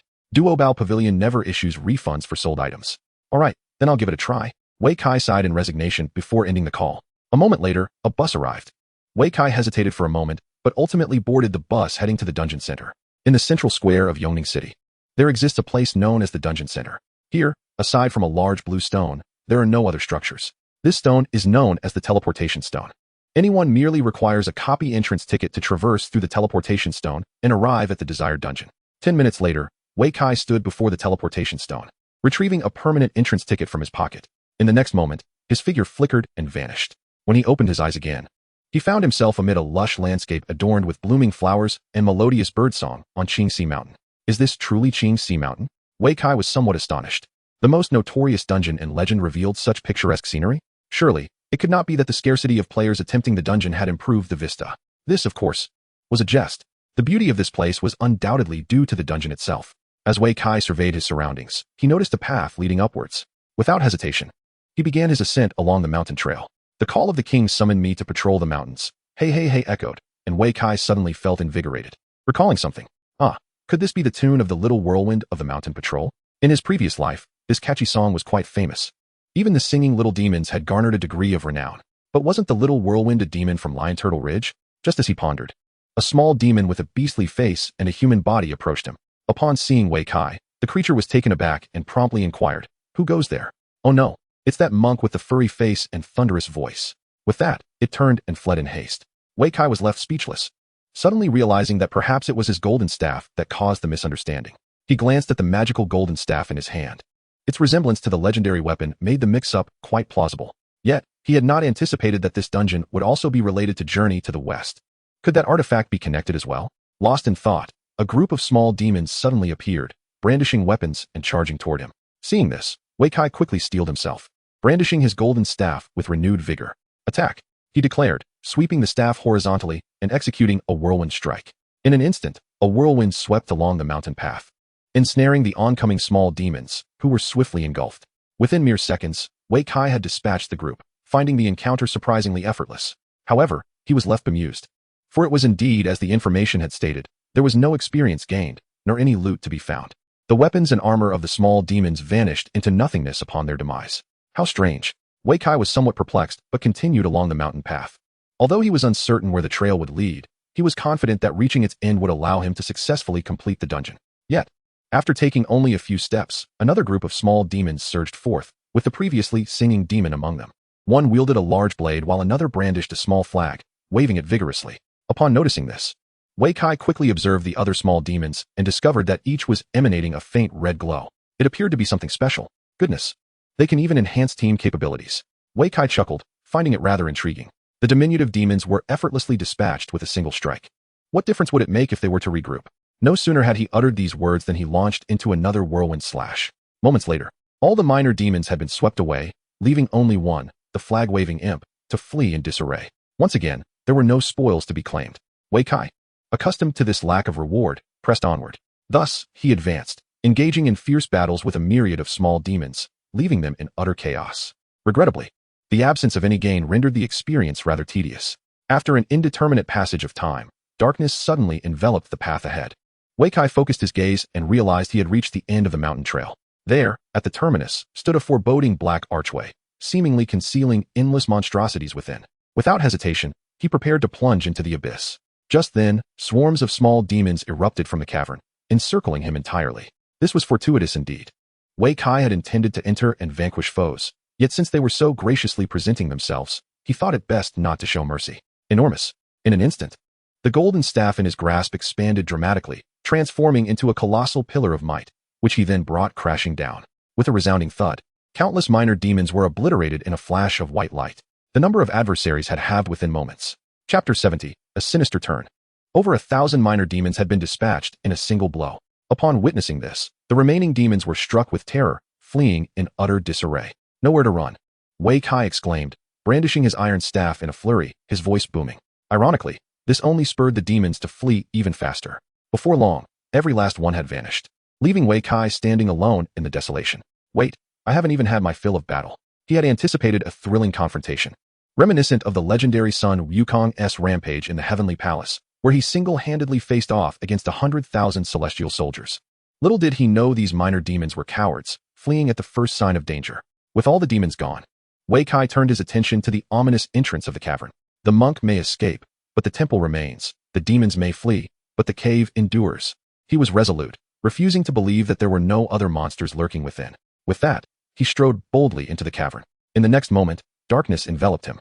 When he opened his eyes again, a large blue stone loomed before him. Where am I? I've emerged. Staring at the teleportation stone and the surrounding instant center plaza, Wei Kai was utterly bewildered, completely unaware of what had transpired. He distinctly remembered entering the cave and was far from completing the quest. Had he been teleported out?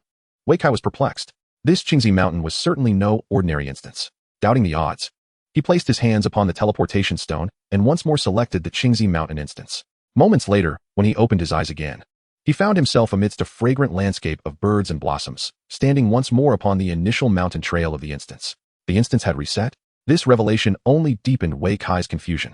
Under normal circumstances, instances reset only after a successful completion. If one fails to conquer the instance, the individuals trapped within cannot escape, which explains why some remain ensnared for years until rescue arrives. Now, with the Qingzi mountain instance having reset, it indicates that he must have just cleared it. Yet, I merely stepped into the cave. Wei Kai scratched his head once more. Does entering the cave equate to completion? No sooner had he uttered these words than a distant, yet familiar melody wafted through the air. The king summoned me to patrol the mountains. Oh dear. Regardless, I shall attempt once more. Gritting his teeth, Wei Kai made his way along the mountain path. Moments later, he encountered the patrolling little demon once again. Upon sighting him, the demon immediately demanded, "Who goes there?" Just after speaking, it suddenly recalled something, its face paling in alarm. Oh no. It's that monk with the furry face and thunderous mouth. With that, it turned and fled. Hey, where do you think you're going? Wei Kai, caught up in the moment, bellowed and gave chase. Last time, he had allowed this creature to escape. This time, he intended to capture it alive. Perhaps to extract some information. However, the speed of the little demon's escape far exceeded his expectations. Just as Wei Kai took off, the demon had already dashed a considerable distance away, leaving a group of little demons to obstruct his path. Are you some sort of rabbit? Wei Kai, infuriated, unsheathed his weapon and swung it in a broad arc. Moments later, after dispatching the hindering little demons, he realized that the patrolling demon had vanished without a trace. Faced with this situation, Wei Kai resolved to continue down the mountain path.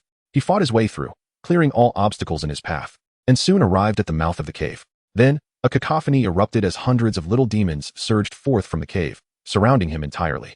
The scene before him felt strikingly familiar. Observing this, Wei Kai promptly abandoned his area attack skills, opting instead for a straightforward approach, eliminating them one by one. Time passed, and even Wei Kai lost count of how many little demons he had slain when suddenly, a frantic call echoed from nearby. Who? Who? Who? The remaining little demons scattered in disarray, each quickly disappearing from sight. Now, Wei Kai was left in a state of confusion. Did I not take them down one by one? Why are they fleeing? Last time, he had annihilated too many demons at once, causing the rest to scatter in fright. Wei Kai concluded that the issue lay with these little demons. This time, he resolved to proceed more slowly, so as not to terrify them. However, to his utter disbelief, the little demons were still frightened. It was unclear who among them shouted, but soon all the others fled in a panic. With the other demons vanishing, Wei Kai found himself staring at the dark mouth of the cave. He could only offer a resigned smile. I refuse to believe that word of this will spread again. With that thought, he stepped into the cave once more. Moments later, upon opening his eyes, he found himself staring at an enormous blue stone. Damn it. Wei Kai couldn't help but curse. The instance had failed. He muttered a dismissive response. Unsure how to tackle the instance, a middle-aged man approached and kindly suggested, "You could look for strategies online. Spending a little extra money is certainly preferable to squandering an admission ticket, wouldn't you agree?" "Ah, thank you." Wei Kai was momentarily taken aback, hastily retrieving his phone to conduct a search. However, the results left him profoundly disappointed. There was a complete absence of strategies or discussions regarding the Qing Sea Mountain dungeon online. Perhaps this most exasperating dungeon had long been forgotten by the masses. I refuse to believe that I cannot unearth any clues. After contemplating, Wei Kai decided to log into his official account and began searching on the official website. 10 minutes later, he suddenly straightened his posture, his expression becoming one of intense focus. Eureka! He had stumbled upon a report concerning the Qing Sea Mountain dungeon. Authored by its discoverer, it meticulously chronicled the individual's first successful clearance of the dungeon. Upon finishing the account, Wei Kai was left dumbfounded. The discoverer's experience mirrored his own exactly. Most disheartening was the revelation that the mountain-patrolling creature's proclamation was identical to that of the coarse-faced, thunderous monk. This implied that the creature did not recognize the golden rod in Wei Kai's possession. It addressed everyone in the same manner. In addition to the initial clearance report, the discoverer had attempted several subsequent runs of the dungeon, seeking to unveil the truth behind its frustrating nature. Yet each experience and outcome remained remarkably similar. Upon entering the cave, he would be teleported out, resulting in a dungeon reset. After several attempts, the discoverer began to suspect that it was related to defeating the minor demon, thus opting to slow down his pace. Nonetheless, the outcome was invariably the same. Midway through the encounter, the mountain-patrolling creature would appear and issue a warning, causing all the minor demons to flee in utter disarray. How peculiar. After perusing the report, Wei Kai couldn't help but voice his thoughts. Chapter 71. The Key to Breaking the Stalemate. The entire Qing Sea Mountain dungeon exuded an aura of the uncanny. The rewards and drops were bizarre, the progression through the dungeon was exceedingly strange, and the method of clearing it was even more so. Could this wretched dungeon be some form of celestial jest? Wei Kai found himself increasingly irked. In the past, he could have easily dismissed it, as it was merely a trivial dungeon. If it was bothersome, he would simply refrain from playing. However, the circumstances had changed. He had invested money into this endeavor. Spending $1 million for merely a hint, the thought of not deciphering this dungeon would keep him awake at night. Furthermore, the information from the Duobao Pavilion indicated the potential presence of items with automatic pickup functionality, although he was unaware of their nature. Such a feature was of paramount importance to Wei Kai. No, I must crack this dungeon today. With that resolve, he once again pressed the blue teleportation stone. Swiftly entering the Qing Sea Mountain dungeon, the king summoned me to patrol the mountain. Oh no, it's that coarse-faced, thunderous monk again. As the mountain-patrolling creature uttered these words, Wei Kai immediately interjected. No, I am not. Yes, you are. With that, the mountain-patrolling creature darted away once more, leaving Wei Kai in a state of utter disarray. Let it flee. I shall observe the subsequent process. At worst, I can conceal the golden rod within my ear. After all, his transformed golden rod could take any shape he desired. After reaching a moment of clarity, Wei Kai continued along the mountain path, decisively overcoming each foe that dared to challenge him. In less than 10 minutes, he effortlessly arrived at the cave's entrance. What followed was yet another familiar battle. Regardless of whether he struck swiftly or with deliberation, once the number of monsters diminished to half, the patrolling sprite would inevitably emerge to sound the alarm. This would then trigger chaos among the creatures, causing them to scatter in disarray. This time, Wei Kai did not merely observe. As the hordes fled, he unleashed his might and vanquished numerous adversaries. Regrettably, he could not eradicate them all. Moments later, once the diminutive fiends had retreated, he was left facing the ominous darkness of the cave. Can I avoid entering? He pondered, acutely aware that stepping inside would signify completing the level, instantly transporting him out of the dungeon. But what if he refrained from entering the cave? After contemplating, Wei Kai surveyed his surroundings and noted that he stood on a ledge halfway up the mountain. Below him lay a platform, while the remaining 3 sides were sheer cliffs, overgrown with weeds, leaving him with no escape. If it were not entirely cliffside, how could the small monsters have fled? Unable to suppress a scratch of his head, Wei Kai felt an unsettling strangeness enveloping this dungeon. While logic was not a requisite within such realms, it seemed improbable to spawn creatures only to have them vanish into thin air. After pondering for a considerable while, he ultimately came up empty-handed. It appeared that the key lay with the patrolling sprite. He stroked his chin, contemplating, next time I enter, I should change my weapon to one resembling those used by the sprites. Perhaps I should also acquire some matching attire? If I could disguise myself as one of the creatures and strike up a conversation with the patrolling sprite, perhaps I could extract some valuable information. With this thought, Wei Kai resolved to waste no more time and stepped directly into the cave. Moments later, he found himself once again before the familiar blue teleportation stone. in the central plaza of the dungeon. "Hey, little brother, you're quite fast." The voice of the familiar elder suddenly broke his contemplation. Turning to look, he recognized the same man who had previously offered him guidance. "Ah, yes. It's better to be quick. One can clear the dungeon several times a day, which makes the entrance tickets seem rather trivial," the elder remarked wistfully. "Entrance tickets are merely a formality. They are colloquially known as tickets. Every entry into the dungeon consumes one ticket, and at a cost of 10,000 per ticket, it is not something the average person can afford." Fortunately, Wei Kai had no such concerns. With a permanent entrance ticket in hand, he exuded confidence. As he conversed with the elder, Wei Kai simultaneously browsed the internet on his phone, searching for low-level equipment that resembled the attire of the sprites. Acquiring a suitable weapon would prove to be considerably easier. After more than 20 minutes of searching, he discovered a set of gear aptly named the Worn Traveler's Set, which bore a striking resemblance to what the sprites wore. Upon finding it, Wei Kai promptly took a transport to the shop and purchased the set without delay. When he re-entered the Qin Sea Mountain dungeon, Wei Kai had donned the Traveler's Set along with a formidable broadsword. This should resemble them quite well, he mused, examining his appearance with satisfaction. With that, he proceeded along the mountain path once more. Not long after, the familiar melody resonated once more. "The king summoned me to patrol the mountains. Hey, you over there." Before the patrolling little demon could utter a word, Wei Kai interjected, "Where has your king gone?" "Which one are you?" The patrolling little demon paused for a moment, then sniffed, suddenly turning pale. "No, you are the monk with the hairy face and thunderous voice. Run." With that, it dashed away in a flurry. Witnessing this scene, Wei Kai found himself at a loss for words. Truly, what a clever little rascal. Merely changing appearances could not deceive this demon. It seemed he would have to resort to more forceful measures. 15 minutes later, Wei Kai reappeared at the initial mountain path of the instance, which had reset once again. As soon as the little demon's song began, Wei Kai charged forward with fervor. Moments later, when they came face to face, he activated his charge skill, propelling himself towards the patrolling little demon at a remarkable speed. Alas, the patrolling little demon was startled and immediately took to its heels, fleeing even faster than before. Wei Kai was left dumbfounded. His charging speed was no match for the little demon's escape. No matter how hard he tried, he could not catch up. After a moment, realization struck him. Damn it, my wild boar charge set. With that equipped, it was no wonder he could not keep pace. I need to acquire another set. Wei Kai thought with indignation. For him, reassembling a wild boar charge set was not a daunting task.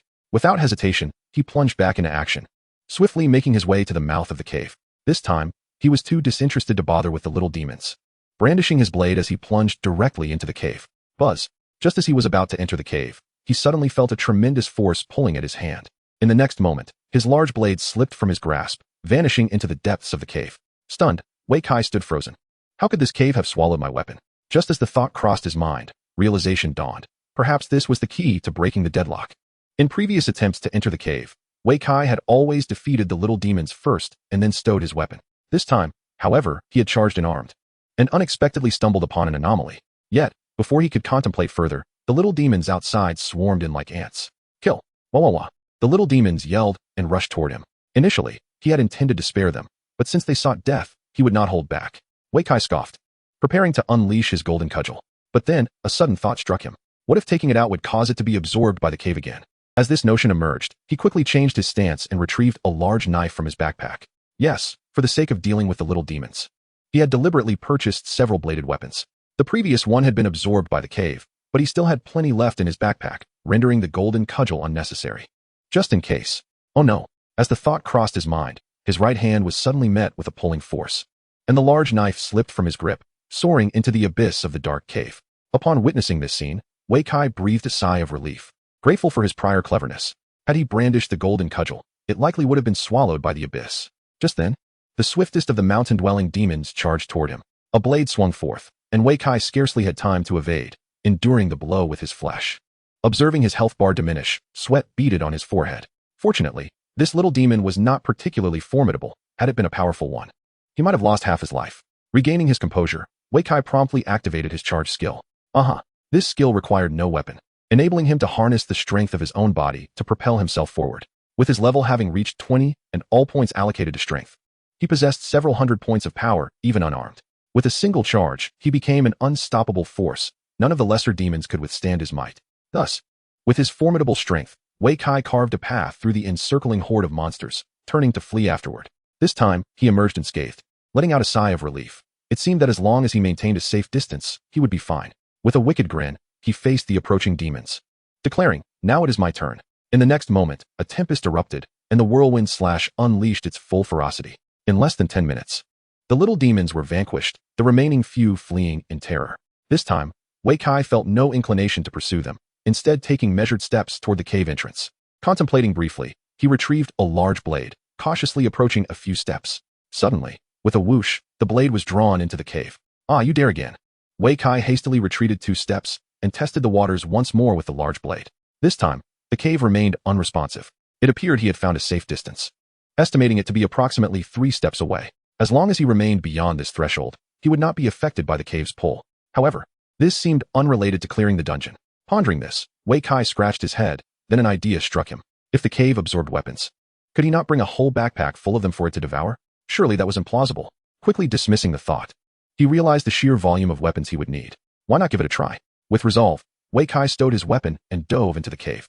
He immediately opened his backpack, only to be taken aback. They were gone. The 3 large blades had vanished. The dungeon had indeed not reset. He had been forcibly teleported out. If the dungeon had reset, then everything he had accomplished within it would revert to its original state. With this revelation, excitement surged through Wei Kai. He swiftly contacted Tian Shaoling. "Shaoling, have the weapons sold out at the shop?" Nearly. Don't sell any more. Keep the remaining ones for me, whatever quantity you have." "All right." Tian Shaoling readily agreed, then inquired, "How many do you require? If it's insufficient, I can help you contact other trading houses." I need a total of 1,000 pieces." Wei Kai blurted out a number that had suddenly come to mind. "Okay, I'll gather them for you."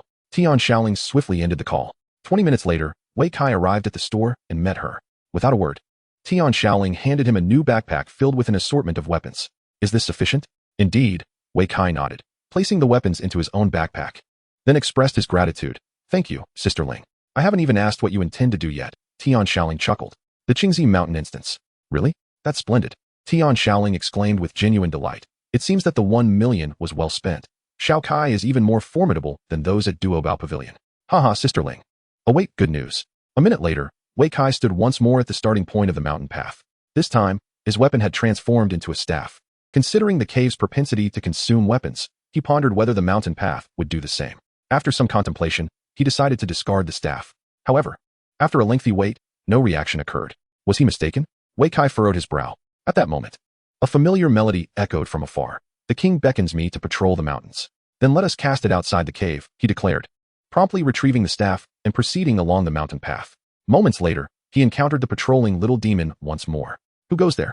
Get lost," Wei Kai retorted with irritation. Upon hearing this, the little demon became furious. "You foul-mouthed monk, how dare you cause a ruckus here?" With that, it unsheathed a large blade. "Oh." Wei Kai was taken aback, completely unprepared for the little demon's audacity to engage him in combat. Had he finally found the right direction? Before he could finish his thought, the little demon charged at him, swinging its blade down fiercely. Ouch! Wei Kai was caught off guard and suffered a blow, with a damage notification of 120 appearing above his head. The creature's damage had evidently increased. Previously, he had sustained only 50 points of damage from a similar strike. This time, it was more than double. In the realm of instances, monsters did not level up. The only way for them to grow stronger was through one possibility. Chapter 73. In battle, you falter. In flight, you excel. Weapon. This weapon is what I discarded. Wei Kai suddenly realized, his excitement soaring as he gazed at the weapon in the little demon's grasp. It was one of the 3 weapons absorbed by the cave. To his astonishment, it had now appeared in the hands of the little demon. His line of thought was indeed correct. Resolute in his determination, Wei Kai grasped the staff and engaged the little demon in combat. Despite acquiring a weapon, the little demon was still of a low level, merely level 10. It soon found itself overwhelmed by Wei Kai and fled in a panic. As the little demon dashed away, Wei Kai immediately pursued, charging along the mountain path toward the cave. Before long, another fierce battle unfolded before the cave. This time, Wei Kai showed no mercy, brandishing the golden cudgel to sweep away all opposition. Within a mere 3 minutes, every last little demon had been vanquished. Subsequently, Wei Kai swiftly stowed away his golden staff and replaced it with a long spear. In a flash, as he approached the cave's entrance, a tremendous force drew his spear into the cavern. Unfazed, he chuckled. "You enjoy sucking things in, do you? Let us see how much you can consume." With that, he opened his backpack and emptied its contents. Thousands of weapons spilled forth with a clatter, as the cave voraciously absorbed each weapon, one by one. The contents of his backpack diminished at an astonishing pace. Time seemed to stretch indefinitely. When fewer than 10 weapons remained in his backpack, a sudden exclamation echoed from beneath the ground. "Do not discard them. Stop at once." A venerable voice emerged from below. Startled, Wei Kai halted his actions. "Who are you?" he called out. "I am the land deity of Qingzi Mountain," came the reply. Almost immediately, a diminutive figure emerged from the earth. Wei Kai gazed in astonishment, his jaw dropping. The creature, claiming to be the land deity, was not only short in stature but also bore the grotesque visage of a human head atop a bird's body, covered in unsightly red spots. He instinctively inquired, "Are you human or ghost?" "No, wait. What exactly are you?" "I am the deity of this land." The small figure flapped its wings in response. The land deity? Wei Kai paused, recalling tales from his past life, where the Monkey King would often be aided by land deities who offered guidance during his tribulations. Could this land deity be of similar assistance? "What did you mean when you urged me to stop?" He pressed. The deity steadied itself and began to explain. "Within the cave lies a treasure that has descended from the heavens. It has claimed this mountain as its own, usurped my dwelling, and summoned countless minor demons to wreak havoc in the region." "What is this treasure?" Wei Kai inquired, increasingly intrigued. "I cannot ascertain its true nature," the deity continued, "but I know that these minor demons have been summoned by it. Unless we identify its essence, these demons will merely regenerate, regardless of how many we slay." Understanding dawned on Wei Kai. "So, the weapons you lost will soon be consumed by it, ultimately becoming the weapons wielded by those minor demons." "Indeed," the deity affirmed. "The more you discard, the stronger those demons become." "That is of no consequence," Wei Kai laughed heartily. "I intend to let it consume to its heart's content." However, the deity interjected with a sigh, "But I sense that if you continue to discard your weapons, it may awaken swiftly, and you will find it difficult to escape." "Escape? I had no intention of leaving," Wei Kai remarked, puzzled. "Was it you who caused me to be teleported away earlier?" The deity retorted, "I was merely saving a life." Realization struck Wei Kai, and he felt a surge of frustration towards the land deity. Why meddle and send someone away? The individual had come to conquer a challenge, and before the quest could be completed, they were forcibly removed. What enjoyment could be derived from such an encounter? With a dismissive gesture, Wei Kai declared, "Do not concern yourself with it. Do you have any means to deal with this monster?" The land deity inquired curiously, "Will you not allow me to observe? Just watch." Wei Kai replied confidently. With a cold chuckle, Wei Kai retrieved the last few weapons from his backpack and tossed them into the cave in one swift motion. Witnessing this scene, the earth spirit's expression shifted dramatically. "Alas, the young man disregards my advice. This is the end."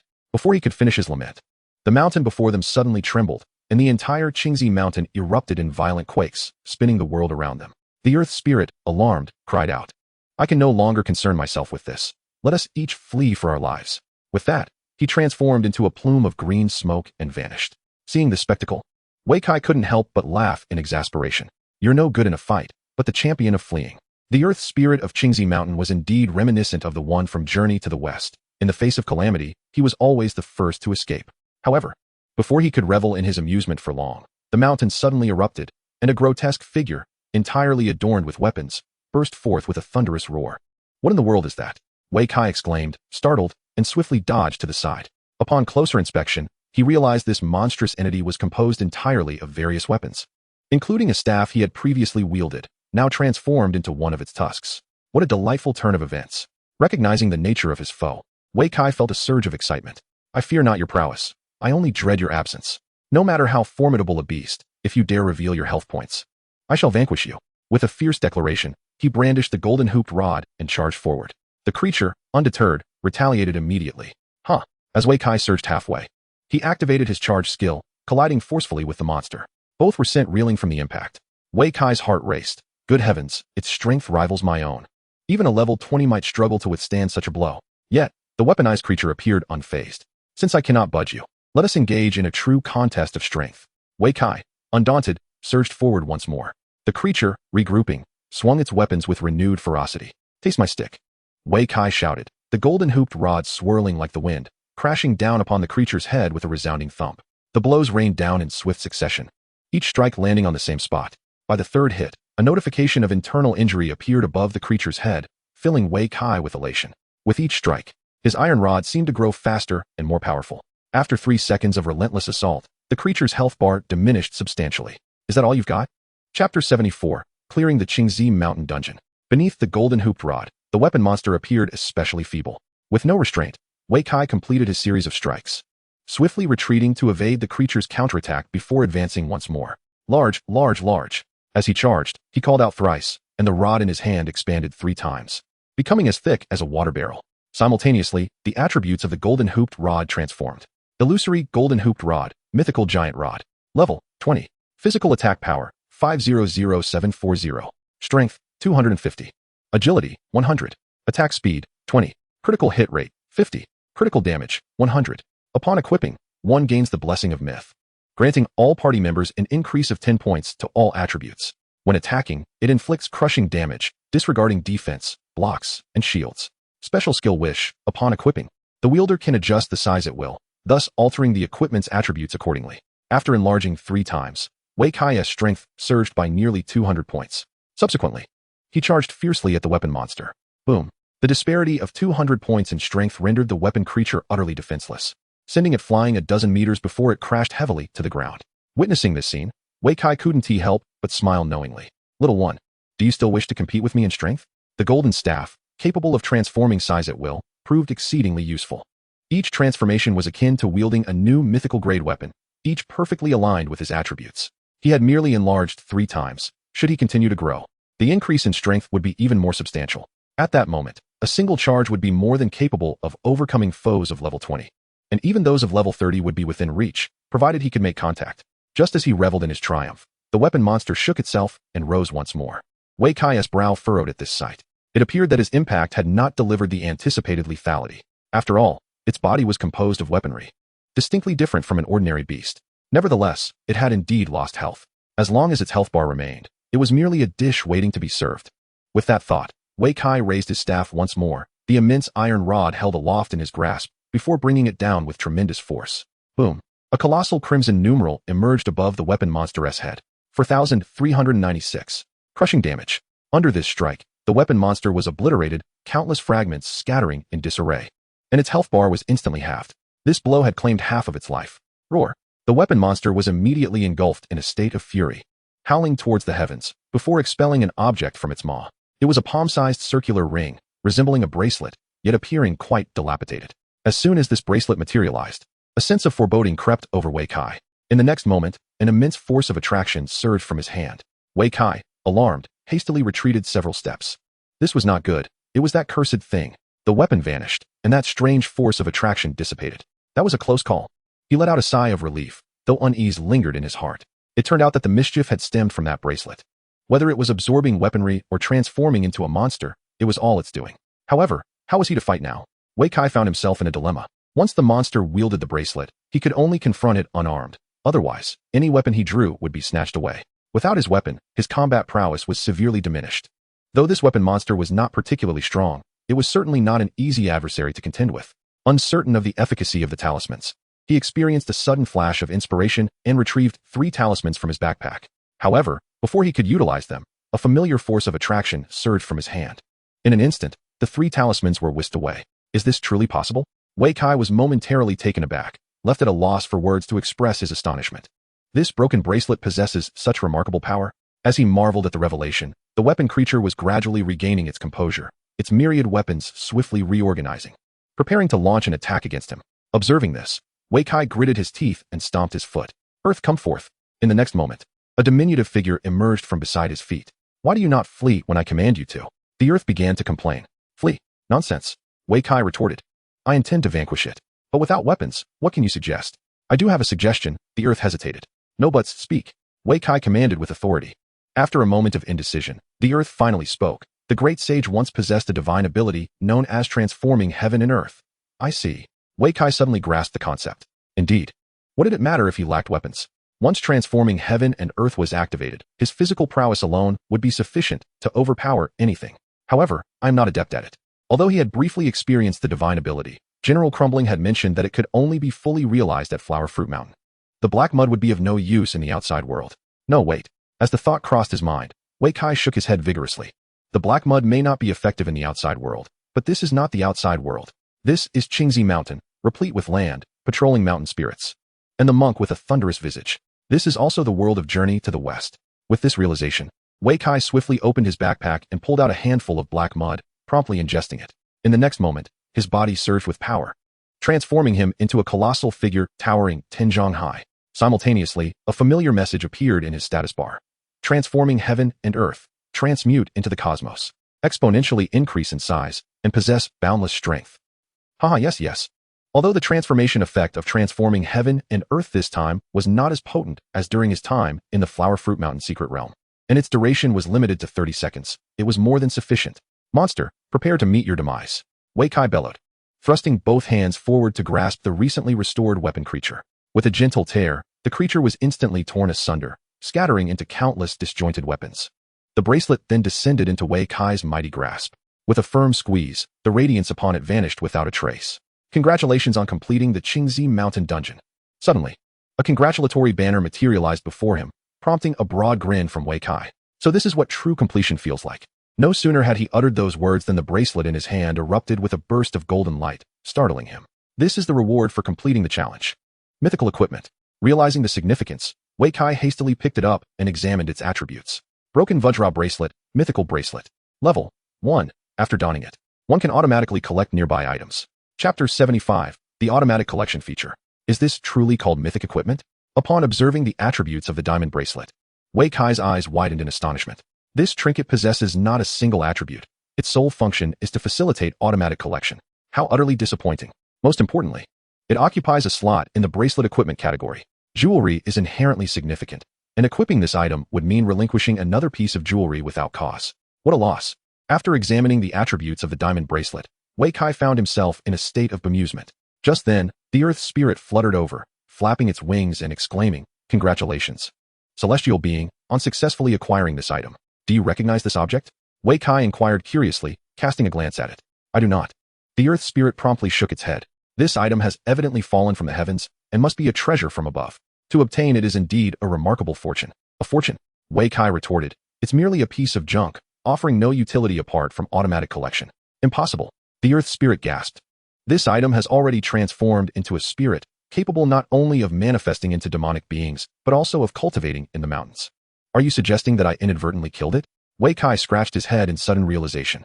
The earth spirit paused for a moment before silently nodding. Wei Kai was left dumbfounded. What shall I do now? Perhaps, the celestial being could attempt to restore it, the earth spirit suggested softly. Restore it? Ah, of course. Wei Kai exclaimed, suddenly enlightened. How can it be repaired? Do you possess a method? The earth spirit pondered for a moment and said, I noticed that the elixirs you consumed contain a trace of chaotic essence. Is this what you mean? Upon hearing this, Wei Kai promptly retrieved a handful of black mud from his backpack.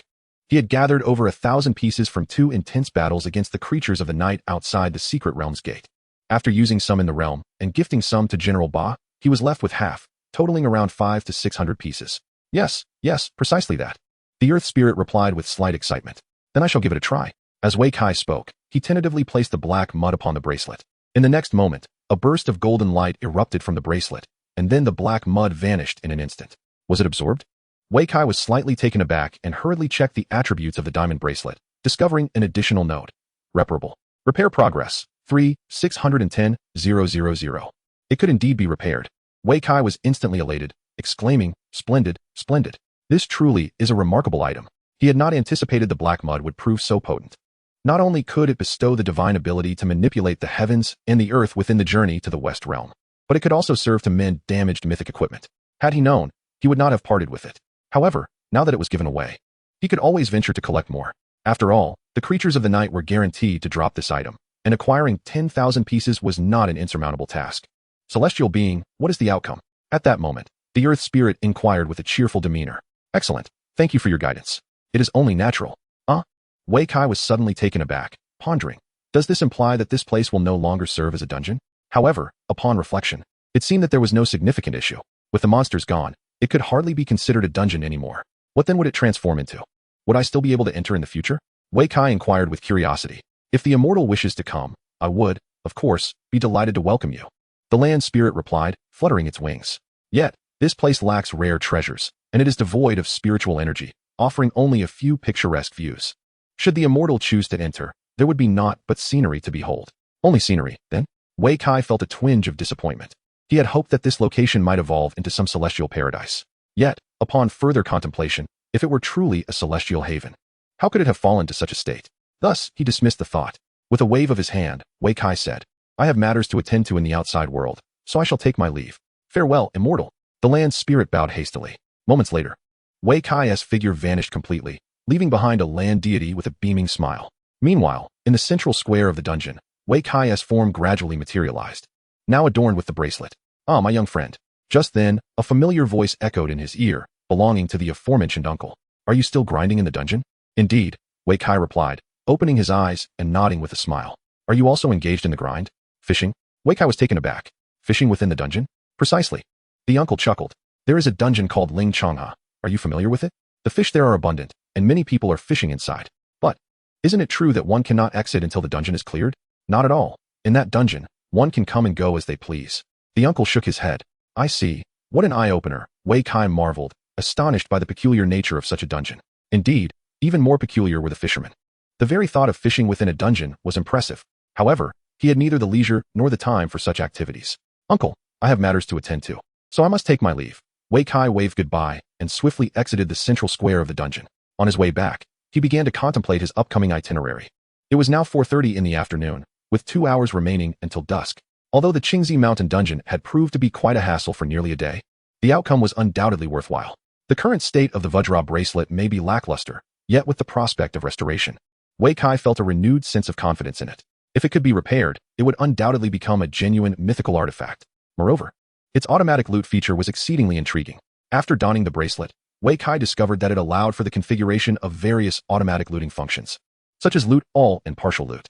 The loot all feature required no elaboration, while the partial loot function was the key feature. Once set to partial loot, it could selectively acquire only certain types of items or items of a specific quality. For instance, Wei Kai adjusted it to only collect items of legendary quality or above. Consequently, the bracelet would ignore the blue, white, and purple gear that fell to the ground, exclusively acquiring equipment of legendary status or higher. Currently, it remains uncertain whether its automatic pickup feature can operate silently. If it indeed can, perhaps one need no longer worry about revealing oneself in the presence of others. This thought stirred excitement within Wei Kai. It was time to venture beyond the city and put it to the test. Chapter 76. Following one's heart's desire. 20 minutes later, Wei Kai found himself once again in the wild boar forest. It was now 5 in the afternoon, with an hour and a half remaining before dusk. Many adventurers were diligently battling monsters and leveling up, striving to make the most of this fleeting time. Wei Kai glanced around before silently making his way deeper into the forest. Finding a secluded spot at this moment would likely prove challenging. However, the vastness of the wild boar forest ensured that the formidable creatures lurking within its depths would deter most ordinary players. Wei Kai, however, was no ordinary player. He had already reached level 20. The common monsters in the wild boar forest topped out at level 12 and were solitary tigers. Such creatures posed no threat to him. Even elite monsters, as well as the regular ones, were mere trifles. The only adversary that warranted his full attention was the level 25 area white tiger. As he pressed forward, Wei Kai suppressed the urge to attack, refraining from slaying a single beast. It wasn't until 10 minutes later, when he arrived at a tranquil spot devoid of other players, that he finally felt at ease. Roar. The sound of a tiger's roar, mimicked through a provocation skill, reverberated throughout the forest, startling countless birds into flight. In the next moment, several roars echoed back. 3 tigers suddenly charged at him from various directions. Upon seeing this, Wei Kai felt a surge of joy and laughed heartily, just in time. Having spent considerable time in the wild boar forest battling and leveling against wild boars and wolves, he had encountered monkeys fighting, but had seldom crossed paths with tigers. His only encounter had been with the area white tiger, which, regrettably, had appeared weak and pitiful under the assault of the tiger hunting squad, proving no match for a group of players. In contrast, the 3 tigers now surrounding him exuded a regal aura. However, this aura lasted no more than 3 seconds. Before Wei Kai could finish his words, his golden staff had already struck, unleashing a whirlwind slash. In the next moment, all 3 tigers were dispatched in a single blow, collapsing to the ground in unison. They then transformed into 3 streams of white light, vanishing from sight. Where have the blue skies and white clouds gone? With the talent for full item drops activated, the 3 tigers had indeed scattered a wealth of equipment and materials. Strangely, however, only blue and white items remained. Not a single pink or purple item was in sight. Could they be in his backpack? Wei Kai suddenly pondered, hastily opening his backpack to reveal a delightful surprise. Indeed, there it was. Within his backpack lay a newly acquired piece of pink equipment, tiger gauntlets, legendary level gauntlets. Level, 15. Physical attack power, 130 to 201. Strength, 20. Agility, 30. Upon attack, there is a chance to inflict a tearing effect, causing enemies to enter a bleeding state for 5 seconds. The attributes of the equipment are rather ordinary, and its effects are not particularly impressive. Even the class is incorrect. Yet, this does not dampen Wei Kai's spirits. He distinctly remembers that he did not witness any pink glow erupting moments ago. This implies that the diamond bracelet truly succeeded in silently and automatically collecting items. Anything that is set for automatic collection can be effortlessly absorbed, without even a hint of the glow that typically accompanies dropped equipment. Outsiders remain utterly oblivious, unaware of what has transpired. With this, Wei Kai can now confidently engage in monster hunting before others, as long as the settings are properly adjusted. His drop rate will appear entirely normal. He could even deliberately manipulate it to seem less than optimal. He can adjust it freely, as he wishes. Truly, this mythical-grade equipment is worth its weight in gold. Thanks to this singular function, Wei Kai is momentarily awash with emotion. However, he muses that if this device were to fall into unscrupulous hands, it could pose a significant issue. After all, utilizing it to amass rare equipment in a group would be exceedingly advantageous. With this thought, Wei Kai feels a wave of relief. Judging by the tone of the land spirit of Qingxi Mountain, it seems this item exists only once. After he cleared the Qingxi Mountain dungeon, the monsters within have completely vanished, leaving behind merely a scenic locale. To seek another instance is now impossible. This is indeed a fortunate turn of events. In high spirits, Wei Kai promptly sets the automatic collection feature of the diamond bracelet to collect everything. He then embarks on a frenzied spree of monster hunting. First, he employs a taunting skill, emulating the roar of a ferocious tiger to draw several of them into a coordinated assault. He then brandishes the golden staff, dispatching them with a single whirlwind slash. The diamond bracelet demonstrates its prowess, sweeping up all dropped items effortlessly. The entire process is remarkably fluid, requiring no pauses whatsoever. For the next hour, Wei Kai indulges in pure exhilaration. However, to outsiders, his actions appear utterly insane. In the nearby thicket, a trio of adventurers has been observing for nearly half an hour, their expressions frozen in disbelief. Goodness, has this fellow already defeated over 30 tigers? Not a single hair has dropped, exclaimed a bald, muscular man, incredulity etched across his face. This is outrageous, chimed in another red-haired member, nodding in agreement. If I were to compete with him in shamelessness, I would surely win. But if it's a contest of luck, I would suffer a crushing defeat, remarked the leather-clad team leader, contemplatively. The bald man couldn't help but chuckle, adding, this guy has been relentlessly grinding, not pausing for a moment. Surely, he has been driven mad by his extraordinary drop rates. Leader, should we intervene? Asked one of his companions. Mind your own business. The leather-clad leader shook his head. We are here to hunt the white tiger. The more he kills, the more attention he draws from it. Who knows? Just as the leader's words trailed off, the bald man shouted, it's coming. Meanwhile, Wei Kai remained blissfully immersed in his monster slaying and equipment looting, unaware of the sudden, overwhelming scent of blood that wafted towards him. Suddenly, an alarm rang in his heart, prompting him to raise his gaze forward. A thunderous roar reverberated through the air. A colossal beast, its fur a striking blend of black and white, towering at a height of 3 meters, approached him. The regional white tiger. Wei Kai was instantly elated, astonished by his fortune at encountering the white tiger here. This was a splendid opportunity. His current quest required the white tiger's unique drop, the heart of the white tiger. If he could slay this creature, everything would fall into place, and perhaps even legendary equipment would be his reward. With such thoughts swirling in his mind, Wei Kai's gaze towards the white tiger grew fervent. Fear not, little brother, we are here. Just then, a shout erupted from the nearby thicket, momentarily startling Wei Kai. When he turned to look, he discovered 3 individuals emerging, one of whom was signaling to others. Who are you? The Tiger Hunting Guild. Chapter 77. Farewell to the Tiger Hunting Guild. You again. Upon hearing the name of the guild, Wei Kai felt a surge of frustration. He had spotted this white tiger first. Yet members of the Tiger Hunting Guild were also lying in wait. Their demeanor suggested they were already treating this beast as their own. I'm not afraid. That's good. The leather-clad leader chuckled. Let us find a place to hide, and once we finish the kill, you can come out. What do you mean? You intend to steal my prey? Wei Kai frowned. I discovered it first. Brother, don't jest, a bald man scoffed, rubbing his shiny head. Even if we let you have it, you wouldn't stand a chance and would only lose your life. Indeed, we're not robbing you, we're saving you, echoed another man with red hair. Wei Kai smiled slightly, then posed a question. What if I were to join your ranks? You wish to team up with us? Asked the leather-clad leader. Yes, surely teaming up wouldn't be an issue. Wei Kai pressed on. No way, the bald man immediately countered. Our team has fixed positions. Adding someone recklessly would only create chaos. The red-haired man chimed in. Even if we did team up, you wouldn't receive any loot. Hearing their words, Wei Kai's displeasure grew. At that moment, however, the leather-clad leader nodded. Teaming up comes with a fee. As a guild dedicated to hunting, the Tiger Hunting Guild had often acted as mercenaries. When a boss paid, the other members would contribute their efforts to assist in the hunt. There was no shame in being a hired hand. In fact, many members found joy in it, especially since wealthy bosses often showered money around, casually spending hundreds of thousands just for fun. When Wei Kai proposed teaming up, he would typically have been turned down. However, if payment was involved, the situation changed. Wei Kai paused at this revelation, quickly inquiring, how much? 500,000. The leader stated decisively. If you want to claim any equipment drops, you'll need to pay extra for that as well. So, to join you, I would be spending 500,000 merely for the privilege of teaming up? Wei Kai nearly laughed in disbelief. You'll gain experience and experience the thrill of the hunt yourself, interjected the brawny bald man. Very well, I shall add a piece of legendary equipment. You must allow me to deliver the final blow. Wei Kai immediately began to negotiate. The leader of the leather-clad group shook his head. A single piece of legendary gear is merely worth 100,000. That is insufficient. Then let it be an epic piece of equipment. All I require is the honor of the last kill. Wei Kai continued to raise his offer. As long as he could secure the final blow, he would not balk at offering an epic piece of equipment. He would even consider a mythical one. However, he was keen on not granting an undue advantage to these individuals. Excellent. Upon hearing of the epic equipment, the leader's eyes sparkled with enthusiasm. To them, ordinary legendary gear was beneath their notice, but epic gear of a higher tier held significant value. Most members of the combat team were still in need of competent epic gear, with a sum of 500,000 coupled with an epic item. Even if they failed to secure any drops, there would still be profit to be made.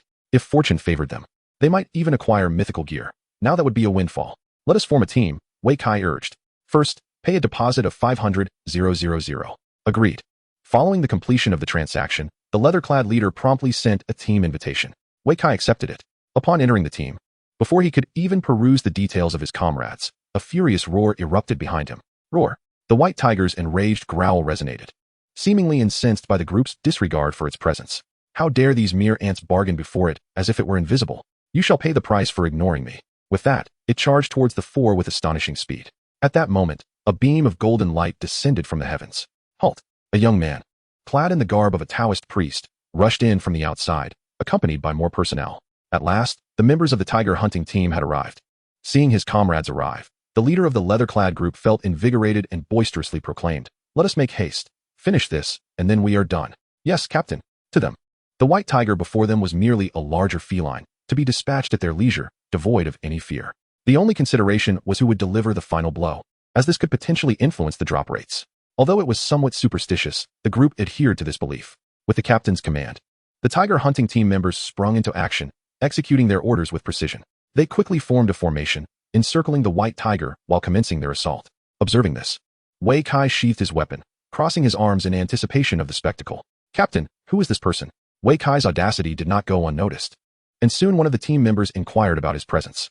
"A mere bystander. The one who shall deliver the final blow," the leather-clad leader hastily clarified. "The one who shall deliver the final blow?" The members exchanged glances. "Yes, he will be the one to strike the final kill," the captain elaborated. "The other procedures shall remain unchanged. Is that acceptable?" "The final blow depends on timing." Some voiced their doubts. The captain waved dismissively. "It is fine. He is already level 20. His damage output should be satisfactory. Just ensure he does not get too close and perish. He is our benefactor." The bald, robust man chuckled. 500,000 coins along with an epic piece of equipment, all for this final strike. "Naturally, we must ensure our employer is satisfied, wouldn't you agree?" He then glanced towards Wei Kai, who was watching the spectacle with a smile, yet remained silent. The other team members fell silent upon hearing this proposition, realizing the sum was exceedingly generous. Such a lavish offer for a mere flashy kill from a wealthy individual certainly indicated a propensity for extravagance. However, what if the individual was exceedingly unfortunate? At that moment, a timid voice inquired, "How could anyone be more unfortunate than you?" The bald man retorted with fury, "The last time you delivered the final blow, all you received was a guaranteed rare item. Who could possibly be more unfortunate than you? That was merely a fleeting incident." The other person retorted, visibly dissatisfied. "Enough bickering." The team leader interjected, decisively stating, "I have already committed to this arrangement, and we shall adhere to it." With these words, the team members promptly quieted down and focused on slaying the monsters. Chapter 78. You are quite agreeable, indeed. The members of the Tiger Strike team were predominantly above level 25, with a select few elite individuals even reaching level 35. They were well equipped and coordinated, executing their strategies with unparalleled proficiency. With dozens of them launching a concerted assault, even a white tiger would be reduced to a mere kitten. In less than 10 minutes, the white tiger entered a state of rage, emanating waves of black and white energy. Observing this, the commander immediately issued a loud command. "All warriors, charge. Everyone, prepare to interrupt skills. Support on my mark. 1, 2, 3, collide." As soon as he finished speaking, the white tiger stumbled, and an array of interrupting skills rained down upon it, swiftly depleting its black and white energy. Subsequently, the white tiger weakened. "Commence full output," the commander bellowed. Just then, the team leader interjected, "Be cautious. Do not kill it. The final blow must be reserved for our employer. Boss, keep an eye out and be ready to deliver the finishing blow." "No problem," Wei Kai replied with a cheerful nod. He was thoroughly confident in his ability to land the final hit. Although his level was not as high as that of the Tiger Strike team members, his equipment far exceeded theirs, and his attributes were considerably superior. During the observation, he calculated the team's output and realized that many of them were outclassed by him. The vast majority of damage-dealing team members inflicted around 1,000 damage per second, while his full output could reach at least 2,000 damage per second. If fortune favored him and he triggered the inner damage effect of his golden staff, his damage output could soar to nearly 3,000 per second. After the team leader signaled, the team members did not decrease their output. Rather, they intensified their efforts. Soon, the white tiger's health plummeted to 5. Many, upon witnessing this, hurriedly ceased their attacks to allow Wei Kai to strike the final blow. However, 2 individuals, instead of halting, increased their output. The team leader, noticing this, urgently called out, "Baldy, why are you going berserk?" "Leader, I misclicked. I can't stop, I truly cannot." The bald man protested loudly. The leader was momentarily taken aback. Then turned to another individual. "Xiao Haizi, weren't you slacking off just now? Now you wish to claim the final blow?" "Leader, I am truly not Xiao Haizi." Another persistent member interjected. "You lot." The leader was infuriated and quickly glanced at Wei Kai. However, Wei Kai displayed no anger. Instead, he smiled. "So you wish to vie for the finishing blow, do you? Intentionally trying to irritate me? If the final blow were to be snatched away, these individuals would undoubtedly have an excuse to evade responsibility, yet his $500,000 and an epic grade item would vanish into thin air." Observing their antics, Wei Kai understood their underlying thoughts. Nevertheless, he remained unperturbed. In terms of damage output, who fears whom? He bellowed, "Chain strike," and charged forward. With the golden hoop staff in hand, he moved like the wind, delivering an unceasing flurry of strikes upon the white tiger. 506, 716, 1003, internal injury, 2391. In less than 3 seconds, 7 numbers appeared above the white tiger's head, and its remaining 5 health points evaporated in an instant, demonstrating a spectacular display of health bar obliteration. This scene left all present utterly dumbfounded. Particularly, the bald man and Xiao Haizi, who had aimed for the final blow, were left gaping in disbelief. In comparison to Wei Kai's preceding damage output, their meager attempts were pitifully inadequate. They couldn't even unleash their skills in time, merely watching helplessly as the white tiger was swiftly dispatched. The leader was equally astonished, unable to fathom that a mere patron had such formidable prowess. This level of output would rank among the elite even within the tiger hunting team. Loot explosion. At that moment, a team member suddenly shouted, "Boom!" Hearing this, everyone turned to witness several beams of pink light soaring into the sky, followed by hundreds of white, blue, and purple lights. The white tiger had erupted with an astonishing bounty, yielding over 100 items, leaving everyone present stunned. Some could not restrain themselves from exclaiming in astonishment. So many rare items. What incredible luck is this? How on earth did you manage to obtain so much in one go? I've never witnessed such a loot explosion in my life. The leader of the leather jacket team was completely flabbergasted. He had assumed that yielding the final blow would result in minimal rewards, never expecting the sheer fortune of this individual. This single explosion surpassed the total loot they had accumulated over the past half-month. "Boss, you're impressive." He couldn't help but give Wei Kai a thumbs up. "Just average," Wei Kai replied with a slight smile, feigning modesty. The leader laughed heartily, teasing, "At least you're better than Xiao Haizi." "Haha, I agree." The bald man chimed in, joining in the jest.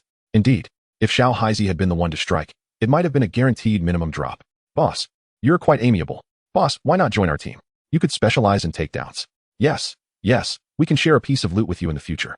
The crowd chattered excitedly, yet Wei Kai remained unmoved. Moreover, the bald man and the little black one, who disregarded orders, were deemed unworthy of participating in this distribution of rewards, as a cautionary example. Upon hearing this, the expressions of the bald man and the little black one instantly soured. However, the other members of the group showed no concern. Instead, they erupted in enthusiastic cheers. Hooray! Moments later, as they beheld the attributes of the items, their joy only intensified. There were no fewer than 6 legendary grade pieces of equipment, all at level 30, suitable for the majority of the team members. Furthermore, among the other dropped items were rare materials such as recipes, tiger bones, and tiger whips. Truly, they had struck gold. Wei Kai was, in fact, even more delighted than they were. For within his backpack, 5 additional items had appeared, 1 mythical piece of equipment, 3 epic grade items, and the coveted heart of the white tiger. These treasures had been quietly collected by the diamond bracelet long before their emergence. One must acknowledge the remarkable automatic pickup feature of the diamond bracelet. He glanced at the attributes of the 3 epic grade pieces and was momentarily taken aback. BUE, epic grade helmet. Level, 20. Magic power, 40. Constitution, 20. Status hit, 20. Status resistance, 20. When equipped, grants the BUS state, with each attack having a chance to instill fear in the enemy. Damage inflicted on frightened enemies is increased by 20. This was actually a part of the Luotian set. Chapter 79, Little Black, Apologize. Wei Kai's heart soared with joy as he immediately donned the BUE helmet, simultaneously removing the epic grade helmet he had been wearing. "Captain, this was previously agreed upon." "Oh, you are too courteous, boss." The captain beamed and reached out to take it. "Wait a moment. Apologize." The captain's expression shifted, and he suddenly exclaimed, "Bald man, little black one, come here and apologize to the boss." Upon hearing this, everyone turned their attention, quickly noticing the red epic-grade equipment in Wei Kai's hands. "Apologize, apologize, hurry and apologize to the boss," someone shouted enthusiastically. Others joined in, urging, "Yes, go apologize to the boss, don't upset him. Little black, you're the most disobedient, hurry up." "I'm sorry." The bald man was the first to step forward and bowed to Wei Kai. Wei Kai nodded lightly, signifying his acknowledgement. However, the little black one remained unmoved. Despite the crowd's raucous encouragement, this left the captain visibly embarrassed. "Little black, do you wish to be dismissed?" he barked. "Captain, I didn't mean it, I was just joking." The little black one weakly retorted. The captain's expression darkened further, and he roared again, "If you can't understand human speech, then get lost." At this, everyone felt the weight of his ire. "I apologize." As soon as the captain's words fell, the little black one quickly scurried to Wei Kai's front and bowed in apology, showing no signs of hesitation. Witnessing this scene, Wei Kai smiled with satisfaction. Indeed, some individuals are quite unrefined. After sharing a laugh, he once again retrieved that epic helmet. "Captain, this is as agreed upon earlier." "Well said. Thanks to you, we have amassed such an abundance of rare items, and everyone is grateful." The captain's demeanor swiftly transformed from somber to jovial as he cheerfully accepted the epic helmet and tucked it away. "No need for gratitude," Wei Kai remarked with a faint smile, "as long as everyone is happy." "Haha, happiness is all that matters." The captain joined in the mirth. Once the brief interlude concluded, everyone returned to their respective tasks. They had slain foes, acquired equipment, and completed their mission. Wei Kai glanced at his phone, noting the time was already 6:05, with merely 25 minutes remaining until nightfall. The dangers of the wilderness at night are not to be underestimated. While the nocturnal monsters may yield precious black mud, one cannot predict what formidable threats may lurk behind them. The last encounter with that monstrous creature still lingered in his memory. Had it not been for the adept intervention of the Security Bureau, the entire city of Yongning might have suffered dire consequences. It would be prudent to wait until he had amassed greater strength before venturing to collect black mud. He had yet to complete even his first job, and his power had not yet reached its zenith. Lost in thought, the leather-clad captain walking beside him suddenly leaned in. "Boss, what do they call you?" "Wei Kai," he replied. "I am Liang Hu." The leather-clad captain introduced himself. Wei Kai nodded. "Greetings, Captain Liang. Is there something you wish to discuss?" After a moment's pause, Captain Liang continued, "I noticed during our team formation that you have already reached level 20, yet remain a warrior class." "Indeed. Then it stands to reason that you have yet to complete your first job, correct?" "Yes, I am currently engaged in it. Should you require assistance, do not hesitate to reach out," Captain Liang assured, thumping his chest. "I guarantee you will complete your task with ease. If it involves a collection mission, we have an ample supply of various rare materials in the Tiger Strike team. Even if we do not have them on hand at the moment, we can help you obtain them, provided you reserve with us." "Really?" Wei Kai inquired, intrigued. "Absolutely," Captain Liang affirmed confidently. "Let me tell you, there was once an individual whose job required the collection of peacock feathers, direwolf fangs, and giant crocodile scales. As you know, these items are all unique materials that can only be obtained through specific means." "Ah, indeed," Wei Kai nodded, somewhat astonished. Captain Liang appeared pleased with his reaction and continued. "Such precious materials are typically unattainable for most, yet he found us. Although it cost him a bit more, he ultimately fulfilled his task." "And what became of him?" Wei Kai promptly asked. "What happened afterward?" Captain Liang scratched his head. "I heard that due to the difficulty of the task, he failed during the second step." "Huh?" Wei Kai was taken aback. He had not anticipated that a job could actually be failed due to its complexity. However, that was not the crux of the matter. What truly intrigued him was that the individual's task required 3 items. While Wei Kai's requirements were somewhat similar, they only called for one of those items. Could it be possible to submit all 3 at once? Suddenly, a spark of inspiration ignited within him, illuminating a new line of thought. Was it the submission of 3 items that escalated the task's difficulty? With the increase in challenge comes a corresponding enhancement in rewards. Could it be that upon completing this demanding promotion task, one might ascend to a more formidable and rare vocation? Perhaps there is indeed such a possibility. Alas, that individual faltered at the second step. Perhaps I, too, could attempt it. A notion sparked within Wei Kai's mind. If I seek assistance from Captain Liang, would it mirror the earlier situation? He suddenly inquired. "That won't do." Captain Liang shook his head. "If specific materials are required, additional payment is necessary." "Why is that?" Wei Kai frowned. "Special materials do not drop easily," Captain Liang elucidated. "If one attempt fails, a second must be made. Should fortune be unkind, it may take 10 tries to obtain them. The last time they procured materials for that individual, they encountered this very dilemma. After 5 attempts against the ironclad crocodile, they finally secured the crocodile scale. This endeavor consumed immense energy and half a month's time. Just contemplating such matters feels like a grievous loss. Once was sufficient. A second attempt would likely dissuade the others in the group from participating. Let it be, Wei Kai resolutely decided. Requesting them to hunt the white tiger had already yielded ample profit for the tiger hunting group. Not only did they acquire 6 pieces of level 30 legendary equipment, but also 500,000 cash, an epic grade item, along with various recipes and rare materials. Collectively, these items were valued at no less than 2 million. This sum was sufficient to enlist the mightiest battle group in Yongning City. His willingness to provide such resources stemmed from the previous assistance the tiger hunting group had rendered him. With the transaction complete, this debt of gratitude was considered repaid. Chapter 80, The White Tiger Divine Ring, Invincible. Upon hearing the words "let it be," Liang, who was momentarily taken aback, quickly followed by a wave of displeasure. What gives you the audacity to refuse me? You were agreeable just moments ago, and now you've suddenly changed your mind, most likely deeming the cost too steep. If you find it expensive, then I find it exorbitant. Let it be then. The surrounding members of the group, witnessing the unfolding situation, instinctively distanced themselves, wary of being implicated. Wei Kai, observing this, couldn't help but smirk coldly. However, he paid little heed. Despite Yongning City's modest size, there were numerous battle groups available for hire. With that 2 million, wouldn't it be far wiser to engage the foremost battle group in Yongning City? Moreover, he had no desire to continue collaborating with the tiger hunting group. A high drop rate might be attributed to luck if the rate remained consistently elevated. There was undoubtedly an underlying issue. Even if the automatic pickup feature of the diamond bracelet could mask the inconvenience, it would still present certain complications. It would be more prudent to switch partners. Lost in thought, he suddenly noticed the members of the tiger hunting group hastening their pace, leaving him trailing behind.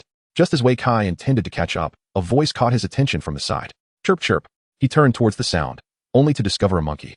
Its appearance somewhat familiar. It was that old monkey. No, it was General Bench. Wei Kai quickly recalled. Isn't this the old monkey that previously contended for the red fruit with the great python and the wolf king? Its true identity should be that of General Bong, who escaped from the secret realm of Flower Fruit Mountain. General Bong has grown significantly more agile than before, yet he is devoid of a staff, instead calling out and waving his hand, seemingly beckoning something. Are you calling me? Wei Kai asked, momentarily taken aback and instinctively inquiring. Squeak. General Bong nodded excitedly. Observing the creature's response, Wei Kai was once again stunned and filled with curiosity. What do you wish to do?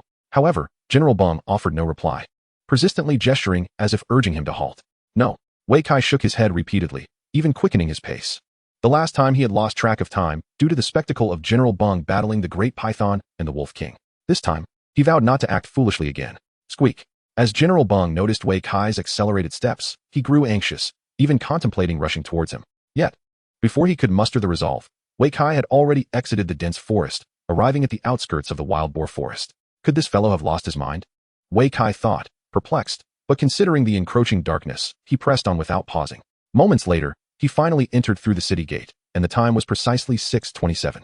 Shortly thereafter, night fell, and the darkness swiftly consumed the last vestiges of light. At that moment, a dim protective barrier illuminated behind him. Gazing at the glowing shield, Wei Kai felt a profound respect. This must be the defensive array captain who had spoken of. It is this protective formation that safeguards Yongning City and its million inhabitants. Without it, most humans would likely have perished. Regrettably, 18 years have elapsed, and humanity has yet to escape the confines of the defensive barrier. Each night, they can only seek refuge within its bounds. How much longer must they endure such a life? Boom. Indeed, it is best to focus on oneself first. He chuckled self-deprecatingly, then boarded the bus heading towards the West District. Board on the bus, Wei Kai decided to examine the mythical equipment he had just acquired. White Tiger Divine Ring, Mythical Level Ring. Level, 20. Strength, 50. Agility, 50. Attack Speed, 20. Upon equipping, the wearer gains the Blessing of Myth, granting all party members an increase of 10 to all attributes. When attacking, there is a chance to inflict a tearing effect, causing the enemy to enter a bleeding state for 30 seconds, which can stack. Achieving a combo count of 7 will enter a focus state, enhancing critical hit rate by 10 and critical damage by 20. Reaching a combo count of 14 will trigger a swift state, increasing attack speed by 20. Attaining a combo count of 21 will initiate a War God state, granting the effect of invulnerability, rendering one immune to all damage and control effects for 5 seconds. The 3 states can stack. Wow, how formidable. Wei Kai couldn't help but exclaim. The White Tiger Divine Ring not only boasts powerful attributes, but also possesses exceptionally perfect affixes. Truly, it is overwhelmingly impressive. The moment the combo count reaches 7, one can immediately enhance their critical hit rate and critical damage. The crux of the matter is that this condition is not at all difficult to fulfill. A mere chain strike will suffice. Upon achieving a combo of 14 hits, one can further enhance their attack speed. Should the combo reach 21 hits, the effects are nothing short of explosive. One becomes immune to all forms of control and damage, entering a state of invincibility. As he adorned himself with the ring, he suddenly noticed a bald figure emerging from the seats ahead. What a formidable presence. Wei Kai was startled, but soon recognized it was the big bald man from the Tiger Strike Guild. To his surprise, the man approached him for a conversation. Nothing much. Wei Kai quickly waved his hand. I was merely recalling the earlier battle. You're referring to me, aren't you? The bald man chuckled. But you were impressive as well. That finishing blow you landed dealt several thousand damage, putting you almost on par with me. Wei Kai was at a loss for words. He had encountered shamelessness before, but never to such an extent. Surely, he couldn't believe someone was genuinely praising him. To his astonishment, the bald man showed no signs of modesty, but rather boasted about his own prowess. Let me tell you, creatures of the white tiger caliber are hardly a challenge. For the Tiger Strike Guild, they are merely like small kittens, easily dispatched upon respawn. The truly formidable foes reside in the region of Liang Ancient City, where the creatures are a full 40 level strong. Most would not dare to approach, but only we from the Tiger Strike Guild have the audacity to challenge them. Have you faced them? Wei Kai couldn't help but inquire. No, not yet. The bald man scratched his shiny head, looking somewhat embarrassed. But the seasoned experts in our guild have encountered them, and they say they dropped quite a few valuable items, including a level 40 warrior ultimate skill and a piece of level 40 mythical equipment. What attributes does the mythical equipment possess? Wei Kai pressed on. Well, it's definitely impressive. The bald man replied. A smirk crept onto Wei Kai's face. It was evident the man had never laid eyes on mythical equipment, as he was oblivious to the unique blessing attributes it possessed. Since he was merely boasting, there was little point in engaging further. Chapter 81. I am still young. 15 minutes later, the bus came to a halt at the Shishang market stop. Wei Kai disembarked and promptly made his way to his small shop within the market. As the inventory had been nearly depleted over the past few days due to a lack of good finds, only Tian Shaoling remained to tend to the store. Upon seeing Wei Kai enter, her face lit up with joy as she hurried over to greet him. Hello. Wei Kai smiled and nodded, then produced a backpack. Sisterling, here are today's goods. Weren't you supposed to be researching the dungeon today? Tian Shaoling asked, somewhat surprised, as she had assumed Wei Kai would spend the entire day immersed in that troublesome instance, leaving no room for discoveries. To her astonishment, he had managed to acquire some equipment. I've completed the dungeon, Wei Kai stated. Really? Tian Shaoling's face beamed with excitement as she leaned in closer and whispered, Did you obtain that item? Let me see it. Realizing her eagerness might be inappropriate, she quickly added, what I mean is, did you acquire what you were hoping for? Did our investment of 1 million go to waste? If you find it inappropriate, just nod. You don't need to say it aloud. Not at all. Wei Kai smiled faintly, raising his wrist to reveal a bracelet. This is the bracelet? Tian Shaoling stared at the somewhat tattered adornment on his wrist, momentarily taken aback. 1 million was spent merely to unveil the shabby trinket? Indeed, Wei Kai nodded, adding, Do not be deceived by its worn appearance. Its quality is exceptionally high, and its capabilities are remarkably powerful. What quality? Is it of epic grade? Tian Shaoling instinctively inquired. Wei Kai smiled slightly. That's an understatement. Tian Shaoling suddenly looked up, scrutinizing Wei Kai's expression and realizing he was not jesting. After a brief pause, she suddenly grasped something, hastily covering her mouth. Never mind, I shan't speculate. Having said this, she pondered another matter and quickly asked, What about the treasure pavilion? I still have quite a few worthless items here. Wei Kai chuckled heartily. When they inquire, just say whatever you like. He had already completed the Qingzi Mountain dungeon. The people of the treasure pavilion could easily investigate if they wished. However, they remained oblivious to the rewards for completing the dungeon. As long as Wei Kai firmly asserted that the reward was a mere trinket, the treasure pavilion would be at a loss. Then let it be this weapon. Tian Shaoling soon found a rare purple weapon in her backpack. As long as we maintain a consistent narrative, that will suffice. Wei Kai nodded in agreement. After settling this matter, Tian Shaoling resumed rummaging through her backpack, only to suddenly flush with embarrassment. Where did you go today?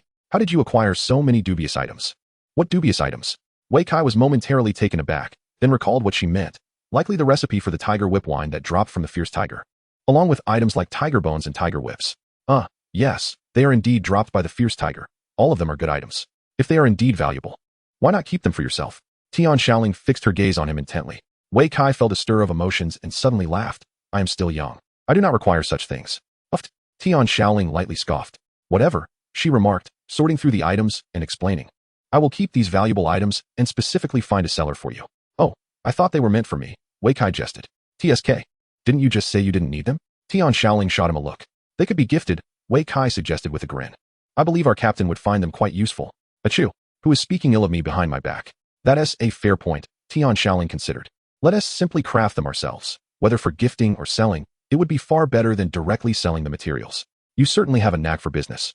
Wei Kai praised, giving her a thumbs up. Humph. Tian Shaoling rolled her eyes at him once more.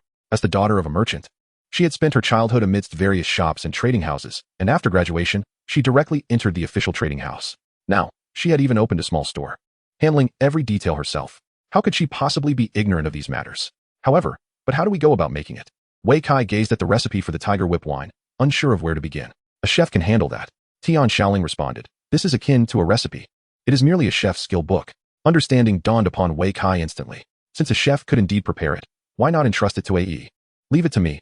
I will find someone, he declared. All right, Tian Shaoling replied without hesitation. Once the business at hand was settled and the items in her backpack sorted, she meticulously packed everything onto the shelf and placed it behind the counter. After completing these tasks, she finally exhaled a sigh of relief. You've worked hard, sisterling, Wei Kai said, noticing her efforts. It's nothing, Tian Shaoling chuckled, suddenly recalling something. By the way, I have some wonderful items for you. What? Wei Kai turned his attention eagerly. Enchantment talismans, she announced, retrieving a stack of talisman paper from her backpack. At first glance, they bore a striking resemblance to the talismans found in temples.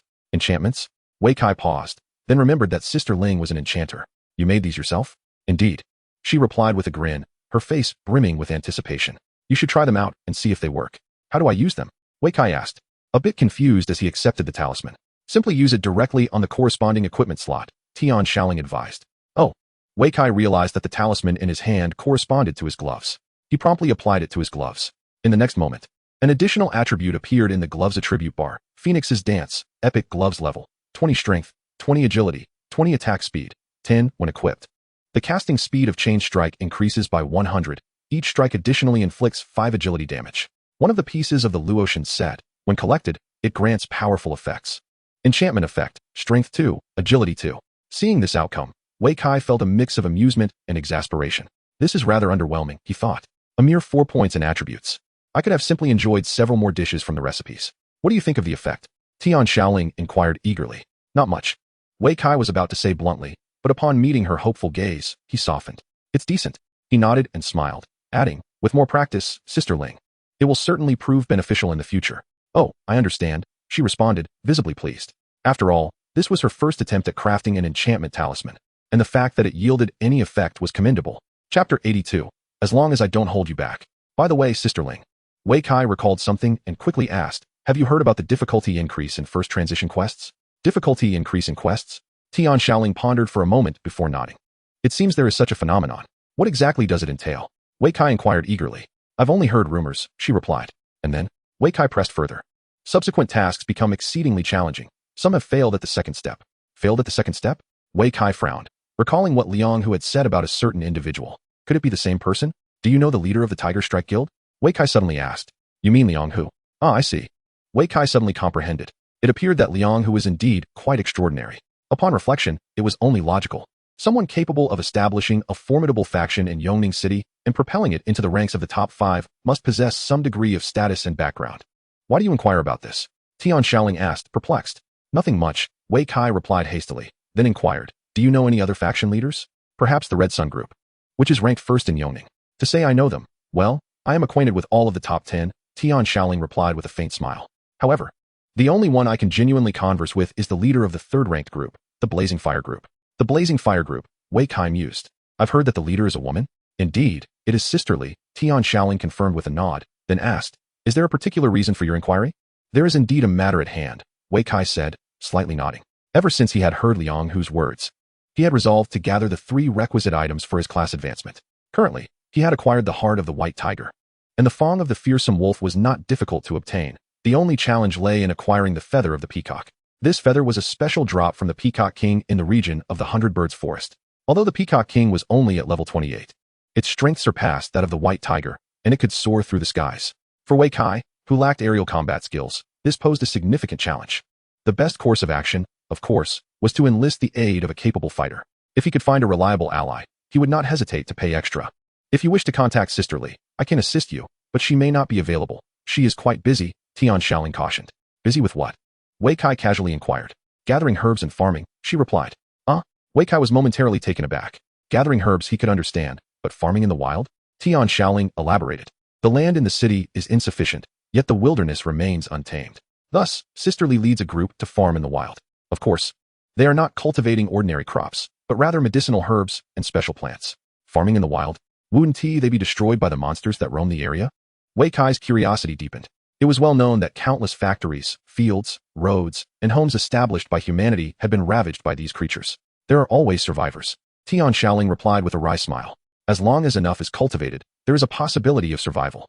Very well, Wei Kai conceded, finding her reasoning compelling. After all, the wilderness had been abandoned. Rather than letting it lie fallow, it seemed wise to plant something. If they managed to survive, it would indeed be a worthwhile endeavor. In a sense, this could be viewed as a small step for humanity beyond the protective barriers. Should they succeed, the implications would be significant. Then please assist me in contacting her, regardless of the outcome, Wei Kai stated. Certainly, Tian Shaoling replied without hesitation. Once they had concluded their discussion, Wei Kai took his leave. Before returning home, he made a stop at Wu Yi's culinary establishment. Wu Yi had been exceedingly busy lately. Since the opening of his shop, there had not been a single day without a flurry of activity. However, he took great pleasure in this, for he was indeed earning a considerable profit. Within less than a week of its opening, he had amassed enough funds to purchase a house on the ground. However, his ambitions soared higher. He aspired to acquire a superior property, i.e. Wei Kai discreetly summoned Wu Yi, subsequently presenting him with the recipe for tiger whip wine. Help me brew a few barrels of this, he requested. Oh my, what a splendid find. Upon glimpsing the recipe, Wu Yi's eyes instantly sparkled, followed by a mischievous grin directed at Wei Kai. I never expected you, Brother Kai, would procure such a treasure. Shoo, just understand, do not let this slip. Wei Kai instructed in a hushed tone. Absolutely, Wu Yi readily assented, promptly committing the recipe to memory. After mastering the recipe, Wei Kai provided him with some raw materials, such as tiger whip and tiger bones, and then departed the small shop with satisfaction. Upon returning home, his mother, Huang Liqiao, had just finished preparing dinner. The family dined together, engaging in casual conversation. Observing her son, Huang Liqiao remarked, Look at you. You've only recently transitioned jobs, yet you've lost weight. Have I?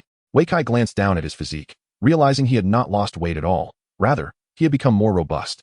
The increase in attribute points not only manifested on the data panel, but also influenced his physical form in reality. Wei Kai had allocated all his points toward strength, enhancing only his muscle mass. Had he distributed points evenly between strength and physique, he might have transformed into a muscular titan by now. Huang Liqiao did not pursue the argument further, issuing a direct command instead. Wei Kai found himself at a loss for words, ultimately nodding in agreement. After dinner, Wei Kai proceeded to wash up, preparing for rest. In the living room, only Wei Yitong and Huang Liqiao remained.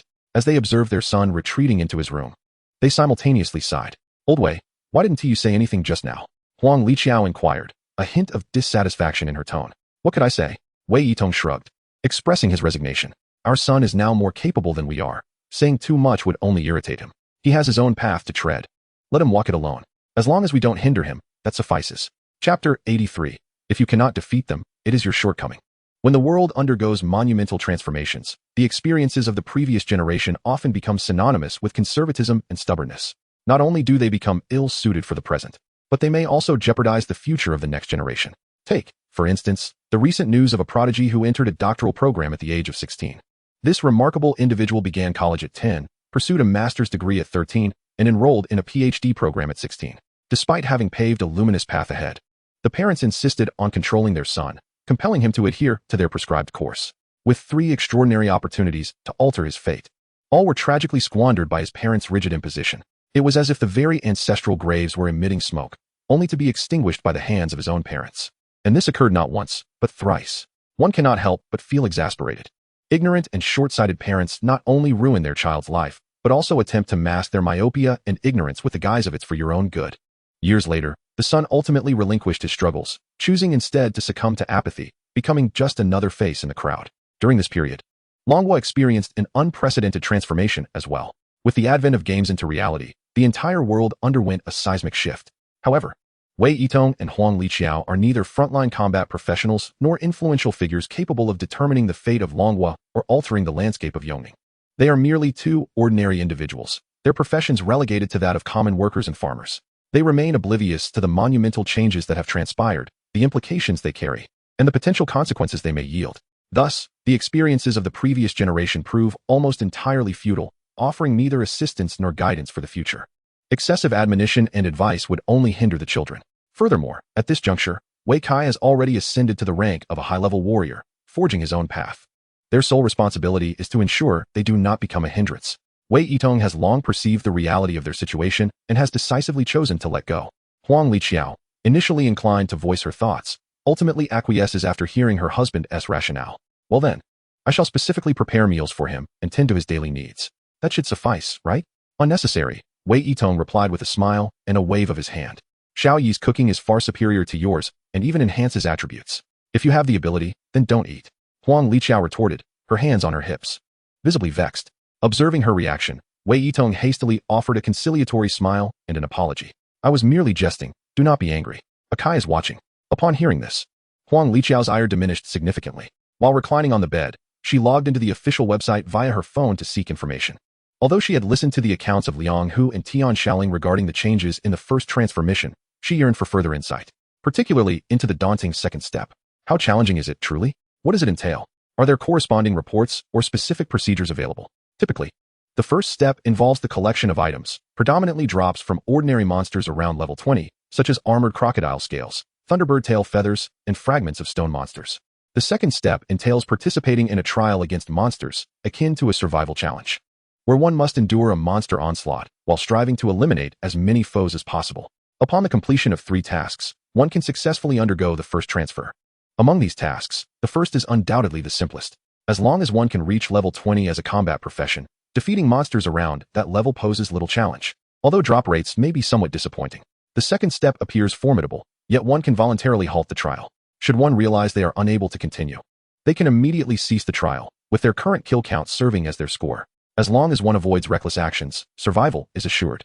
The most arduous aspect is, in fact, the third step, for the opponents in the arena are not monsters, but fellow humans. Other transfer candidates of the same level. Being human, opponents may be more cunning, more proficient in combat, and more devious. The variety of potential professions adds another layer of unpredictability. One must swiftly identify the weaknesses of their adversary and secure victory without prior knowledge of their opponent's profession or skills. To prevent clandestine dealings, the matchmaking mechanism for the arena is randomized.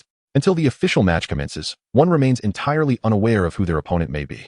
It is entirely possible that one may encounter a novice who has ascended through the ranks via assistance, or perhaps a seasoned veteran, or even a wealthy individual equipped with top-tier gear and complete skill sets, having benefited from professional leveling. In the arena, fairness is a mere illusion. If one cannot prevail, it simply indicates a lack of skill. Thus, the arena not only tests one's abilities, but also one's fortune.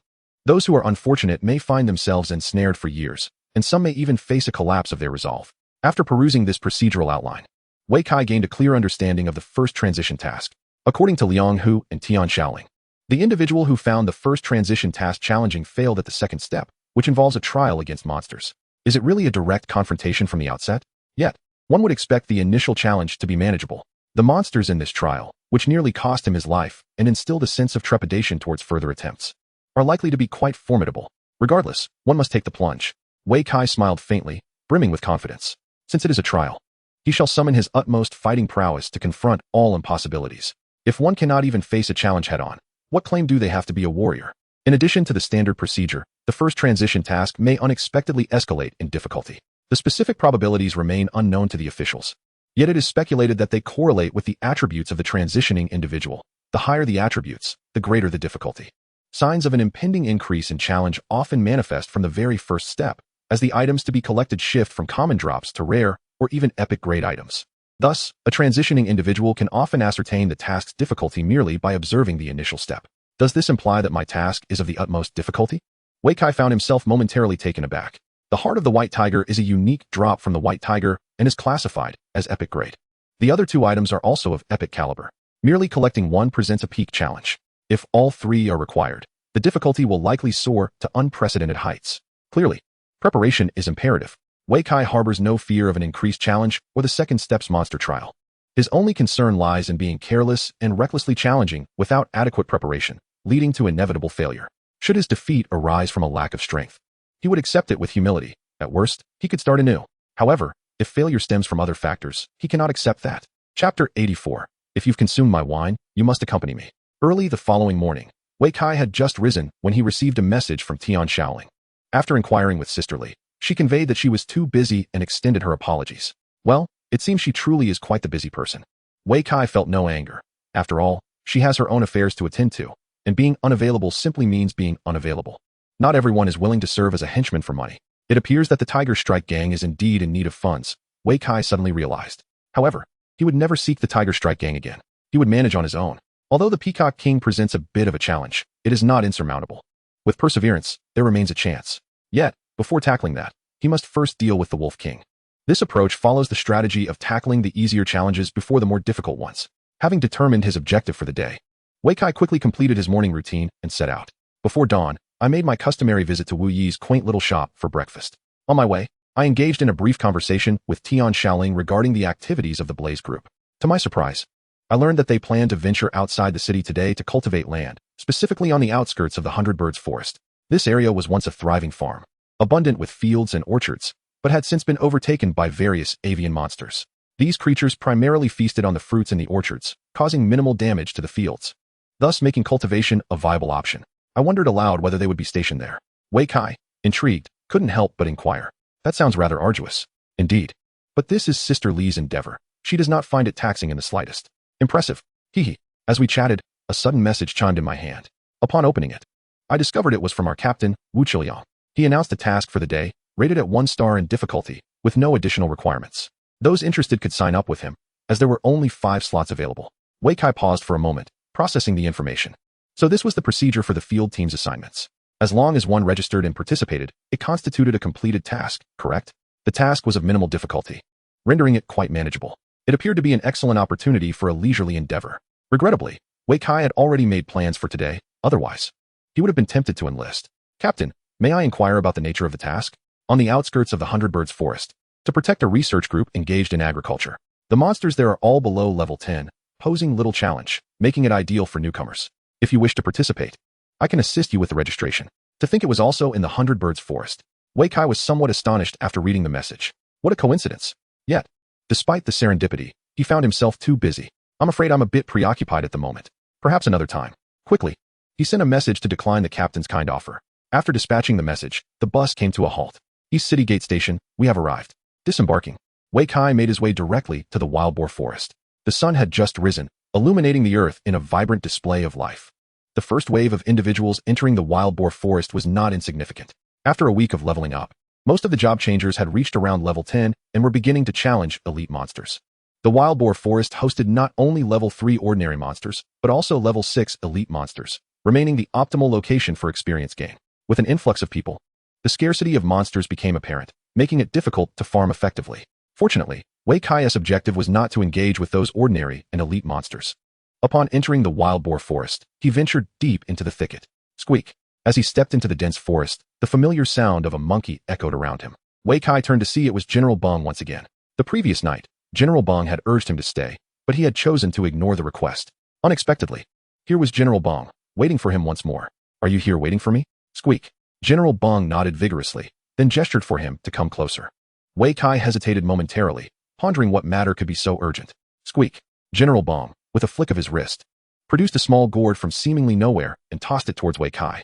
Initially taken aback, Wei Kai soon noticed that the gourd emitted a radiant purple glow, transforming into a tangible item upon his grasp. Upon inspection, he discovered it was a jar of wine. Monkey wine, rare fruit wine brewed by monkeys, consumption of which enhances both movement speed and jumping ability. With a cheerful chirp, General Bong retrieved another gourd, uncorked it, and tilted his head back for a hearty drink. A toast?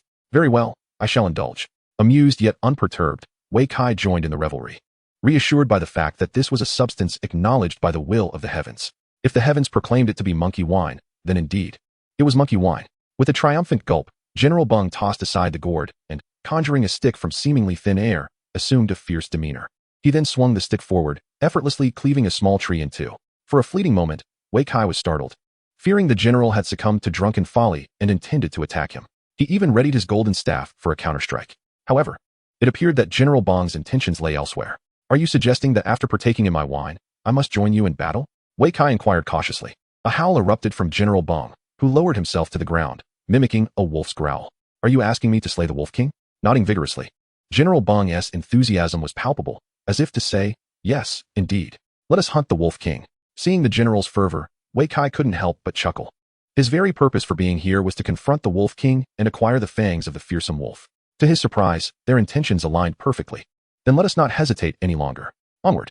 With a swift motion, Wei Kai raised the gourd, eagerly following the general. Before long, under General Bong's guidance, the duo arrived at a hillside, a vantage point from which they could survey their surroundings. Just as Wei Kai began to marvel at the view, a colossal figure emerged before them, the Wolf King.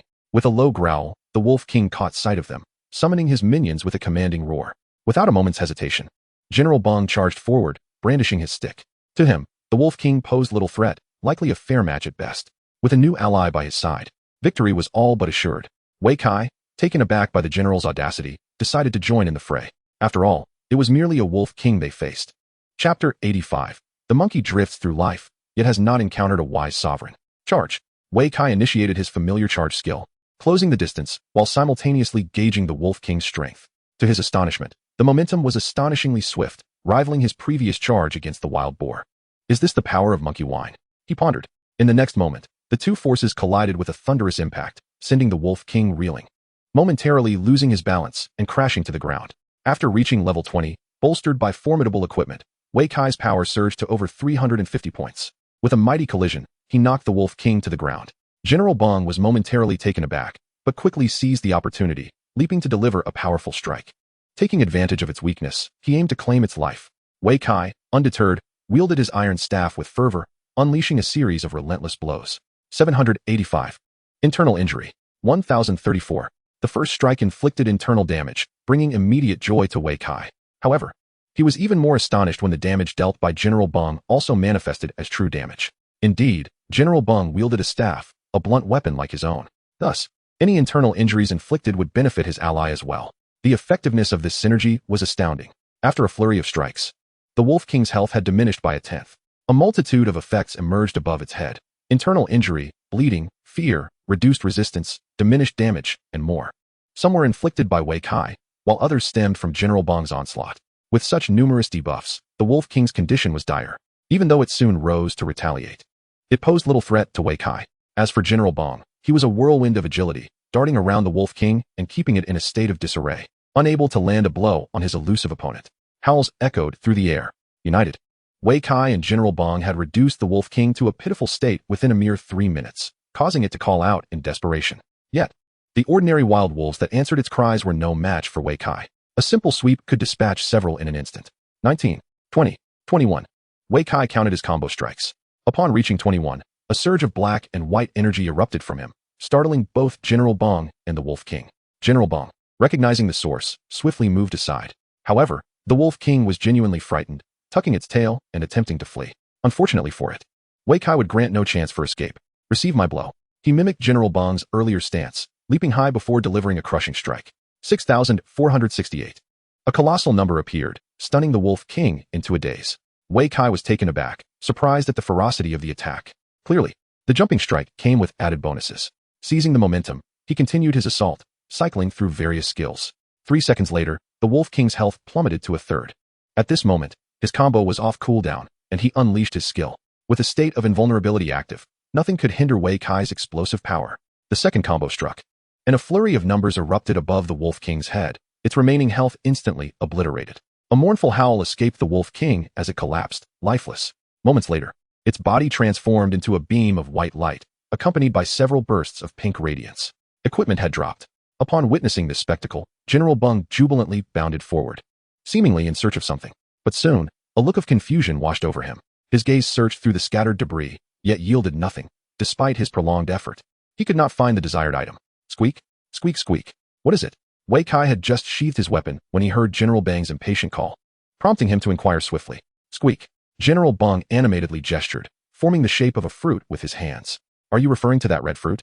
Wei Kai suddenly recalled and hastily opened his backpack to check. Indeed, it was there. Beholding the red fruit nestled within his bag, he couldn't help but smile. The automatic collection feature of the Vajra bracelet had always targeted items of epic quality or higher. This red fruit was no exception. The ripe Zhu fruit. It blossoms for a century and bears fruit for another century. Consuming it can enhance one's prowess. Squeak, squeak, squeak. Just as Wei Kai finished reading the description of the Zhu fruit, General Bong eagerly called out, seemingly wanting him to return it. Never mind, you can have it. Considering their recent collaboration and the respect due to the golden cudgel in his possession, Wei Kai ultimately handed the Zhu fruit over. Upon receiving it, General Bong leaped with joy, baring his teeth in a wide grin. He even offered 3 bows to express his gratitude. No need for such formality. Wei Kai waved his hand with a smile, then remarked, it would be splendid if you could refrain from attacking humans in the future. Although he had cooperated with General Bong to vanquish the Wolf King, the blood bar hovering above General Bong's head still glowed ominously red. This signified that they remained in opposing factions, capable of attacking each other at any moment. even to the point of killing one another. Squeak. General Bung seemed to grasp his words, but shook his head, evidently disagreeing with the notion. From his perspective, it was the humans who had initiated the aggression, leaving the monkey horde no choice but to retaliate. If they only endured blows without striking back, how could the monkey horde survive? Squeak, squeak, squeak. Nevertheless, you are a good person, General Bung animatedly expressed, followed by another bow towards Wei Kai. At that moment, Wei Kai was astonished to notice that the blood bar above General Bung's head had transformed to a vibrant green. What was happening? He gasped in surprise, his eyes widening. The transition from red to green indicated a shift from enmity to a state of peace. Was it possible that General Bung regarded him as a foster father? You, a monkey, have wandered aimlessly for half your life, failing to meet a worthy master, haven't you? Contemplating this, Wei Kai found himself both amused and bewildered, shaking his head repeatedly. Squeak. Just then, General Bung produced a small gourd from seemingly nowhere and presented it to him. I have more. Wei Kai immediately understood the intention and retrieved the unfinished monkey wine from his possession. Subsequently, they clinked their containers together. Cheers. Wei Kai chuckled and then tilted his head back to drink heartily. Following suit, General Bung mirrored his actions, downing his portion in one go. After finishing, General Bung grinned widely, then waved his hand to signal his departure. Very well, then, farewell. Wei Kai thought little of it, also waving goodbye as he watched General Bung leave. For him, the day's objectives had already been fulfilled. The fangs of the dire wolf and a piece of mythical gear constitute the spoils of this expedition. Next on the agenda is the Peacock King of the Hundred Birds Forest. Chapter 86, The Hundred Birds Forest. The Hundred Birds Forest lies on the opposite side of the city. During his journey, Wei Kai-shun took the opportunity to inspect the spoils from slaying the Wolf King. To his astonishment, he encountered an unexpected delight, a legendary skill book titled Crippling Strike, quietly nestled within his backpack. It was so inconspicuous that one could easily overlook it. Upon confirming its authenticity, Wei Kai-shun promptly learned the skill. After mastering it, he gazed at the newly added skill in his skill bar, feeling a surge of confidence. He had heard tales of the peacock's extraordinary flight. What would it do if he unleashed the crippling strike? While the skill book was a pleasant surprise, the other piece of mythical equipment was anticipated. It was a level 25 Wolf-Fang dagger. Though its attributes were commendable, its level and status as a weapon were unfortunate, as it conflicted with his current golden staff. Given the staff's formidable power, he deemed it unnecessary to switch weapons before reaching level 30. Thus, this level 25 mythical weapon would have to be reserved for sale. However, this mattered little to Wei Kai-shun. For him, mythical gear was not a rarity. He could always grind for a few more rounds until he found something suitable. Apart from the mythical weapon and skill book, the remaining piece of epic gear was rather mundane, inferior even to his current phoenix gloves. Yet, among the plethora of spoils adorned with blue skies and white clouds, there was an intriguing treasure, the wolf hair needle throwing weapon. Once thrown, it would unleash a flurry of wolf hairs, inflicting 10 points of true damage upon impact, along with a brief sealing effect. The most striking feature of this throwing weapon was undoubtedly its sealing effect. While it only lasted a mere half-second, it served as an exceptionally useful interrupt skill. It proved particularly effective against foes that required casting time for their abilities. Additionally, the sealing effect possessed a domineering quality. It could not only interrupt casting skills, but also seal passive abilities. Though the duration was brief, if utilized judiciously, it could yield remarkable results. After a 20-minute detour, Wei Kai-shun finally arrived at the West City Gate. Once outside, he was greeted by an expanse of farmland. To the left lay fertile fields, and to the right, a grove of orchards. Together, they comprised the entirety of the Hundred Birds Forest. At that moment, the left field was teeming with fully equipped combat professionals. Divided into two groups. One group tended to the crops while the other patrolled the vicinity, weapons in hand, ready to swiftly dispatch any monsters that appeared. The creatures here were merely ordinary foes, such as level 3 giant rats and level 5 hyenas. Due to the significant level disparity, defeating these monsters yielded no experience. The only reward might be the occasional drop of equipment or meat. However, such rat and dog meat was far from popular among the citizens. Even if acquired, selling it in the market would prove challenging. It could only be sold at a loss to unscrupulous traders, who would use it for certain recipes that had no requirements regarding meat variety. It is precisely for this reason that few are inclined to hunt monsters in this region. Novice players typically prefer to train in the wild boar forest, where the boars are a veritable treasure trove, as any dropped ingredients can be sold for a handsome price, far surpassing the profits here. As Wei Kai-chao cast a glance around, he immediately recognized the captain, Wu Chuliang, amidst the crowd. Beside him were several members of the action team, yet regrettably, Wei Kai-chao did not know a single one of them. In another group, he was equally unfamiliar with the individuals present. However, he could effortlessly identify the striking beauty at the forefront. She was none other than Li Rulai, the leader of the Flame Brigade, whom Tian Shaoling had mentioned as Sister Li. Despite this recognition, he was not well acquainted with her and deemed it inappropriate to intrude. As for the captain and his team, They were currently engaged in their duties, making it unwise to disturb them. After observing for a few moments, Wei Kai-Chao turned his attention towards the orchard. As part of the outer perimeter of the 100 Birds forest, the monsters in the orchard were considerably more diverse. A plethora of colorful avian species dazzled the eyes, but alas, these birds were far from endearing. Instead, they were remarkably ferocious. As Wei Kai-Chao approached, he was greeted by the cacophony of chirping, soon followed by a flock of birds soaring towards him, each one relieving itself mid-flight. "What the?" Wei Kai-Chao exclaimed in shock, hastily dodging to the side to evade the aerial onslaught. Prior to his arrival, he had conducted thorough research. Although the droppings of these birds appeared harmless, they were, in fact, capable of inflicting both mental and physical harm. Being struck by a single droplet could result in disease, diminishing all attributes while causing gradual health loss. The impact of one droplet might be negligible, yet if one were to be bombarded by hundreds or thousands, even an elite level 80 player would find themselves in a dire predicament. Of course, a true level 80 master could effortlessly dispatch these birds with a mere flick of the wrist, rendering them incapable of defecating overhead.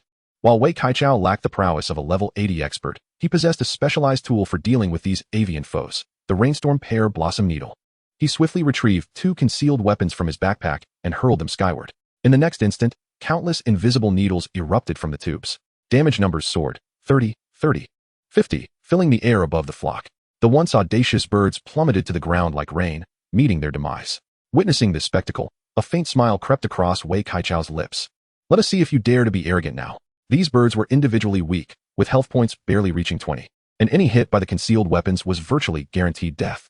However, their ability to fly and their agility, coupled with their tendency to swarm, provided them with a semblance of intimidation. Alas, their characteristics were perfectly countered by the concealed weapons. Although the devices crafted by the alchemists boasted low damage, their sheer quantity and extensive area of effect were ideal for neutralizing these avian swarms. Nonetheless, the production costs of these concealed weapons were not insignificant, and their retail price was equally steep. Not everyone can afford to engage with these flocks. In fact, it is hardly worth the effort. After all, their drops are exceedingly meager. Upon clearing a flock with 2 concealed weapons, Wei Kai glanced at their meager spoils, only to be met with a mixture of amusement and exasperation. 1 feather. Yes, a single feather from an entire flock. It appeared quite pitiful.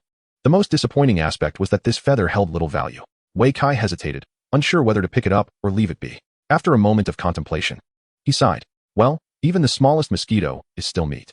A single feather is but a single feather. His backpack was ample enough, so he might as well consider it a piece of litter he collected. Chapter 87, Utterly Ruthless.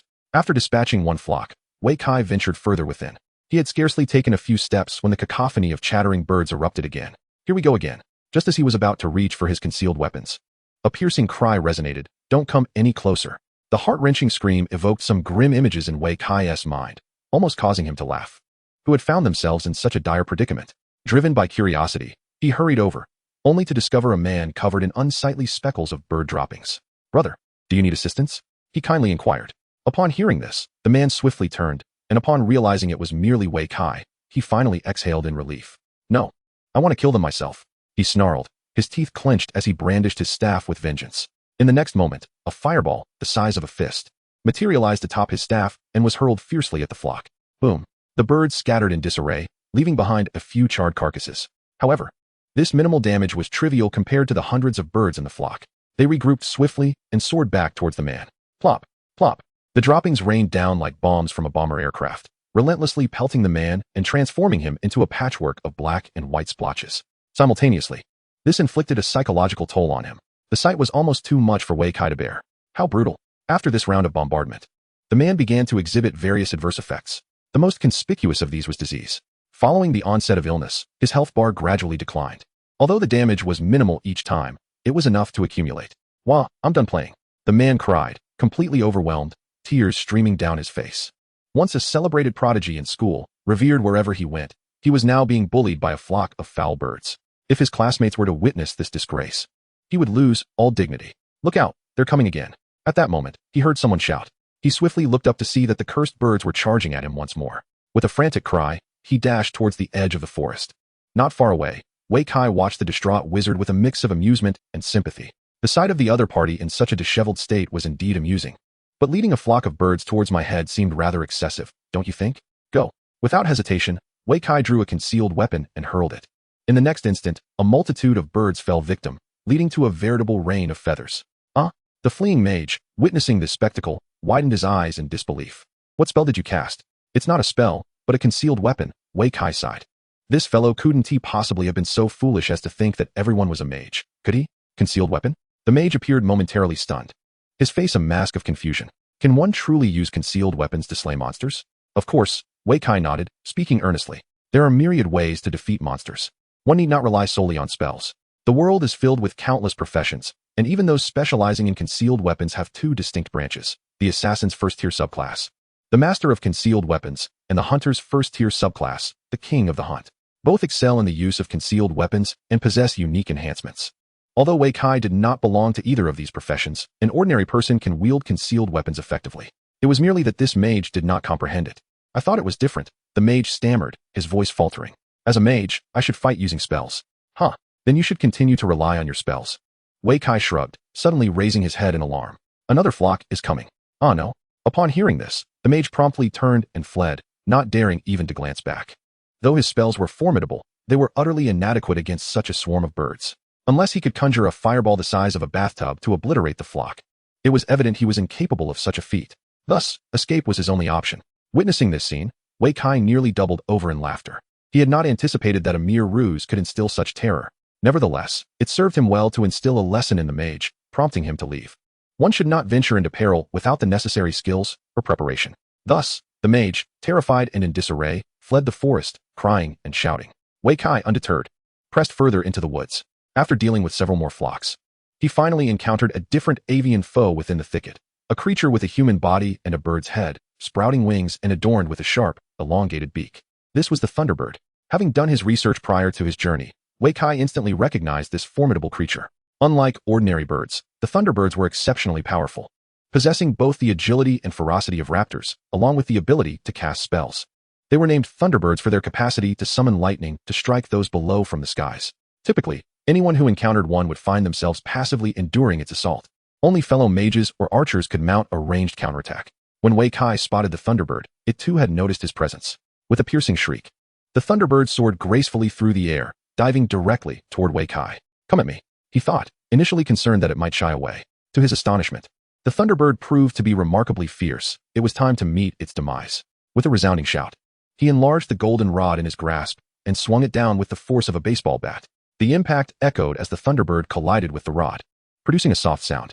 A staggering damage number of 5,342 emerged, and the thunderbird was instantly transformed into a mist of crimson. One strike was all it took. The level 15 thunderbird was dispatched in an instant by Wei Kai's powerful blow. Should this scene have been witnessed by outsiders, their jaws would surely have dropped in disbelief. The thunderbird was notorious within the bird forest for being a formidable adversary. Most would feel a sense of dread upon encountering it, often preferring to flee rather than engage in battle. Yet, under Wei Kai's might, it could not even withstand a single hit. With the thunderbird's demise, a cascade of loot illuminated the sky, a mix of blue and white, but notably devoid of purple. Upon witnessing this, Wei Kai couldn't help but chuckle ruefully, thinking, how stingy can this be? Were it not for his talent that ensured all items dropped, he might have believed his luck was simply too poor for better loot. In truth, the loot from this thunderbird was notoriously disappointing. Amongst all the drops, the only valuable item was the blue thunderbird tail feather, a quest item of the first order. Such a meager bounty coupled with its tenacity was precisely why most players sought to avoid farming it. Chapter 88, Disturbing the Nest. After vanquishing the thunderbird, Wei Kai pressed onward. After a short distance, he turned a corner and was suddenly confronted by a towering tree. The trunk soared nearly 20 meters high, its canopy resembling a vast umbrella that obscured the sun. Beneath the foliage, branches flourished, heavy with fruit. Within the tree's crown, a multitude of birds thrived, including the flocks he had previously encountered and the thunderbird itself. They chirped and flitted about, seemingly at ease. Upon sighting the tree, Wei Kai was taken aback and hastily retreated several steps. Alas, it was too late. The avian creatures soon detected his presence, and swarms of birds rushed towards him. Several thunderbirds soared high, their wings crackling with electric purple light.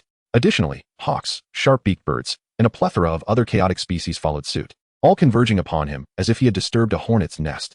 In truth, this was indeed the nesting ground of the avian monsters, the very heart of the bird forest. To trespass here was akin to poking a hornet's nest.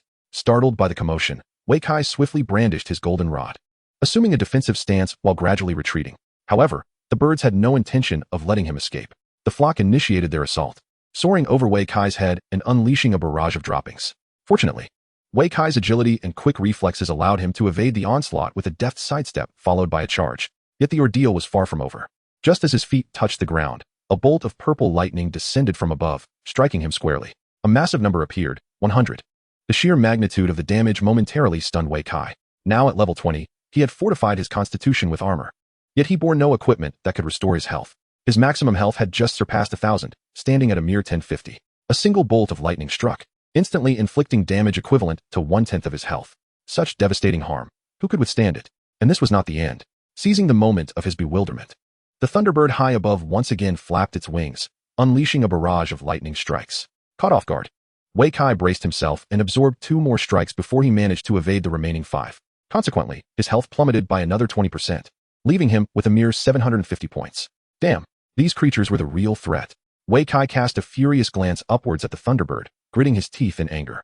The droppings from the bird swarm, though humiliating, dealt minimal damage. Even a few hits were inconsequential. But the Thunderbird's summoned lightning was an entirely different matter. If he were to be struck a few more times, he would surely have to retreat post-haste. Thus, he resolved to eliminate them first. Gritting his teeth, Wei Kai swiftly retrieved 10 hidden weapons from his backpack and hurled them into the sky. Whoosh! The wolf hair needles sliced through the air with a sharp whistling sound, aimed directly at the flock of Thunderbirds. Simultaneously, he crouched slightly and then leapt high into the air, propelled by the effects of the monkey wine. He soared nearly 10 meters high, and in that instant, his golden staff expanded and elongated dramatically. Upon witnessing this spectacle, the Thunderbirds were struck with fear and attempted to flee. Alas, it was too late. The wolf hair needles pierced the sky, embedding themselves into each Thunderbird. 10. Seal. While the damage dealt was minimal, the sealing effect proved fatal for the Thunderbirds. Flapping their wings in desperation, they found themselves unable to stabilize, plummeting straight down. At this moment, Wei Kai had waited long enough. He swung his iron staff in a wide arc, spinning in midair. Bang, bang, bang. Each Thunderbird struck by the golden staff dissolved into a mist of blood, spreading across the sky. Following the assault, the heavens turned a soft shade of pink. Bang. Unexpectedly, another group of avian creatures approached. Leading the charge was a battle hawk, its sharp claws poised to strike at his eyes. Behind it, a beaked bird, sharp as a blade, zeroed in on a vulnerable spot, Wei Kai's neck. Poisonous spittle from toxic birds, along with more droppings and feather projectiles, rained down upon him. Faced with such a fierce counterattack, Wei Kai could scarcely evade, resorting instead to a desperate flailing of his iron staff while striving to dodge the lethal assaults. 50, 12, 40. A series of numbers flashed, and his health bar dwindled by half, leaving him with only 320 points. Danger. This was a perilous threshold. If the assault continued, he would not last much longer. Time to break through. Wei Kai gritted his teeth, abandoning retaliation, and charged fiercely in one direction. The charge. A swift and powerful onslaught sent all nearby avian foes flying. The weaker creatures were even dispatched on the spot. Utilizing this collision, Wei Kai successfully escaped the encirclement. However, he also paid a price. Not only did his health diminish by 140 points, but his status bar also displayed 2 debilitating conditions, disease and slowness. The implications of disease are self-evident, while the effects of slowness are equally lethal, diminishing both movement speed and attack speed. Though not as severe as the effects of a crippling blow, it remains a most distressing affliction. Gazing at the blood bar, which now showed a mere 180 points of health, Wei Kai cast aside all reservations. He was acutely aware that if he did not eliminate these avian monsters today, he would meet his demise here. Thus, he reached once more into his backpack. The rainstorm pear blossom needles. 10 concealed weapons were simultaneously hurled into the air. Thousands of fine needles shot forth, blanketing a 30-meter radius. The birds that pursued him were unable to evade. In an instant, they were struck, with damage numbers erupting above their heads. The weaker avian creatures transformed into a beam of white light immediately, while the stronger ones desperately fought back, attempting to evade. Yet, how could the rainstorm pear blossom needles be so easily avoided? Even the mightiest of war eagles, after enduring dozens of fine needles, found their health bars depleted, their forms dissipating into white light. Moments later, the sky was cleared. The once fierce and relentless avian foes had all been reduced to mere white light. Countless drops of white, blue, and purple items blanketed the ground. Diamond bracelet, auto pickup, Wei Kai commanded, and as his words fell, the scattered loot was swiftly swept away, directly entering his backpack. Finally, it was resolved. Wei Kai exhaled a long, relieved breath. He had not anticipated that a mere flock of birds could push him to such extremes. Had he not prepared adequately beforehand, with a sufficient number of concealed weapons, he might have met his end here. But what to do next? Should he seek out the Peacock King? He murmured to himself. Just as he spoke, a furious bird cry suddenly pierced the air. Caw! Alarm bells rang in his mind, and his heart skipped a beat. He executed a roll, darting towards the nearby rocks. In the next moment, dozens of sharp feathers struck the ground where he had just stood, transforming a nearby sapling into a plume of bird feathers. Thank goodness I dodged swiftly. Wei Kai breathed a sigh of relief and then looked up. There, soaring from the west, was a magnificent bird, resplendent in deep blue and adorned with multicolored feathers. The Peacock King. Wei Kai instantly recognized the creature, a bitter smile creeping across his face. Speak of the devil, and he shall appear. He had not anticipated the Peacock King would spawn at this moment. How shameless. To take advantage of the fact that he had just cleared the flock, with his condition still unhealed. Deceitful. An ambush. Observing the slowness and disease afflictions on his status bar, along with his remaining 180 health points, Wei Kai's mind raced. To flee or to fight? If he chose to flee, given his current state and the effects of slowness, he would undoubtedly be unable to escape swiftly. With the flight speed of the Peacock King, pursuing him would be an effortless endeavor. Moreover, during escape, one must present their back to the enemy, which equates to inviting unnecessary blows, leaving no chance for retaliation. Most critically, he possesses merely 180 health points. Given the Peacock King's level and attack power, a mere brush against him would spell his demise. In simple terms, fleeing would lead to certain death. Thus, the only option remaining was to engage in battle. Wei Kai took a deep breath, allowing a sense of calm to envelop him. The war god of the Dragon Kingdom, Li Chuanyuan, once proclaimed, a warrior should only perish standing, not succumb on the path of retreat. It is only in facing the adversary head-on that one can evade their assaults. By vanquishing the foe, survival is assured. With this thought igniting within him, Wei Kai felt a warmth spread throughout his body, and adrenaline surged through his veins. His senses, mindset, and fighting spirit reached an apex. Alone with his staff, he stood resolutely. Yet, the Peacock King paid no heed to him. Incensed by a missed strike, it ruffled its iridescent feathers, releasing 7 beams of multicolored light. The 7-colored light. Upon witnessing this technique, Wei Kai promptly dashed to the side to evade it. In the next moment, the vibrant beams collided with the stone, shattering it into fragments. Instead of fear, this spectacle only heightened Wei Kai's fighting zeal. Enough of your antics. It is my turn now, he exclaimed, tossing the wolf hair needle into the air. Gripping the golden staff tightly, he leaped onto it, balancing himself with his left hand extended slightly. Meanwhile, he chanted long, long, long. The staff responded to his will, rising from the ground as Wei Kai ascended rapidly into the sky. In the next instant, several wolf hair needles struck the Peacock King's body, activating the sealing effect. The Peacock King wavered, teetering precariously. What a splendid opportunity. Observing this, Wei Kai propelled himself forward with a powerful leap, swinging the golden staff in a wide arc before bringing it down with tremendous force. Caw! The Peacock King emitted a sharp cry and, in less than 0.5 seconds, broke free from the seal, stabilizing itself and preparing to take flight. Just then, an iron rod descended upon it. Boom! The iron rod struck the Peacock King's head with great force, shattering its crown feathers. A staggering damage figure of 4,397 appeared, followed by a cascade of additional effects: internal injury, bleeding, fear, and knockdown. The Peacock King plummeted to the ground like an aircraft struck by a missile, crashing down violently and sending dust flying in all directions. Thud! Meanwhile, Wei Kai landed gracefully, the golden staff returning to its normal form. Without pausing for a moment, he charged directly in front of the Peacock King. With swift precision, he unleashed a rapid succession of 7 strikes upon the creature's head. Each blow delivered genuine damage. The final 2 strikes even triggered consecutive critical hits, producing immense damage figures that caused Wei Kai's eyelids to flutter. 1965, 2856. The battle was far from over. Following a series of relentless strikes, Wei Kai unleashed a crippling blow that sent the struggling Peacock King crashing to the ground once more. In its incapacitated state, the once mighty creature found its every effort to rise utterly futile. It could scarcely stand. Seizing the opportune moment, Wei Kai unleashed a flurry of successive strikes, each skill seamlessly intertwined, flowing with an elegance that resembled a graceful dance. After a seamless 10-second barrage, the Peacock King finally managed to shake off its descent and rise, albeit with great difficulty.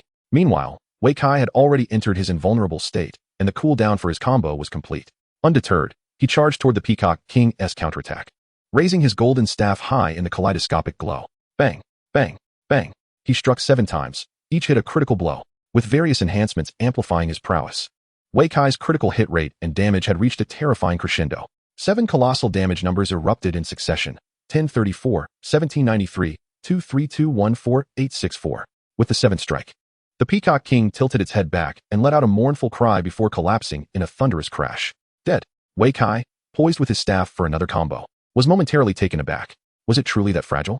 Had it perished so easily? He could scarcely believe that the once mighty Peacock King had succumbed to a single barrage. Its health pool seemed alarmingly low.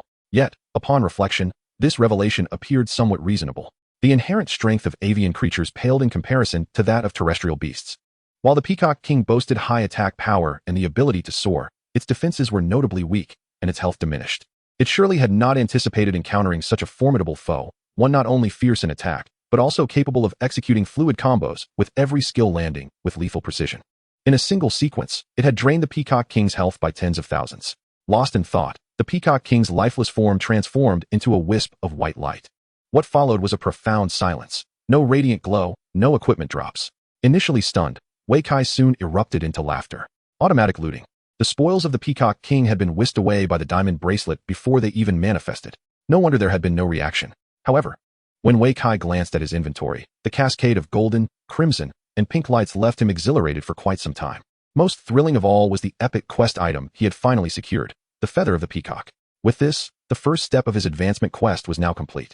Chapter 90, Binding. With the Feather of the Peacock in hand, the objective of his journey had been fulfilled. Just as he settled onto the stone, a sudden, intense tremor jolted through him. Alarmed, he instinctively dove forward. In the next moment, a colossal vine erupted violently from beneath the stone with a resounding crash. Hiss! Wei Kai felt a tightness in his core, his mind momentarily blank. Had he not dodged swiftly just now, he would have certainly met a disastrous fate. However, from whence did this creature originate? Filled with profound bewilderment, he abruptly lifted his gaze, only to be met with a scene that left him utterly astounded. Before him, the towering tree in the distance suddenly unfurled countless vines, resembling enormous tentacles, reaching out towards him with alarming speed. Another one. Wei Kai's eyes widened in disbelief. Is this never-ending? From the initial encounter with the avian monstrosity, to the Peacock King, and now the Tree Demon King, it feels as though the onslaught is relentless. As he evaded the vines that thrust up from the ground, he swiftly retreated while contemplating his course of action. The Tree Demon King was no match for the Peacock King. It was not only incapable of flight, but also unable to traverse on foot. Its attack range was vast. Yet if he could escape its grasp, he would emerge unscathed. With this thought in mind, Wei Kai made a decisive choice. The winds howled, and he would not engage in a futile battle. Moreover, his health had barely recovered, resting at a meager 240 points. Even if the Tree Demon King was merely level 21, it could still easily eliminate him in a single blow. To preserve his life, Wei Kai opted for retreat. At that moment, on the outskirts of the Hundred Birds Forest, Wu Qiliang and Li Rulai simultaneously sensed the anomaly within the orchard. Both lifted their gazes in unison. Suddenly, someone shouted, "Captain, it's a tree demon." Understood. Li Rulai frowned, biting her lip in contemplation. "Captain Wu, could you assist in dealing with it?" The Tree Demon King was a peculiar entity within the Hundred Birds Forest, often appearing alongside the regional Peacock King. Once it manifested, it could swiftly cultivate a multitude of avian monsters. Furthermore, the presence of the tree demon would halt the growth of all flora in the Hundred Birds Forest, with severe cases leading to their demise. For the Blaze team to cultivate in peace, the tree demon must be eliminated first, otherwise, all efforts would be in vain. "This creature is no easy foe," Wu Qiliang remarked with a wry smile. "I will accompany you." As Li Rulai spoke, she retrieved a longbow from her backpack and readied herself for battle. Very well. Wu Qiliang pondered for a moment before nodding in agreement. The primary mission of the first action team was to protect the agricultural research team. With the tree demon resurfacing nearby, they bore the responsibility to eradicate it and prevent collateral damage. However, the action team was not heavily staffed, with only him being above level 30. Relying solely on the team's members to confront the tree demon would indeed pose substantial difficulty. Yet, with Li Rulai's assistance, the situation would be markedly different. As the leader of the Blaze team, Li Rulai had already attained level 35, standing as a prodigy among the younger generation in Yongning City. With her presence, dispatching a tree demon would be a relatively simple task. After discussing their strategy, Wu Qiliang led 5 team members alongside Li Rulai into the orchard. Just as they entered, a figure careened towards them. "Watch out!" Wu Qiliang shouted urgently. "Careful!" Wei Kai echoed, narrowly sidestepping a collision with Li Rulai. The next moment, an enormous vine suddenly erupted from his previous position. Li Ruta's pupils instantly contracted, and she was subsequently bound tightly by the vines. Witnessing this scene, everyone present was rendered speechless. The position of her entrapment caused her complexion to darken considerably. "Cough, cough, someone save her." Wu Qiliang quickly regained his composure and urgently called upon the others, then rushed towards Li Ruta. "Flameblade!" he exclaimed, and a fierce blaze erupted from the long knife in his hand, which he then brought crashing down upon the vines. This strike cleaved the vines in two, allowing Li Ruta to finally break free. "Oh, I will slay it." Just liberated from her bindings, Li Ruta let out a piercing scream while drawing her longbow. The bowstring arched like a full moon, and the arrows flew like shooting stars. A fiery arrow, akin to a meteor, soared towards the tree demon. The crimson glow illuminated a significant portion of the sky. Boom. Even from half a fruit orchard away, Wei Kai could feel the immense energy unleashed upon the impact of the falling star. Moments later, a gigantic mushroom cloud ascended into the air. In the wake of the violent explosion, half of the tree demon's body was obliterated. The vines, previously resembling tentacles, were reduced to mere remnants, leaving the trunk stark and bare, akin to a balding head. The surface of the trunk was further enveloped in flames, incessantly searing the life out of the tree demon. This is utterly terrifying, Wei Kai thought, witnessing the tree demon's dire state from a distance. He had not anticipated encountering Li Ruda and Captain Wu Qiliang here, nor did he foresee the sheer ferocity of Li Ruda's combat prowess, which had nearly vanquished the tree demon with a single arrow. You all go and clean up. I shall not join, Li Ruda stated coolly after taking a deep breath to restore her composed demeanor. With that, she turned and departed. Wei Kai scratched his head in confusion. Given Li Ruda's earlier demeanor, it seemed they had come to slay the tree demon. Why did she leave after firing just one arrow? The other members of the action team shared his bewilderment. No need for confusion, Wu Qiliang interjected at that moment. The tree demon is already dead. We just need to collect the remains. There's no need for Captain Li to go. Dead. Dead. The group gasped in unison. You'll see for yourselves when you get closer, Wu Qiliang said with a wry smile. Captain Li's meteor strike is no ordinary attack skill. It is more than sufficient to deal with a tree demon. Is that skill really that impressive? Wei Kai asked curiously. Absolutely, Wu Qiliang nodded in affirmation, explaining. Captain Li's class is Phoenix Feather Mage, a rare advanced branch within archers. This skill is the ultimate ability of the Phoenix Feather Mage. It not only possesses tremendous lethality, but also has a cooldown period of an entire day. Impressive, Wei Kai exclaimed, giving a thumbs up. Generally, the longer the cooldown time of a skill, the greater its power, and a cooldown of an entire day certainly attested to its potency. By the way, how did you end up here? Chapter 91, Entering the Job Change Trial. I came to relieve myself. Wei Kai casually fabricated a statement. Wu Qiliang was momentarily rendered speechless, as the anger within him began to accumulate rapidly. The other team members hastily covered their mouths, struggling to stifle their laughter, nearly losing their composure. Speak plainly. Wu Qiliang sighed in exasperation at him. Wei Kai shrugged. Captain, I'm off duty today. Being off duty means this is a personal matter. Since it's personal, there's no need to report or inform anyone. Very well then. Wu Qiliang exhaled, then inquired. You may leave. We still need to collect the remains of the tree demon. I'll take my leave then. Wei Kai replied without ceremony, waving at the other members. Gentlemen, I'm heading back now. With that, he turned and departed. Once Wei Kai was a distance away, one of the team members stepped forward. Captain, is he the new recruit? Yes, his name is Wei Kai. I'll introduce him properly once he is on duty, Wu Qiliang said succinctly. He seems quite interesting.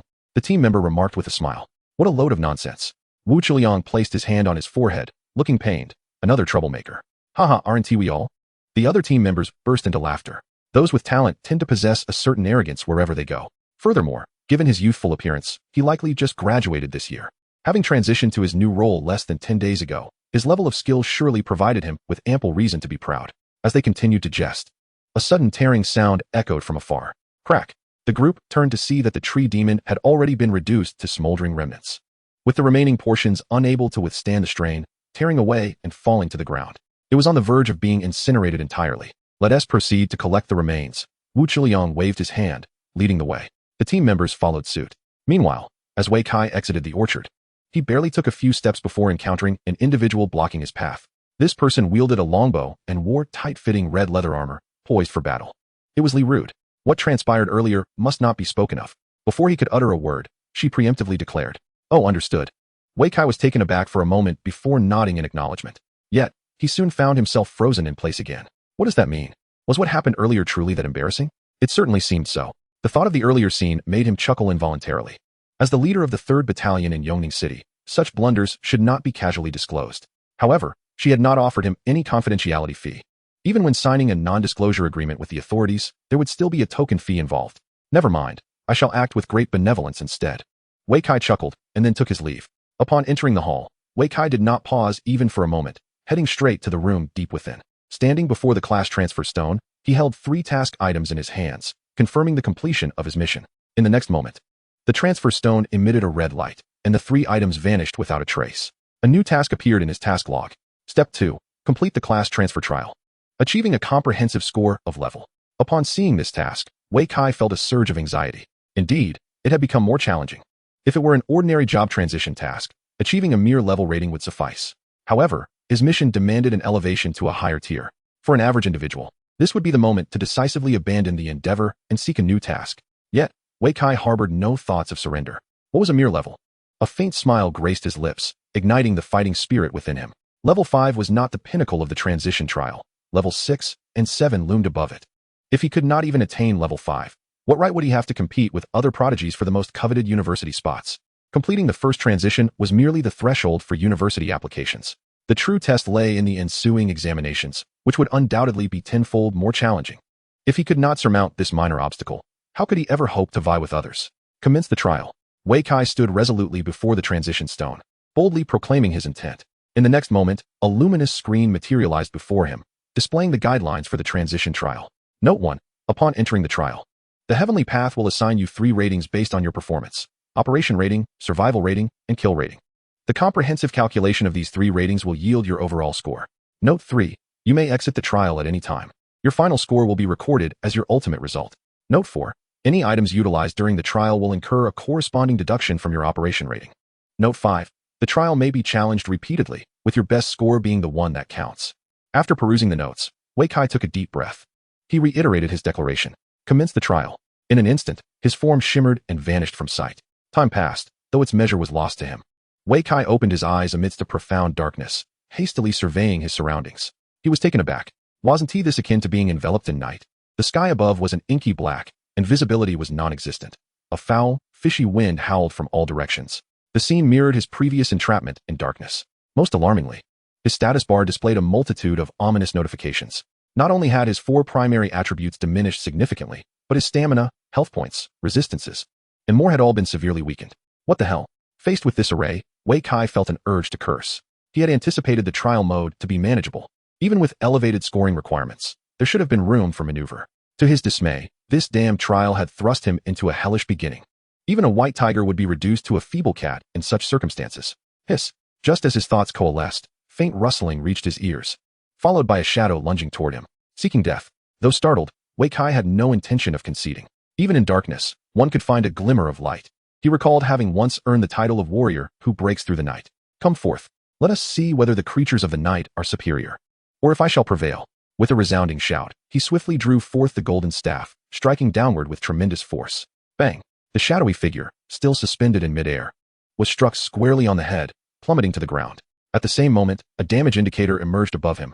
8. Astonished, Wei Kai questioned his own perception upon witnessing such a meager figure. What sort of absurd damage was this? A single-digit value. Chapter 92, A Fiery Battle in the Night. The paltry damage nearly compelled Wei Kai to withdraw and restart the encounter. How could one possibly defeat a monster under such circumstances? As he hesitated, the creature leapt once more. Without delay, Wei Kai brandished his staff and delivered another blow, sending the monster crashing to the ground. Witnessing this spectacle, his eyes brightened with a revelation as if he had uncovered a remarkable secret. This creature appeared remarkably susceptible to control. The mere casual strike that had sent it sprawling indicated its light weight and feeble strength. Such a monster was perfectly suited for a combo attack. An epiphany struck Wei Kai, and he immediately devised a strategy to deal with this creature. Since it was so easily controlled, he would maintain control until its demise, chaining attacks relentlessly. No sooner had he voiced this thought than he thrust the staff upward with fervor. Whoosh! The shadowy monster indeed responded, soaring into the air. Seizing the opportunity, Wei Kai unleashed a flurry of acrobatic strikes with the golden staff. Bang, bang, bang. Left, right, light, heavy. With each successive combo and control, his operational score soared, quickly reaching new heights. After countless strikes, the airborne shadowy creature was finally obliterated by a decisive blow. A warm surge coursed through Wei Kai's body, alleviating the burdens of the night. Gazing at his status bar, he was filled with immense joy. Indeed, this was the night. And even the rules governing monster kills to restore health mirrored those he had encountered before. Alas, the monsters here did not drop any items. The long-awaited black sludge failed to materialize. However, this was inconsequential. The score was what mattered. While lost in thought, a rustling sound echoed through the darkness, and another shadow lunged at him. Instantly, Wei Kai grasped the golden staff and struck downwards. Bang! The shadow was successfully dispatched. Yet, the encounter was not over. As 2 more shadows charged from opposite directions, Wei Kai hesitated briefly, but his hands remained steady, delivering 2 consecutive strikes that sent both shadows tumbling. Regrettably, the damage was still minimal, a mere 10 points. No matter, I will execute a combo. Wei Kai smiled faintly, his staff never ceasing its assault. 3 shadowy monsters were sent soaring into the air, as if in a juggling act, rising and falling in a rhythmic dance. The challenge of juggling 3 creatures at once was far greater than handling one. He had to modulate his strength and seamlessly integrate other skills. Consequently, his operational score ascended once more, reaching an impressive level. Bang, bang, bang. After a considerable time, the 3 monsters were finally dispatched in quick succession. 3 streams of warmth flowed into Wei Kai, restoring his various states significantly. Even the upper limit of his health had been restored by 100 points. Could it be that he was about to face 5 foes? Wei Kai thought optimistically. In the next moment, a small mountain appeared before him. He stood there in shock, instinctively retreating several steps. Just then, the mountain stirred. It abruptly opened its massive maw and then, with a sudden burst, unleashed a black water arrow. Wei Kai instinctively attempted to evade, but alas, his attributes had been severely diminished. While his mind calculated an escape, his body did not heed his command. Splurt! The water arrow struck his shoulder, instantly deducting 100 points from his health. What the hell? Wei Kai was taken aback, nearly on the verge of abandoning the trial.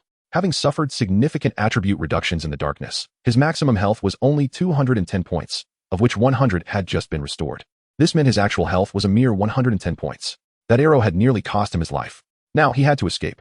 The word run quickly surfaced in Wei Kai's mind, and without hesitation, he chose to withdraw. After taking 3 deep breaths, he glanced at the trial score displayed on the screen, feeling both amused and disheartened. A mere grade. How could it be only a grade? Was it because my health was too low before I withdrew that my score plummeted? He recalled that prior to his exit, his operation score had reached a grade, and his kill score was also at a grade. Unless his survival score had been drastically lowered, it was inconceivable for his overall rating to be so low. It seemed that the timing of withdrawal was indeed crucial. Wei Kai couldn't help but chuckle bitterly. Had he withdrawn before being struck, his survival score would likely have been quite high, as he had not sustained any injuries until that point.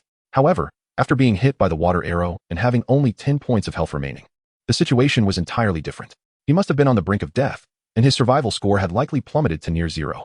Once he grasped this, Wei Kai took a moment to rest, allowing his health to gradually recover. 10 minutes later, he stood once more before the class-change stone. Here we go again. As soon as the words left his lips, his form vanished once more. Hiss! Without even opening his eyes, a familiar voice echoed from not far away. Instinctively, Wei Kai drew his golden staff and swung it towards the source of the sound. Bang! A crisp sound resonated as a shadowy monster was struck down on the spot. Only then did Wei Kai open his eyes. The surroundings were still shrouded in darkness, and his status bar remained unchanged. Even the first monster was the easily manageable shadow creature. Nothing had altered. Then let us begin anew, Wei Kai proclaimed, immediately executing an upward strike, successfully sending the shadow creature soaring into the air. Next came the familiar juggling routine. Bang, bang, bang. After consecutively sending 4 shadow monsters into oblivion, Wei Kai did not linger but charged forward. In the next instant, a mountain-like figure materialized before him. Without hesitation, Wei Kai crashed into it with force. Bang! Stalemate. After his attributes were diminished, Wei Kai's strength had plummeted to a mere 27 points, rendering him incapable of budging the small mountain before him. Yet, this was of little concern. His objective was not to displace the mountain, but merely to approach it. Suddenly, the golden hoop staff in his hands expanded several-fold, transforming into a mountain in its own right, which then toppled over. With a thunderous roar akin to the very collapse of the heavens and earth, the mountain-like creature was crushed under the weight of the staff, becoming nothing more than a monstrous pancake. In a fleeting moment, Wei Kai felt a wave of warmth envelop his body once more. However, the trial was far from over. From the depths of darkness, another small mountain emerged, followed by a second, a third, and then a 10th. The consecutive appearance of 10 creatures caused Wei Kai's eyes to widen in astonishment. Could it be? Such ferocity. He had anticipated a gradual increase in difficulty, only to discover that the will of heaven showed no mercy. This was a matter of life and death. Chapter 93. No more pretense. I lay my cards on the table since the heavens were devoid of reason. Then, enough pretense. I possess the Rui Golden Hoop Staff, and I shall reveal my true strength. Wei Kai crossed his arms and began to chant. Big, big, big. As the incantation left his lips, the already colossal golden staff swelled once more, transforming into a towering pillar that seemed poised to pierce through the very fabric of night. In the next instant, the immense pillar came crashing down. The 10 mountain-like creatures, unable to unleash their watery projectiles in time, were brutally smashed into the ground, becoming 10 more monstrous pancakes. Who dares to challenge my might? Wei Kai beamed with satisfaction, relishing the warmth coursing through his body. After slaying these 10 creatures, his attributes were once again diminished, yet his overall stats had rebounded from 20 to 40, with other attributes similarly restored. At last, he could engage in a proper battle. Is there more, O will of heaven? Standing amidst the darkness, Wei Kai waited a considerable time without witnessing the emergence of new monsters, and he began to feel perplexed. Just then, a deep, resonant roar echoed, as if summoned from the annals of antiquity. Wei Kai felt the hairs on his neck stand on end, his entire being tensing with anticipation. Soon, a colossal maw materialized from the shadows of the night. Ah, Zhun, you truly mean business. Wei Kai's eyes widened in realization. The creature before him was one he knew all too well, the monstrous being with the enormous mouth. This was a level 50+ creature that, upon its appearance in Yongning City, had nearly breached the defensive array. He vividly recalled the creature's furious attack that had left a lasting impression on him. In that moment, Wei Kai prepared himself for a swift retreat if necessary. Just then, the great-mouthed monster suddenly opened its jaws and unleashed a torrent of dark shadows. Nightmare wraiths? Wei Kai was momentarily taken aback, then burst into laughter. Huh? I thought you were here to end my life, but it seems you have come to offer warmth instead. In the next heartbeat, a multitude of nightmare wraiths surged towards him. Wei Kai stood resolute, unafraid, as he brandished his golden staff, unleashing a flurry of strikes. Come and fight. In the next moment, the overwhelming night wind surrounded him entirely, while at the center, Wei Kai conjured a whirlwind in his hand. Whirlwind slash. Shadows of phantoms danced, and the shadows of his staff surged. With each clash between the two forces, waves of damage data erupted. The golden staff in Wei Kai's grip resembled an insurmountable fortress, shattering every night wind that dared to collide with it into fragments. Simultaneously, the kill score soared rapidly, reaching unprecedented levels in the blink of an eye. Since regaining his strength, Wei Kai had mastered the art of dispatching one night wind with a single strike. To him, an abundance of night winds merely signified warmth being offered. The more he eliminated, the faster his power rejuvenated. Heavenly path, thank you. Only 40 left. Onward. Wei Kai pressed on relentlessly, his golden staff swirling like a blooming flower. Thus, it diminished, 40, 20. At the moment of their complete disappearance. The night winds in the sky vanished without a trace. The entire night sky seemed to brighten a fraction. It's all thanks to you. Wei Kai laughed heartily, a surge of confidence swelling within him. In this moment, his strength had been entirely restored, and his various scores had surpassed the peak. Among them, the kill score had reached an impressive level. With his current score, even if he were to withdraw immediately, he could accomplish his mission with ease. Yet, there was no hint of retreat in his demeanor. Great-mouthed beast, show me your true might. Wei Kai stood proudly, his golden staff aimed defiantly at the monstrous creature above. Roar. The great-mouthed beast seemed to sense his provocation, unleashing a thunderous roar that reverberated through the sky. In the next heartbeat, a dark cloud drifted from afar, an invisible force gathering frantically in the night sky, causing the world to stir in tumult. Crack. Lightning flashed within the ominous cloud, radiating an aura of annihilation. Here it comes again. Wei Kai's expression hardened, unflinching in the face of danger.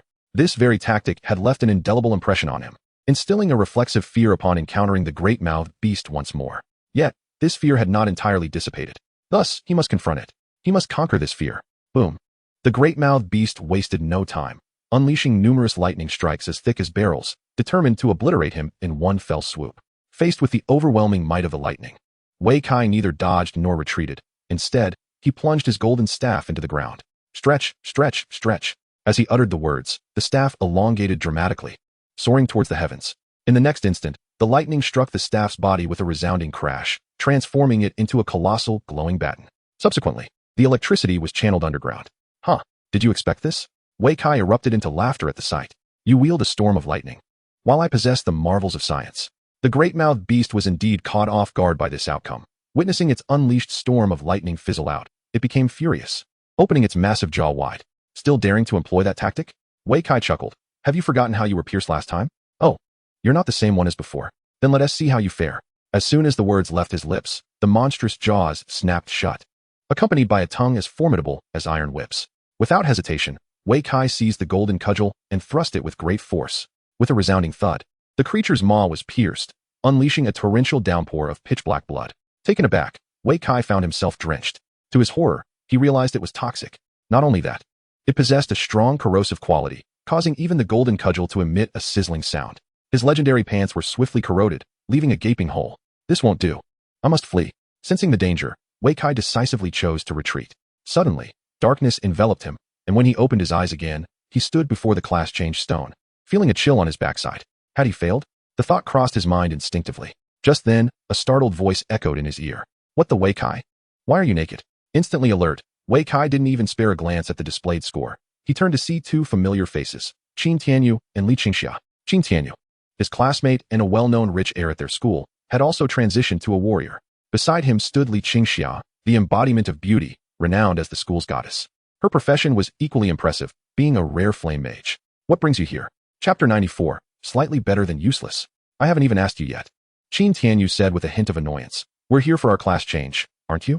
With that, he erupted into laughter, observing Wei Kai's disheveled state. It was clear he had suffered during the class change trial. Not only was he in disarray, but his pants also sported a hole. This was too amusing. Although Wei Kai felt a twinge of irritation, he chose to ignore him. Qin Tianyu, the sole wealthy heir in their class, was accustomed to wielding his privilege and often spoke without restraint. In the past, Wei Kai had dismissed him as a fool, and this time was no different. He glanced at the overall score displayed, grimaced, and turned to leave. Hey, are you just going to walk away? Qin Tianyu suddenly blocked his path, grinning. You're here for the class change trial too, right? How did you score? Did you pass? What business is it of yours? Wei Kai replied with disdain. He understood that Qin Tianyu's intention was merely to embarrass him in front of the beautiful girl. But he didn't care, he didn't feel ashamed. Although his backside felt a bit chilly, a mere glance wouldn't cost him anything, and perhaps the beauty didn't think it was a big deal and might even find it amusing. Meanwhile, Qin Tianyu was the one acting like a fool, making a fuss. Qin Tianyu's anger flickered momentarily before he smirked. As classmates, is it so wrong to show concern? The class change trial only requires a passing score. If you can't even manage that, how pathetic. Did you pass? Wei Kai countered. Of course, I passed with flying colors. Qin Tianyu replied proudly. You're just slightly better than useless, Wei Kai said with a faint smile.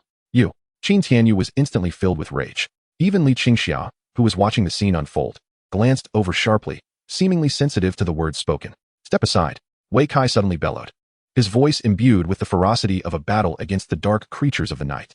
Qin Tianyu instinctively recoiled, a shiver running down his spine. Wei Kai then swaggered away with an air of self-importance. Once he had departed, Qin Tianyu abruptly came to a realization. Why should I be afraid of him? Indeed. Why should I be afraid? You give me, he began, but then dismissed the thought. At that moment, Li Qingxia, who had remained silent until now, finally spoke. Indeed. He is merely a clown, not worthy of your concern. Qin Tianyu nodded, suddenly struck by inspiration, and chuckled. Perhaps I will encounter him in the arena. When that time comes, I shall teach him a lesson. As for his rank, it was merely a notch above that of the worthless. Is someone of such a caliber truly capable of uttering such words? Qin Tianyu pondered, his thoughts aligning with this notion. That brash youth, with such grandiose claims. What rank could he possibly hold? Surely he wasn't merely bluffing? As a fellow warrior, he understood well the daunting challenges of the class advancement trials. With his legendary grade equipment and complete skill set, he had toiled tirelessly to attain his current rank. Just moments ago, in an attempt to save face, he had exaggerated his rank, claiming it to be higher than it truly was. Yet that youth had dismissed him with disdain, asserting that his rank was only marginally superior to that of the worthless. If that were the case, did that not imply that his own rank was essentially worthless? I have a way to uncover his rank. Li Qingxiao interjected suddenly, as a bystander caught in the crossfire of verbal jabs. She too was curious about Wei Kai's trial score. Was he truly as boastful as he appeared, or did he possess genuine strength? Her own trial score was just a fraction above that of the worthless. Achieving a rank in the class advancement trials was a source of great pride for her, especially since her first class change was a rare profession, making the difficulty several tiers higher than that faced by Qin Tianyu. Although her rank was merely the minimum required, how many graduates from Yongning City could boast of achieving it? If her opponent indeed possessed superior strength, she would regard him with utmost respect. However, if he was merely a braggart, she would not hold back in their future encounters. How do we check? I'm eager to know, Qin Tianyu inquired impatiently. Just seek assistance from someone, Li Qingxiao replied candidly. However, it may require a small price. No problem, I will cover it, Qin Tianyu declared confidently, thumping his chest. Very well, Li Qingxiao nodded and quickly led him to a counter outside the hall, where they found a woman dressed in uniform. Sister Qin, I wish to inquire about a piece of information, she stated directly. Feel free to ask anything you don't understand, Sister Qin replied with a smile. However, if it pertains to privacy, then that is another matter. This was mere platitude, and Li Qingxiao felt an urge to roll her eyes. If it weren't for the need to inquire about private matters, who would seek her out? Just then, Qin Tianyu approached with enthusiasm, presenting a shopping cart. Sister Qin, this is a small token of our appreciation. Speak up, who should we investigate? Without hesitation, Sister Qin discreetly accepted the shopping cart. Wei Kai? Qin Tianyu declared. Wei Kai from class 1514 of Shixiang No. 2 Middle School. Occupation? Warrior. Check his first trial score. Qin Tianyu added. Upon hearing this, Sister Qin furrowed her brows and shot a glance at Li Qingxia, seemingly inquiring silently. However, Li Qingxia remained unfazed. After a brief moment, Sister Qin typed on the computer before her, then shook her head. Not completed. What? What? Both Li Qingxia and Qin Tianyu gasped in astonishment. His trial task has yet to be completed. Uffed. Moments later, Qin Tianyu could no longer suppress his laughter. I told you he was a clown. He can't even reach the level, yet he dares to claim he's just slightly better than trash? He is even worse than trash. Li Qingxiao wore a blank expression, at a loss for words. At that moment, Qin Tianyu felt a mix of surprise and, as expected. In contrast, her emotions were filled with confusion and disbelief. When that person spoke those words, he was so confident and composed. How could it be that he couldn't even achieve a level score? There must be some underlying reason. Could it be that he did not submit the task? Li Qingxia suddenly suggested. What? Qin Tianyu was taken aback, then firmly retorted, impossible. It is possible. Sister Qin immediately countered. The transfer trial can be repeated. Some individuals, if dissatisfied with their current score, may choose not to submit the task temporarily, waiting for a better result before doing so. Chapter 95. I will wait for him in the arena. Does this hold any significance? Qin Tianyu couldn't help but voice his skepticism. As soon as he spoke, both Sister Qin and Li Qingxia turned to look at him, as if regarding a fool. Coming from Qin Tianyu, it was akin to a student who barely passes questioning a top scholar. Is there any meaning in achieving such high scores? Of course there is. As someone who can access the transfer task information, Sister Qin is well aware of the significance of trial scores. The higher the score, the better the rewards for completing the task. If one can reach the legendary level, they might even receive a special reward. How many prodigies could only dream of attaining such a high score? For Li Qingxia, the trial score carries another layer of meaning. It signifies the challenge of self. As a combat professional, one must continually challenge both enemies and oneself. If one merely settles for passing, what difference is there from being worthless? It is significant. Just then, another voice suddenly emerged. The three turned swiftly to see a tall, handsome young man approaching. Upon seeing him, Sister Qin and Li Qingxia's eyes sparkled with excitement. However, Qin Tianyu felt quite displeased. Before he could speak, the young man approached and said to him, "But a person like you could never understand. You." Qin Tianyu was infuriated. How could there be another person looking down on him? Lu Xiao?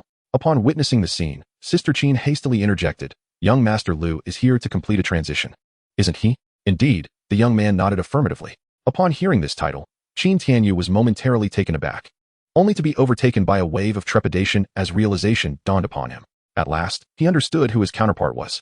It was none other than Lu Kan, the young master of the Lu family, the foremost talent of the 2015 cohort at Yongning No. 1 Middle School, and indeed, the brightest star in the entire Yongning city. His profession was an exceedingly rare advanced class, the assassin class known as Nightmare, renowned for his ability to pursue for miles and eliminate targets invisibly. Once he set his sights on an adversary, that foe would be ensnared in an eternal nightmare.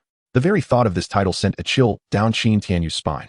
Although he hailed from a wealthy family, he felt utterly insignificant in comparison to Lu Kansas. In terms of lineage, accomplishments, and prowess, he was simply crushed underfoot. As a mere soldier, he dared not provoke such a formidable opponent. However, Lu Kan seemed to regard him with indifference. To him, Qin Tianyu was akin to a cockroach scuttling from the sewers, merely a nuisance to be dismissed. Only someone of comparable brilliance, like Li Qingxia, could catch his eye. Not much. Lu Kan remarked with a smile. Only 100. Hiss. The three of them collectively inhaled sharply. Was this still human? The reactions of Li Qingxia and Qin Tianyu were particularly intense. While they struggled to navigate the second trial, the most exceptional genius had already dominated the arena. At this juncture, for Lu Kan, participating in the arena contest was no longer merely about fulfilling trial tasks. It was more akin to indulging his collecting obsession. 100 victory badges signified that he had effortlessly vanquished 100 opponents of the same class. Truly, he was the unparalleled genius of Yongning City. I am indeed curious. Lu Kan continued as the crowd remained in astonishment. That individual has quite the audacity. What is his score exactly? Prior to stepping forward, he had been eavesdropping and learned of a classmate named Wei Kai, who seemed to have achieved remarkable success in the transition trials and boasted audaciously, disregarding even the ranking scores. Though Lu Kan shared this sentiment, he would never voice it aloud, nor would he publicly proclaim that his trial score was of a certain rank. Such personal information had been discreetly investigated by his family and inadvertently leaked. It was a private matter, one he felt unqualified to pry into. Sister Qin chuckled wryly. However, if young Master Lu truly wishes to know, you could seek assistance from the vice president. Before she could finish her sentence, Lu Kan retrieved his phone and dialed a number. Uncle, could you come to the hall to assist me? Thank you, uncle. In mere moments, he had acquired information that would typically be beyond the reach of an ordinary individual. This caused Sister Qin and Li Qingxia to regard him with even brighter eyes, while Qin Tianyu's expression turned bitter, feeling even more out of sorts. To inquire about task status, he had to offer gifts and bribes, whereas his counterpart could merely make a phone call to access others' private information. The disparity between them was nothing short of astronomical. A few minutes later, a middle-aged man approached the group. It was Lu Kan's uncle, Lu Chung. When Lu Kan expressed his desire to check someone's trial score, Lu Chung immediately revealed a doting smile. "All right, follow me," he said. Moments later, everyone gathered before the class transfer stone. Lu Chung produced a crimson jade pendant and gently placed it atop the stone. Soon, a series of data materialized before them. Wei Kai? Qin Tianyu's eyes landed on the name at the very bottom of the data. Curiously, there were two scores. The first trial score was astonishingly level. Uffed. Qin Tianyu burst into laughter on the spot. The others turned to him in unison, as if regarding a fool. "What is wrong with me?" he stammered. "Look at the next line," Li Qingxia gently reminded him. "Next line? Qin Tianyu followed her suggestion, and his eyes widened in disbelief. Level. How could this be possible? His face was a mask of incredulity, unable to accept the scene before him. That Wei Kai was merely an untalented, impoverished youth without any family background. How could he achieve such scores? Furthermore, he was just an ordinary warrior, likely lacking even the necessary skills of a warrior. How could he possibly pass the class transfer trial and attain such a high score? So you're doubting me? Lu Cheng glared at him coldly, his expression one of disdain. And no, that's not what I meant. Qin Tianyu hurriedly denied it. To admit such a thing would not only offend the Lu family, but also the high-ranking officials of the guild. It would be tantamount to courting disaster. Fortunately, Lu Cheng was too indifferent to concern himself with such a pest, dismissing him with a wave of his hand. All right, you've seen the scores. I'm leaving. With that, he truly walked away. Lucan did not accompany his uncle, but instead gazed thoughtfully at the class transfer stone. Wei Kai, a warrior, how intriguing. Perhaps he didn't submit his task? Then I won't submit mine either. Suddenly, Lucan chuckled, a hint of excitement in his voice. I'll wait for him at the arena. Chapter 96. The sparrow knows not the ambitions of the swallow. Huh. Hearing Lucan's words, Li Qingxia, Qingjia, and Qin Tianyu were momentarily stunned. Lucan's prowess was well acknowledged. No one expected that young Master Lu would hold the other in such high regard, even willing to suspend his own first transition task just to encounter him in the arena. Young Master Lu, you've already paused for 5 days in the arena. Qin Jie gently remarked. If you continue, it may not bode well. Indeed, young Master Lu, you are the foremost genius of our cohort. We will rely on you for the upcoming 100 Cities Championship, Li Qingxia chimed in, unable to restrain her concern.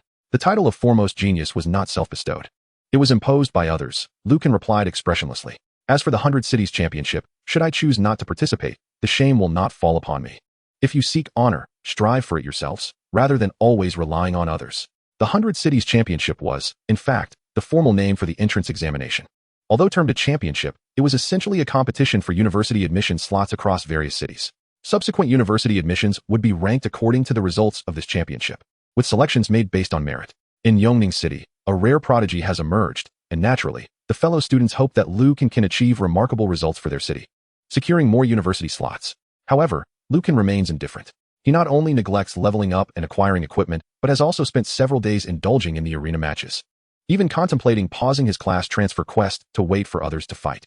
This indicates that he will fall significantly behind the talents from other cities in the same cohort. When the time comes for the 100 Cities Championship, Yongning City will likely find itself at the bottom once again. Very well, I shall strive for it myself. Although she humbly considers herself inferior to him, she possesses her own pride as a genius. Since Lucan is unconcerned, she will take it upon herself to bring glory to Yongning City.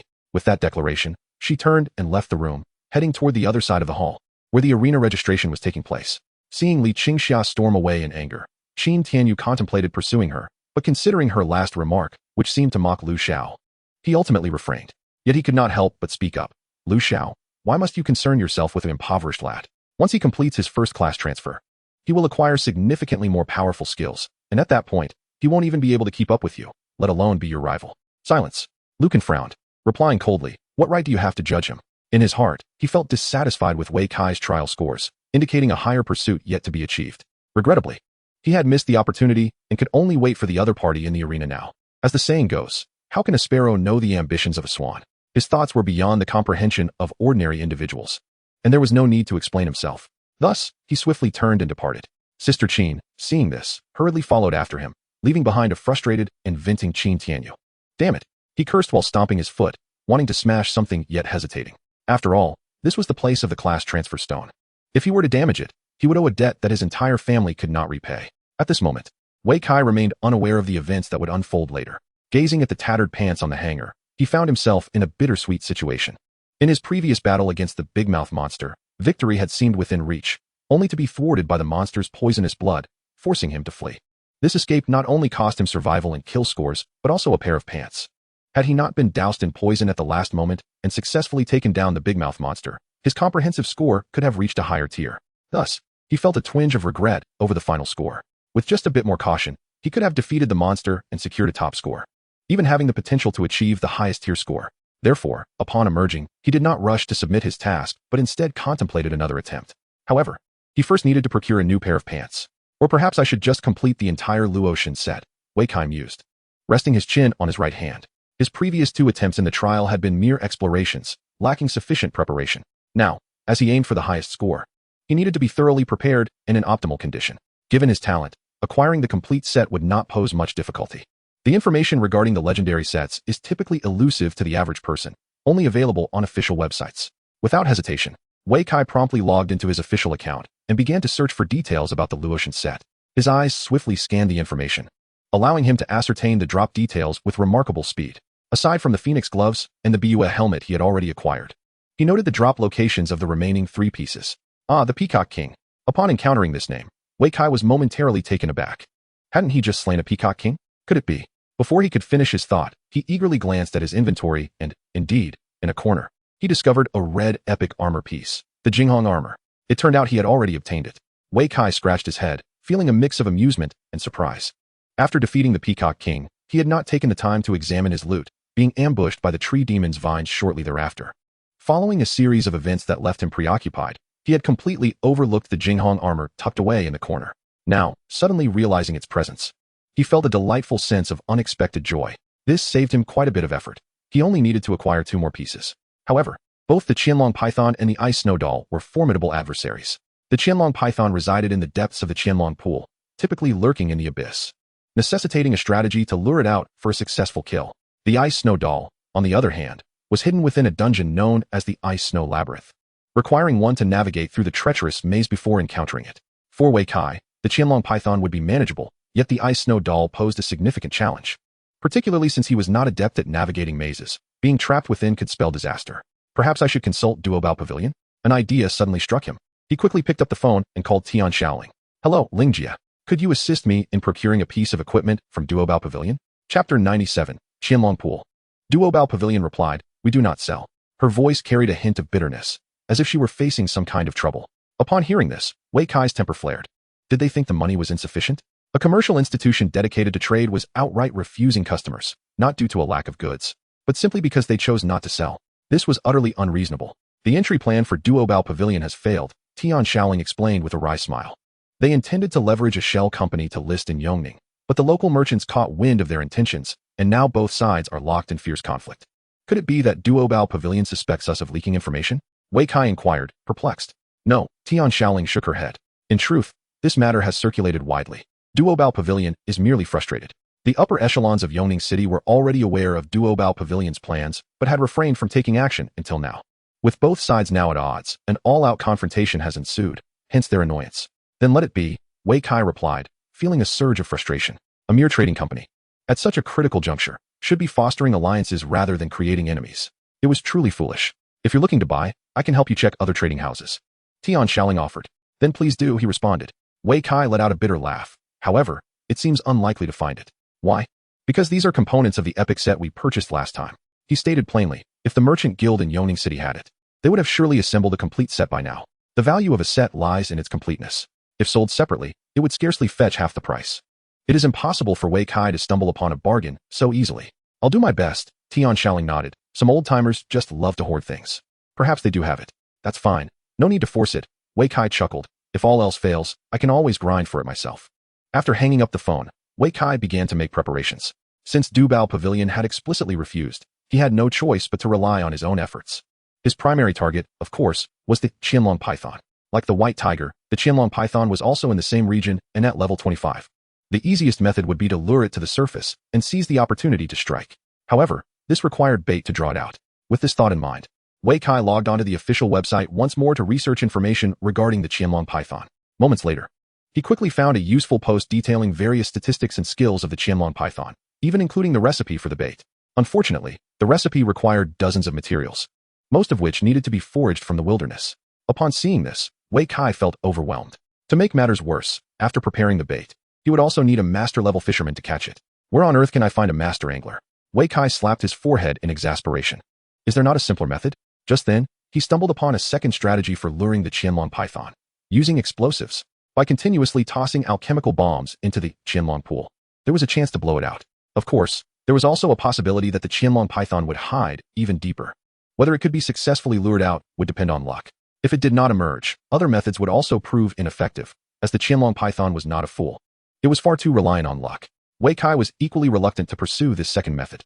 Not only did he need a considerable amount of alchemical bombs, but even if he did manage to blow it up, it might yield no results at all, wasting both bombs and time.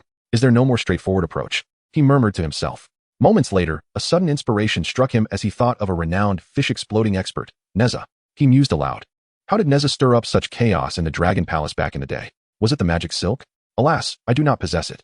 However, I do have the Rui Jingu Bang. Yes. Wei Kai clapped his hands together, his spirits lifting. I have a plan. Although he lacked Neza's magic silk, he possessed the transformative Rui Jingu Bang, which could change in size and length. Even if the Qianlong pool was dozens of fathoms deep, it could be extended to reach the depths. It would undoubtedly create a tumultuous uproar, leaving the Qianlong python with nowhere to hide. Indeed, this is the way to go. Upon devising a plan, Wei Kai's countenance brightened with a radiant smile. He swiftly gathered his belongings and ventured out. The Qianlong Pond is also located outside the West City Gate, adjacent to the Hundred Birds Forest. Originally, it was a vast pool of water, from which a channel diverted its flow to irrigate the fields and orchards of the forest. Thus, the waters of Qianlong Pond were initially intended for agricultural purposes. However, following the game's incursion into reality, it was overrun by monsters, transforming into a lair for a colossal python, with various shallow water creatures emerging in the vicinity, such as armored crocodiles, giant mantis shrimps, and 5 poison snakes. The monsters in this area are predominantly around level 20, presenting a formidable challenge, for if bested, they would retreat into the water. Consequently, apart from those on a quest for specific items, few would dare venture there. Half an hour later, when Wei Kai approached the vicinity of Qianlong Pond, he found it devoid of any souls, save for the monsters. This suited him perfectly. The absence of others meant he could unleash his full potential in slaying the beasts. After a brief respite, he commenced purging the outer perimeter of Qianlong Pond of lesser creatures. These foes, while approximately at the same level as him, lacked comparable attributes.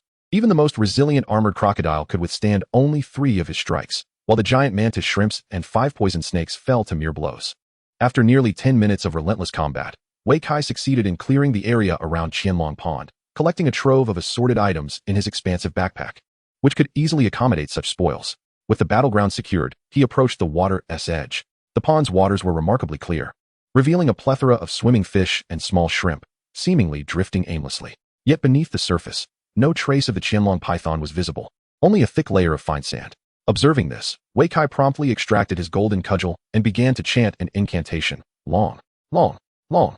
The cudgel in his hand grew exponentially, soon extending several yards.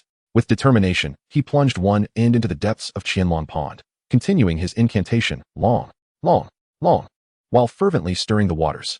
This vigorous agitation stirred the pond into a tumultuous frenzy, transforming its once pristine waters into a murky chaos. Moments later, Wei Kai felt a sudden resistance in his grip, as though the cudgel had snagged on something. In the next instant, a towering column of murky water erupted skyward. At the apex of this geyser coiled a massive black python, measuring an impressive 10 yards in length and as thick as a water barrel. Its eyes glowed a menacing red, adorned with a pair of tender horns atop its head, and its belly bore 2 prominent bulges, faintly reminiscent of dragon-like features. It was indeed the Qianlong python. Upon spotting Wei Kai, the python flicked its tail, unleashing a torrent of water arrows towards him. Anticipating this, Wei Kai charged forward, meeting the oncoming arrows head-on. With a powerful leap, he swung the golden cudgel in a wide arc, bringing it crashing down upon the creature. The python let out a roar as it was struck by the cudgel, yet its reaction was a fraction too slow. After striking down the potential dragon python with a staff, Wei Kai's golden hoop staff elongated several times once more, plunging directly into the depths of the potential dragon pool. He aimed for the python's vulnerable spot, thrusting with force. With a resounding thud, the massive creature's body was pierced through by the golden staff. A fatal blow. The immense pain compelled it to wrap itself tightly around the iron rod, desperately attempting to twist and break it. Unfortunately, it was still too young to comprehend the true might of the golden staff. The more it coiled, the more its wounds tore open, causing a continuous loss of blood. The crimson bar above its head dwindled at a visibly alarming rate. Observing this, Wei Kai hoisted the golden staff aloft. Once out of the water, the potential dragon python struggled a few more times before becoming utterly still. It was dead. The once mighty serpent had been reduced to mere meat on a skewer. Had the carcass remained intact, Wei Kai would have relished the idea of kindling a bonfire nearby to roast it. Alas, the python's body quickly dissolved into shimmering white light. Simultaneously, dozens of items emerged, automatically collected by the diamond bracelet and deposited into his backpack. Wei Kai glanced over and, amidst several epic-grade pieces of equipment, discovered the one he desired. The dragon shoes, epic grade level 20. Agility 50. Constitution 10. Movement speed 20. Evasion chance 20. When equipped, grants the dragon state, increasing evasion probability by 50 while in motion. Each successful evasion further enhances the chance by 10, stacking up to 3 times. Part of the Luotian set.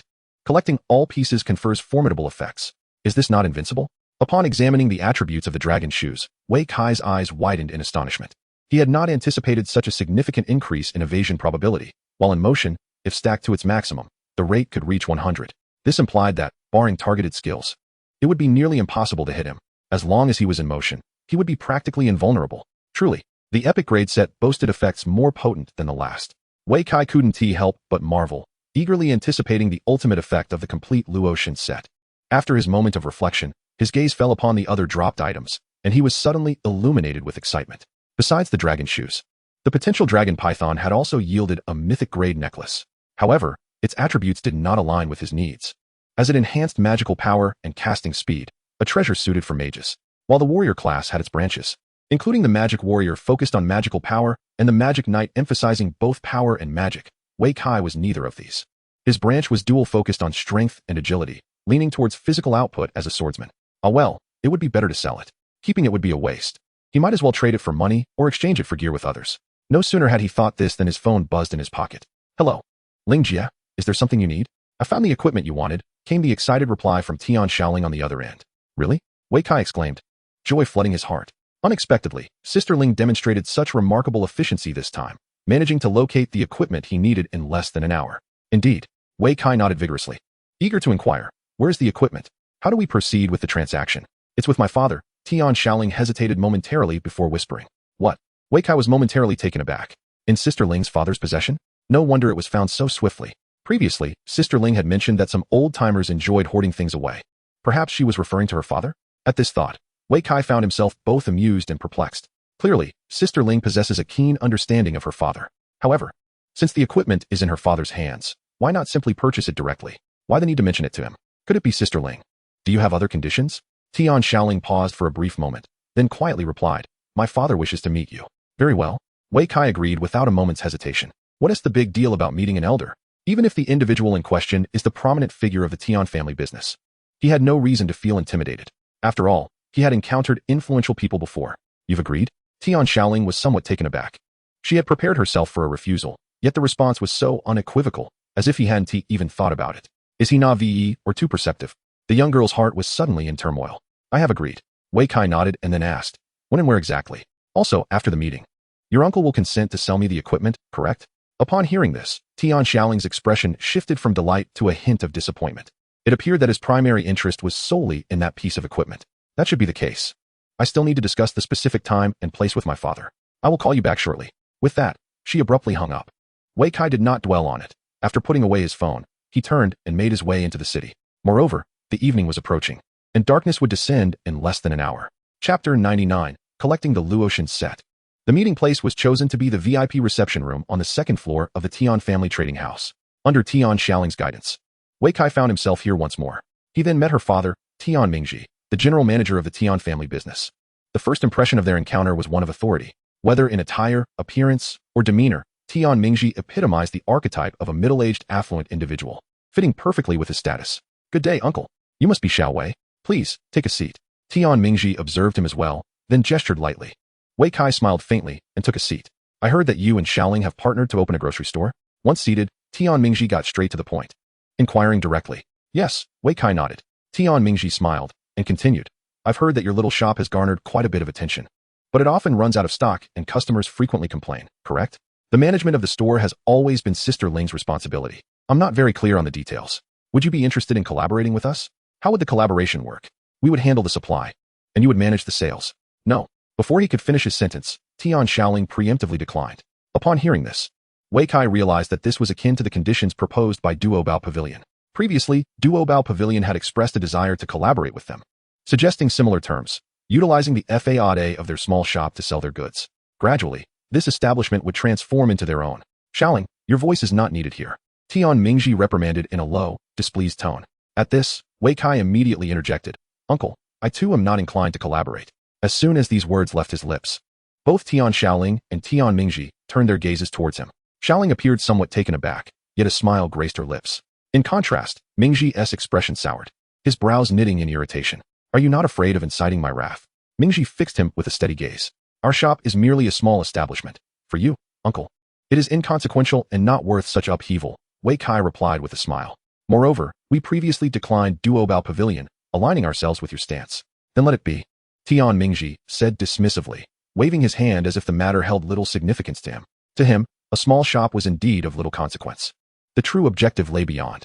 I hear you desire this. Indeed, Wei Kai nodded, though he did not display excessive eagerness. These are components of a set. Tian Mingji chuckled and remarked, I've heard you previously acquired a piece of the Luotian set. Could it be? I am merely one piece short. Wei Kai affirmed with another nod, subsequently revealing the attributes of the 4 pieces of equipment he possessed: Shifeng, gloves, Biyue, helmet, Jinghong, armor, and Yulong, boots. Upon viewing these 4 items, Tian Mingji's expression shifted from shock to admiration, before he suddenly burst into laughter. Excellent, excellent. This piece is yours. He clapped his hands in delight, his joy unmistakable. Without hesitation, Wei Kai donned the item on the spot, and then glanced at its attributes. Hui Shui, epic level trousers. Level, 20. Spirit, 30. Constitution, 20. Maximum health, 500. One of the Luotian set pieces, granting formidable effects when complete. It was indeed a life-saving piece of equipment. Wei Kai was somewhat surprised, yet it felt logical. Among the 5 pieces of the Luotian set, the other components were offensive in nature, and this piece was bound to be defensive.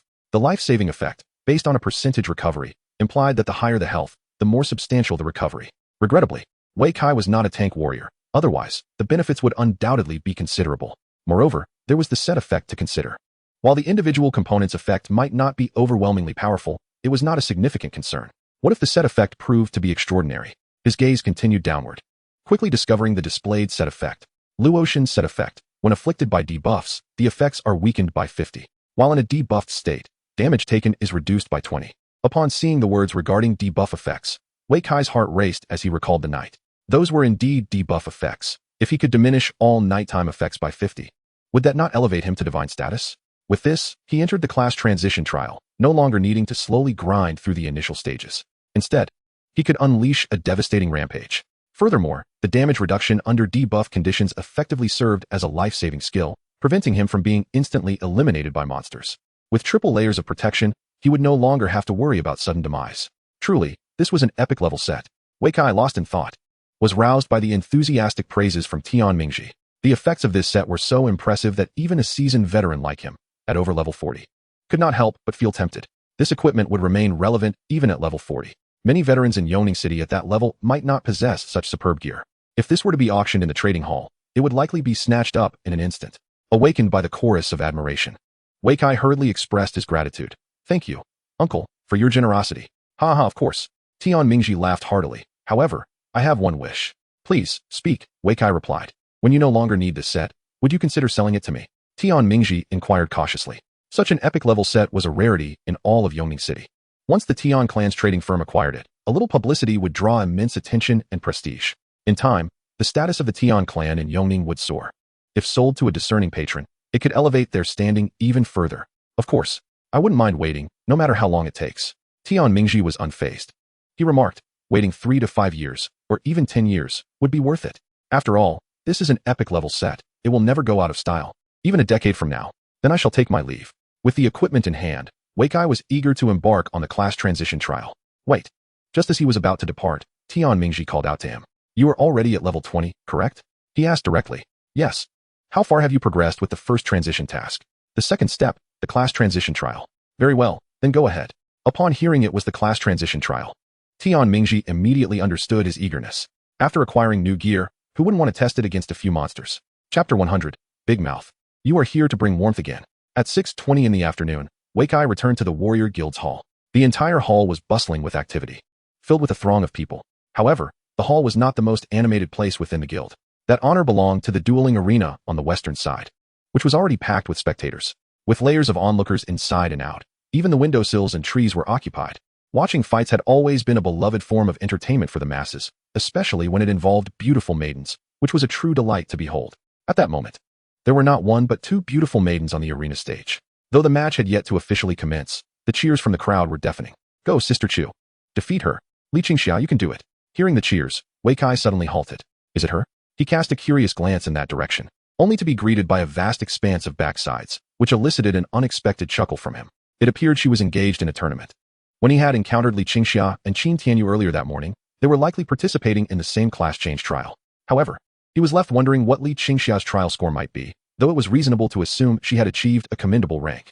As the proud daughter of Shisheng No, 2 high school, and a special class flame mage, her output capabilities were nothing to be underestimated.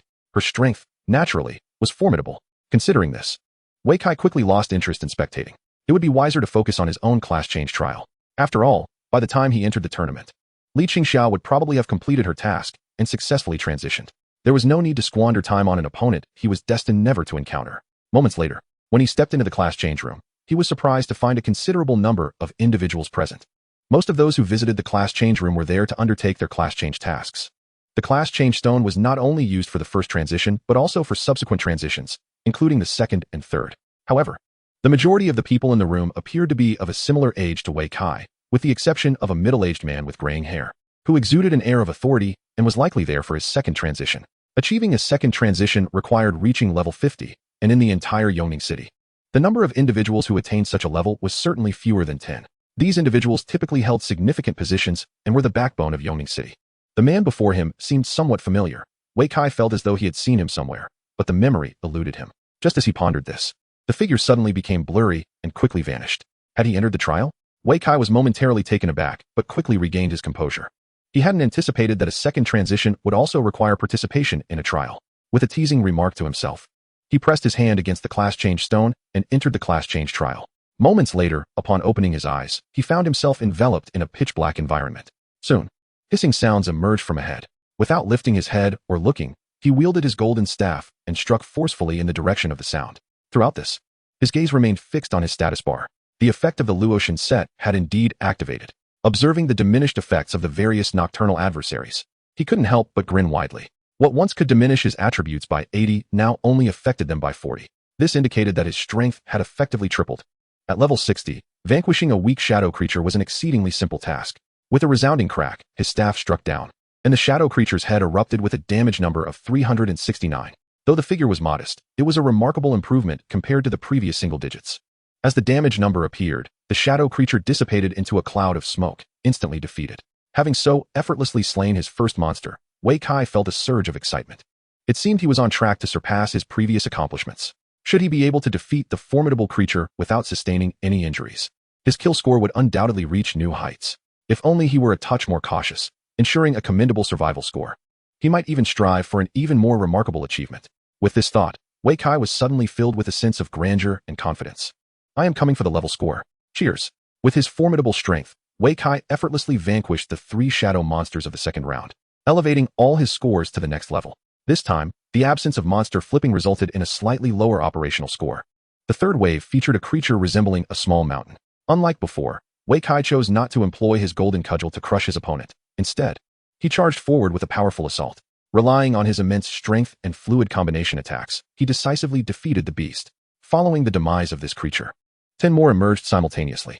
Once again, Wei Kai opted not to enlarge his cudgel, but rather dispatched them using his standard method. During the battle, he intentionally allowed his water arrows to be fired a few times, only for them to be evaded. In a state of motion, with a staggering 70 base evasion rate, he emerged unscathed, truly mastering the art of passing through water without a drop touching him. Witnessing this outcome, he felt a wave of relief wash over him. No longer did he fear being overwhelmed. After the 10 mountain-like monsters were defeated, the 5th wave of nocturnal creatures finally arrived, known as the Great Mouth Monster. Its official name should be the Abyssal Carrier, as it resembles an aircraft carrier capable of releasing numerous smaller entities, the Night Frights.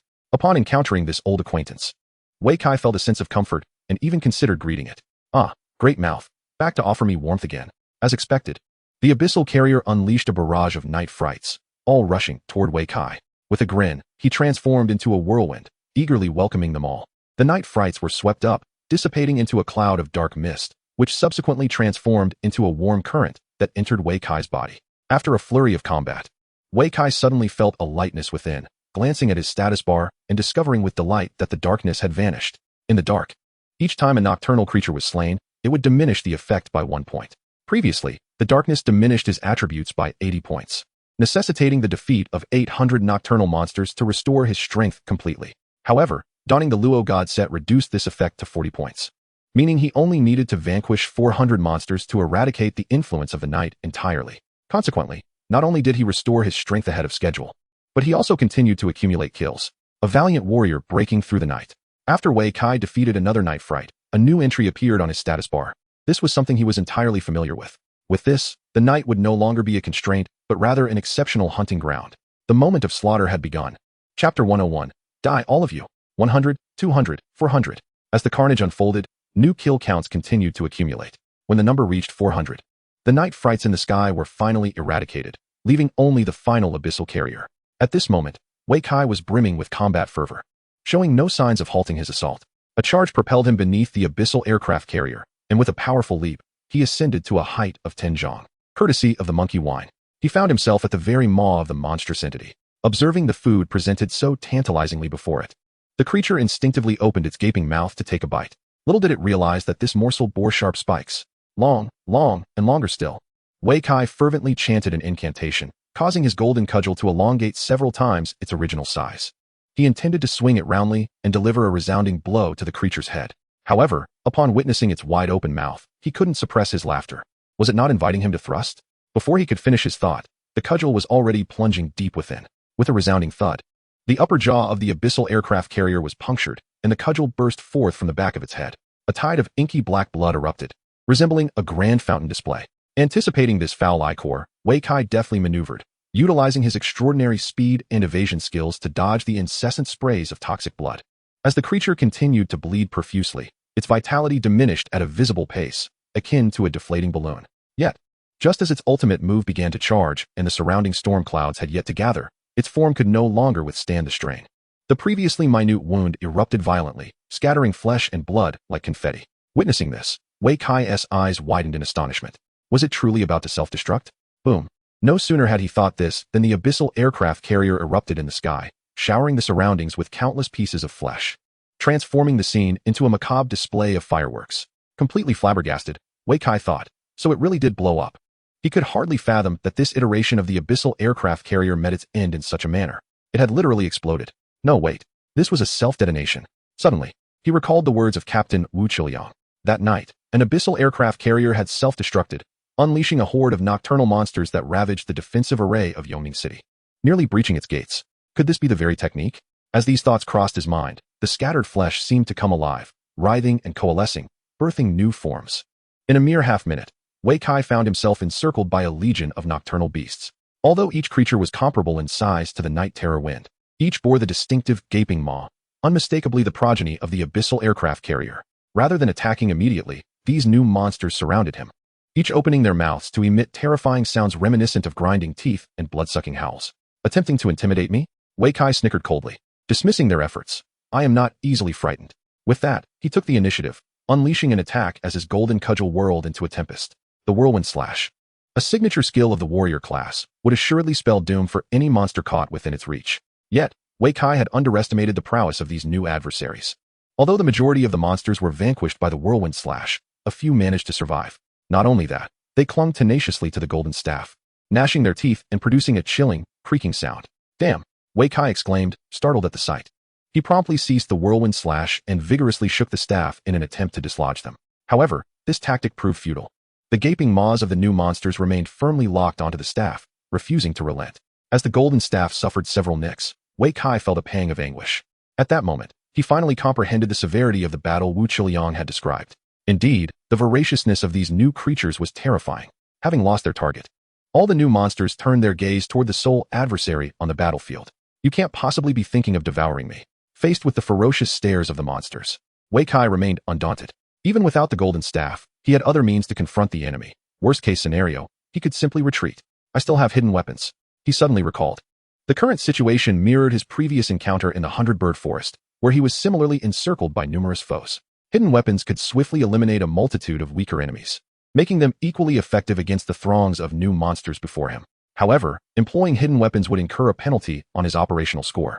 Wei Kai quickly remembered the prior advisories, which clearly stated that utilizing items would deduct from the corresponding score. With so many monsters, relying solely on hidden weapons would likely obliterate his operational score. Thus, he found himself in a quandary. At that moment, inspiration struck him. Wait, I don't necessarily have to use items. My golden staff can shrink. When he first acquired the staff, he had learned from the Monkey King how to transform it into a needle, concealing it in his ear. A needle-sized golden staff was, in essence, a hidden weapon. Moreover, the staff's attributes would change along with its form. With this realization, Wei Kai promptly drew forth the golden staff and began to chant, smaller, smaller, even smaller. With each incantation, The staff diminished from its normal size until it transformed into a sewing needle. Simultaneously, its attributes underwent a transformation. Transformed golden staff, mythical iron needle. Level 20.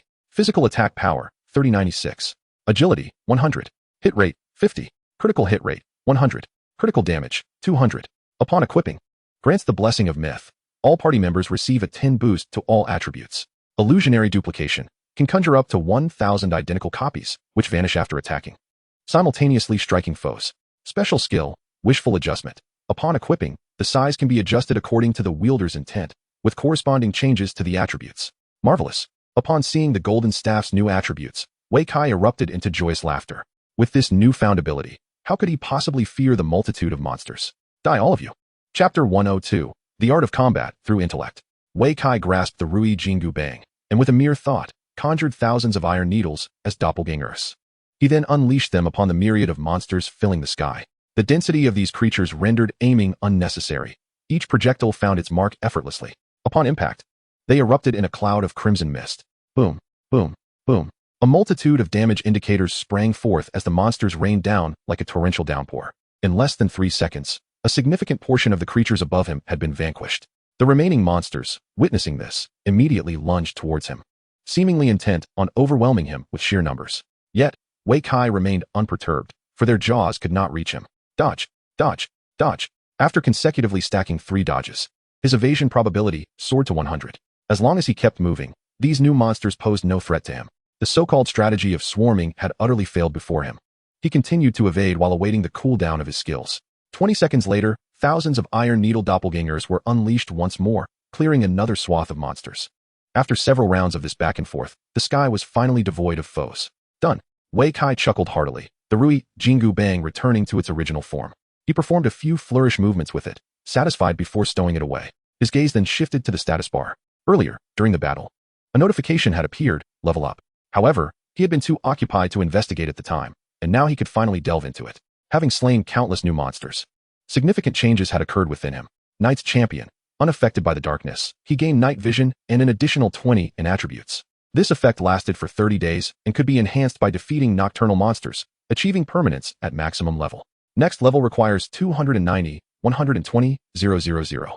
2901. Wei Kai mumbled, recalling distinctly that after the self-destruction of the abyssal carrier, his kill count had been precisely 401. The number 400 corresponded to the night terror wind spawned by the carrier, while the 1 represented the carrier itself. Subsequently, during his battles with new monsters, he had leveled up 3 times in succession. The first was at 500 kills, the second at 2,000, and the third at 5,000. All these figures collectively matched the number of minions released upon detonation. Exactly 10,000. 10,000. Wei Kai marveled at this realization. Without the Rui Jingu Bang in his hand and the Luotian set upon him, he would likely have faltered. Even resorting to concealed weapons might not have sufficed to eliminate such a multitude, potentially jeopardizing his operational rating. In such a scenario, the cost would far outweigh the benefits. Speaking of ratings, Wei Kai lifted his gaze once more to the prompt before him, letting out an involuntary gasp. The kill rating displayed an eye-catching letter, quickening his breath. Additionally, both survival rating and operational rating had reached a new height. This also signifies that his overall score has surpassed the required level, exceeding the demands of the job transition trial. He may leave at any moment if he wishes. A score of this caliber is sufficient to elevate him above all the prodigies in Yongning City, even when considering the entirety of the Dragon Kingdom. Such talent is exceedingly rare.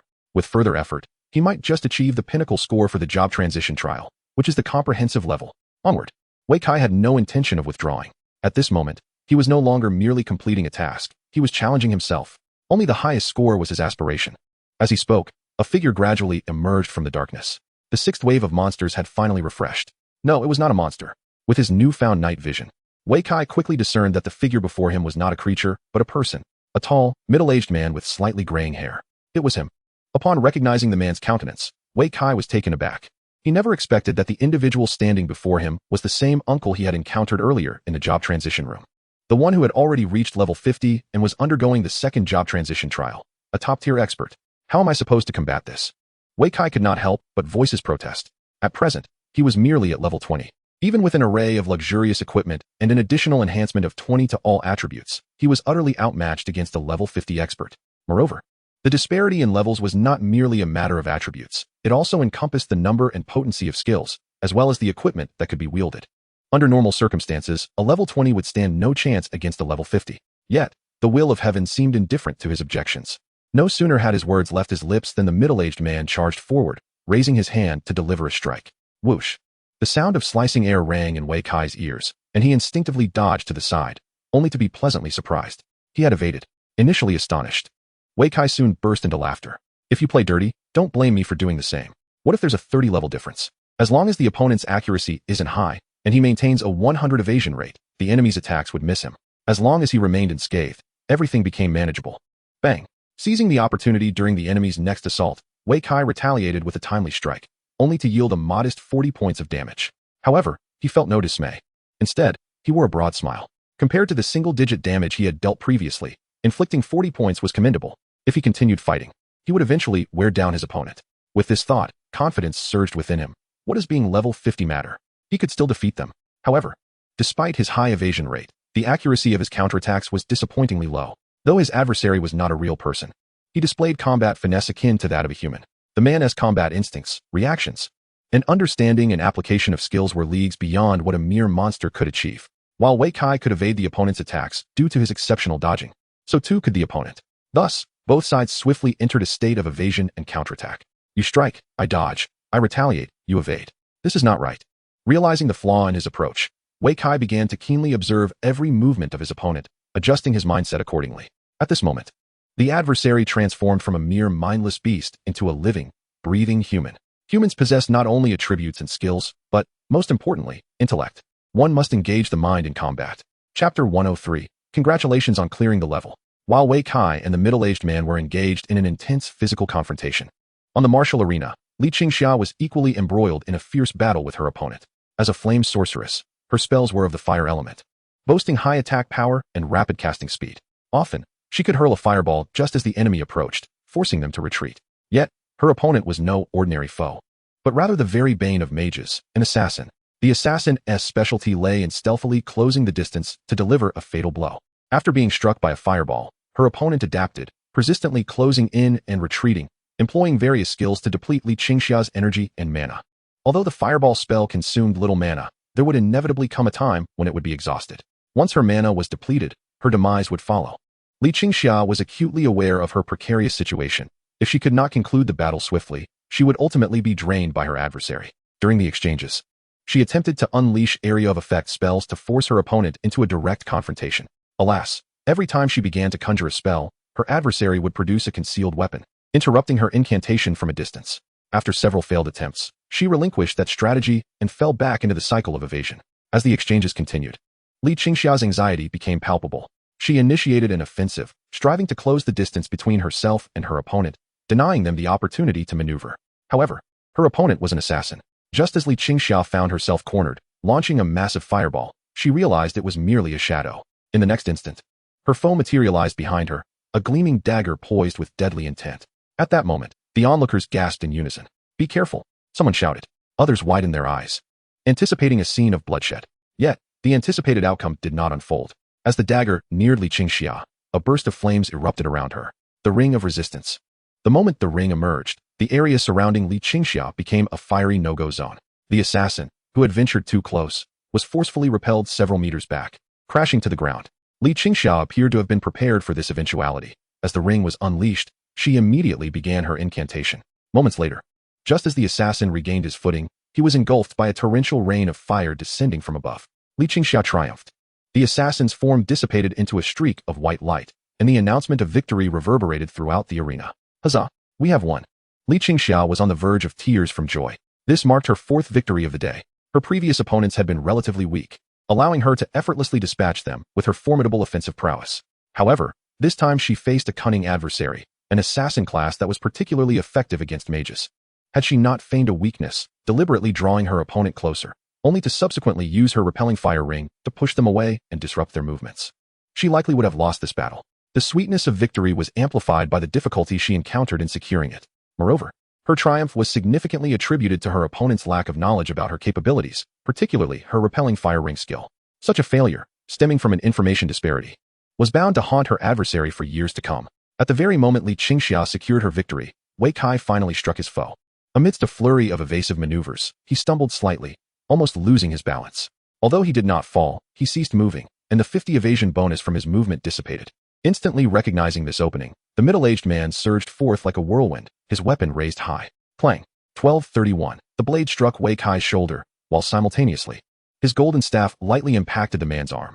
In the next instant, two ominous words appeared above the enemy's head: disabled. Struck by a debilitating blow. The middle-aged man instantly succumbed to a state of incapacitation, his actions slowing to a crawl. Seizing this opportunity, Wei Kai launched a furious counterattack. He swung his golden staff relentlessly, raining blows upon the enemy's head, who, in his disabled state, could scarcely defend himself, let alone evade. After a series of 7 continuous strikes, the enemy's head was adorned with various indicators of damage. Wei Kai then transitioned into a fluid combination of attacks, executing upward strikes, downward slashes, and seamlessly integrating regular attacks, even transforming his charge into a controlling maneuver. Through his relentless onslaught, he kept his opponent suspended in the air, refusing to let him descend. This combination lasted a full 30 seconds, culminating in a finishing move with the recently cooled down combo strike. 40, 59, 86,201. As the final blow landed, the enemy's health was utterly depleted. The middle-aged man's figure dissolved into a radiant light. Victory! Wei Kai clenched his fists tightly, overwhelmed with excitement. Despite the arduous nature of the battle, he had triumphed, defeating a top-tier expert who was 30 levels above him, just 10 minutes prior. Even Wei Kai himself had harbored no certainty of victory. Confronted with such a formidable opponent, he had been compelled to observe, learn, and imitate every move and skill deployment. Thus, after enduring countless evasive maneuvers for over 10 minutes, he finally deciphered his opponent's techniques, formulating a strategy in his mind. His plan entailed feigning a weakness to entice the enemy into attacking, followed by an immediate counterattack.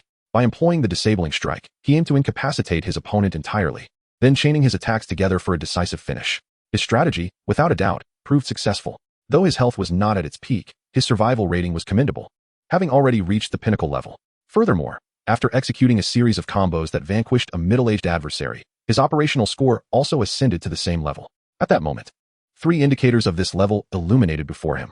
Witnessing this sight, Wei Kai could not suppress a joyful smile. Finally, he had achieved completeness. This level represented the highest score attainable in the job transition trial, and throughout the 18 years of the game's integration into reality. Those who managed to achieve such a score could be counted on one hand. This time, Wei Kai not only surpassed his own limits, but also shattered the historical records of Yongning City. What else might follow? Although he had already secured the highest score, Wei Kai remained curious about the upcoming trials. Just then, a notification sound echoed in his ears. Congratulations on passing the job transition trial. Passed. Wei Kai was momentarily taken aback, then could not help but burst into laughter. He had indeed passed. It seemed that this job transition trial was not as daunting as it appeared. Chapter 104, Breaking News. As he opened his eyes and prepared to leave, he suddenly turned his head and spotted a familiar figure. Uncle, Wei Kai exclaimed in surprise. Did you call me? The middle-aged man glanced at Wei Kai, whose face was a picture of astonishment, and frowned. You don't recognize me? Wei Kai quickly regained his composure and inquired earnestly. I don't recognize you. The man shook his head and, with a hint of impatience, added, if you have something to say, just say it. Never mind. Wei Kai awkwardly smiled and waved his hand. I mistook you for someone else. Once the man had walked away, Wei Kai let out a long sigh of relief. The entity in the trial space was indeed not a real person. Had it been a real individual, being slain in the trial space would have meant death in the real world as well. Unless that person was merely a projection or a shadow created by the heavenly order. Though not a real person, that shadow had inherited all the combat experience, attributes, and skills of the middle-aged man. Most importantly, it possessed intellect. This perhaps related to the fact that the middle-aged man was also participating in the trial. Additionally, the fact that the beings in the trial were not real was, in truth, a fortunate circumstance. Otherwise, Wei Kai would have had to bear the grave accusation of killing a fellow expert. Yongning City was already a small locale, with few top-tier experts, and those who had reached level 50 and undergone their second job transition were exceedingly rare. They constituted the backbone of Yongning City. The loss of such an expert in the job transition trial would indeed be a significant detriment. It seemed he had forgotten to express his gratitude. Upon realizing this, Wei Kai sighed regretfully. Although the entity in the trial was not a real person, it had imparted many lessons, particularly regarding combat against other individuals. This was something he had never encountered before. Previously, whether in school or after his job transition, he had learned solely how to battle monsters. His combat experience had been limited to encounters with creatures. The consequence of lacking experience in human combat was that he would be ruthlessly defeated in the third step of the arena trials. Thus, he would endure a trial by fire, learning combat techniques while being battered, until he matured into a competent warrior. This is a path that most individuals inevitably traverse.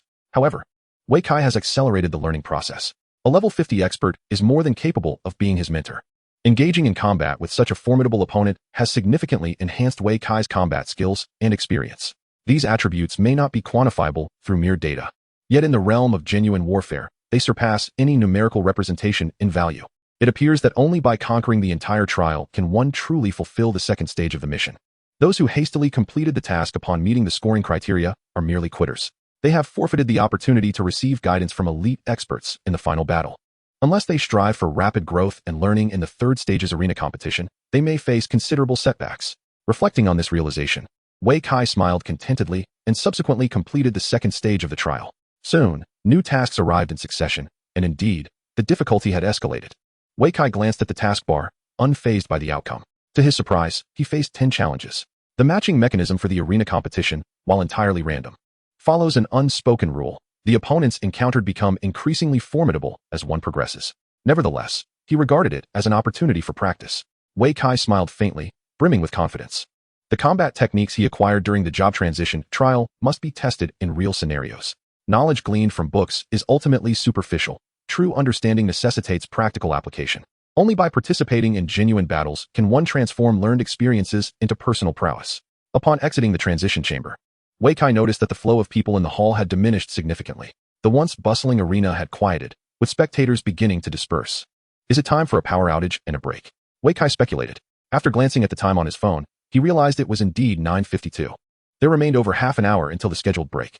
Although today's arena competition had concluded, the audience continued to discuss the results with great enthusiasm, engaging in animated conversations about the matches they had just witnessed.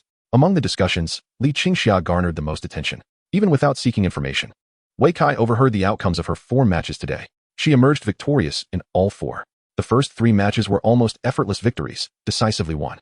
These impressive consecutive wins garnered her considerable attention, with many even becoming her fans. However, in the 4th match, Li Qingxia's victory proved to be more challenging. According to the audience's accounts, she had to employ strategy to ultimately triumph over her opponent. Nevertheless, she won splendidly, achieving a remarkable 4 consecutive victories, meeting the expectations of her viewers and fans. Many who witnessed today's arena competition are eager for Li Qingxia to continue her battles tomorrow. She promised she would return. Furthermore, she declared her ambition for a 10-game winning streak. Could it be? While no one doubted her initial statement, the notion of a 10-game winning streak left everyone pondering in disbelief. It is well known that the longest winning streak in the arena of Yongning City currently stands at 100 victories, a record held by Liu Kansas. Apart from Liu Kan, no one in the past 6 months has managed to surpass 10 consecutive wins. When Li Qingxia declared her ambition to achieve a 10-match winning streak, it signified a direct challenge to Liu Kansas. This was indeed big news. Upon hearing this, everyone began to speculate. Did she truly believe she could defeat Liu Xiao? What a fanciful thought. It was nothing but boastfulness. In this day and age, who besides Liu Xiao could possibly halt his winning streak? Precisely.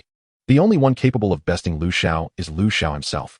Chapter 105, the final evaluation level. There is no doubt about Liu Kan's formidable prowess. A record of 100 consecutive victories in the arena is not something just anyone can achieve. Furthermore, every opponent he faced after his initial 10 wins had a record of 5 victories or more, adding significant weight to his accomplishments. In the presence of such an adept fighter, Liu can still manage to secure 100 victories, underscoring his strength. In contrast, Li Qingxia's 4 consecutive wins appeared trivial when measured against Liu Kan's remarkable achievement. To speak frankly, her current record hardly qualifies her to challenge Liu Kansas. She must first secure her 5th win to even have a chance of matching up against him. Although Liu Kan is indeed formidable, Li Qingxia is no slouch either. As soon as doubts were cast, a fan of Li Qingxia promptly rose to defend her. Indeed, today marks her debut in the arena, and she has already achieved 4 consecutive wins. Who among us is not a genius in their own right? Even if she cannot overcome Liu Xiao, she is still the foremost among Liu Xiao's challengers. As the fans from both sides began to bicker, it seemed a skirmish was imminent. Observing this, Wei Kai hastily quickened his pace to distance himself from the brewing conflict. Just as he exited the crowd, a pair of eyes not far away suddenly turned their attention toward him. Ah, what is that fellow doing back again? The speaker was Qin Tianyu, who gazed at Wei Kai's retreating figure with a scowl. Earlier that day, he had openly questioned Wei Kai's abilities, only to be chastised by Liu Kan and ridiculed by those around him. Since then, he had developed a deep-seated animosity toward Wei Kai. However, his own abilities were mediocre, and his family background was equally unremarkable, leaving him powerless against Wei Kai. The only recourse he had was to find ways to annoy him. This fellow is leaving so late. Could it be that he has been grinding for evaluation scores in the career transition trials? Qin Tianyu suddenly pondered. The thought ignited a fierce curiosity within him. Just how many points had this guy accumulated? Surely he must have failed. He muttered to himself. For an average warrior, achieving a decent score is already an incredible stroke of luck. To aspire for a higher score is nothing short of a daydream. Yes, I must see his results. If he hasn't made any breakthroughs, I will inform Qingxia and ridicule him mercilessly. The mere thought sent a thrill through Qin Tianyu, prompting him to jog over to the dedicated service counter. Qinjia, he called softly to one of the clerks. Who are you? Qinjia replied, her expression one of unfamiliarity, as if she did not recognize him at all. Qin Tianyu was momentarily taken aback, feeling a profound sense of heartbreak. Just recently, he had bestowed upon the other a shopping card and assisted in checking the progress of a task. They had even ventured together to the job transfer office to review Wei Kai's evaluation. Yet, in the blink of an eye, the other person seemed to have forgotten him entirely. Was he truly so insignificant? I am Qin Tianyu. He gritted his teeth and murmured, I came here with Qingxia. Oh, please check Wei Kai's task progress for me. Qin Tianyu stated plainly. Absolutely not. Sister Qin resolutely denied him, taken aback by her response. Qin Tianyu suddenly realized something and hurriedly retrieved a shopping card from his pocket, presenting it to her. Her face immediately brightened with a smile as she nodded in acknowledgement. Just wait a moment. With that, Sister Qin began searching on the computer. After a brief interval, the once cheerful expression on her face transformed into one of shock. Her mouth agape in disbelief. What's wrong? Qin Tianyu, startled by her reaction, inquired anxiously. Level. Sister Qin managed to utter through clenched teeth. Qin Tianyu's mouth fell open, utterly incredulous. Did I hear that correctly? Level? How is that even possible? Are you certain? Are you certain? Are you certain? He questioned thrice, his confidence dwindling with each repetition. He had already submitted the task, so of course, it was confirmed. Sister Qin took several deep breaths before finally managing to articulate. My eyes are perfectly fine. This can't be true. Qin Tianyu suddenly clasped his head in despair, scratching at his hair in agony. At that moment, a bright voice rang out from behind him. Sister Qin, that person's task. Oh, you're here too? The speaker was Li Qingxia. After considerable effort, she had finally extricated herself from the fray. Upon leaving the duel arena, her first thought was of the individual who, like herself, aspired to transcend their limits.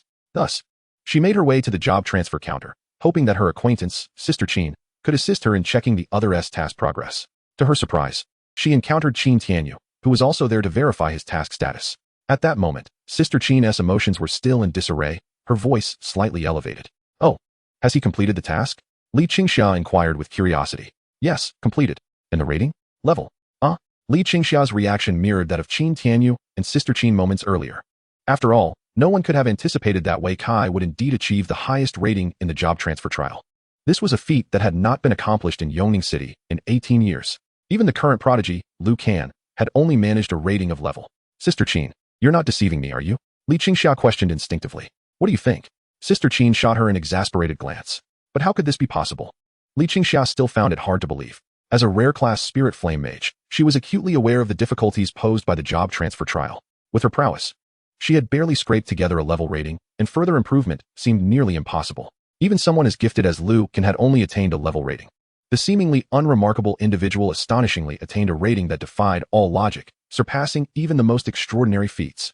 To be candid, I too was incredulous. Qingxia inhaled deeply, offering a wry smile. Yet I have faith in the results of the inquiry. I yearn to witness it firsthand, suggested Li Qingxia in a hushed tone.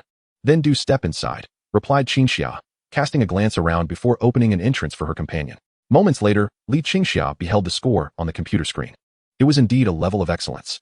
Hiss. Even though she was somewhat prepared for it, Li Qingxia could not help but gasp in astonishment. This individual was nothing short of extraordinary. Meanwhile, after yielding her position to Li Qingxia, Qingxia discreetly took out her phone and dialed a number. Hello, came the indifferent voice of a man on the other end. Young Master Liu. Qingxia quickly donned a cheerful demeanor. The individual has submitted their task. Oh, could they no longer contain themselves? No, Qingxia shook her head, speaking softly. Their final score is level. What? The sound of shattering glass resonated from the other end. Chapter 106, Attribute Modification. After a considerable pause, Liu Kan's excited voice finally returned. Are you certain you did not misread? I am certain, Qingxia replied, shaking her head. It is indeed 3. Well then, Liu Kan exhaled deeply, as if resigned to his fate. He had previously speculated that Wei Kai might surpass the level score, yet he never anticipated that the individual would not only achieve the highest rating but do so with such remarkable speed, within merely half a day. Things were becoming increasingly intriguing. Liu Kan casually ended the call, pacing around the living room while envisioning the impending clash with his opponent, excitement bubbling within him. Hurry and contact me. Tomorrow, I shall engage you in battle. On the other side, upon noticing that the call had ended, Qingxia decisively dialed another number. Hello, Vice President. What is it? Vice President Lu Cheng inquired with some impatience. Someone has shattered the record for trial scores. Qin Xiao exclaimed with enthusiasm. Level. What? Even the well-versed Lu Cheng was momentarily taken aback by this news. Is it true? He asked for confirmation. Indeed. If you harbor any doubts, you may verify it yourself. Qin Xiao encouraged. Wait for me. 3 minutes later, he appeared in the class transition room, accompanied by Qin Tianyu, Li Qingxiao, and Qin Xia, with only Lu Can absent. Placing the jade pendant upon the transition stone, within moments, a series of data materialized before the onlookers. The final line was signed by none other than Wei Kai. The group had already scrutinized Wei Kai's previous 2 results, but the score of his 3rd attempt gleamed like a blinding ray of golden light, prompting everyone to rub their eyes in disbelief, fearing they had misperceived it. It was indeed authentic. After a prolonged silence, Lu Cheng was the first to speak. Upon uttering these words, he suddenly felt a twinge of regret and turned to the group, stating, "Since you have all seen it, let it remain a secret. Until the official announcement is made, no one is permitted to disclose this information. Otherwise, they shall face consequences akin to espionage. Do you understand?" The crowd's eyes widened in astonishment, silently pondering the gravity of the situation. Although perplexed, Sister Qin was the first to respond affirmatively. "Understood. I comprehend," she asserted. Li Qingxiao nodded in agreement. Qin Tianyu, somewhat reluctant, ultimately acquiesced under Lu Cheng's piercing gaze. "Understood. I shall keep it confidential. By the way, President," Sister Qin suddenly recalled, hastily adding, "I had previously mentioned this to young Master Lu." "That is fine. I will handle it from my end." Lu Cheng waved his hand dismissively, clearly unperturbed. After delivering this remark, he glanced at everyone and gestured, "Let us depart. Remember my earlier words, anyone who divulges this information." The implications of espionage were clear to all present. Once identified as a spy, an individual would face expulsion from the city, effectively equivalent to a death sentence. While the gravity of the assessment was indeed startling, the lives of their families took precedence. Wei Kai remained oblivious to the potential leak of his assessment. With half an hour remaining until the power outage, nearly everyone was rushing home.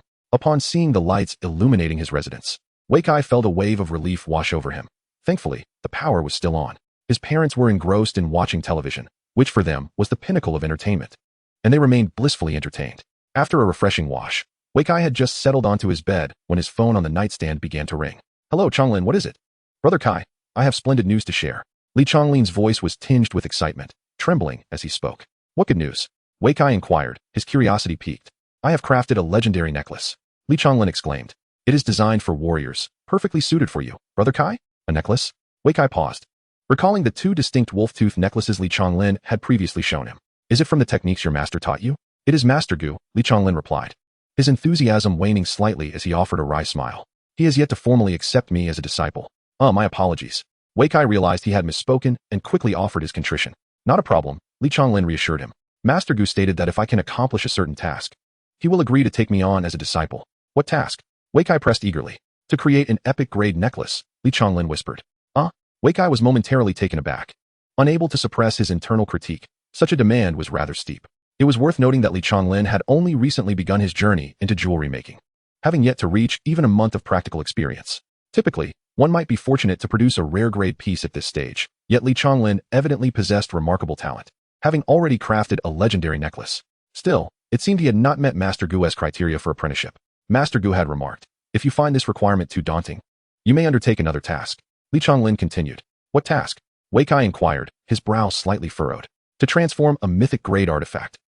Wei Kai was once again taken aback, unable to resist asking, "What do you mean by transformation?" "Well," Li Chonglin pondered for a moment before earnestly explaining. "It involves disassembling a piece of jewelry and then recombining it using various techniques to create a new piece with distinct attributes. It's a tribute transformation." Wei Kai was momentarily taken aback. Chonglin's explanation sounded intricate, yet it could be succinctly summarized in those 4 words. If this were indeed feasible, he would likely achieve great prosperity. Indeed, Li Chonglin nodded vigorously, simultaneously praising, "Brother Kai, your summary is splendid. When old Gu taught me this, it took me quite a while to grasp the concept.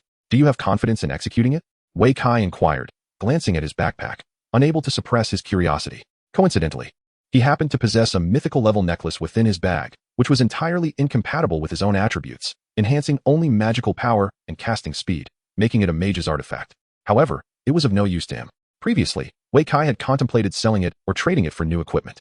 If he could transform it into a necklace with physical attributes, it would indeed be a windfall. "No, what are you talking about? This is old Gu's request," Li Chonglin retorted, feeling aggrieved. "I never claimed I could accomplish it." My apologies, I misunderstood," Wei Kai said, scratching his head. It appeared that anxiety had led to confusion. Chapter 107.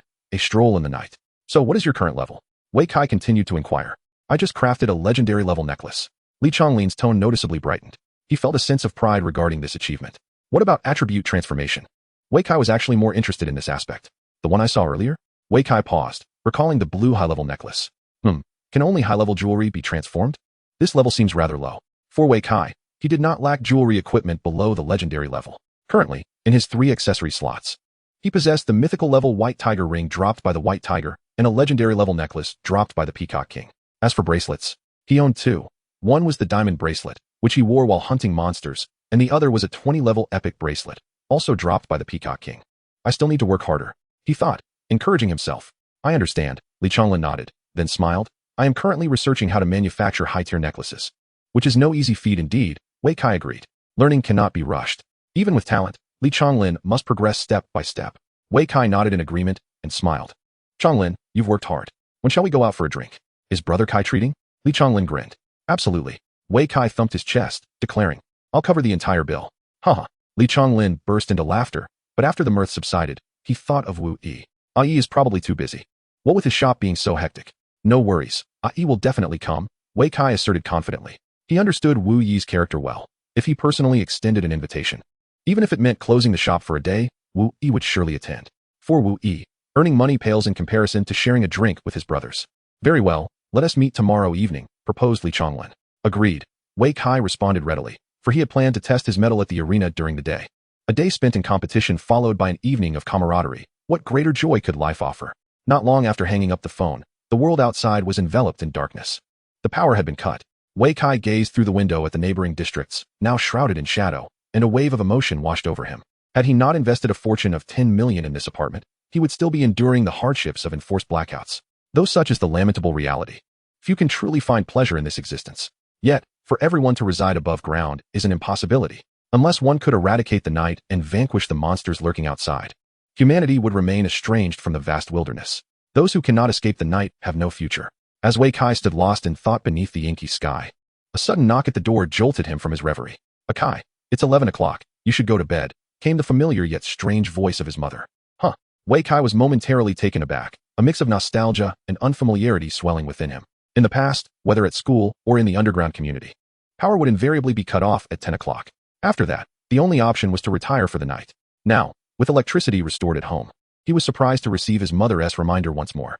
Oh, I'll head to bed right away, Wei Kai replied, hastily switching off the lights in his room. Yet, lying back in the darkness, sleep eluded him as his thoughts meandered back to the night. At that moment, his status bar still displayed the title, Warrior who breaks through the night, unaffected by the darkness, gains night vision, and receives an additional 20 attributes. Effect lasts for 30 days and can be upgraded by defeating night monsters. Upon reaching the highest level, it will become permanent. Next upgrade, 290120000. Only 30 days remained. And should he fail to upgrade, it would vanish. To retain it, he needed to level up within the month by slaying 17,099 night monsters. Wei Kai muttered this daunting figure to himself, unable to suppress a rueful smile. To him, this number seemed as astronomical as it was insurmountable. Even if he encountered another generous benefactor, achieving such a kill count would likely prove elusive. After all, the true nature of the night was infinitely more complex than the trials faced during the job transition. In the trials, encountering an abyss carrier presented a solitary foe. And regardless of the minions it summoned, Wei Kai's battle remained unaffected. However, in the real night, even if he could best an abyss carrier, it could still summon allies. Once their conflict attracted more formidable night monsters, anyone would be at a disadvantage. Well then, I suppose I shall take it one step at a time, Wei Kai contemplated. Feeling a sense of resolve, achieving 17,099 kills in one fell swoop was impossible, but progress could be made gradually. A month's time, after all, offered a glimmer of opportunity. Even in the absence of a designated target, he was inclined to venture into the night. The impetus for this decision lay in the golden bracelet he possessed.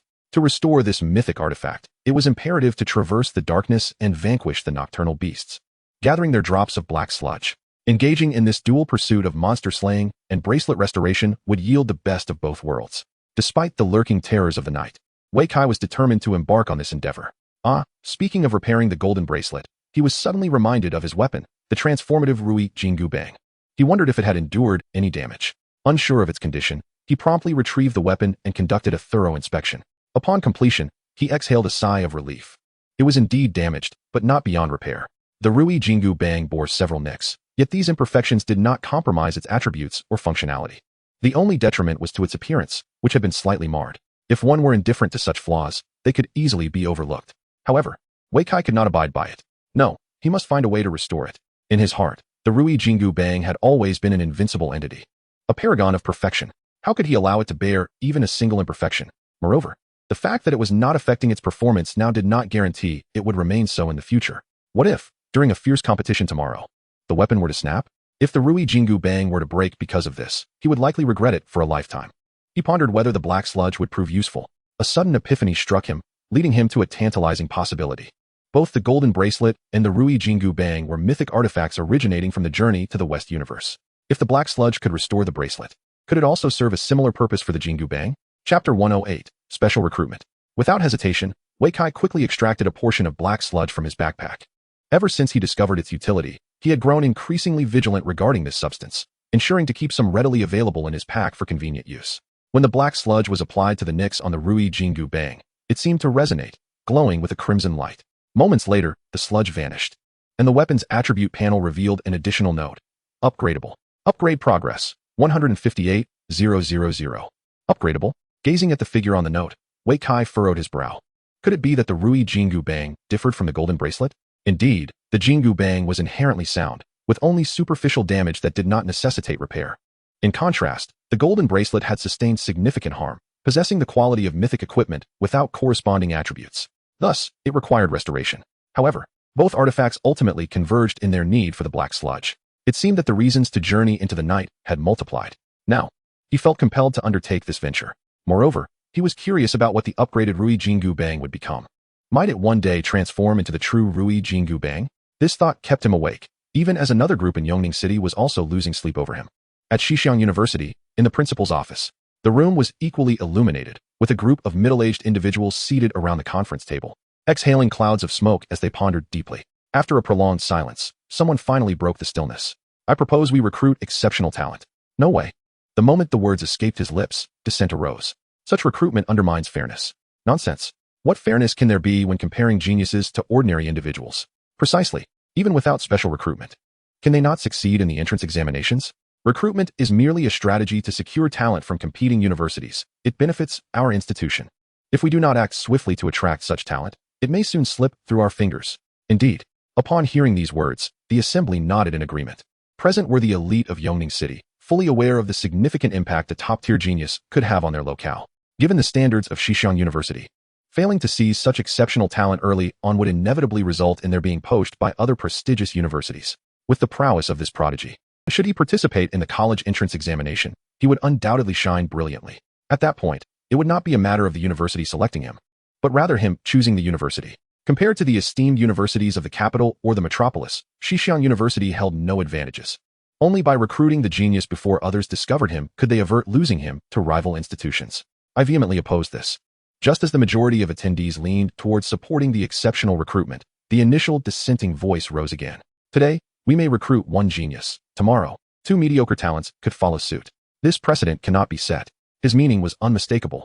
While I do not oppose the idea of attracting genius, I oppose the methodology of special recruitment. Today it may be one genius. Tomorrow, it could be a means to facilitate backdoor admissions for others. Once this precedent is established, we are doomed. Upon hearing this, the proponent of special recruitment visibly paled. Director Zhang, now is not the time for obstinacy.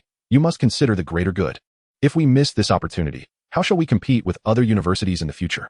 This is not merely for the benefit of the students. It could harm others. That's not the way to phrase it. A stout man seated beside him interjected.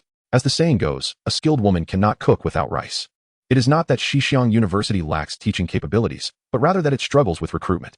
Each year, Yongning No. 2 High School produces talent. Yet the most outstanding individuals invariably opt for the top universities in the capital or the metropolis. By the time we have the opportunity, only average candidates remain. How can we teach them effectively? This statement resonated with many in the room. While the inadequacies of Xixiang University were an objective truth, it was not due to the incompetence of the teachers, but rather the lack of quality candidates. That is not our concern. Nonsense. It is merely your excuse. Director Zhang retorted loudly. As the admissions office director, he was most acutely aware of the recruitment situation. In reality, Xixiang University did not lack outstanding candidates, nor did it lack diligent and hardworking students. Many talented individuals were willing to remain for the sake of their hometown and families. Others chose to stay close to home, opting for Xixiang University. However, Xixiang University lacks the sufficient capacity to nurture these prodigies, leading to their rapid descent into mediocrity upon entering the institution. Throughout their tenure, they have failed to showcase any remarkable talents, and while such occurrences might initially be dismissed as mere anomalies, the persistence of this trend over several years has inevitably invited skepticism regarding the university's credibility. What begins as doubt can swiftly evolve into a profound distrust. Ultimately, this predicament stems from the university's own shortcomings. With a series of rebukes directed at him, the individual who first spoke became agitated and retorted emphatically, "What, then, should we do?" "Let nature take its course," Director Zhang remarked, his lips curling in disdain. Emotionally, he yearned for the prodigy to come to Xixiang University and rescue it from its plight. Yet, rationally, he hesitated, reluctant to jeopardize the promising future of the individual by tethering them to this institution.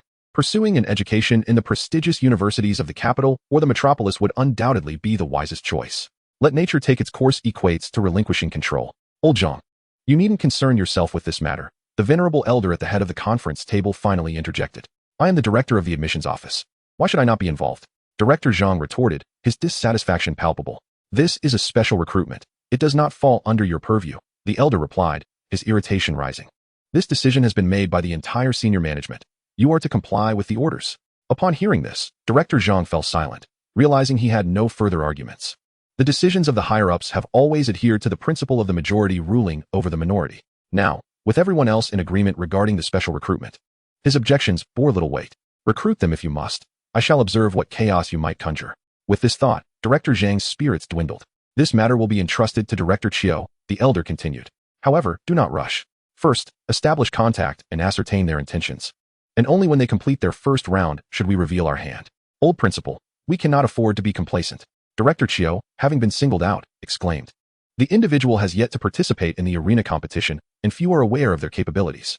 Once they compete, other institutions will surely come to vie for them. Then let it unfold as it may, the elder sighed, a hint of resignation in his tone. This is the lament of a small city. Chapter 109. Culinary compositions. The following morning, Wei Kai indulged in a well-deserved lie-in. With no need to venture outside the city to engage in monster slaying for experience points, he relished the luxury of waking naturally, basking in the warmth of the sun's rays. After rising, he discovered that his parents had already left for work. Upon reading the note they left, Wei Kai swiftly completed his morning routine and set out. His first stop was naturally Wu Yi's culinary establishment. Consuming a meal from the recipe each day had become his cherished habit. Although he only garnered 1 attribute point and 1 attack point daily, the cumulative effect over time was quite substantial. Most importantly, the 5 health points gained from the 9 transformation sausage were significant as well. Brother Kai, you seem to be a bit late today, Wu Yi greeted him as he entered the restaurant.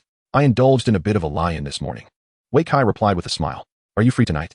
Let us share a drink. Of course, Wu Yi readily agreed, showing no hesitation. Subsequently, the two arranged a time to meet, with the venue, of course, being their usual spot. Moments later, 3 dishes were served, and Wei Kai invited Wu Yi to stay, casually shutting the door to the private room. I have something good for you, he said, reaching into his backpack and producing 10 cookbooks, which he handed over. Upon seeing the cookbooks, Wu Yi was not particularly surprised. However, when he realized the number of them, he was utterly astounded. Brother Kai, where did you acquire so many cookbooks? He inquired, unable to restrain his curiosity. They dropped from monsters, Wei Kai candidly replied. Indeed, these 10 cookbooks had indeed been obtained through monster drops. 6 of them were from the 100 Birds Forest, namely, grilled bird aroma, roasted pigeon, crispy quail eggs, white cut chicken, steamed eggs, and phoenix wing delight. The remaining 4 were from the hidden dragon pool, including whole roasted crocodile, Taisher 5 snake soup, superior broth baked lobster, and exquisite python soup. The 10 cookbooks varied in quality and attributes, some being common while others were rare. With such a plethora of cookbooks, Wei Kai was uncertain whether Wu Yi could master them all, yet he felt no inclination to inquire further. After all, they were good brothers. Whether Wu Yi could learn them was his own concern. However, with so many cookbooks, I can't possibly learn them all, Wu Yi lamented with a wry smile. While other chefs yearned for a single cookbook, he found himself with an abundance that was overwhelming. This could be considered a fortunate dilemma, perhaps. In truth, chefs also possess skill points. Lacking enough skill points, he would be unable to learn all these cookbooks and would have to make choices. How many can you learn? Wei Kai asked. At most, I can learn 2 more. My skill points are simply insufficient, Wu Yi replied with a sigh. Which ones do you wish to learn? Wei Kai inquired further. After a moment of contemplation, Wu Yi responded, I would like to learn white-cut chicken and steamed eggs. Although both recipes are of rare purple quality, their attributes are quite commendable. One enhances the maximum health, while the other increases the maximum mana. Most importantly, their ingredients are relatively easy to procure and quite affordable. The white-cut chicken uses poultry meat, and the steamed eggs require poultry eggs. Both ingredients can be readily found in the 100 Birds forest, with a drop rate comparable to that of wild boar meat. Very well, Wei Kai nodded, adding, "You may keep the rest for later. When you have the skill points, you can learn them directly." All right, Wu Yi conceded. Faced with such a bounty of cookbooks, he was reluctant to forego any, even if he could not learn them at present. In the future, when he accumulated enough skill points, he could certainly learn them. No chef would ever complain about having too many recipes. After receiving the 10 cookbooks, Wu Yi initially intended to learn them immediately, but before he could begin, he suddenly froze. He exclaimed in surprise. "What is it?" Wei Kai asked. "It seems that 2 of these cookbooks can be combined," Wu Yi replied, somewhat dazed. "Which 2? Phoenix Wing Delight and Taisher 5 Snake Soup." As he spoke, the cookbook in his hand suddenly shimmered and transformed into 9. Wei Kai was taken aback and quickly asked, "Have they already combined?" "Yes, indeed. They have formed the Dragon and Phoenix Soup," Wu Yi exclaimed, his face alight with joy as he eagerly handed over the newly formed cookbook. Wei Kai took a look and indeed found a new recipe, one of legendary status. Dragon and Phoenix Soup, a nourishing medicinal dish, a traditional delicacy. Consuming it grants an increase of 5 free attribute points, can be consumed once every 5 days. What a remarkable boon, 5 free attribute points. The moment he glimpsed the effects of this recipe, he was utterly astonished. What do 5 free attribute points signify? Leveling up. Eating a single dish equates to ascending a level. What a stroke of fortune. If those top-tier experts, who can no longer level up, were to discover this, they would undoubtedly vie for it fiercely. However, this dish is not without its limitations, as it can only be consumed once every 5 days, which translates to a mere 1 free attribute point per day. From a different perspective, it seems somewhat akin to the spicy rabbit meat. The distinction lies in one providing random increments while the other offers free attribute points. Moreover, since this dish is classified as medicinal cuisine, it is understandable that it cannot be consumed daily. Replenishing every 5 days seems quite reasonable. Learning this was imperative. Without hesitation, Wei Kai handed the Dragon and Phoenix Soup recipe to Wu Yi, urging him to study it promptly. In terms of attribute enhancement, this Dragon and Phoenix Soup is undoubtedly the most powerful among the 10 recipes. Even with the 5-day restriction, its effects surpass those of ordinary recipes. Once Wu Yi masters this, his small establishment may soon be inundated by top-tier experts. All right, Wu Yi nodded vigorously, then immediately began to learn it. After mastering the recipe, he examined the required ingredients and said, "Kai Go, wait a moment, I'll send someone to procure the ingredients and prepare a portion for you right away." "No need. I have everything here." Wei Kai chuckled, retrieving a plethora of assorted ingredients from his backpack: snake meat, crocodile meat, quail eggs, peacock meat, and more. All of these were gathered yesterday in the 100 Birds forest and the hidden dragon pool, which he had forgotten to hand over to Tian Shaoling. Now, they were perfect for Wu Yi's culinary endeavors. Upon seeing the abundance of ingredients, Wu Yi's excitement was palpable. "Great. I'll get to cooking right away, you just wait. Take your time, I'm in no rush," Wei Kai replied with a nod. 15 minutes later, having finished his breakfast, Wei Kai waited an additional 3 minutes. At last, Wu Yi entered the private room, carrying a clay pot. It smells divine. The rich aroma wafted in as soon as the pot was brought in, making Wei Kai's mouth water. "Kai Ge, do try it." After placing the pot down, Wu Yi gestured invitingly. "All right." Wei Kai wasted no time, lifting the pot's lid and allowing the fragrant steam to fill every corner of the room. Since the recipe's delicacies are meant for individual consumption, he felt no need for pleasantries. He simply dug in. Moments later, the entire pot of Dragon and Phoenix Soup was devoured, and he felt a warm surge throughout his body. Upon inspecting his attribute panel, he discovered that indeed, he had gained 5 free attribute points. Truly a splendid treasure. Chapter 110. I have no interest. After satisfying his hunger and thirst, Wei Kai resumed his conversation with Wu Yi. "Hey, have you ever considered opening a larger tavern?" "It's too much. I fear I wouldn't be able to manage it all." Wu Yi shook his head, offering a wry smile. "I have no grand aspirations. This current situation suits me just fine, but it can be quite exhausting." "Wei Kai Dao, you chefs level up by cooking, right?" "Indeed. Chefs gain experience through their culinary creations." Gradually advancing in levels, Wu Yi nodded in agreement. The path of advancement for lifestyle professions differs significantly from that of combat professions. For instance, chefs can only earn experience points by preparing dishes from recipes. The better the dish, the more experience one acquires. The experience gained from each dish is not fixed and may vary depending on customer feedback. If a customer is dissatisfied, the experience earned diminishes. Consequently, chefs face a more arduous journey to level up compared to typical combat professions. "What level are you at now?" Wei Kai inquired curiously. "I'm at level 17. Wu Yi replied. "Impressive," Wei Kai exclaimed, taken aback by Wu Yi's rapid progression. Most of their cohort of combat professionals were around level 13. likely still battling tigers at this point. All thanks to you, Kaiga, Wu Yi chuckled, adding, if it weren't for your 3 recipe books, I would have probably already ventured to Shu. Don't mention it. There will be even better opportunities ahead. Wei Kai laughed heartily, patting Wu Yi on the shoulder. Hurry up and level up. Absolutely. Wu Yi nodded eagerly before suddenly asking, Kaiga, what branch should I choose for my first promotion? Your first promotion? Wei Kai paused, scratching his head. He had little knowledge about lifestyle professions and was completely unaware of the branches available to chefs. Currently, there are 3 choices, Wu Yi explained. The first is the banquet chef, who can combine various dishes into a feast for 10 people to enjoy together. There's such a profession. Wei Kai was taken aback, growing increasingly intrigued. And the second? The second is the master chef, who can specialize in a particular cuisine, allowing their dishes to receive additional bonuses. Oh, that sounds like a specialization branch. Wei Kai nodded thoughtfully.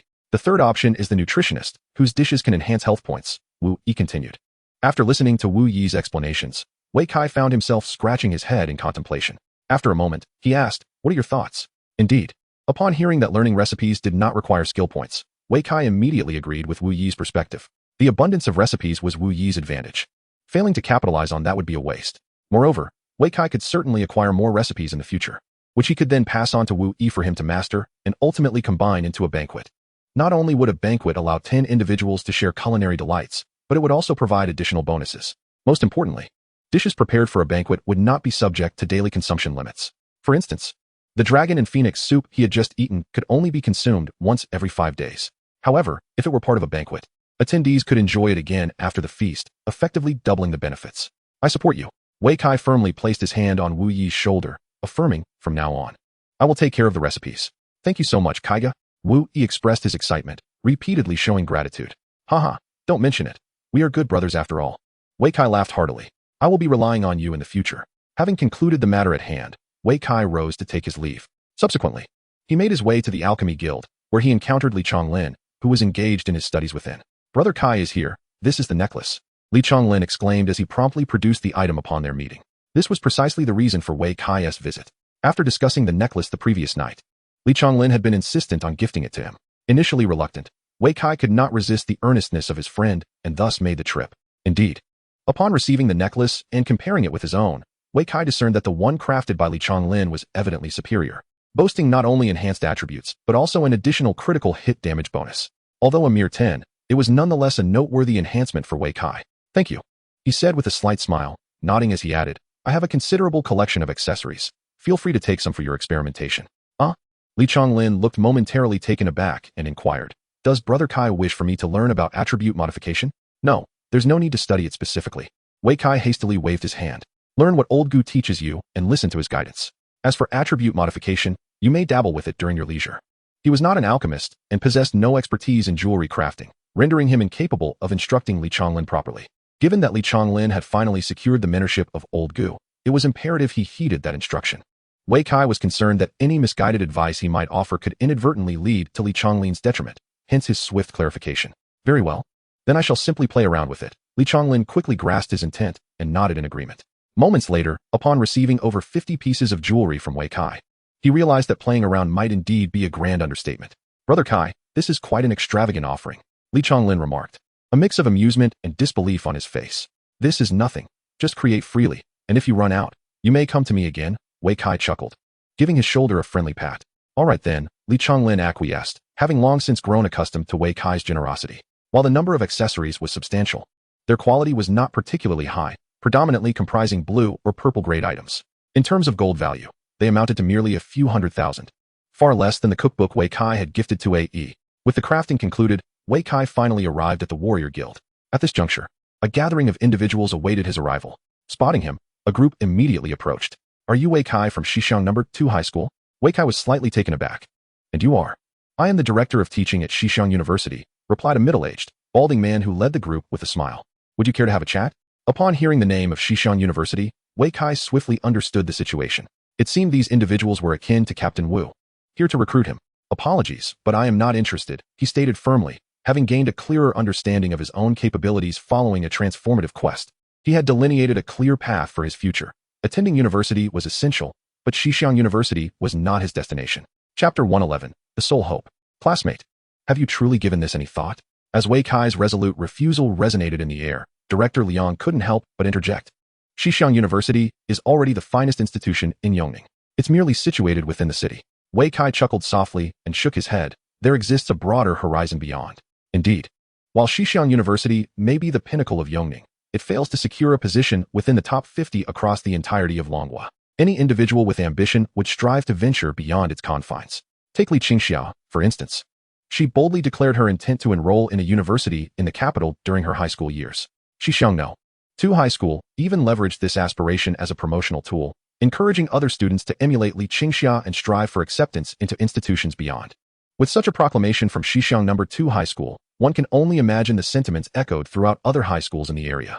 Consequently, the youth of Yongning harbor little affection for Xixiang University. Their foremost goal is invariably to attain admission to a university in the capital. However, gaining entry into such universities is no easy feat. Director Liang scoffed. I understand you youthful dreamers who aspire to study in the capital. Yet, you must recognize the staggering number of individuals vying for those spots nationwide. The competitive pressure is immense. Everyone is exceptionally talented, and no one is significantly inferior to you. Indeed, at that moment, a voice emerged from behind, exclaiming loudly, do not assume your trial score makes you remarkable. The true test lies in the college entrance examination in 2 months. Should you falter, you may not even qualify for university. Wei Kai was taken aback, swiftly turning to discover that the speaker was none other than Qin Tianyu, accompanied by Li Qingxia and an unfamiliar young man. What business is it of yours? Wei Kai's brow furrowed, feeling an immediate aversion. This fellow seemed to be an omnipresent nuisance. Wei Kai found himself at a loss for words. It appeared that this remark was more fitting for him. That student speaks accurately. Director Liang seized the moment, stating, if you are willing, Xixiang University can offer you a special admission. What? Upon hearing this, Qin Tianyu was momentarily dumbfounded. He had previously mocked others, suggesting that if they performed poorly, they might lose their chance at university altogether. Now, Xixiang University was prepared to extend a special invitation to this very individual, foregoing the need for an examination. Was this not a resounding slap to his face? Li Qingxia, standing behind him, was equally astonished, but after reflecting on the impressive trial score, she deemed it reasonable. A genius capable of achieving such a score indeed warranted special admission. However, the other young man beside Li Qingxia appeared rather dismissive. Special admission? Only those lacking capability require such measures. True talent and ambition would never settle for remaining in Yongning. I have no need for that. Wei Kai reiterated his refusal, asserting, as I have stated, there exists a more expansive world beyond. While I hold a fondness for Yongning and would gladly defend my homeland, pursuing my education elsewhere remains my preference. Very well, Director Liang conceded, sensing Wei Kai's unwavering resolve, and stepped aside. Once Wei Kai entered the guild, he let out a deep sigh. Since communication with the other party proved futile, I must resort to Plan B and seek an audience with his parents. If I can persuade them, there remains a chance to retain him. Meanwhile, Wei Kai had just entered the guild hall when he abruptly turned and seized Qin Tianyu by the shoulder, pinning him in place. Where did you learn about my trial score? He inquired in a low voice. At this, Qin Tianyu's expression shifted dramatically. Li Qingxia, who had been walking beside him, also turned pale, hastily stepping aside in fear of being implicated. She distinctly recalled Vice President Lu Cheng's stern warning. Anyone who divulged Wei Kai's trial score would be treated as a spy. Although Qin Tianyu had not explicitly stated it before, he had alluded to the matter. He never expected to be caught red-handed by the very person involved. I had no idea. Qin Tianyu stammered. He was no fool and understood the severe consequences of leaking information. Even if granted 100 chances, he would never dare to speak of it. Then how do you know my trial score is so high? Wei Kai countered. I don't recall showing it to anyone. I was merely guessing. Qin Tianyu continued to defend himself. You are arrogant. Your score must surely be high. On one hand, he had not explicitly revealed Wei Kai's score. And on the other, he lacked evidence that anyone had seen it. He had only intended to intimidate Wei Kai, hoping to elicit an admission. But he had not anticipated that Qin Tianyu would be so astute and resilient. Get lost, Wei Kai barked, releasing him, then striding directly towards the arena. Just you wait. As he watched Wei Kai's retreating figure, a flicker of resentment crossed Qin Tianyu's gaze. Are you still planning to participate in the arena competition? At that moment, a soft voice came from behind. Startled, Qin Tianyu turned to find Li Qingxiao addressing him. Of course I will, he declared boldly. You achieved 4 consecutive victories yesterday. I will not be defeated by you today. I am determined to complete my first promotion. Suit yourself, Li Qingxia shrugged, suddenly smiling. He just went to the arena. Be careful not to run into him. At her words, Qin Tianyu shivered in fright, yet he continued to feign bravado. Humph, if I encounter him, I will surely bring him down. Only a boastful fool. Just as he finished speaking, a disdainful voice rang out. When Qin Tianyu turned to see that it was Liu Kan, the infamous Liu Xiao, his anger dissipated. After delivering his retort, Liu Kan's gaze shifted to Li Qingxia. I hear you wish to challenge me? I will be waiting for you at 10 victories. Lucan showed no interest in her explanation and departed. This left Li Qingxia in a precarious position. I'll wait. She gritted her teeth, also heading towards the arena. The so-called ambition for 10 consecutive victories was merely a reckless proclamation made in a moment of passion, and even she had little confidence in it. Moreover, a formidable adversary loomed ahead, with Lucan around, who dared to claim victory. Perhaps, however, there was still a glimmer of hope for that individual. As she pondered this, the glaring trial score resurfaced in her mind.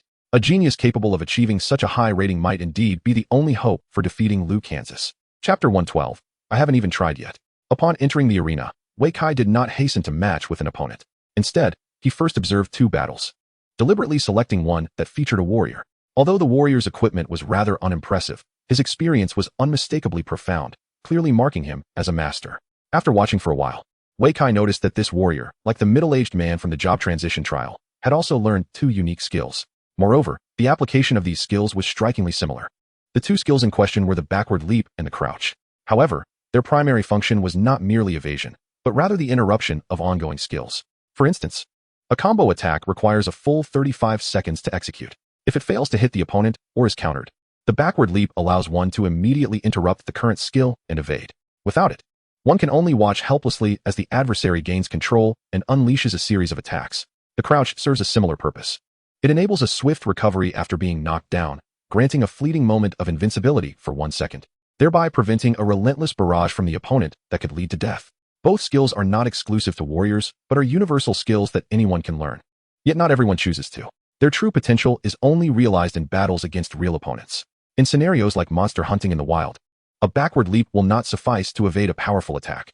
Being downed in combat is exceedingly perilous. It signifies imminent demise. After observing 2 battles, Wei Kai departed from the arena. Watching him leave, Qin Tianyu, who had just secured his first victory against a novice, wore a hint of disdain. Could it be that this fellow was afraid? It would have been a pity not to have the chance to defeat him. Meanwhile, after a 5-minute respite, Qin Tianyu began to register for the competition. Following his initial victory, his confidence surged immensely. The so-called arena battles were not particularly daunting. As a second-generation player, his equipment was quite extravagant, adorned with level 20 legendary gear, and his weapon, a costly epic longsword. This lavish equipment provided him with substantial attribute bonuses, allowing him to dominate his first arena match with overwhelming ease. Only after the match did he realize his opponent was a graduate from the previous year's second high school, who, after a year, was still stuck on the first transition quest. It was clear that he was a pauper, much like that other fellow. In a daze, the defeated opponent morphed into Wei Kai in his mind, easily crushed beneath his foot, akin to squashing an ant. The mere thought of this ignited a fervor within Qin Tianyu, filling him with exhilaration. The matchmaking efficiency of the system was remarkably high, within 10 seconds. His next opponent was already confirmed. Moments later, Qin Tianyu felt darkness envelop him, and upon opening his eyes again, he found himself transported to the arena. Facing him from a short distance was his opponent, wearing a knowing smile. It's you. Qin Tianyu's eyes widened in disbelief, resembling a mouse caught by a cat's paw. It is indeed I, Wei Kai replied with a gentle smile. To be honest, Wei Kai had not anticipated that his first opponent would be Qin Tianyu. Logically, a newcomer like him, participating in the arena for the first time, should have faced an inexperienced opponent with no victories. Yet, the heavens had matched him against Qin Tianyu, who already boasted a single win. Is fate testing my strength? Why were you matched with me? Qin Tianyu was equally perplexed. How should I know? Wei Kai retorted, a hint of annoyance in his tone. Very well. Qin Tianyu's expression suddenly morphed into one of ferocity, unable to suppress a laugh as he declared. Then let me show you my prowess. Hee hee. Wei Kai chuckled in response. Just then, the voice of the referee rang out from the edge of the arena. 3, 2, 1, begin. No sooner had the words left his lips than Qin Tianyu sprang into action. As a warrior, the primary objective upon engagement is to close the distance to the enemy. Thus, Qin Tianyu initiated with a charge skill. Without hesitation, Wei Kai opted for a head-on collision. In the next instant, their forms collided with a thunderous crash, and one figure was sent flying, crashing to the ground. It was evident that the one who fell was Qin Tianyu. As a full-strength warrior equipped with exceptionally lavish gear, Wei Kai's power was not to be underestimated.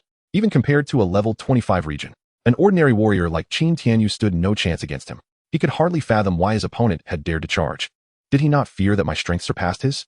After sending his opponent flying, Wei Kai swiftly closed the distance, opting to assist further with a lifting strike that propelled Qin Tianyu into the air. He then commenced a fluid sequence of combos.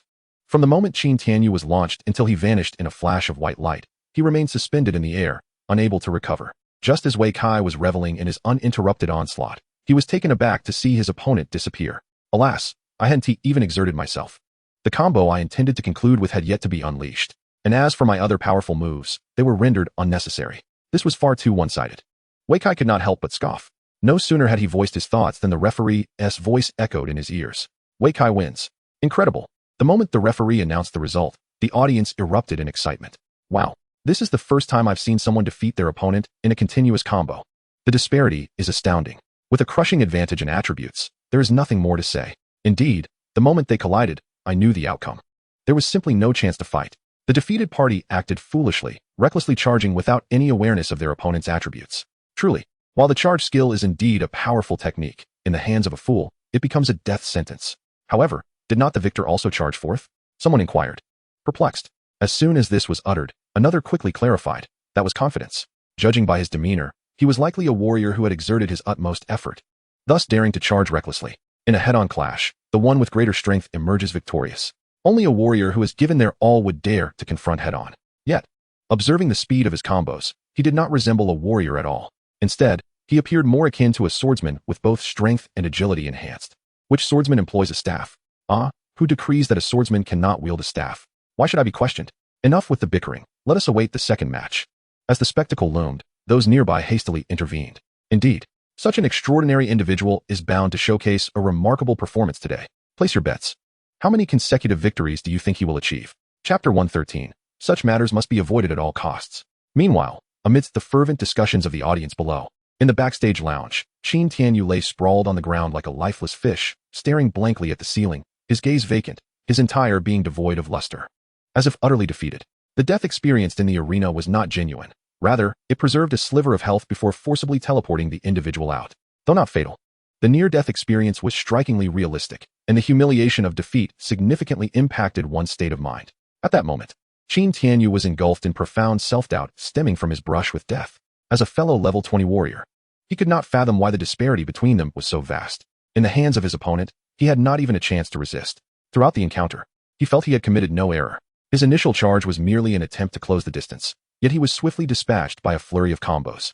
Was there any fault in a warrior using a charge skill to approach their foe? A warrior ought to be resilient. Why was he so easily overwhelmed? Most perplexing of all, why did his opponent possess superior attributes, better equipment, and greater skill? Was the chasm between individuals truly wider than that between dogs? As he succumbed to self-doubt, several beams of white light flickered in the lounge. A number of panting men and women, whether lying or kneeling, suddenly materialized in the room. They were all defeated participants of the arena, forcibly teleported out by the will of heaven. One quickly transformed into Qin Tianyu's likeness, gazing up at the ceiling. Engulfed in deep contemplation, others struggled to rise, cursing vehemently. Damn it, I refuse to accept this. Before dragging their weary bodies out for treatment, some wept bitterly, lamenting their recent mistakes. Within a mere minute, the lounge bore witness to a multitude of stories. Though all were vanquished, each individual confronted their defeat with a distinct attitude. The victors, in contrast, were afforded 3 minutes to bask in the adoration and cheers of the audience following their triumph. However, Wei Kai chose not to linger. To him, the audience's adulation held little significance. The audience adores victors, not the individuals themselves. They rally behind whoever claims victory. Rather than squander time in the arena, it is far more prudent to commence the next match swiftly. Upon returning backstage, Wei Kai promptly engaged in matchmaking. This time, the efficiency was equally impressive. With an opponent confirmed in less than 10 seconds. Moments later, he was once again transported to the arena. The second round of the tournament officially commenced. An archer? Upon discerning his opponent, a smile spread across Wei Kai's face. Begin. The referee's voice had scarcely faded when Wei Kai sprang into action, launching himself forward with an emphatic charge. In the next instant, his adversary was sent soaring, followed by a relentless combination of strikes. Within 10 seconds, the opponent dissolved into a beam of white light. Victory for Wei Kai. As soon as the referee announced the outcome, he had already descended from the arena, ready to continue matchmaking. 10 seconds later, the third match was confirmed. A triumphant streak of 3 victories. Though the opponents varied in profession, the results remained consistent. Throughout, he employed a singular strategy, effortlessly overcoming all 3 challengers. Despite their diverse backgrounds, none could withstand his onslaught. Once struck by his charge, their fates were sealed. Those participating in the tournament seemed accustomed to slaying monsters, but lacked the knowledge of engaging in human combat, leading to their unfortunate downfall upon their initial encounter. Had they taken the opportunity to hone their skills during the second-tier advancement trials, perhaps under the guidance of seasoned experts, their fates might have been entirely different. Regrettably, the vast majority lacked the patience to fully conquer the advancement trials. The matchmaking duration for the 4th round extended slightly. During this interval, He curiously surveyed his surroundings and noticed several competitors awaiting their turn. Among them was a familiar face, Li Qingxia, the prodigious daughter from Xixiang No. 2 High School. She recognized him as well, initially taken aback, then surprisingly waved in greeting. Witnessing this, Wei Kai was momentarily stunned. What was happening? The usually aloof and distant prodigy was initiating contact with him? It was noteworthy that just yesterday, after emerging from the trials in a rather undignified state, she had shown no acknowledgement. Yet today, her demeanor had inexplicably shifted. Unbeknownst to him, Li Qingxia was profoundly astonished. Within the brief span of 5 minutes, she had witnessed Wei Kai teleport into the arena 3 times. While she grappled with the decision to begin matchmaking, she glanced up only to see him vanish before her eyes, evidently transported to the competition. A moment's distraction, and he was back down from the arena. In less than 5 minutes, he had entered and exited 3 times, each encounter seemingly effortless, without even a hint of disarray. This indicated that not only did he achieve victory with ease, but he also did so in remarkably short intervals. Truly a genius capable of attaining top-tier ratings. Li Qingxia chuckled to herself, wondering just who the unfortunate souls were that would face him in the arena. She could already foresee the impending chaos and bloodshed that would ensue in the upcoming tournament. This individual would undoubtedly carve a path through the competition just as Liu Qin had, achieving victory after victory with ease. Unless she encountered Liu Qin himself, securing 10 or even 20 consecutive wins would pose no challenge whatsoever. No, she must hasten to engage, aiming to secure 5 victories before considering any further actions. If she delayed, encountering Wei Kai in her 5th match would spell disaster. She had no desire to confront such a formidable opponent and endure a thorough beating. Once she claimed 5 victories, the pressure would dissipate, and even abstaining from further matches would be inconsequential. Lost in her thoughts, a prompt light screen suddenly appeared before her. Match successful, entering the arena in 10 seconds. 9, 8. As the countdown proceeded, she caught sight of Wei Kai waving at her with a smile. Just as confusion crept into her mind, his figure gradually faded away, re-entering the tournament. Witnessing this, Li Qingxia's pupils widened in shock. Had she truly matched with him? No. This was something she must avoid at all costs. Yet, fate paid no heed to her silent pleas, and as the countdown reached its conclusion, her own form began to blur. When she opened her eyes once more, she found herself standing on the arena,